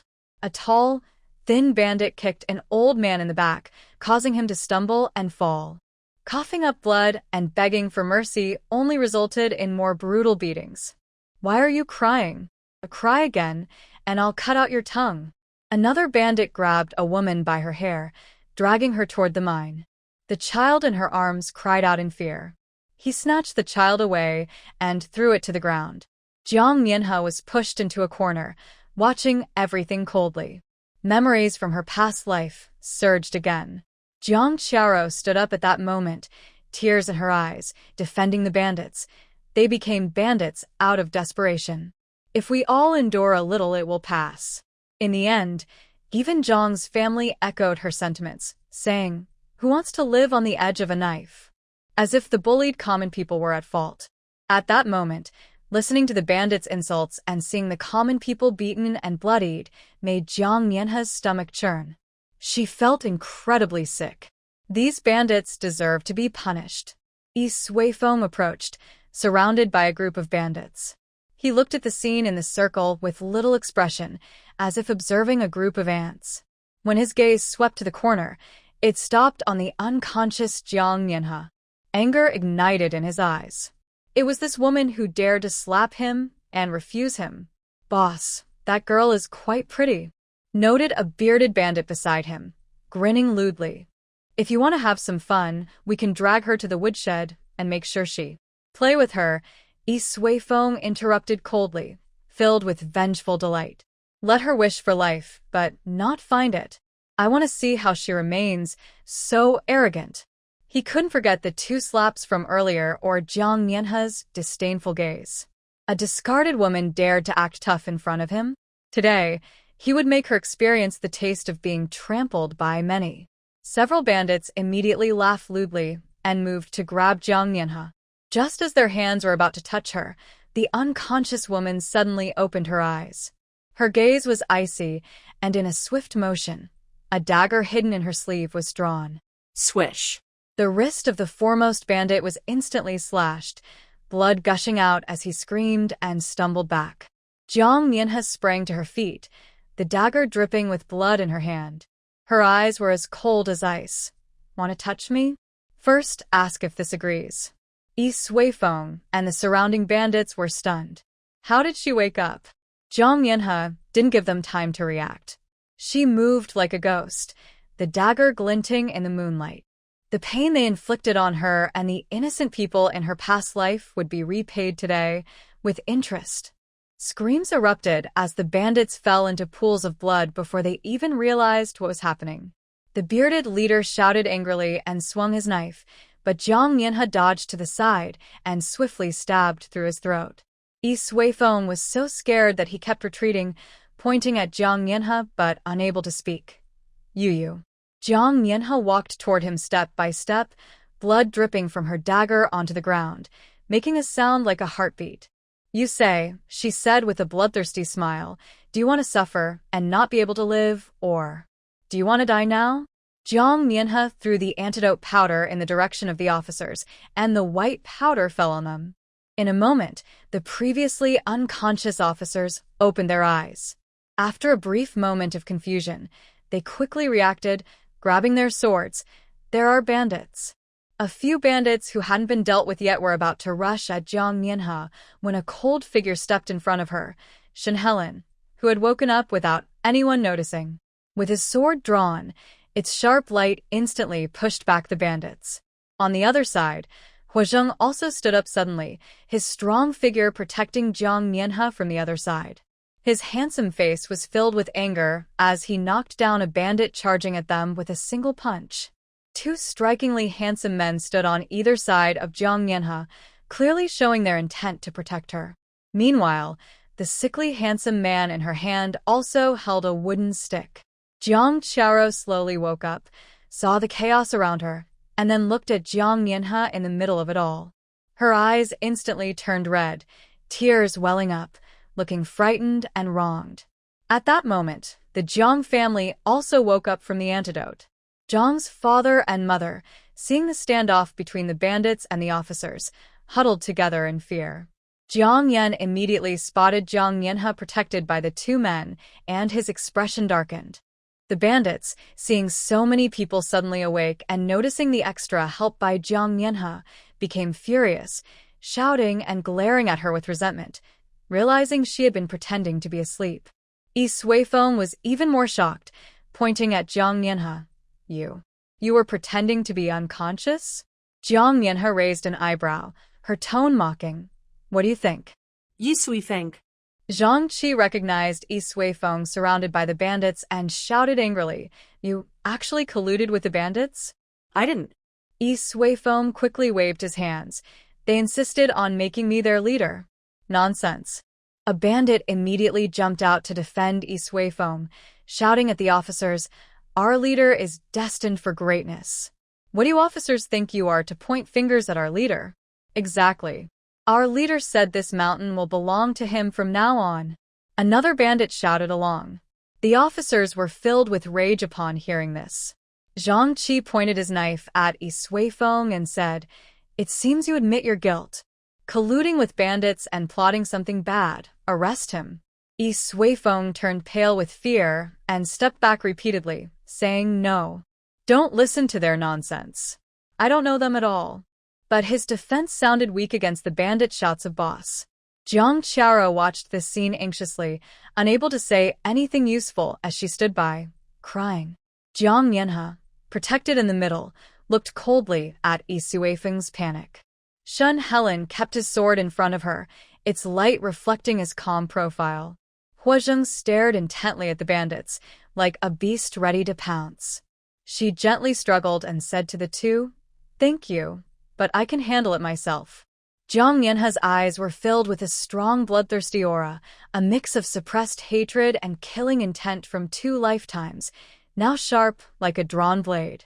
She tightened her grip on the dagger, her knuckles turning white as her gaze swept over the wailing bandits and the panicked Yi Suifeng, each look as cold as ice. Aunt. A bright voice suddenly called out from her side. Sangwa had woken up, without her noticing. With a confused expression from just waking up, she immediately ran to Jiang Mianhe's side, arms wide open, standing straight like a small animal protecting its young. You can't bully my aunt. Without thinking, she rushed over, her voice trembling with fear, yet she held her head high, glaring at the fierce bandits. Jiang Mianhe looked down at the small figure in front of her, and her fierce aura softened a bit, touched by a hint of gentleness. She gently placed her hand on Sangua's head, her voice calm yet strong. Sangua, stand behind your aunt. No. Sangua shook her head, her small face full of determination. I want to protect my aunt. The surrounding officers and bandits were momentarily stunned by this scene. A fierce woman protecting a small child created a strangely harmonious picture. Shun Helen paused, his gaze lingering on Sangua for a moment. Then he turned to Jiang Mianhe, and a hint of warmth seemed to melt the coldness in his eyes. Huazheng even smiled and gave Sangua a thumbs up. Good kid, you have guts. Jiang Qiao felt a pang in her heart at this sight, her eyes reddening again. Jiang Mianhe ignored everyone else and simply pulled Sangua a bit closer behind her. He faced the bandits again, a bloodthirsty look in his eyes. It's time to settle the score. A chaotic sound of footsteps came from deep within the valley, shaking the ground. Everyone looked up. A massive crowd emerged from the dense forest, numbering in the thousands, each armed with knives and weapons. Their fierce expressions resembled that of ruthless bandits, advancing towards the mountain's stronghold like a tide. Boss. "We're late," shouted the leader of the bandits, his voice booming, clearly having rushed to provide support upon receiving news. He glanced at Yi Suifeng's shoes, tempted to lick them, but knew this was not the right moment. The bandits felt a strong desire to submit at Yi Suifeng's feet when they saw him. Zhang's parents were so scared that they collapsed to the ground, with Zhang's mother trembling and clutching Zhang's father's arm. "It's over. It's all over." Old Lady Lu lost her usual arrogance, gripping Lu Jingxi's sleeve, her voice shaking. "Jingxi, Think of a way. Quickly." Lu's parents were pale, huddled together, too afraid to breathe. The officials held their swords tightly, but looking at the thousands of bandits before them, they felt hopeless. Their numbers were far too few to fight. Only Yi Suifeng, after the initial panic, showed a twisted excitement on his face. He looked at the rushing bandits and then at the serious officials, suddenly bursting into laughter. "Do you see? These are all my people. You officials are scared now, aren't you?" He stepped forward and shouted to the bandits, "I am your leader. Capture all these people, especially that Jiang Nianhe. Make sure to deal with her severely." In his eyes, these bandits were his strength. What did it matter to the officials? With thousands at his command, he felt invincible. Once he dealt with these people, the stronghold would be his domain. He might even carve out his own territory, far better than being an overlooked young master in the capital. Seeing the bandits blocked by the fire, Zhang Qiao hurried to Yi Suifeng's side, tugging at his sleeve, her voice sweet. "Brother Suifeng, everyone is so scared. Could you please let the bandit leaders spare them? Actually, it was just me who offended them. It has nothing to do with the others." Her words seemed like a plea, but effectively shifted all the blame onto Jiang Nianhe. She clearly indicated to Yi Suifeng, if Jiang Nianhe were killed, the others could live. Yi Suifeng already hated Jiang Nianhe deeply, and hearing her words only fueled that hatred. Immediately, the bearded bandit said, "Did you hear that? I only want Jiang Nianhe's life. Let everyone else go." The bearded man thought to himself, "Let them go? Who will mine the gold? Who will forge the weapons?" But he dared not oppose Yi Suifeng openly and pretended to agree, saying, "The boss decides. As long as we get that woman, we won't kill anyone else." "I won't agree," Sangwa suddenly shouted, running in front of Jiang Nianhe, looking up with a stubborn face. "If you want to kill someone, kill me. Let my aunt go." Ha ha ha. Where did this little kid come from, thinking he can take the blame? The bandits laughed loudly, and the bearded man mocked, "You're too small to even fill a gap." Yi Suifeng scoffed, "You're overestimating yourself." At that moment, Zhang's mother jumped out, grabbing Sangwa's arm, and cried to the bandits, "This is my son Jiang Yan's root. You can't touch him. Otherwise, let Nianhe." "Mother is right," Jiang Yan quickly added, "Sangwa is my only son. Nothing can happen to him." Jiang Nianhe, she. Ha. Jiang Nianhe couldn't help but laugh at their words, her laughter filled with sarcasm. "Do you really think these bandits will be merciful and let you go?" She looked up at the group of bandits, her voice suddenly turning cold. "Last year, you slaughtered half the village in Qinglu town and took over 30 girls. The year before, you ambushed a merchant convoy at Haishi Crossing, stealing enough gold and silver to fill 3 rooms. And last month, you threw fleeing citizens into the mines as bait to feed your wolves. Do you want me to list each of these for you?" The bandits' expressions changed instantly, and the bearded man stared at Jiang Nianhe in disbelief. "How do you know this?" They had never spoken of their misdeeds to outsiders. How could this woman know so much? Ignoring their shock, Jiang Nianhe continued, "You know how many lives are on your hands. Now you say to let us go? You just want to trick us into handing over the person first, then kill us one by one." "Shut up!"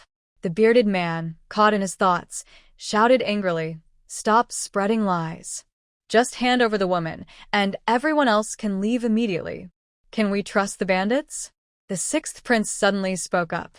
He still looked weak, but his voice was firm and undeniable. "When they slaughtered the village, Did they ever say, spare your lives to the people? Shun Helen pointed his sword directly at the bearded man. With so many lies, do you even deserve to negotiate? Hua Zheng's eyes widened in anger.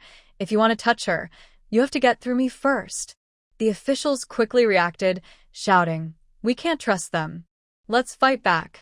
The Jiang and Lu families finally realized they had almost been deceived by the bandits' sweet words, their faces turning pale and then flushed. Jiang Qiao, seeing the situation change, bit her teeth in frustration but could only continue to act pitiful. But we can't fight them. Jiang Mianhe shot her a cold glance. Even if we can't win, we can't just be lambs waiting to be slaughtered.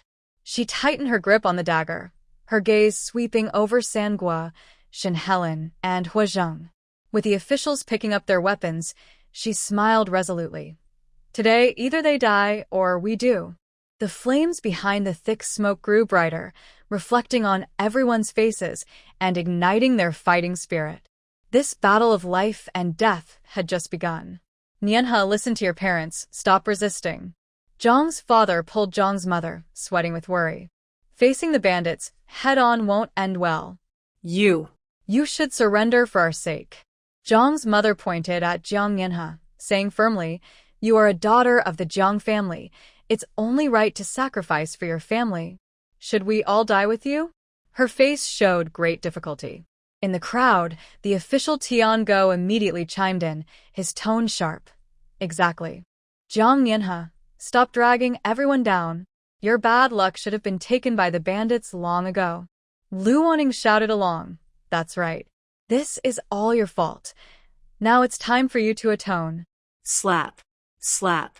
2 crisp slaps echoed, so fast that no one could see the action.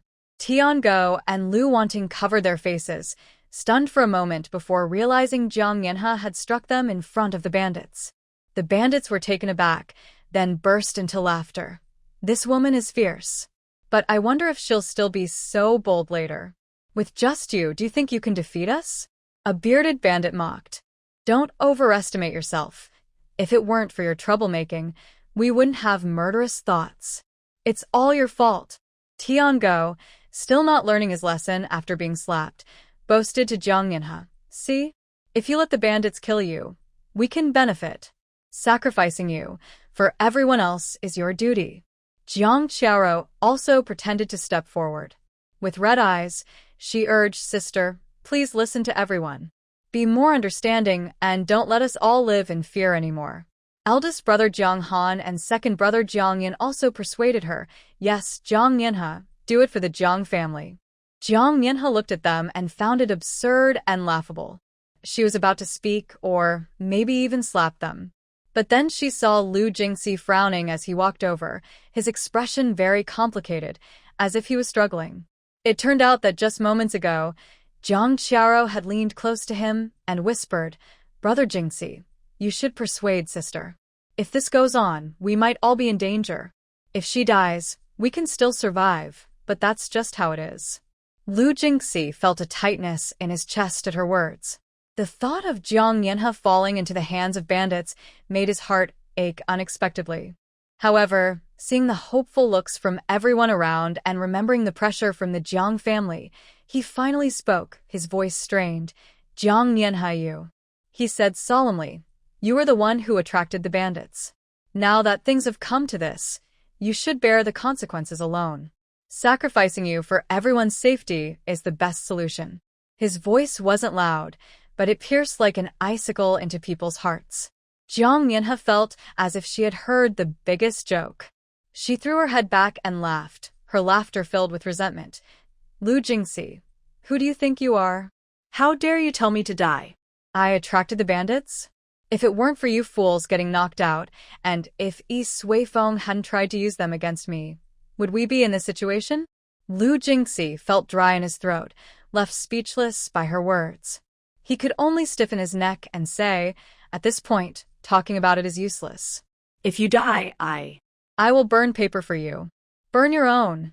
Jiang Nianhe shot back, her eyes filled with venom. You're nothing but a worthless person.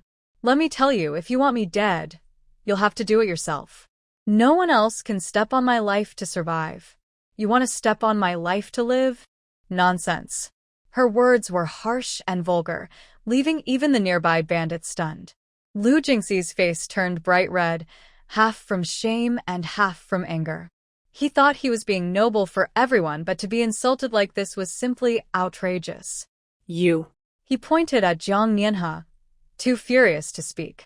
What about me? Jiang Mianhe stood her ground. If you have the guts, kill me now and see if these bandits will really let you go. At that moment, Jiang Qiao covered her mouth and began to cry softly, her tears falling like scattered beads. Brother Jingxi, my sister was just confused and anxious. Please don't blame her. It's all my fault. She wiped her tears as she spoke, looking weak and remorseful. This made Jiang Mianhe seem like an unreasonable person. Lu Jingxi looked at Jiang Qiao's pitiful expression and then at Jiang Mianhe's fierce face, and his feelings shifted again. His dislike for Jiang Mianhe grew. Why was there such a big difference between women? Stubborn, he said, throwing down those words before turning away and not looking at Jiang Mianhe anymore. His brow remained tightly furrowed, and the strange pain in his heart wouldn't go away. Jiang Mianhe ignored his attitude, focusing intently on the group of bandits, gripping her dagger even tighter. She chose to fight for her life. The bandits, seeing that Jiang Mianhe was unyielding, became even more mocking. A bearded man waved his knife and said, "You don't know what's good for you. Brothers, capture this woman and show her how it's done." A group of bandits charged forward, weapons drawn, closing in on Jiang Mianhe. "Bring it on." Jiang Mianhe's eyes flashed with cold light as she flipped her wrist and threw a handful of white powder into the crowd. The powder landed on the bandits, and they instantly seemed to lose their strength. Their inner energy collapsed, and their weapons clattered to the ground as they collapsed, unable to even stand. "What is this?"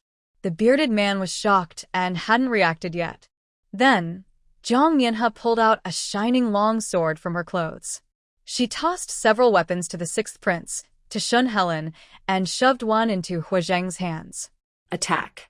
With her command, she charged forward first, her sword slicing through the air.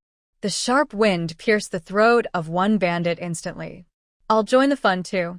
Daoist Qingxiu had somehow pulled out a feather duster, which seemed light but struck with force, targeting the joints of the bandits and making them cry out in pain.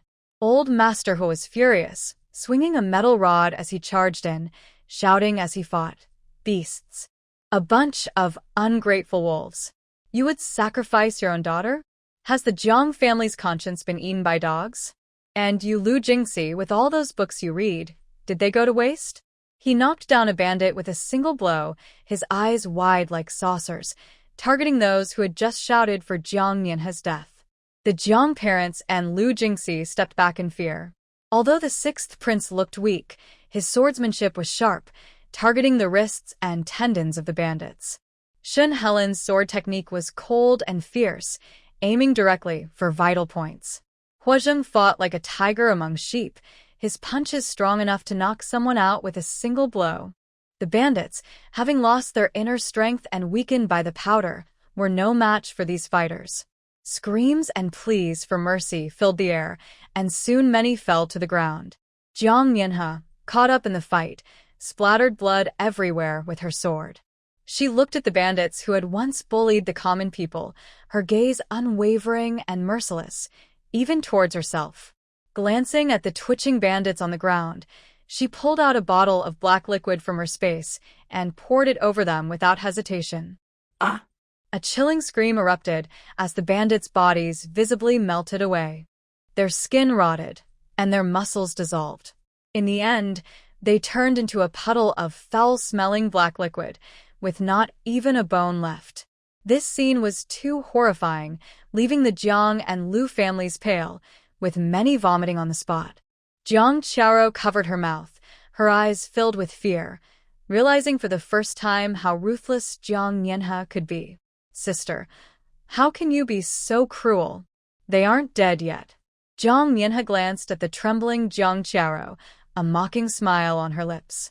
With a tone of undisguised sarcasm, she said, I heard there's a stone Buddha shrine on the back mountain of the bandit camp, and the statue is quite well carved.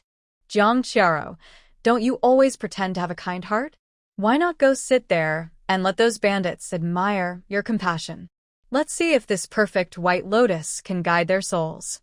Lu Jingxi looked at the puddle of black liquid and then at the blood on Jiang Mianhe, his heart inexplicably tightening.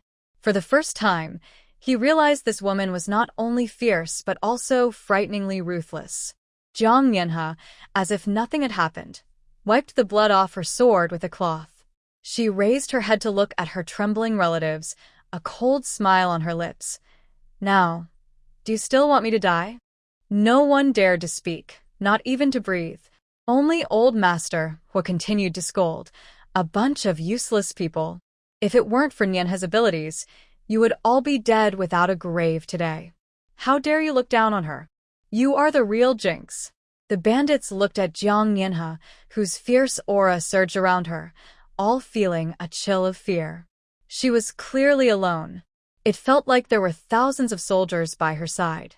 The killing intent in her eyes was almost tangible, and every step she took was filled with undeniable determination.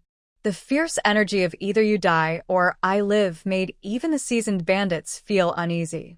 She was blinded by rage. Kill. Kill. Kill. Although she was a woman, her strikes were fiercer than theirs, each blow aimed to be lethal, without hesitation. Jiang Mianhe stepped closer, treading on the blood-soaked ground, her gaze sweeping over the terrified faces. In a daze, she recalled a past life where she was pushed out by the Jiang family, torn at by bandits. Those dirty hands, those lewd smiles. And Jiang Qiaro standing at a distance with a cold gaze. Get away. She swung her sword with even more force, breaking through the encirclement of 3 bandits. The bandits were completely terrified. They had never seen a woman like her. Even in a desperate situation, she was fiercer than any beast, her spirit burning with a fierce determination. They felt a deep fear. This was not a hunt, but an encounter with a grim reaper. Jiang Mianhe stood her ground, her chest heaving, her sword resting on the ground, its tip dripping with blood. The sunlight shone on her face, half stained with blood, half reflecting cold resolve. She looked up at the sky, her mind focused on one thought. In this life, no one would push her out as a sacrifice again. Want her dead? They would have to step over her body first. As more bandits surged forward, weapons closing in around her, Jiang Mianhe's gaze sharpened. She suddenly turned and grabbed Yi Suifeng beside her. The sword was instantly at his throat, the cold blade grazing his skin, drawing a thin line of blood. Don't move. Her voice was as cold as ice. One more step, and he dies. The bandits halted in unison, hesitation on their faces. They felt an inexplicable respect for Yi Suifeng, which erupted at that moment as they looked at the sword at his neck. No one dared to charge forward. This was their recognized leader. What would they do if he actually died? One younger member was so anxious, he began to stomp his feet. Let our leader go. Yi Suifeng was frozen in fear, then shouted angrily, Jiang Mianhe, you crazy woman. Let me go. Do you know who I am? Once I get free, I will make you pay. He cursed continuously, spewing all kinds of harsh words, certain that Jiang Mianhe wouldn't really kill him. But Jiang Mianhe only sneered, tightening her grip slightly, pressing the blade closer, deepening the cut. Oh, is that so? Why don't you try? Let's see who gets here faster, your people or my sword. The cold blade pressed against his neck, and the fear of death instantly gripped Yi Suifeng. His curses stopped abruptly, his face pale as paper, and his body trembled uncontrollably. The bandits watched anxiously, but no one dared to act. Their admiration for Yi Suifeng seemed to pull them with an invisible thread, making them instinctively obey. Even though it was their opponent being held captive, they did not dare to take a chance. Have your people step back. Jiang Mianhe stared at Yi Suifeng, her tone leaving no room for doubt.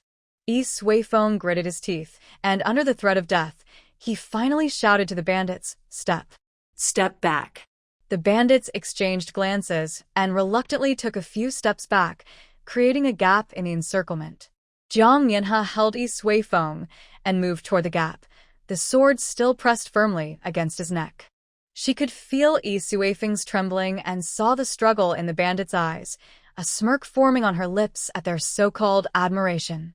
It was merely based on not being pushed to a dead end. As long as Yi Suifeng still had value, the bandits would not dare to move against her. What she wanted was this moment of breathing space. As Jiang Mianhe stepped back, her gaze quickly scanned the corner of the hideout where there was a pile of saltpeter and sulfur. After all, the hideout was rich in resources, which were key materials for making gunpowder. The bandits had no idea what these were. An idea sparked in her mind, and a more secure plan quickly took shape. In her past life, she knew the formula for gunpowder, but back then, she had no chance to practice it. Now, trapped in this bandit den, with the right materials and Yi Suifeng as her hostage, it was the perfect opportunity to give it a try. "Have your people move those things over to the empty house," Jiang Mianhe said, pointing to the pile of materials in the corner, her tone firm. "If even one piece is missing, I will hurt him." Although Yi Suifeng did not understand what she wanted the materials for, the coldness at his neck frightened him into compliance, and he quickly shouted to the bandits, "Did you hear that? Move it now." The bandits, though confused, did not dare to hesitate and hurriedly carried the materials to the empty house. Jiang Mianhe followed Yi Suifeng into the house, shut the door behind them, and signaled him to stand in the corner with her sword. "Stay still, or you'll regret it." Yi Suifeng huddled in the corner, watching Jiang Mianhe start to handle the powders, his expression uncertain. "What are you doing with this stuff?" Jiang Mianhe ignored him and began measuring and mixing according to the proportions she remembered. The bitter scent of saltpeter and the pungent smell of sulfur filled the air.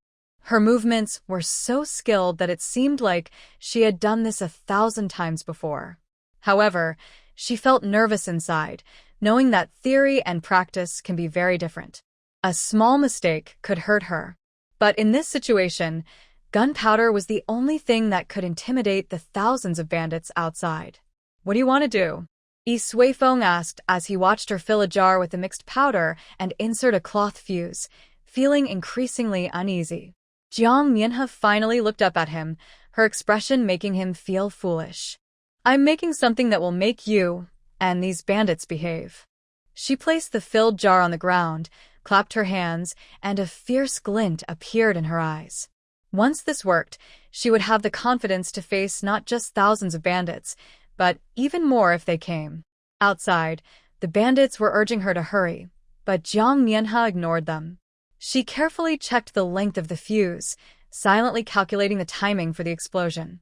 In this life, she not only wanted to survive but also to take control of her own fate.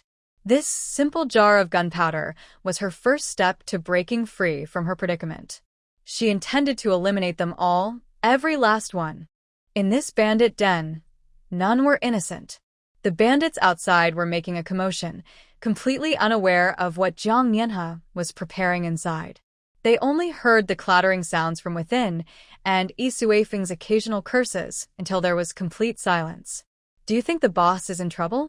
One bandit whispered. "What are you afraid of? Can a woman really turn the tables?" A bearded bandit kicked the door, shouting, "Listen up inside.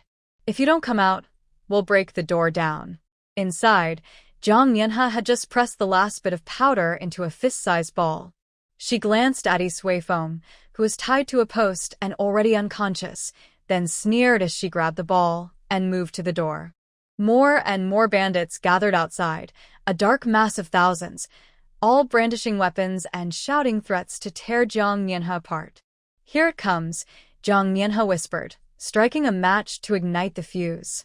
The sound of the burning fuse was particularly clear amidst the chaos. Before the bandits could react, the door was kicked open with a loud bang, and a dark object was thrown out, arcing through the air and landing right in the densest part of the crowd. "What is that?" "It looks like a clump of mud." Before the confusion could settle, a deafening explosion suddenly erupted. Boom. Flames shot into the sky, and a shockwave mixed with debris and body parts swept through the area. The nearby bandits were instantly blown to pieces. Those a bit farther away were also thrown into the air, screaming as they hit the ground. Thick smoke filled the air, mixing with the smell of blood and burnt flesh, and the once loud group of bandits fell into chaos. The Jiang and Liu families, standing a little farther away, were knocked down by the shockwave. Old Lady Liu lost her balance and was hit on the arm by flying debris, crying out in pain. Jiang's mother was so frightened that she collapsed to the ground, her face pale as she looked at the scene of blood everywhere. Jiang Mianhe stood at the door, covered in dust, but her eyes shone brightly. She watched the bandits scattered and destroyed, with limbs and body parts all around, showing no sign of emotion. Jiang Qiao hid behind Jiang Yan, trembling and chattering her teeth as she saw this scene through the smoke. She had never witnessed such a terrifying sight. The fierce bandits had turned into nothing but pieces in an instant. Blood stained the entire mountain stronghold, and the air was filled with the smell of flesh. Demon, sorcery. She murmured in shock, her eyes filled with fear as she looked at Jiang Mianhe. What kind of monster was she? Shen Helen and Huazheng quickly protected their family members, shielding them from the flying debris. Their gazes towards Jiang Mianhe were filled with astonishment. The sixth prince's pale face showed disbelief, but more so, a trembling excitement. This was thrilling. Jiang Mianhe ignored everyone's reactions, watching as the remaining bandits, terrified by the explosions, scattered and fled, a cold smile forming on her lips. This was the effect she wanted. To deal with wolves, one cannot use the same approach as with lambs. She turned and went into the house, untying Yi Suifeng. Dragging him out like a lifeless dog, she tossed him in front of Jiang Qiao. Your true love. Take care of him. Jiang Qiao looked at the unconscious Yi Suifeng, his face still dusty, and then at the horrific scene in the distance. She was so scared that she couldn't say a word, just shaking her head repeatedly. Jiang Mianhe didn't pay her any more attention and walked straight to Sangua, patting his head. Don't be afraid. Although Sangua was startled by the explosions, he clenched his fists tightly and shook his head. Not afraid. Auntie is amazing. Jiang Mianhe didn't give the bandits a chance to breathe, continuously throwing bombs into the densest areas of the bandit hideout. The explosions went off one after another. Flames ripped through the smoke, debris and wood splintered everywhere, shaking the entire stronghold. The bandits were completely panicked, finally realizing that the woman before them was not someone they could handle, and her monster could destroy everything. They couldn't even escape in time. Screams, cries, and explosions mixed together. The once arrogant band of robbers became helpless prey, scattered and destroyed, with bodies everywhere. At the entrance of the gold mine in the back mountain, the villagers forced to dig for gold swung their pickaxes numbly. There were elderly people with gray hair and thin children, all in ragged clothes, covered in wounds, their eyes filled with despair. They were guarded by the robbers, and any sign of laziness resulted in a beating. They had long lost the strength to resist. Suddenly, a deafening roar came from afar, shaking the ground and causing rocks to fall from the mine's ceiling. What's happening? A child cried, clutching the elderly person beside them. The old man's cloudy eyes showed a hint of confusion. Is it thunder? But then, more explosions followed, mixed with the robbers' desperate shouts. The voices were not the usual fierce threats. Instead, they carried fear and despair. It's not thunder. A middle-aged man paused, listening closely. It sounds like fighting? The crowd exchanged glances, unable to believe it. The robbers' hideout was well guarded. Who would come to save them? Just then, a robber ran past the mine in a panic, shouting, "Run! That woman has gone crazy. She has something to blow up the mountain. Our leader was captured. Brothers, run!" The villagers were stunned. A woman? Something to blow up the mountain? They looked at each other, a flicker of hope igniting in their eyes. Maybe it wasn't a fight among the robbers? Perhaps. Someone was coming to save them? Dad, listen. The robbers are calling for help. The child tugged at their father's hand, excitement in their voice. The man tightened his grip on the pickaxe, his knuckles turning white. He didn't know what was happening outside, but the cries and explosions were definitely real. He looked at the equally excited elderly, women, and children around him, suddenly straightening his hunched back. No matter who is outside, this might be their only chance. Everyone, get ready, he whispered, scanning the crowd. If there's a chance, we rush out. The atmosphere in the mine changed. Despair was replaced by a strange excitement. The explosions continued in the distance, like a call of hope ringing in everyone's hearts. They didn't know who the woman with something to blow up the mountain was. But at that moment, that sound became their only light. Jiang Mianhe keenly spotted a few robbers trying to escape through a hidden path in the back mountain. With a fierce look in her eyes, she drew her sword and chased after them. She moved swiftly, her sword like a shadow, and anyone she caught up with among the bandits did not escape alive. These men were stained with the blood of innocent people and did not deserve to live. Don't run. She caught up to the bandit who had once knelt before Yi Suifeng, licking his boots, and kicked him to the ground. Before he could get up, her sword was at his throat. Then she kicked him again and again, until his face was bruised and unrecognizable. You scum. Living is just a waste of food, Jiang Mianhe said coldly, twisting her wrist as her sword swiftly cut through his throat, ending his wicked life. Nearby, the rescued villagers watched this scene from a distance, initially feeling fearful. But when they saw Jiang Mianhe slaying the bandits who had bullied them, their long-suppressed anger suddenly erupted. Some picked up stones, while others grabbed hoes, rushing forward with red eyes to kick and punch the fallen bandits, shouting, "You hit me! You stole my food!" In the chaos, a few disheveled women huddled in a corner. Their clothes were torn, and their faces bore the marks of trauma. Their innocence was destroyed, and as they watched Jiang Mianhe fighting fiercely in the distance, a faint glimmer of hope flickered in their eyes, only to fade quickly. "It's no use," one woman murmured hoarsely. "What does it matter for people like us to live?" Jiang Mianhe's sword was stained with more blood. The bodies of the bandits had piled up like a small mountain. Jiang Qiao could no longer bear to watch and covered her face, sobbing. Her voice deliberately reached Yi Suifeng's ears. "Sister, how can you do this?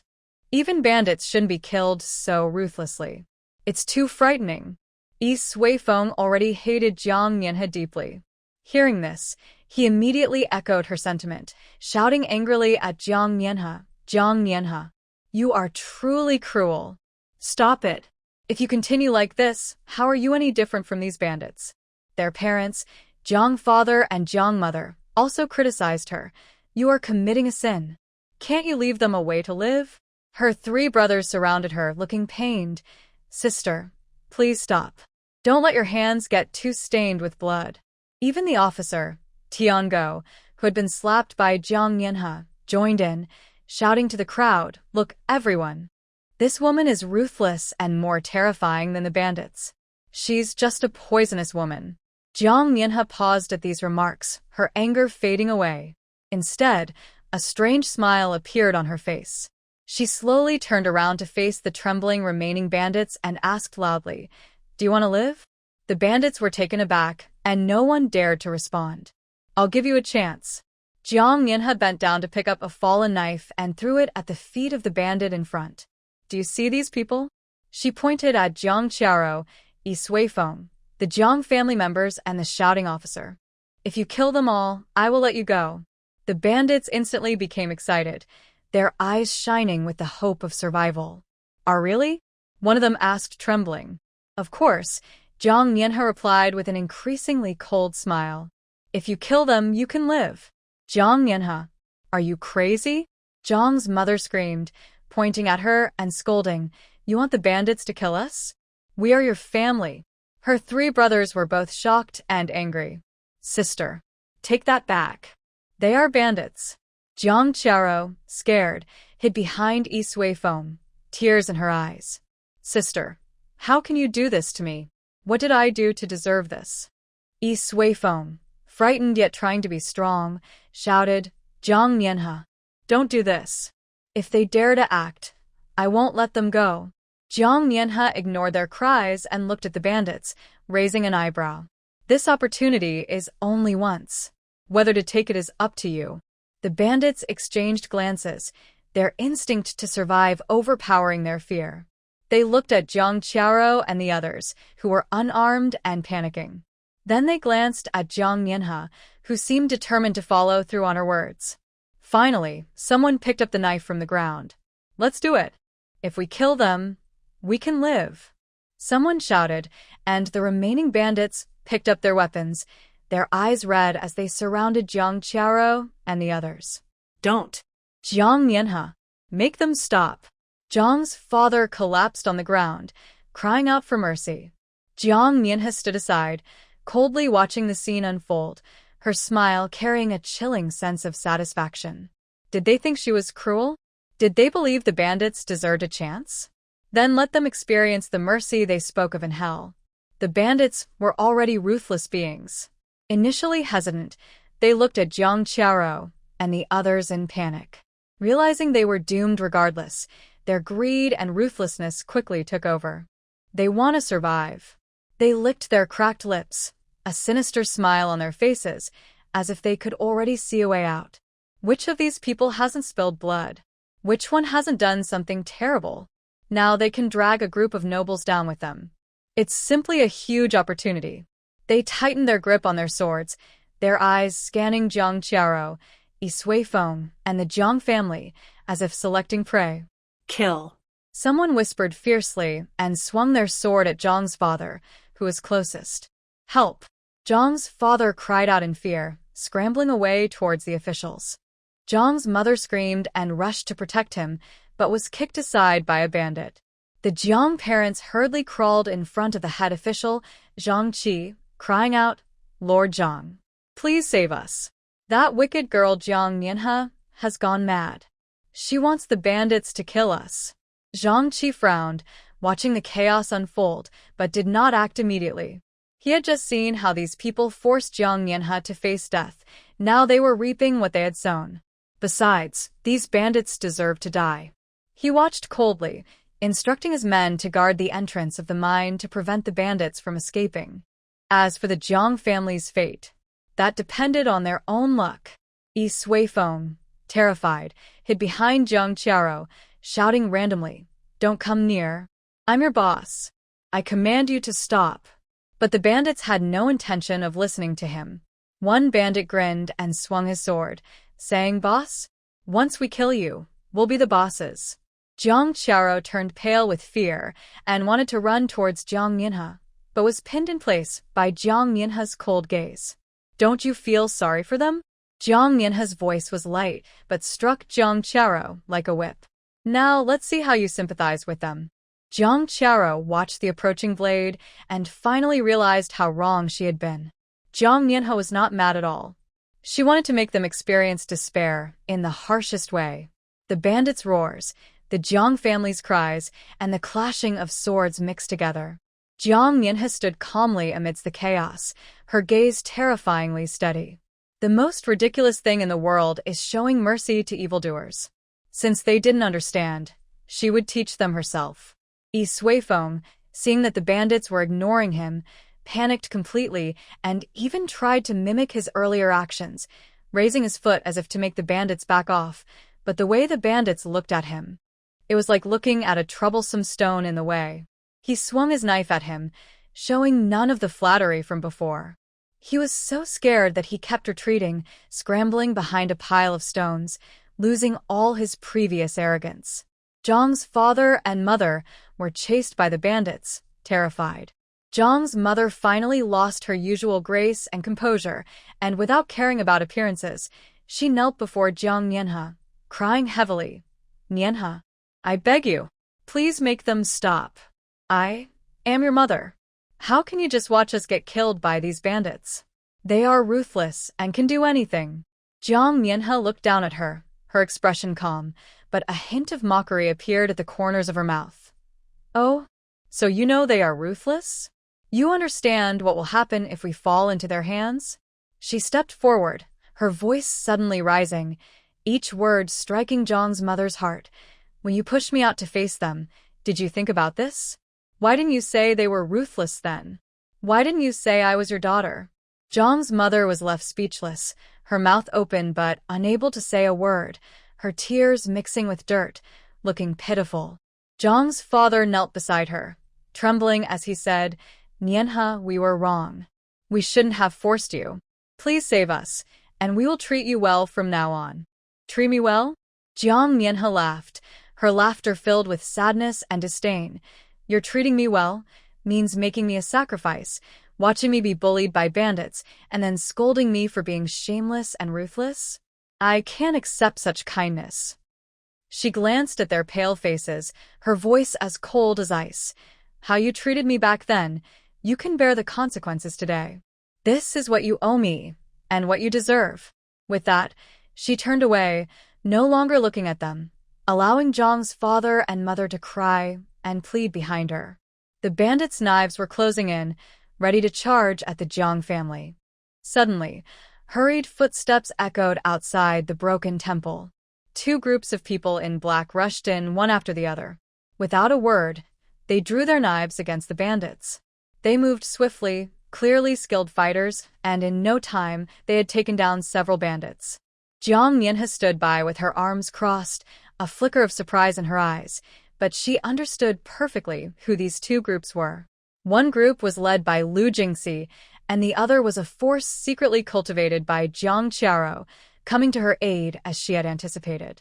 The man in black had just dealt with the bandits and was about to leave quietly when Jiang Nianhe suddenly spoke up. "Stop. Who are you working for?" When they ignored her, Jiang Nianhe pulled out a dark object from her pocket and threw it between the two groups. Boom. A loud explosion erupted, sending debris and dust flying everywhere. The once imposing men in black were instantly left in a bloody mess. Lu Jingxi stared in shock and rushed over, angrily saying, "Are you crazy? They came to help. Why did you kill innocent people? That's so cruel." Jiang Qiaro timidly stepped forward, her eyes red. "Sister, even if their background is unclear, you shouldn't have acted so harshly." Jiang Nianhe coldly glanced at them and retorted, "Oh, so are these people yours?" The two were momentarily speechless. Jiang Nianhe ignored them and turned to the arriving officials, saying loudly, "These men in black have an unknown origin and dared to fight and kill in the county town. Clearly, they are remnants of a rebellious faction. The emperor has been too lenient. He should have eliminated these scoundrels from the start." She paused, her gaze sharp. "You must report this situation to the emperor immediately, saying that Lu Jingxi's remnants are causing trouble and have ill intentions." The officials exchanged glances, not daring to delay, and quickly agreed. Lu Jingxi's face turned pale with anger. "You're slandering me. When did I ever have remnants?" Jiang Nianhe replied, "Lord Zhang, why not investigate who these people work for? Check if they have any identifying tokens on them?" Lu Jingxi felt a rush of panic as he noticed the dagger Jiang Nianhe had left aside. Suddenly, he pulled out a small porcelain bottle from his pocket, uncorked it, and sprinkled the liquid on the bodies. To their shock, the bodies quickly dissolved upon contact with the liquid, turning into puddles of black water, leaving no trace behind. Huh. Jiang Nianhe raised an eyebrow, looking at him with a knowing smile. Jiang Qiaro also panicked, but tried to maintain her composure. At that moment, Jiang Nianhe suddenly mimicked Jiang Qiaro's usual soft tone, pointing at the black puddles and saying, "Oh dear, it seems like some people aren't quite dead yet, Brother Jingxi. How cruel you are, killing people and destroying the evidence." Her tone was perfectly imitative, laced with mockery. Lu Jingxi and Jiang Qiaro's faces shifted from green to white with anger and anxiety. Lu Jingxi was both furious and desperate, pointing at Jiang Nianhe but unable to speak. She was clearly doing this on purpose. Zhang Qi watched closely, his doubts deepening, and he looked at Lu Jingxi with a more scrutinizing gaze. Jiang Nianhe, seeing her goal achieved, put away her playful expression and said to Zhang Qi, "Lord Zhang, you have also seen that these people have strange movements, and Lu Jingxi is eager to destroy evidence. This matter is likely not simple, so please report it to the emperor truthfully." Zhang Qi nodded, already formulating a plan in his mind, and replied solemnly, I understand. Lu Jingxi looked at Jiang Mianhe's seemingly innocent yet calculating face. He felt a surge of anger, but could do nothing about it. She was truly a difficult opponent. Lu Jingxi was so frustrated that his chest heaved, but he could only watch as Jiang Mianhe handled the situation. Jiang Mianhe ignored him and turned to walk deeper into the bandit hideout, where she unexpectedly saw a group of kidnapped villagers mining.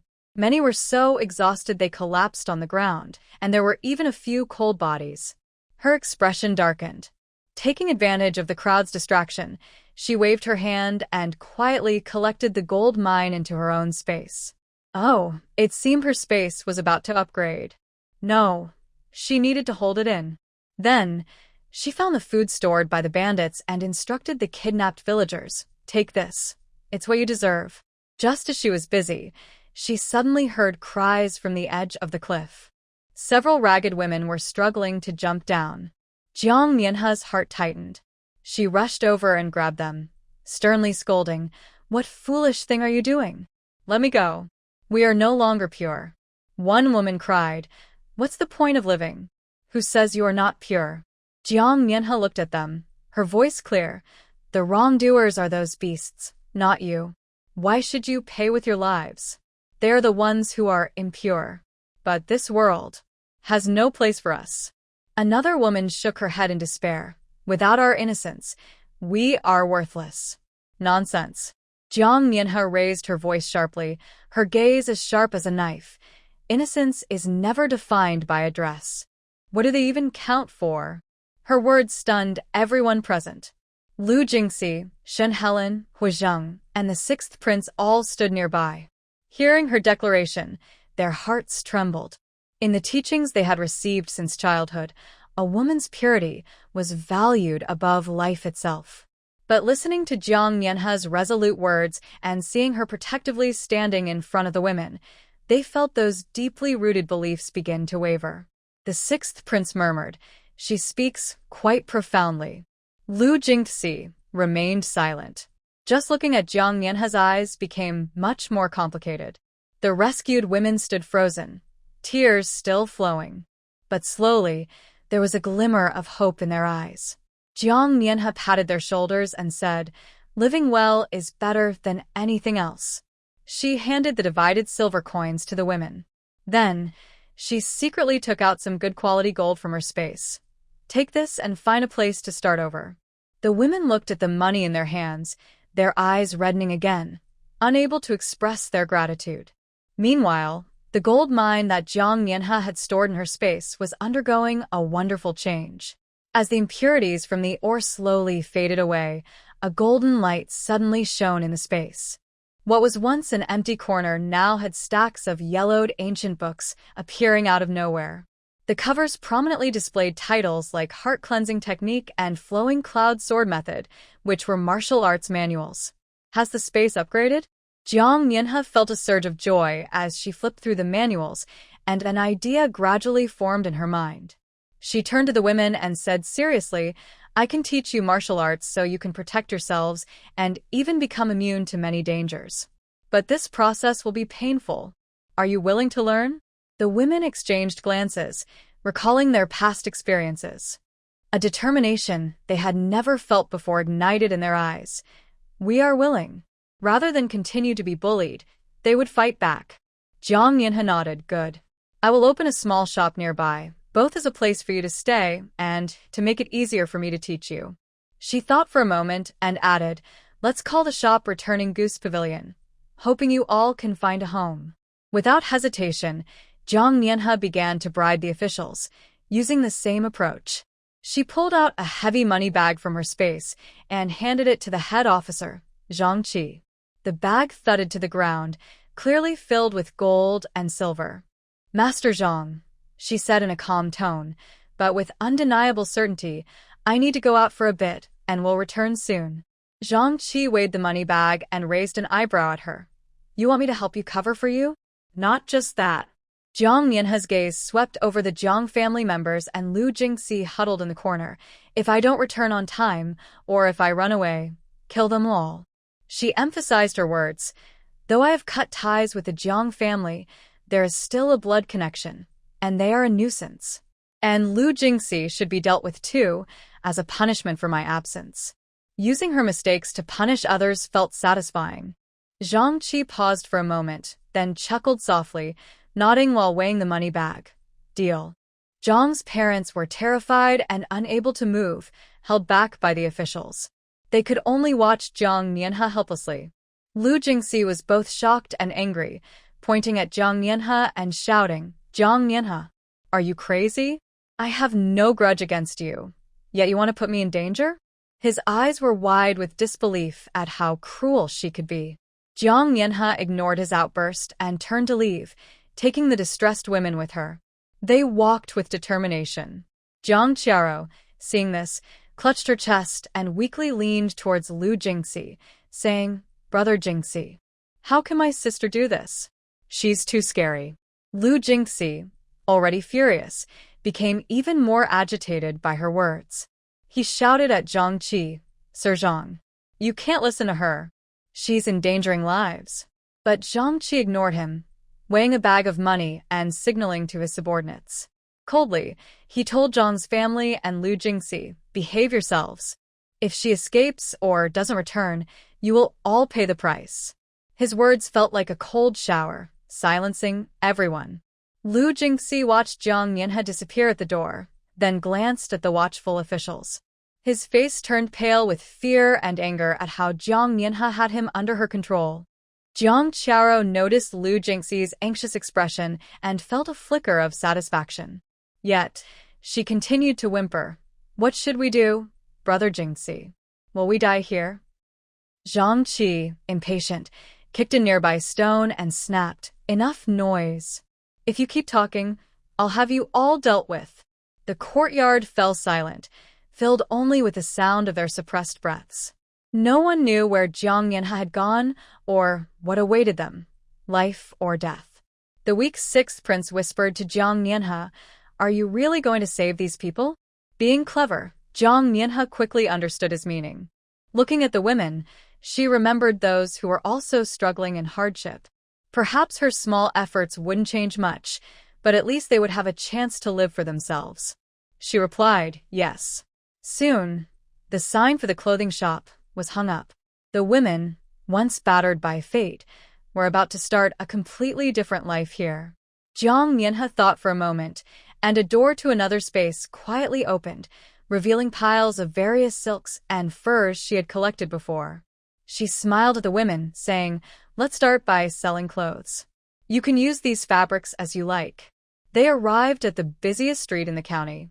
Jiang Nianhe delivered the fabric in batches to the street and even rented a shop. When the officials came to inspect, she was prepared. With a smile, she handed over a gold ingot, saying, Sir, please be lenient. These sisters are unfortunate and homeless, just trying to make a living. She also crafted a story about her hometown suffering a disaster, leading her to seek refuge with relatives, but getting separated. Her words were heartfelt. The official weighed the gold and smiled broadly, saying, All right, it's right to help those in need. If you need anything, just let me know. After setting up the stall, Jiang Nianhe turned her attention to an unused tavern at the end of the street. She had it cleaned and then went into her space to pull out a stack of recipes, ranging from spicy crayfish to chilled sour plum soup, all unique dishes of this era. She brought in a few quick-handed women to serve and chose a cook who had worked in a wealthy household, teaching him for 3 days. This dish needs more chili, and that soup should be served chilled. 3 days later, Baiwei Lu opened, and the novel dishes quickly attracted attention in the county, filling the place every day. Jiang Nianhe also gave the women new names. The eldest was called Chuntao, the skilled one Xiuhua, and the spirited one Hongying, each name symbolizing a new beginning. Chuntao packed clothes for customers while smiling at Xiuhua, saying, I never expected we would have today. Xiuhua's eyes sparkled. It's all thanks to you, Mississippi. If we work hard, we won't have to rely on others anymore. Jiang Nianhe stood on the second floor of the tavern, watching the busy figures on the street, a smile on her lips. The secrets in her space were waiting for them, and the courtyard was almost ready, marking the start of their new lives. She also hired several skilled martial artists and spent money to buy strong guards. "These girls are in your hands," Jiang Mianhe said to the elders, pointing at the timid women. "Teach them the most practical skills and how to build their foundation." She had prepared a large amount of rare herbs, boiling them into a medicinal liquid in the natural hot spring behind the courtyard. When the women were led into the steaming medicinal bath, the sharp pains swept through their bodies, a process akin to cleansing their bones and detoxifying. "If it's too much to bear, you can leave," Jiang Mianhe said calmly by the pool. No one moved. They remembered the nights of being bullied by bandits and the numb despair in their eyes. This pain was nothing compared to that. A woman gritted her teeth, her nails digging deep into her palm, forcing herself to swallow a scream. Another woman, eyes closed, let tears mix with the medicinal liquid, but kept her back straight. After an unknown amount of time, when they emerged from the medicine, they all collapsed to the ground, feeling a faint flow of energy inside them, the beginnings of inner strength. In the following days, the elders began to teach martial art secrets. Jiang Mianhe did not offer fancy techniques, but rather fierce moves meant to defeat an opponent in one strike. When the women received the neatly copied manuals, they were stunned by such valuable martial arts knowledge. Did she really give it to them without holding back? "This is too precious," one woman said, her voice trembling. "Take it," Jiang Mianhe replied, bringing silver coins and food supplies into the courtyard. "Settle in comfortably. There's plenty to eat and drink." To help them establish themselves nearby, she had already made arrangements with local gentry and officials, purchasing peace. The women looked at everything before them and remembered Jiang Mianhe's words, "Only by becoming strong can no one defeat you." Unable to hold back their tears, one woman knelt down with a loud thud, bowing her head. "Thank you for your life-saving grace." The others followed, kneeling and crying. They knew that from the moment they entered this courtyard, their lives had changed forever. The version of themselves that silently endured was gone. Now they would live for themselves. Jiang Mianhe watched the light rekindle in their eyes and nodded slightly. A few days later, when Jiang Mianhe joined the group heading to town, the bandit hideout had already been cleared by the officials, leaving only a mess behind. The head officer, Zhang Qi, had received his reward and kept his promise. Upon seeing her return, he led everyone onward. Jiang Qiao gazed at Jiang Mianhe's calm profile and instinctively bit her lip. For some reason, she felt that something important had slipped away from her grasp, and that inexplicable sense of loss made her anxious. As they stepped into the town, everyone was captivated by the scene before them. 2 new shops had opened on either side of the street. One was a restaurant named 100 Flavors, with delicious aromas wafting from its open door, making mouths water. The neighboring clothing store was filled with uniquely styled garments, adorned with never-before-seen patterns and vibrant colors that caught the attention of passers-by. "What dish is that? It smells amazing. That outfit is beautiful. It's even more stylish than the new designs at the silk shop." Excited chatter filled the air, and Shen Helen, Huazheng, and the 6th prince couldn't help but glance over a few more times. Especially that restaurant. Just by looking at the busy entrance filled with diners, one can tell the food must be delicious. Grr. Zhang Qiao's stomach growled at an inappropriate moment. Her face turned red as she quickly pressed her hand against her belly. Not just her, but the few children from the Jiang family who came along also looked eagerly at the restaurant, their stomachs making similar sounds. Behind the crowd, Day's eyes sparkled as she stared at a pink dress in the clothing shop, her small hands clenched tightly. She remembered that when she was at the Jiang family home, beautiful clothes and exquisite snacks were always saved for her aunt, Zhang Qiao. She couldn't even touch them, let alone wear them. But now, the clothes displayed in the shop were even prettier than Zhang Qiao's. She couldn't help but steal a few more glances, her eyes filled with longing. Day looked at the pink dress and whispered, "It's so beautiful." Then she turned and caught sight of a food stall outside the restaurant. The reddish-brown braised pork knuckle looked shiny and tender. The aroma of the sauce mixed with the meat wafted over, making her swallow hard. "It smells so good." "Be quiet." Jiang's father scolded sharply, his face dark with anger. "We are exiles. We have no right to desire these things. You've never seen the world, and only know how to crave." Despite his scolding, he secretly took out a banknote from his pocket and quickly walked to the food stall to buy a whole braised knuckle. Wrapped in oiled paper, the knuckle was still steaming, and the juices dripped down the paper. He held it as if it were a treasure. He hurried back to Jiang Qiao and presented it to her, saying, "Qiao, eat this while it's hot. It smells so good." Jiang Qiao looked at the shiny knuckle and then at the gazes of the people around her. Her cheeks flushed slightly. Still, she accepted it, her voice soft. "Thank you, father. You care for me the most." Jiang's father smiled so wide his eyes almost closed, then turned and rushed into the neighboring clothing shop. Before long, he came out holding a piece of clothing, a lake blue skirt. The neckline was embroidered with delicate silver patterns, combining ancient elegance with a touch of modern style, clearly a new design from Jiang Yanhe's shop. "Qiao, what do you think of this one?" "I think it suits your complexion," he said, eagerly pushing the dress into Jiang Qiao's arms. "Father, this is too precious." Jiang Qiao pretended to decline, but her eyes couldn't hide her joy. "Our situation is difficult. How can we buy such fine clothes?" "It's fine as long as you like it," Jiang's father said, patting his chest, unconcerned. This scene made Day's face lose all color. She clutched the edge of her clothing tightly, her nails almost digging into her skin. In Grandpa's eyes, it seemed like only Aunt was important. Peilon stood aside, watching her father-in-law pour his heart out to Jiang Qiao, feeling a deep ache in her chest, as if something was blocking her. She turned to look at her husband, Jiang Han, but saw him gazing at Jiang Qiao with a fond tone. "Eat up, and then try on the new dress to see if it fits." Peilon's heart sank completely.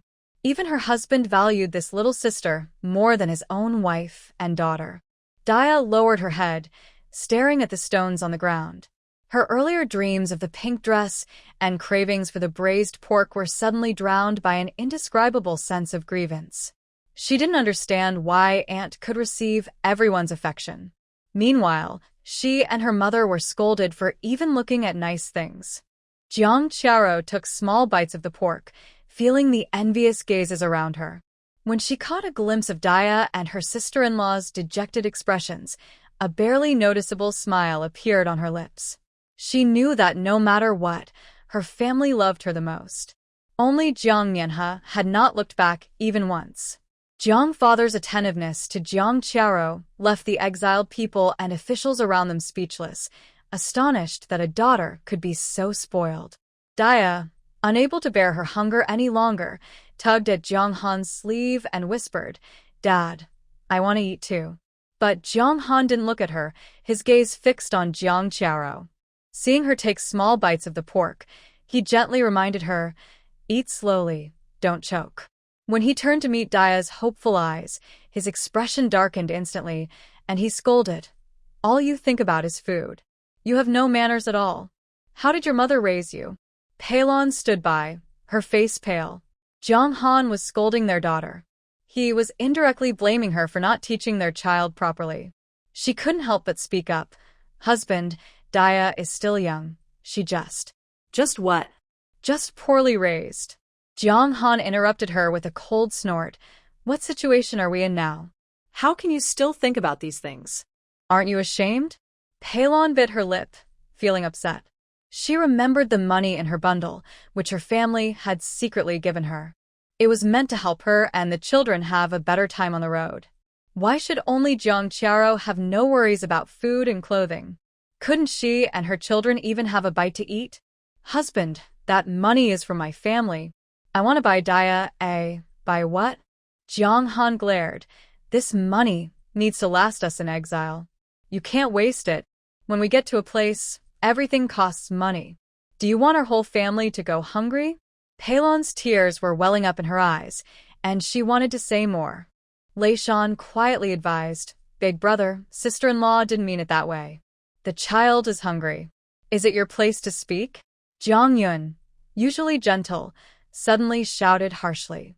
Before Lei Shan could respond, a loud slap hit her face. Mind your own business. Don't add to the chaos. Lei Shan covered her face, stunned, and tears streamed down her cheeks.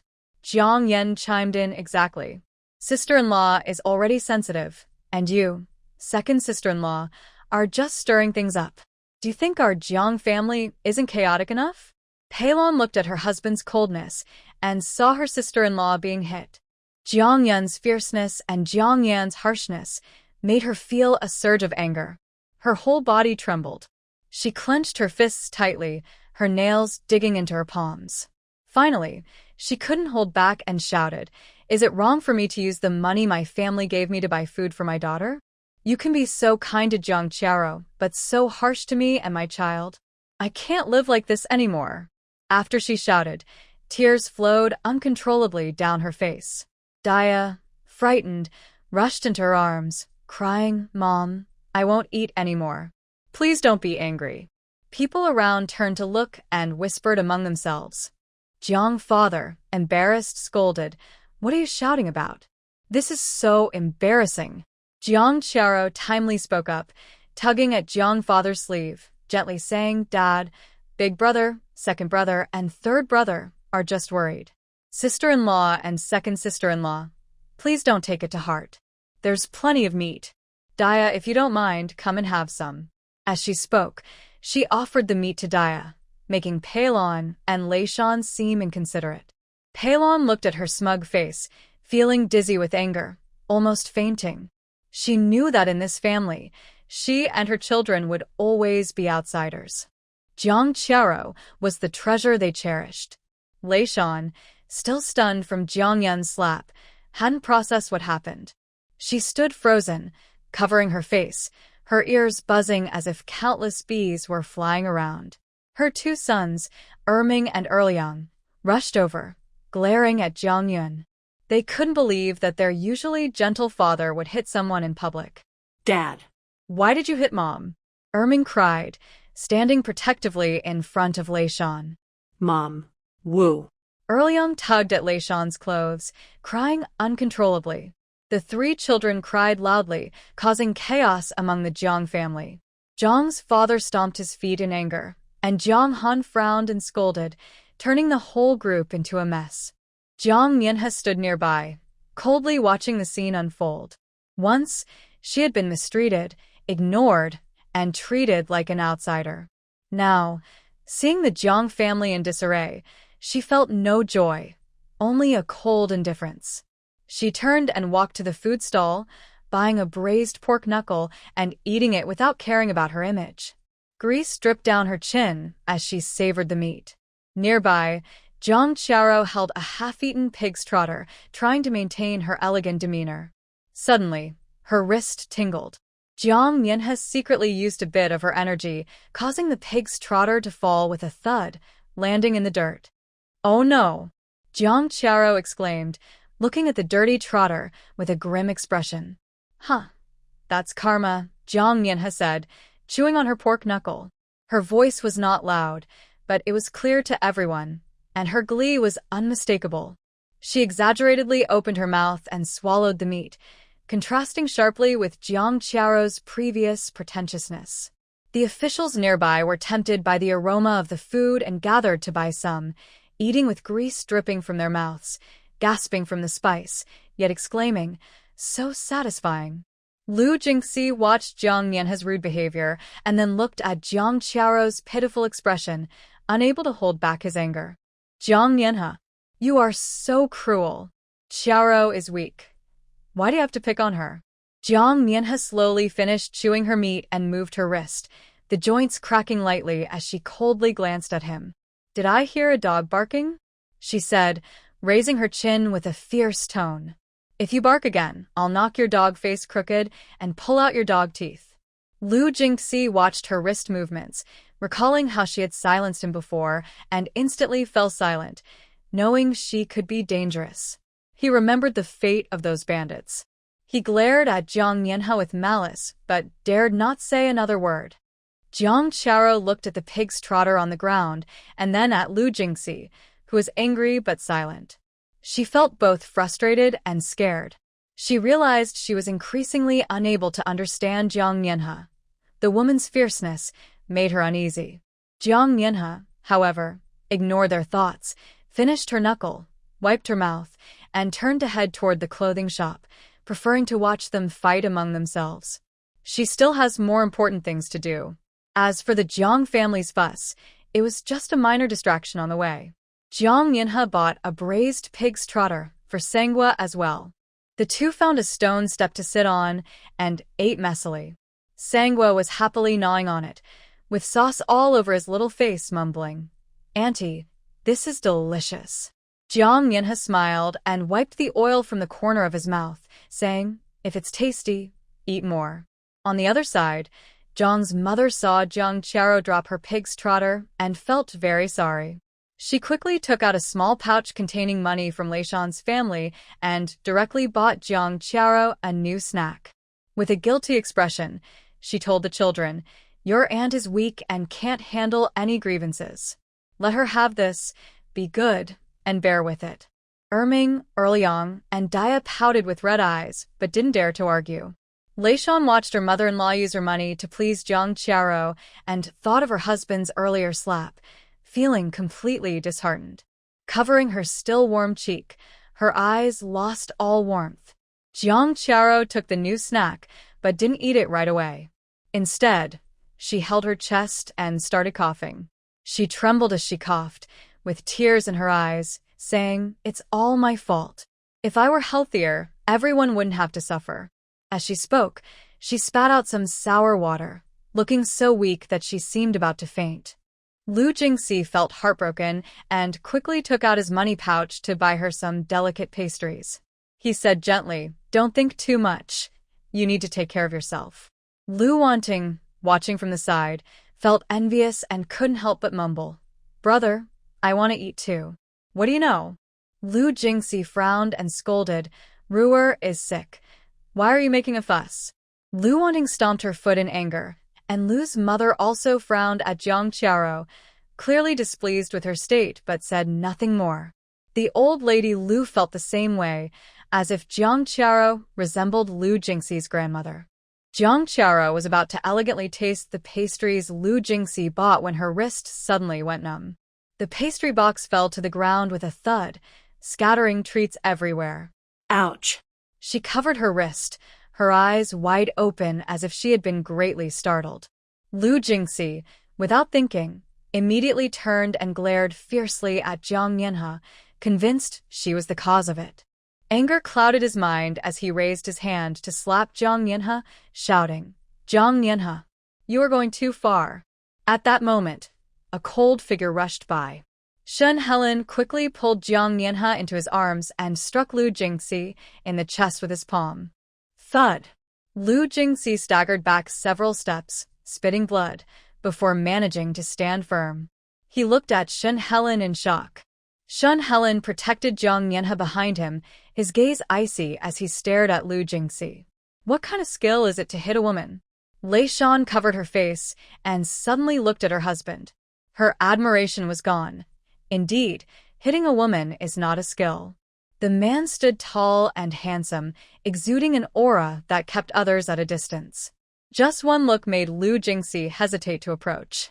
Jiang Mianhe peeked out from Shen Helen's embrace, observing Lu Jingxi's awkward state. A smirk appeared on her lips. "What's wrong? Can't win, so you want to play dirty? Lu Jingxi, with your skills, you're not even as good as a dog." Lu Jingxi clutched his chest, trembling with anger, but under Shen Helen's cold stare, he couldn't utter a word. Jiang Qiao watched the scene, feeling both shocked and resentful that Shen Helen would strike Lu Jingxi for Jiang Mianhe. What luck Jiang Mianhe had. Meanwhile, Jiang Mianhe, feeling the strength of Shen Helen's arm, paused for a moment before pushing him away and saying lightly, "Thank you." Shen Helen withdrew his hand, his expression still cold, but he softly replied, "No need." Everyone around was stunned. No one expected the usually indifferent Shin Helen to hurt someone for Jiang Yanhe. The officials exchanged glances, and the Jiang family held their breath. Master Qingxu watched his disciple Shin Helen protect Jiang Yanhe, astonished, as he paused in stroking his beard. This child had always been distant. When had he ever cared for someone like this? The sixth prince stood nearby, biting his lip, his tone dripping with sarcasm. Some people really know how to take credit. This hero saving the beauty act is quite convincing. He was extremely handsome, with delicate features, but his expression now added a touch of bitterness, making him appear even more striking.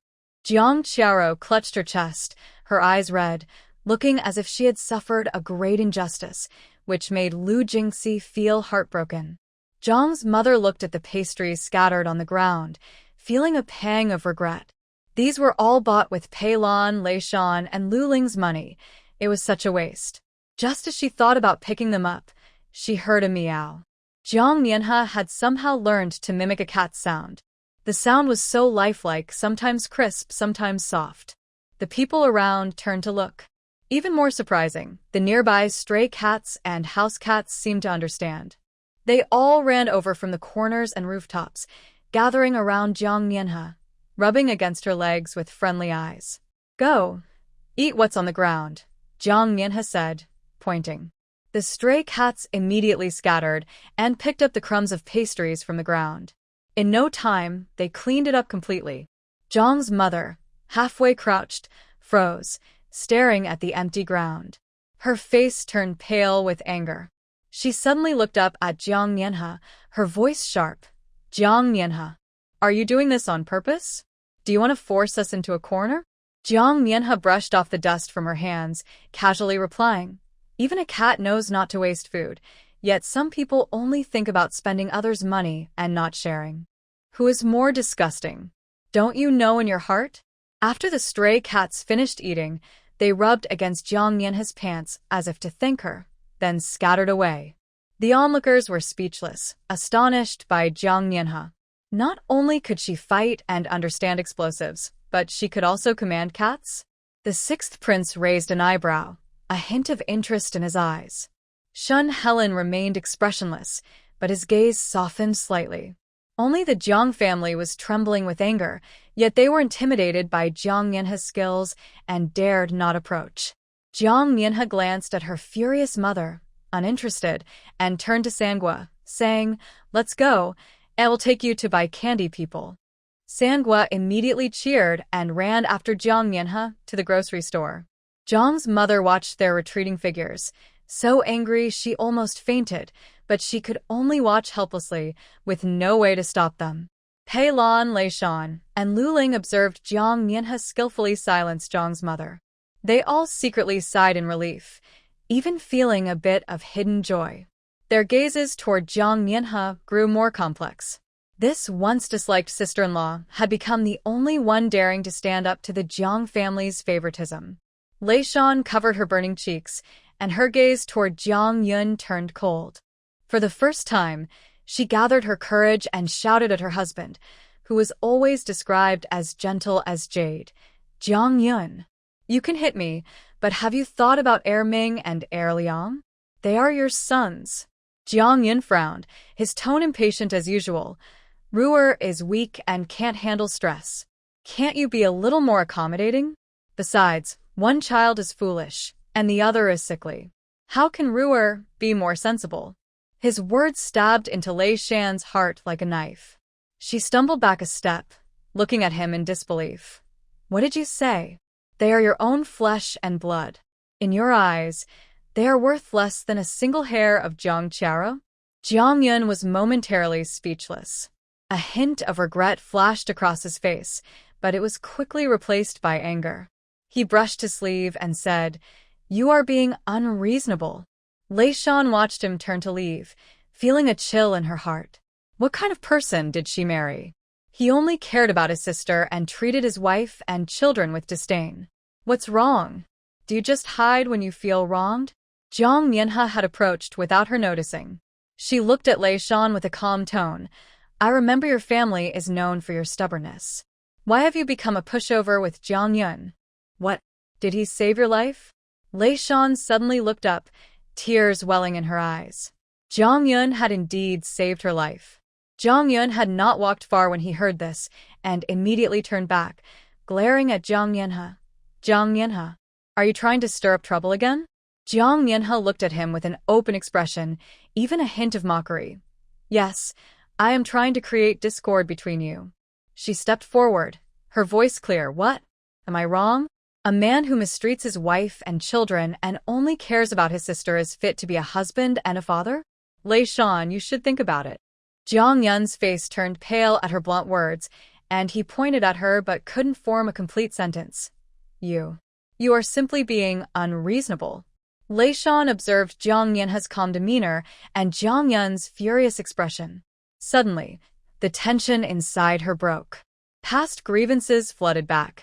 She had to fight her family's objections to marry Jiang Yun, believing it would bring harmony. But he only cared for his so-called sister, Jiang Qiao. After giving birth to Erming, the child suffered brain damage from a high fever and became slow-witted. Oh, she remembered that it was because Jiang Qiao had called for all the doctors when she had her period, delaying treatment. Erliang had been weak since childhood, constantly needing medicine. But Jiang Yun never asked about the children's health. He only cared if Jiang Qiao was unhappy. He even said Jiang Qiao was weak. Ha! Lei Shan laughed bitterly, her nails digging deep into her palm, drawing blood without her noticing. She even absurdly suspected that Jiang Yun's concern for Jiang Qiao had long surpassed that of a brother. The thought of it pierced her heart like a thorn, causing her intense pain and making it hard to breathe. On the other side, Jiang Yun's face turned red from Jiang Yanhe's words. He completely lost his usual calm demeanor and pointed at Jiang Yanhe, angrily shouting, "This is our family matter. It's none of your business." Jiang Yanhe, munching on a marinated chicken leg, raised an eyebrow and stretched her words, "I just love to meddle. I just love to be annoying. What are you going to do about it?" As she spoke, she slurped some chilled plum juice, feeling the coolness slide down her throat, making her squint in comfort. Ming and Liang stood nearby, eyeing the shiny chicken leg and the refreshing drink, swallowing hard, their eyes filled with desire. Seeing Jiang Yanhe looking so relaxed and content, and remembering the grievances Jiang Qiao had just faced, Jiang Yun felt a surge of anger. Those good things should belong to Qiao. Why did Jiang Yanhe get to enjoy them so comfortably? He could no longer maintain his composure. Gathering his energy, he unleashed a powerful strike towards Jiang Yanhe, confident that his strength was greater and he could teach this reckless woman a lesson. Before his glare could land, Jiang Yanhe suddenly pulled out a fist-sized explosive from her waist. She lit the fuse with a match and threw it at him without even looking. "You've lost your mind." Jiang Yun's pupils dilated, and he tried to dodge, but it was too late. There was a loud explosion. The shockwave sent him flying, crashing hard to the ground. Jiang Yanhe dusted off her hands, as if she had just thrown a stone. The officers rushed over, seeing the small crater left behind and the thrown Jiang Yun, retreating in fear. This woman dared to blow up her own brother? The power of that explosive was enough to make anyone's skin crawl. They instinctively swallowed hard, looking at Jiang Yanhe with more fear in their eyes.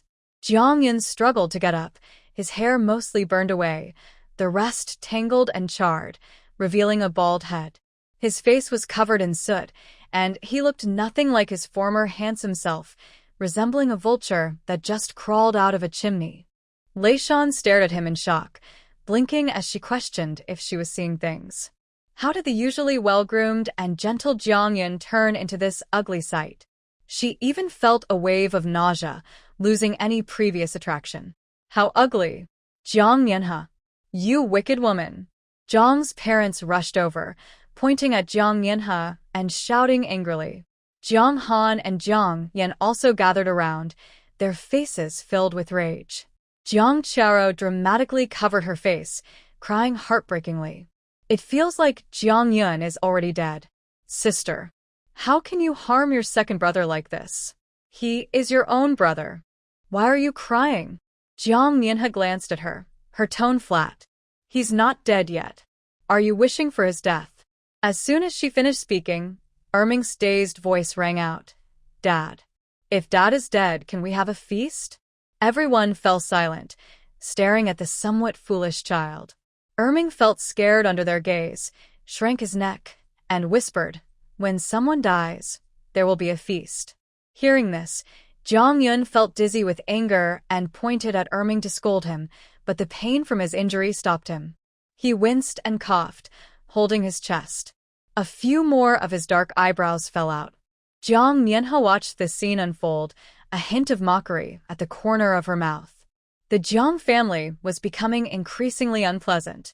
The head officer, Zhang Qi, cleared his throat and tried to mediate. All right, let's all say less. We still have a journey ahead, don't waste time. He didn't want to provoke Jiang Mienha further, who knew if she would throw something explosive again. Though the Jiang family was angry, they were also afraid of Jiang Mienha's fierceness. They could only resentfully support Jiang Yun and walk towards the front of the group. Lei Shan looked at Jiang Yun's bald head, and the last bit of her attachment shattered with that explosion. So ugly. Really, so ugly. When Jiang Yun heard Erming say, If someone is dead, we can have a feast, he almost choked, holding his chest and gasping, looking at Jiang Mienha with a resentful glare. Jiang Mienha, however, didn't care at all. Instead, she felt quite good, striding confidently at the front, as if the surrounding criticism and glares had nothing to do with her.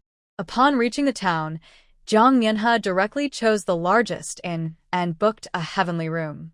She also got a room for Sangwa next door. Though Sangwa was small, he was very considerate, tiptoeing to bring Jiang Mienha warm foot bath water. He busily made her bed and folded blankets, his little body moving around the room diligently. Auntie, the water isn't hot. Soak your feet to relax, Sangwa said, looking up with bright eyes. Jiang Mienha patted his head. Thank you for your hard work.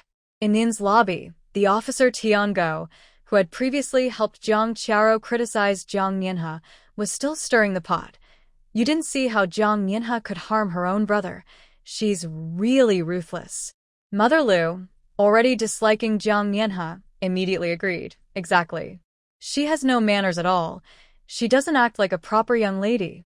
Lu Wanning also pouted. Exactly, just because they have some skills, they think they can do whatever they want.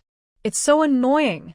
The three were getting into the conversation when Jiang Mienha had just finished washing her feet and came out of the room with a basin of water. Excuse me, Jiang Mienha said casually, moving aside, but her elbow accidentally bumped into Sangwa's arm. Oops. Sangwa's hand shook, and a basin of steaming foot water splashed out. It landed squarely on Lu's mother, Lu Wanting, and the official. The hot water soaked their clothes and skirts. Ah! Lu Wanting screamed, hopping in anger. What are you doing? Lu's mother was furious, her face turning pale, pointing at Sangwa. You little brat. How dare you splash me? The official was even more flustered, hot water dripping down his clothes. He pointed at Jiang Mienha and shouted, It's you. You did this on purpose. Jiang Mienha shrugged innocently. What are you talking about, sir? It was just a little kid being clumsy. You can't really hold a child accountable, can you? She turned to Sangwa, putting on a serious face. Aren't you going to apologize to them? Sangwa was scared but still mumbled, sorry. Is that all? Lu's mother trembled with anger. What else do you expect? Jiang Mienha raised an eyebrow, her tone turning cold. Do you want a child to bow down and apologize?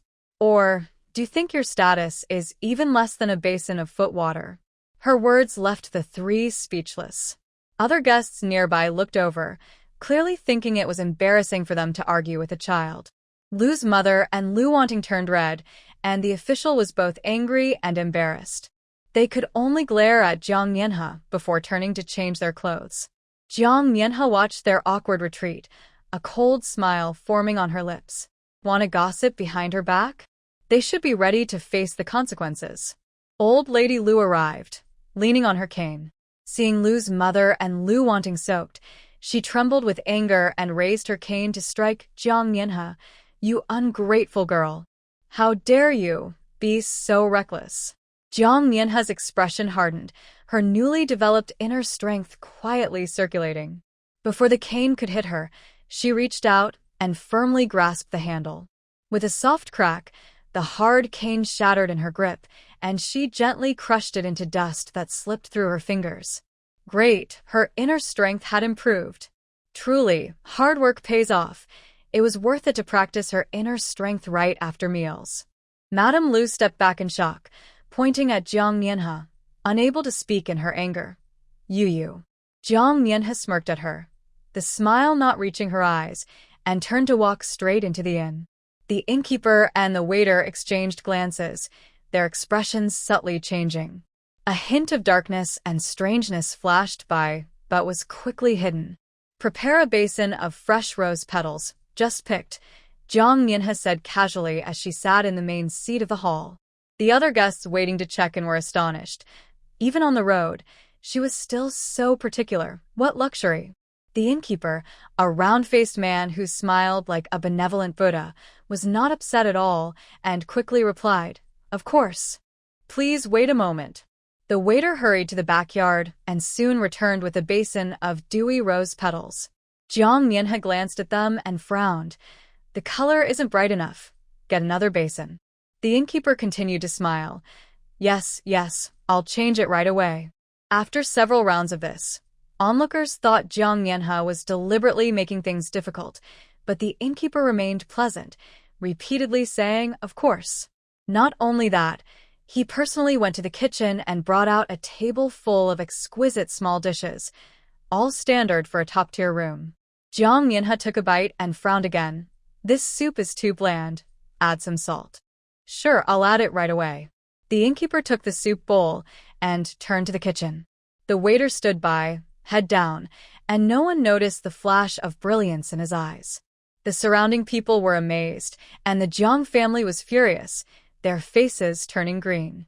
This Jiang Mianha was becoming increasingly outrageous.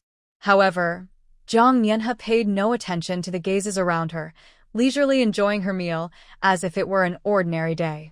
As the two continued their actions, fragments of memories from her past life gradually became clearer.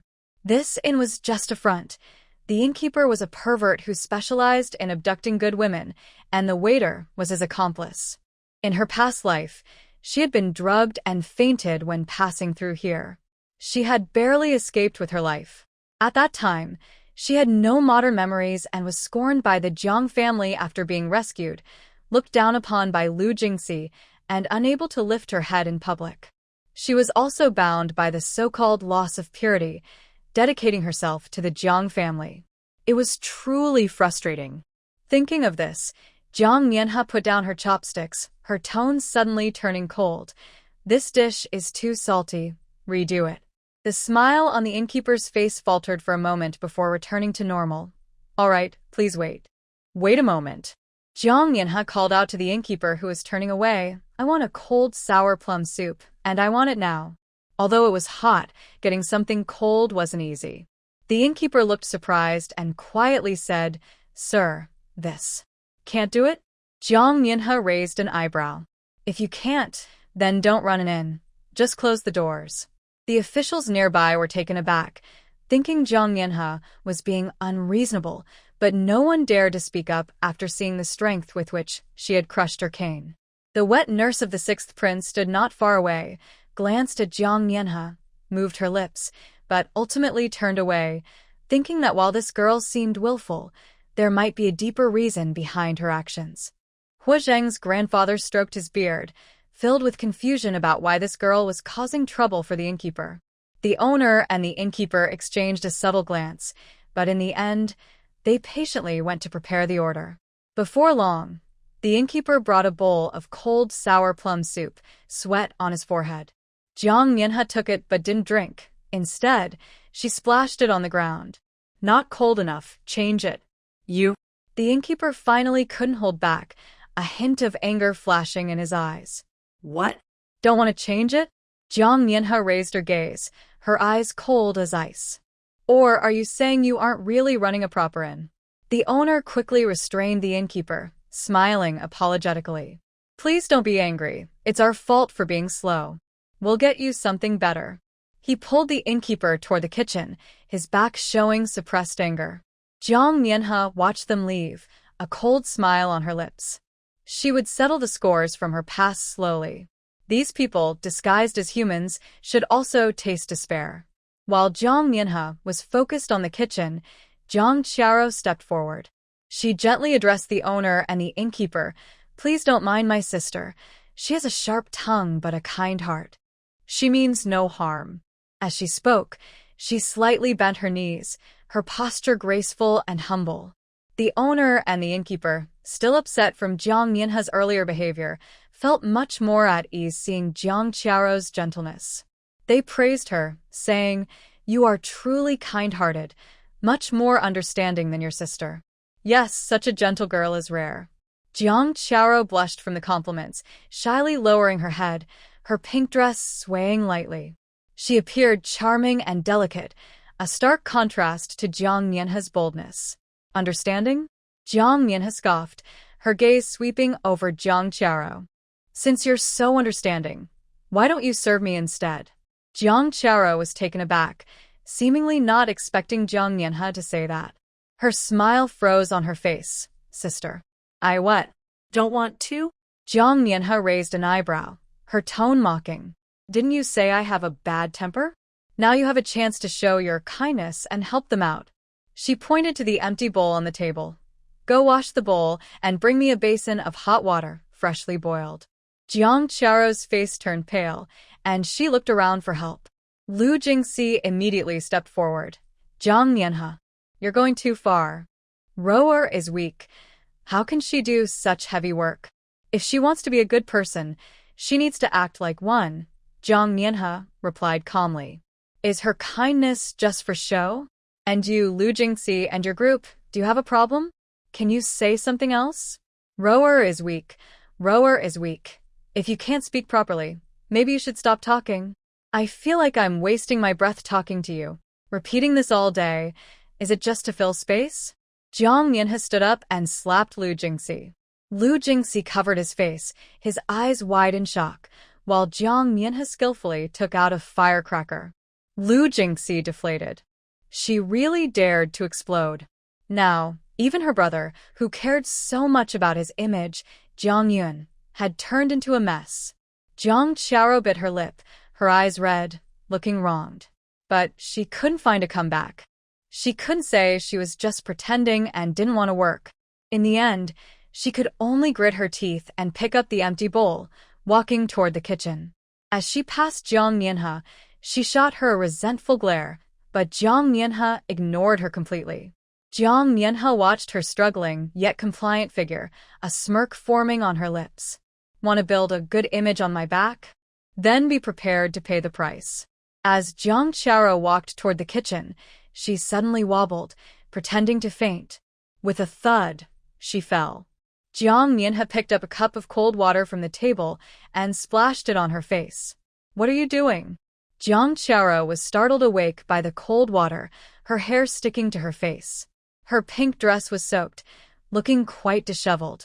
Just helping you wake up so you don't fall asleep while walking. Jiang Mianhe set down the bowl, her tone flat. It seems you really are weak. Even carrying a bowl is a struggle. Jiang Qiao's expression turned ugly, a flash of anger crossing her eyes.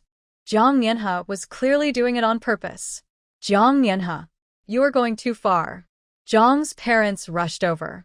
They pointed at Jiang Mianhe and scolded her. Roa was just trying to help you, and you bully her like this. Jiang Han and Jiang Yan also joined in the accusations, while Lu Jingxi protected Jiang Qiao behind him, glaring at Jiang Mianhe. You are simply unreasonable. Jiang Mianhe, however, smiled at them, putting on a face of guilt. But inside, she felt nothing at all. She took out her prized possession, The Jiang family was speechless. She turned and went back to her room, locking the door behind her. Once inside, she pulled out a sharp knife from her space. Under the light, she sharpened it, the blade reflecting a cold gleam. Her memories from her past life became clearer. The innkeeper and the waiter were actually Jiang Qiao's accomplices. They had initially planned to target Jiang Qiao, but she offered them money to turn against her instead. She had even deliberately led Zhang's family and Lu Jingxi to watch the show. She remembered struggling hard after being drugged. When she escaped, her clothes were in disarray, and she happened to run into their sight. Zhang's parents immediately scolded her for being shameless. Her 3 brothers looked at her with disgust, and Lu Jingxi pointed at her, saying she was tainted and unworthy to marry into the Lu family. Women whose purity was tarnished found it hard to survive in this world, being rejected by their husbands and pointed at by neighbors, living worse than animals. Jiang Qiao had calculated this, plotting to ruin her. Jiang Mianhe sharpened the knife, her gaze growing colder. In this life, she would make the innkeeper and the waiter pay, and she would also make Jiang Qiao experience the consequences of her actions. Outside the door, there were soft footsteps. It was the waiter bringing hot water. Jiang Mianhe stopped sharpening the knife. A cold smile appeared on her lips. The show was about to begin. When the waiter entered with the hot water, he wore a respectful smile. But he couldn't help glancing at the knife in Jiang Mianhe's hand. Jiang Mianhe looked at him with a blank expression. Her fingertips lightly brushed the handle of the knife. Only after he left the room did she grip the knife tightly again. Night fully descended, and the inn was silent. In the late night, the window was suddenly pushed open, and a fragrant mist quietly drifted in. Jiang Mianhe was prepared.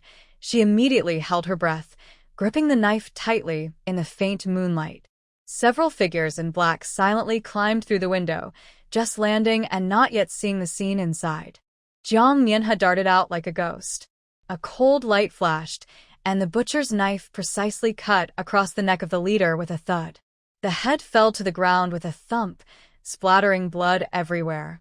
The remaining men in black were terrified. Just as they tried to call for help, Jiang Mianhe quickly took them down with a few swift strikes. The bodies thudded heavily on the floor. At that moment, the candles in the inn lit up one after another, brightening the courtyard as if it were daytime. The county magistrate rushed in with his officers, shouting, "Search! Search thoroughly! We must catch that flower thief." Jiang Qiao, wrapped in a coat, stood pale at the door.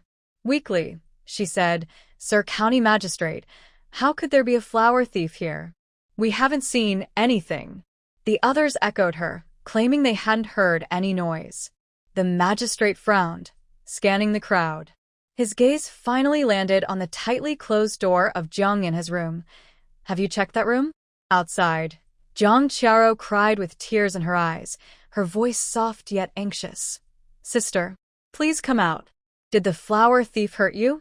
Are you okay?" Her tone held a hint of malicious glee that was obvious to anyone listening. Lu Jingxi's face turned extremely grim. His look towards Jiang Mianhe's door was filled with disgust. The 6th prince's handsome face showed a flicker of worry as he fixed his gaze on the door. Shen Helen's usually calm expression showed signs of agitation, his fingers tightening slightly.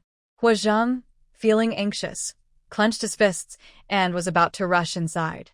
Stop. Jiang Qiao quickly grabbed him, her eyes brimming with tears. What if sister is in shock and does something foolish? I just heard a thud from inside. It can't be. It can't be. She covered her mouth, looking as if she might cry, hinting that Jiang Mianhe might have harmed herself. The magistrate frowned even more, increasingly worried about what was happening inside. Just then, the door creaked open. Jiang Mianhe stood behind it, holding a bloodied large knife. The room was dark, lit only by moonlight that outlined her blurry figure. With her eyes closed, she swung the knife wildly at the air, shouting, "Kill. You all should die. The Jiang family scum. You all deserve to die." Her words were direct and harsh. The fierce wind from the blade, heavy with the smell of blood, made everyone step back in fear. Jiang Mianhe kept her eyes closed, her wild movements showing a hint of madness. The blade brushed past Jiang Qiao's cheek, startling her. Lu Jingxi quickly pulled her behind him, shouting at Jiang Mianhe, "Jiang Mianhe, are you crazy?" A crowd gathered, holding torches that illuminated Jiang Mianhe's confused face. She ran forward with her eyes closed, shouting randomly, "Beasts! All of you, Die. Old Master He frowned and said in a deep voice, "This girl might be sleepwalking. Did she have a nightmare? Did you do something to her?" His words pierced the hearts of the Jiang family like needles. Jiang's parents' faces changed instantly. They had done wrong by Jiang Nianhe. How could they let outsiders know? The torchlight fell on Jiang Nianhe's knife. The dark red stains made the county magistrate and others gasp, this blood. At that moment, Jiang Nianhe took 2 steps forward and seemed to kick something. A round object rolled to Jiang Qiao's feet. In the firelight, Jiang Qiao saw what it was.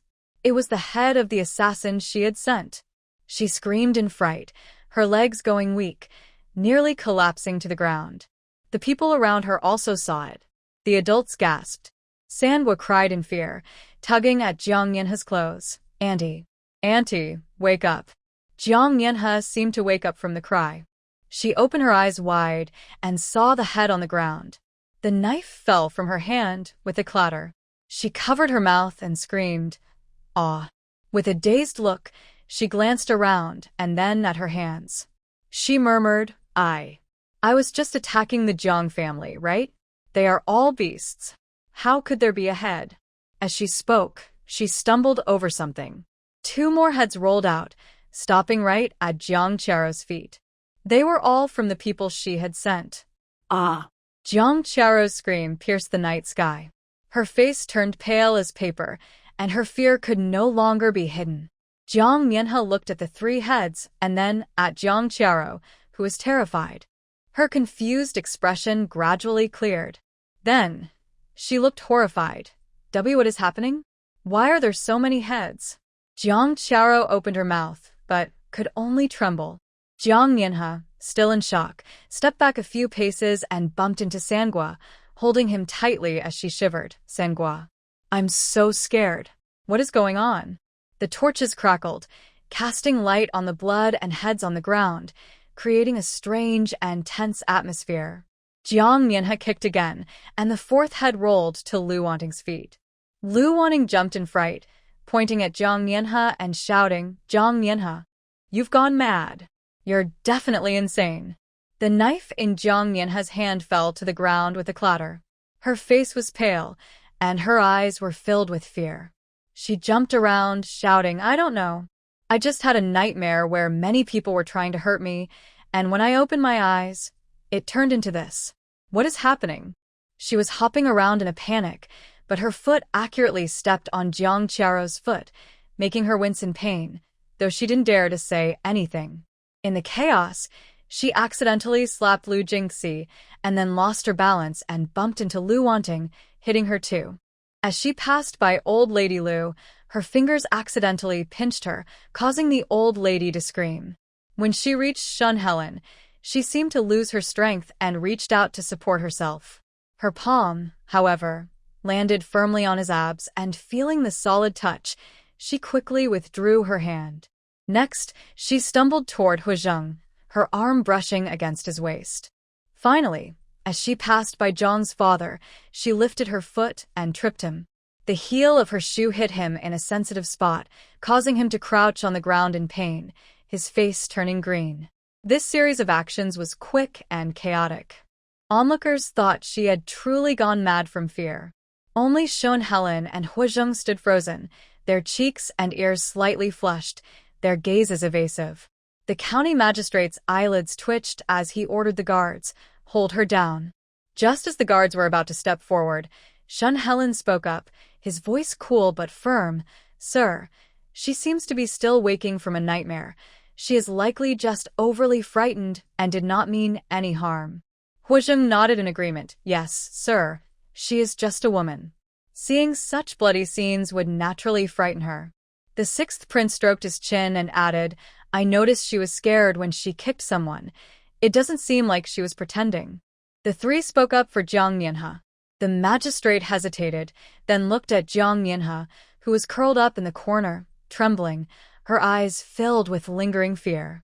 She truly looked frightened. The magistrate waved his hand decisively. "The case is clear.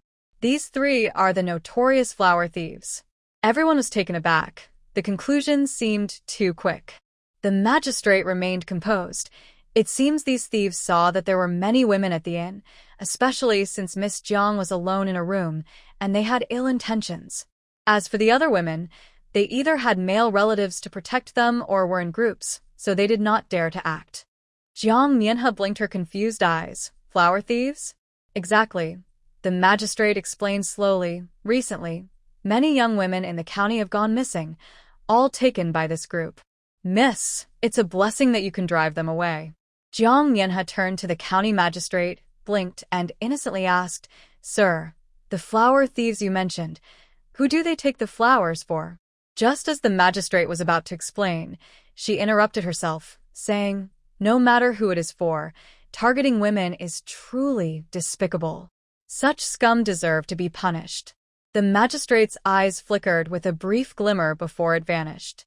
Suddenly, Jiang Mianhe let out a sharp scream. She grabbed Lu Jingxi's arm, crying like a rain-soaked flower. Jingxi, can we not separate? I'm so scared. Will you protect me from now on? Lu Jingxi winced from her grip, his face turning pale with anger. He was sure Jiang Mianhe was pretending, but looking at her trembling and crying, he couldn't find any flaws in her act. He could only grit his teeth and hold back his frustration. Jiang Qiao lowered her eyes, her nails digging deep into her palm.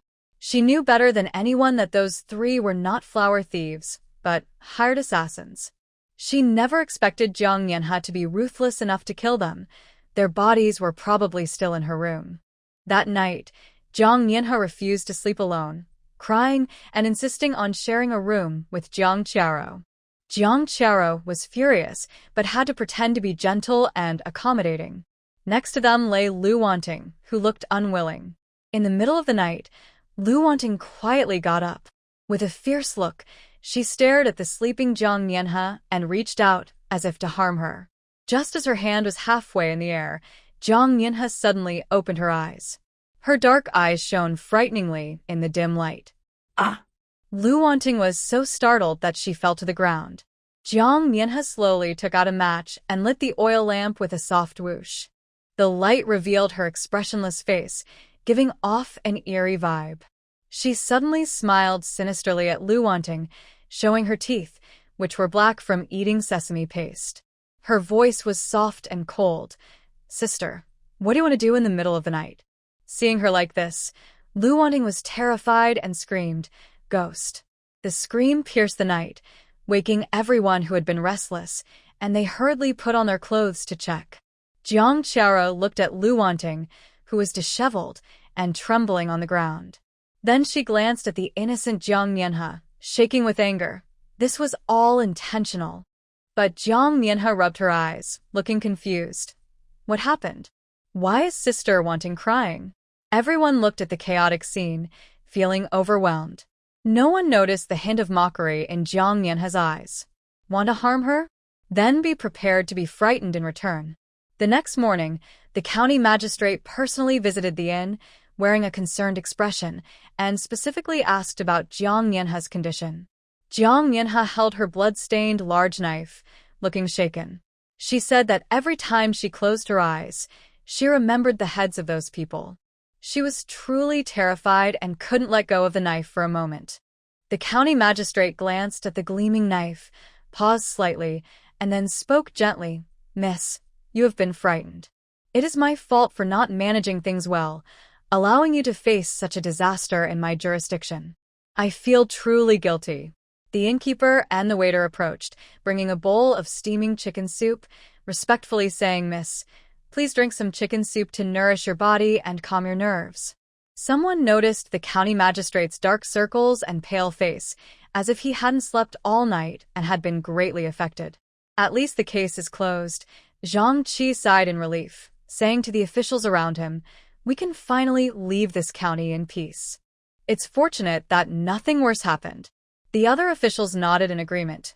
Yes, it's good that it's settled. We should hurry on our way.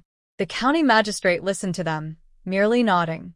When his gaze passed over Jiang Mianhe, it held a hint of complexity that was hard to detect, and then he took his leave. Jiang Mianhe held the chicken soup, seemingly sipping it slowly. Out of the corner of her eye, She noticed the innkeeper and the waiter's seemingly respectful but actually tense expressions, and a barely noticeable smile appeared at the corner of her lips. The situation in this county was much deeper than it appeared. Jiang Qiao felt anxious, sticking close to Yi Suifeng all day. However, Yi Suifeng had grown somewhat cold towards her since she had eaten the snacks alone yesterday, without sharing. "Brother Suifeng, I know I was wrong. I promise to share any good food with you first in the future." Jiang Qiao softly tried to please him, sensing that something was off with the county magistrate, as if he intended to target them. She could only cling tightly to Yi Suifeng as her support. Seeing her trying to win him over again, Yi Suifeng's expression softened a bit, and he finally calmed down. Just as things settled down, the county magistrate arrived. When his gaze swept over Yi Suifeng, his expression suddenly changed, and a strong respect surged in his eyes. There was even a hint of eager flattery, but he suppressed it, only awkwardly cupping his hands in greeting. Jiang Mianhe watched from the side, secretly amused by Yi Suifeng. The county magistrate opened his mouth, as if wanting to say something to Yi Suifeng. She quietly pinched her thigh until her face turned pale from the pain, then managed to say goodbye, and hurriedly left. Jiang Mianhe looked at the chicken soup in front of her and pretended to take a few sips. In reality, when no one was watching, she quickly tossed it into her space. Jiang Qiao noticed the waiter and the owner being overly friendly to Jiang Mianhe and felt relieved, thinking they hadn't harmed her. That night, Jiang Mianhe lay in bed pretending to sleep, and soon felt someone quietly enter. She allowed herself to be taken away, arriving at a cellar on the outskirts of the city. As soon as they landed, a rough voice said, "Son, look what I brought you. This is a good woman." Jiang Mianhe looked up to see a tall, ugly man with protruding teeth and cloudy eyes standing in front of her. Next to him was another man, equally unattractive, who was his son. Jiang Mianhe realized this was the county magistrate's son, who had a condition that often led to impulsive and violent behavior. The son's eyes lit up when he saw Jiang Mianhe, and he excitedly rubbed his hands together, saying, "Dad, she's pretty. Better than the last one." Jiang Mianhe glanced around the cellar and saw a few trembling women huddled in a corner.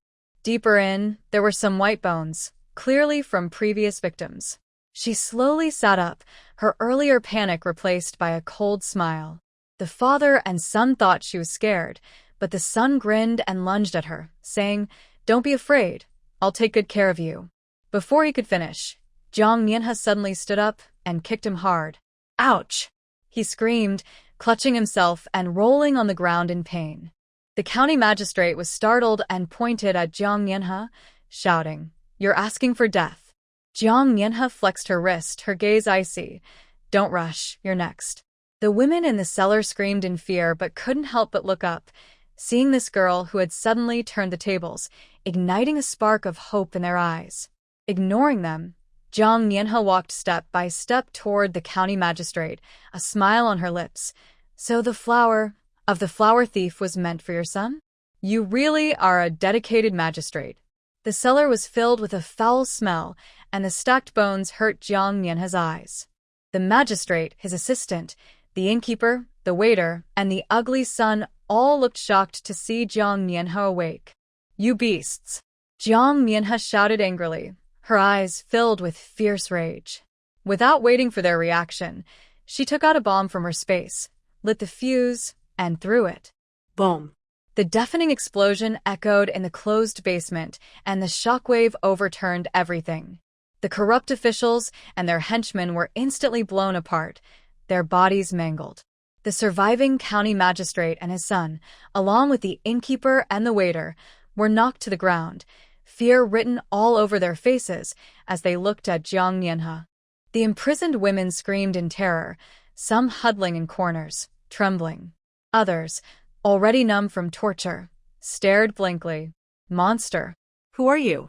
The innkeeper and the waiter, enduring great pain, tried to escape using their lightness skills, which were well known in the martial world. Jiang Mianhe sneered and pulled out a prepared crossbow, aiming at them. Whoosh! Whoosh!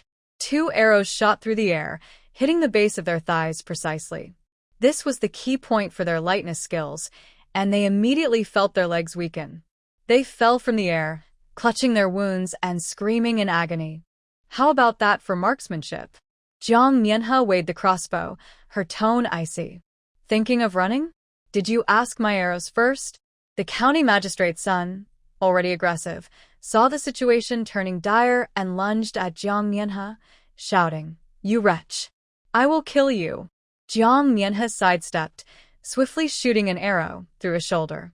The magistrate clutched his bleeding chest and shouted, "I am a government official. If you harm me, the court will not let you go. The old emperor will not spare you." Jiang Mianhe scoffed, drawing her bow, and shot through his shoulder, saying, "A government official? You who harm the people and imprison women, dare to mention the court?" She turned to the women huddled in the corner, handing them knives and whips. Her voice was cold. "What they did to you, you will return in kind." As she spoke, she took out a powder and sprinkled it on the county magistrate, his son, the innkeeper, and the waiter. The four of them immediately felt their throats tighten, unable to utter a word, and their limbs gradually grew numb. They could only collapse on the ground, unable to move, their eyes wide with fear. "Do you think I'm more of a monster than you?" Jiang Mianhe squatted down, looking into their terrified eyes. Her tone was calm. "You are mistaken. My methods are nothing compared to your cruelty." The women were initially hesitant, but when they saw the creatures that had tormented them, they remembered the lives they had lost. Finally, someone raised a whip and struck down hard. Crack. With one strike came a second and a third. Others joined in. The sounds of crying mixed with shouts, releasing long-held resentment. Some hit too hard, and the county magistrate's son looked like he might pass out. Jiang Mianhe casually tossed a pill into his mouth.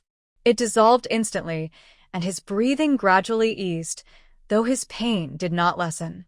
"Don't let them die too easily," Jiang Mianhe said, standing up and observing the scene. "They owe you, and it must be repaid bit by bit." The women understood her meaning and controlled their strikes, targeting painful but non-lethal areas.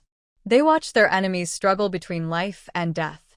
The numbness in their eyes faded, replaced by a fierceness. The sounds of screams and strikes echoed in the cellar, but no one felt pity. Compared to the crimes committed by these creatures, this revenge felt too light. Jiang Mianhe approached the cellar entrance, gazing at the faint light coming in, her expression calm. Using violence to counter violence might not be right, but mercy towards those who had lost their humanity was the greatest cruelty. Jiang Mianhe looked at the suffering figures on the ground, recalling her earlier actions. She felt her medical skills had improved. "Since you're awake, let's treat you a bit more." She took out a simple surgical kit and, without anesthesia, made incisions on their arrow wounds, moving with the precision of handling livestock. It felt exhilarating, reminding her of her past experiences with butchering. Ugh. They writhed in pain, gasping, their eyes bloodshot and nearly popping out. Jiang Mianhe cleaned the wounds with strong alcohol, the sharp sting causing them to arch their backs. Then she roughly stitched the skin with needle and thread. The stitches were crooked, but very secure. Finally, she sprinkled her homemade anti-inflammatory powder on the wounds, causing another wave of intense pain. "This medicine will help you live a bit longer, so you can repay your debt slowly," Jiang Mianhe said, clapping her hands, her tone as casual as discussing the weather. The women watched her fluid movements, their gazes filled not only with gratitude, but also with a newfound respect. This seemingly young girl had such ruthless methods, yet she had also given them their first taste of revenge. At that moment, a woman trembled and pointed deep into the cellar, saying, "Over there. There's another hole." Jiang Mianhe walked over and indeed found a hidden cave. Inside, there were a dozen young people huddled together, all extremely thin, with their bodies covered in old and new scars. Their eyes were timid and numb, clearly having suffered greatly. "It was that beast with buck teeth who did this. He targets both boys and girls," a woman whispered, her voice filled with hatred. Jiang Mianhe's expression instantly turned cold, anger boiling within her. She grabbed the county magistrate's son by the hair and dragged him in front of the young people. "Is he the one who harmed you?" The young people looked at his ugly face, their bodies shaking uncontrollably, and then a deep hatred surged within them. "He owes you all, and it's time to make him pay." Jiang Mianhe handed a wooden stick to the frontmost boy. "Do it just like he did to you." At first, the boys hesitated, but seeing the wounds on their friends and remembering their own days and nights of torment, the weakest boy finally raised the stick and struck down hard. Bang! Once the first blow was struck, the second followed. The boys took turns attacking, releasing all their pent-up pain and anger on the county magistrate's son. Their movements were clumsy, but they were fueled by determination, unleashing surprising strength from their frail bodies. Jiang Mianhe stood by, watching coldly. These boys, like the women, had been consumed by this hellish darkness, and now it was time for them to tear it apart with their own hands. It wasn't until the county magistrate's son was left barely breathing that Jiang Mianhe raised her hand to stop them. "Leave him alive, so he remembers today's pain every day."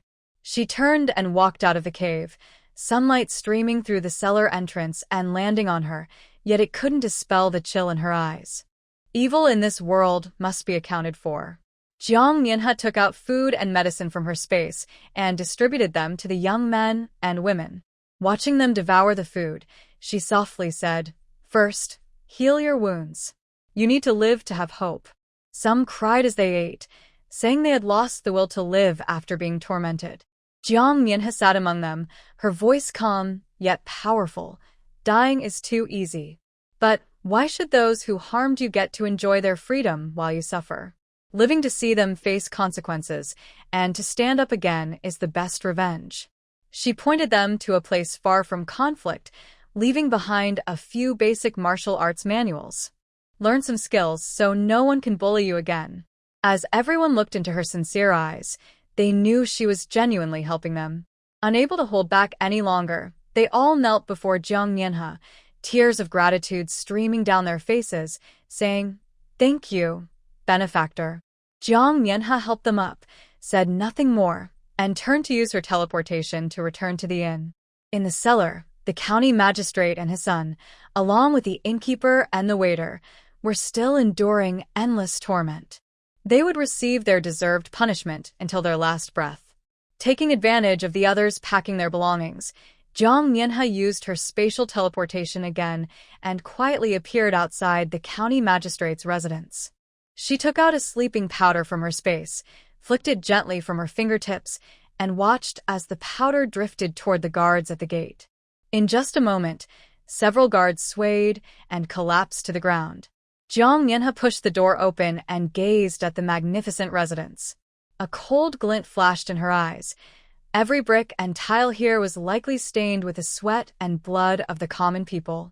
Without hesitation, she activated her spatial power, moving from the main hall to the backyard, from the storeroom to the bedroom. Everything she could see was collected into her space. Boxes of gold, silver, and jewels, stacks of embezzled banknotes, valuable paintings and antiques, fine silk and fabric. Even the mountains of grain in the storeroom were not spared. In less than half an hour, the once luxurious county magistrate's residence was left completely empty. Not even a piece of broken pottery remained on the clean floor. Jiang Mianhe stood in the empty main hall, looking at the abundant harvest in her space, feeling very pleased. These were stolen goods. Rather than leaving them behind, it was better for them to belong to her. They would be used to help those suffering like the ones in the cellar. She clapped her hands, turned, and teleported away, as if she had never been there. When someone later discovered the unusual situation at the county magistrate's residence, they would only think it had been robbed by enemies. No one would suspect that it was all the work of a woman. Even fewer would know that these items had already entered Jiang Mianhe's space. Not long after returning to her room, there was a knock at the door. It was Jiang Qiao and Yi Suifeng. Jiang Mianhe opened the door, pretending to have just woken up, rubbing her eyes and cheerfully greeting them. "Good morning. You two are still alive?" Jiang Qiao's expression stiffened. Yi Suifeng's face turned pale with anger. He pointed at Jiang Mianhe and shouted, A woman like you'll never have a good life. You'll never eat more than 4 dishes in your life. Jiang Yanhe raised an eyebrow and smiled even brighter. Oh really? Then I appreciate your kind words. But I guess you might see your prediction come true before I do. As soon as Yi Suifeng's curse fell, Jiang Yanhe swiftly slapped him twice, producing 2 crisp sounds that left him stunned. With such a foul mouth, you should wash it well, Jiang Yanhe said, brushing her hands off with a calm tone. Jiang Qiao watched nearby, her heart racing. She tightly pinched her thigh to keep her composure. She couldn't understand how Jiang Yanhe, who was supposed to be taken by the county magistrate and his son, could stand here unharmed.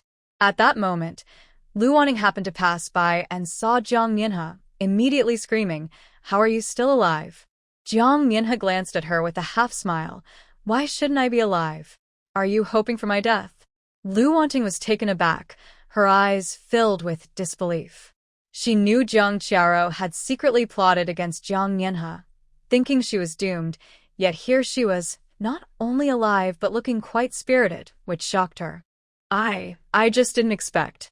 Lu Wanting stammered, unable to finish her sentence. Didn't expect me to be so lucky? Jiang Yanhe pressed on, or didn't expect your scheme with certain people to fail. Lu Wanning's face turned pale as she hurriedly stepped back. What nonsense are you talking about? The crowd nearby was drawn to the commotion, and someone noticed something was off. Hey, where are the innkeeper and the waiter? As soon as the words were out, an officer rushed in to report. Not good. The county magistrate is missing. The magistrate's office has been emptied. This caused an uproar among the people. The innkeeper, the waiter, and the magistrate all disappearing was too strange. Could something have happened? What secrets are hidden in this county? Jiang Yanhe sat in the inn's courtyard, holding a greasy roasted chicken in one hand and a jar of strong liquor beside her, eating with delight and drinking heartily. She overheard the crowd discussing the magistrate's disappearance, with some suggesting he might have fled with money, while others speculated it was revenge from enemies. She merely glanced at them with indifference. Tilting her head back, she took another swig of liquor and mumbled, "Food and drink pass through the body, but the heart remains with Buddha. Who cares who runs or stays?" Not far away, Lu Wanting was fuming with frustration. She knew Jiang Qiao wanted to use the magistrate to eliminate Jiang Yanhe. Yet, Jiang Yanhe was living more freely than anyone, while the magistrate had vanished, which was completely different from what she had imagined. Just then, a uniformed man with a square face entered, and the crowd parted to make way for him. It was Lu Qingye, the official in charge of these counties, who carried an air of undeniable seriousness. He is the direct superior of the county magistrate. Upon hearing about the incident here, he hurried over overnight. Lu Qingye scanned the crowd and spoke steadily. Did everyone sleep well last night? Did anyone see the county magistrate or the innkeeper and the waiter? Jiang Yanhe, upon hearing this, immediately put down the roasted chicken and wine jar. She changed to a panicked expression, her eyes turning red instantly. Lord Lu, last night, some bad people tried to harm me. I was so scared that I sleepwalked and accidentally hurt them. As she spoke, tears began to fall, and she cried heavily, and the innkeeper and the waiter. They are good people. They even helped me with my foot bath before, so why have they suddenly disappeared? Lu Qingye frowned, clearly not expecting to hear such a statement, especially when she mentioned that the county magistrate is a good person, which made his eyes flicker. Just as Jiang Yanhe was crying harder, a cool figure suddenly approached. Shen Helen, without waiting for her reaction, swiftly picked her up in his arms. Jiang Yanhe was stunned and instinctively clenched her fists, ready to fight back. When had she ever been in such control? Don't move, Shen Helen said in a low voice, with a hint of subtle reassurance. He turned to Lu Qingye, speaking calmly yet firmly. Lord Lu, she was greatly frightened last night and is still a bit disoriented. What she just said was quite confused. I hope you can understand. Lu Qingye watched as Shen Helen was about to leave with her and glanced at Jiang Yanhe's frightened expression. After a moment of contemplation, he ultimately did not ask further and said, In that case, Let her rest well. If there are any further inquiries needed, I hope everyone will cooperate. Shun Helen nodded slightly and carried Jiang Mianhe straight to the guest room. Trapped in his embrace, Jiang Mianhe looked at his smooth jawline, but her mind was racing with thoughts. What exactly did Shun Helen want? As Shun Helen walked through the inn's lobby with Jiang Mianhe, Lu Qingye stood still, watching their retreating figures. A flicker of something crossed his eyes, and he couldn't help but consider the situation more deeply, though he maintained a simple, sincere demeanor, appearing merely concerned. Not far away, the sixth prince gripped his fan tightly, his fingers turning white, nearly grinding his back teeth. He couldn't help but stomp his foot in frustration, watching the figure carrying someone, filled with unwillingness. Why was he a step behind? Huozheng also stood among the crowd, gazing at Shun Helen's cold profile and Jiang Mianhe nestled in his arms, inexplicably feeling that the two of them seemed to match. One was as cold as ice, the other bright and thorny. I'm sorry, I can't assist with that. Before long, Lu Wanting's voice came from outside the door. She shouted, Jiang Mianhe, are you still sharpening your knife? The county magistrate and the shopkeeper are missing, and it might be your doing. Jiang Mianhe looked up, a hint of coldness in her eyes. She opened the door, not waiting for Lu Wanting to say anything else. She swung the knife towards Lu Wanting's head, the blade grazing her hair and a few strands falling to the ground. Ah! Lu Wanting screamed in fright, her legs going weak as she almost collapsed. Lu Jingxi heard the commotion and rushed over. Seeing the scene, he immediately stood in front of Lu Wanting and shouted at Jiang Mianhe, Jiang Mianhe, are you crazy? Do you want to hurt someone? Hurt someone? Jiang Mianhe weighed the knife in her hand, her gaze icy. I just want her to see the consequences of speaking carelessly. As she spoke, she raised the knife and aimed for Lu Jingxi's vital spot, moving quickly and fiercely. Lu Jingxi turned pale with fear, not daring to confront her, and kept retreating, his earlier anger vanishing in an instant. He had witnessed this knife take a life before. Seeing his cowardice, Jiang Mianhe sneered and sheathed her knife. If you dare to yell at me again, it won't be just a haircut next time. With that, she slammed the door shut. She continued sharpening her knife inside, leaving Lu Jingxi and Lu Wanting outside, one pale and the other trembling. The discussions in the inn never stopped. Someone whispered that this morning, the bodies of the county magistrate and his son were found in a cellar on the outskirts of the city, in a gruesome state, along with the lives of the household servants, the clerk, the innkeeper, and the waiter. All were dead, and the valuables from the magistrate's house had been completely taken, leaving nothing of value behind. The news spread quickly, and the already anxious crowd became even more unsettled. They gathered in small groups, their eyes filled with fear, losing their appetite for food. However, Jiang Mianhe sat in the courtyard, happily eating roasted chicken and drinking a little wine, looking unconcerned.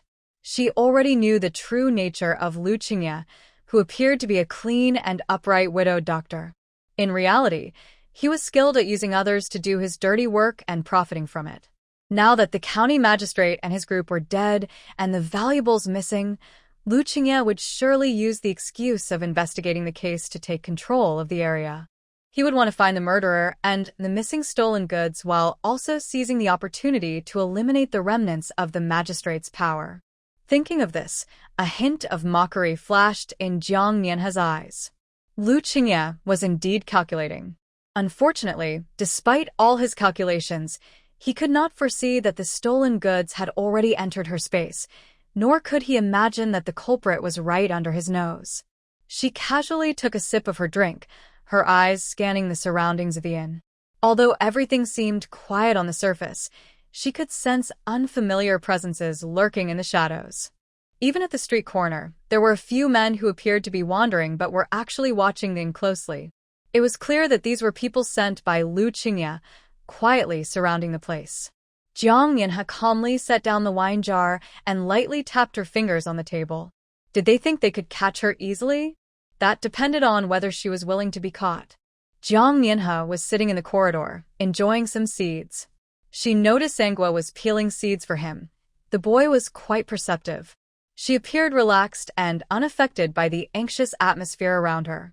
At that moment, Lu Qingye entered the inn with 2 attendants, wearing a gentle smile. He first addressed the women who had been imprisoned, reassuring them, "Ladies, I apologize for the scare. I have sent people to handle the follow-up matters and will ensure your safe departure."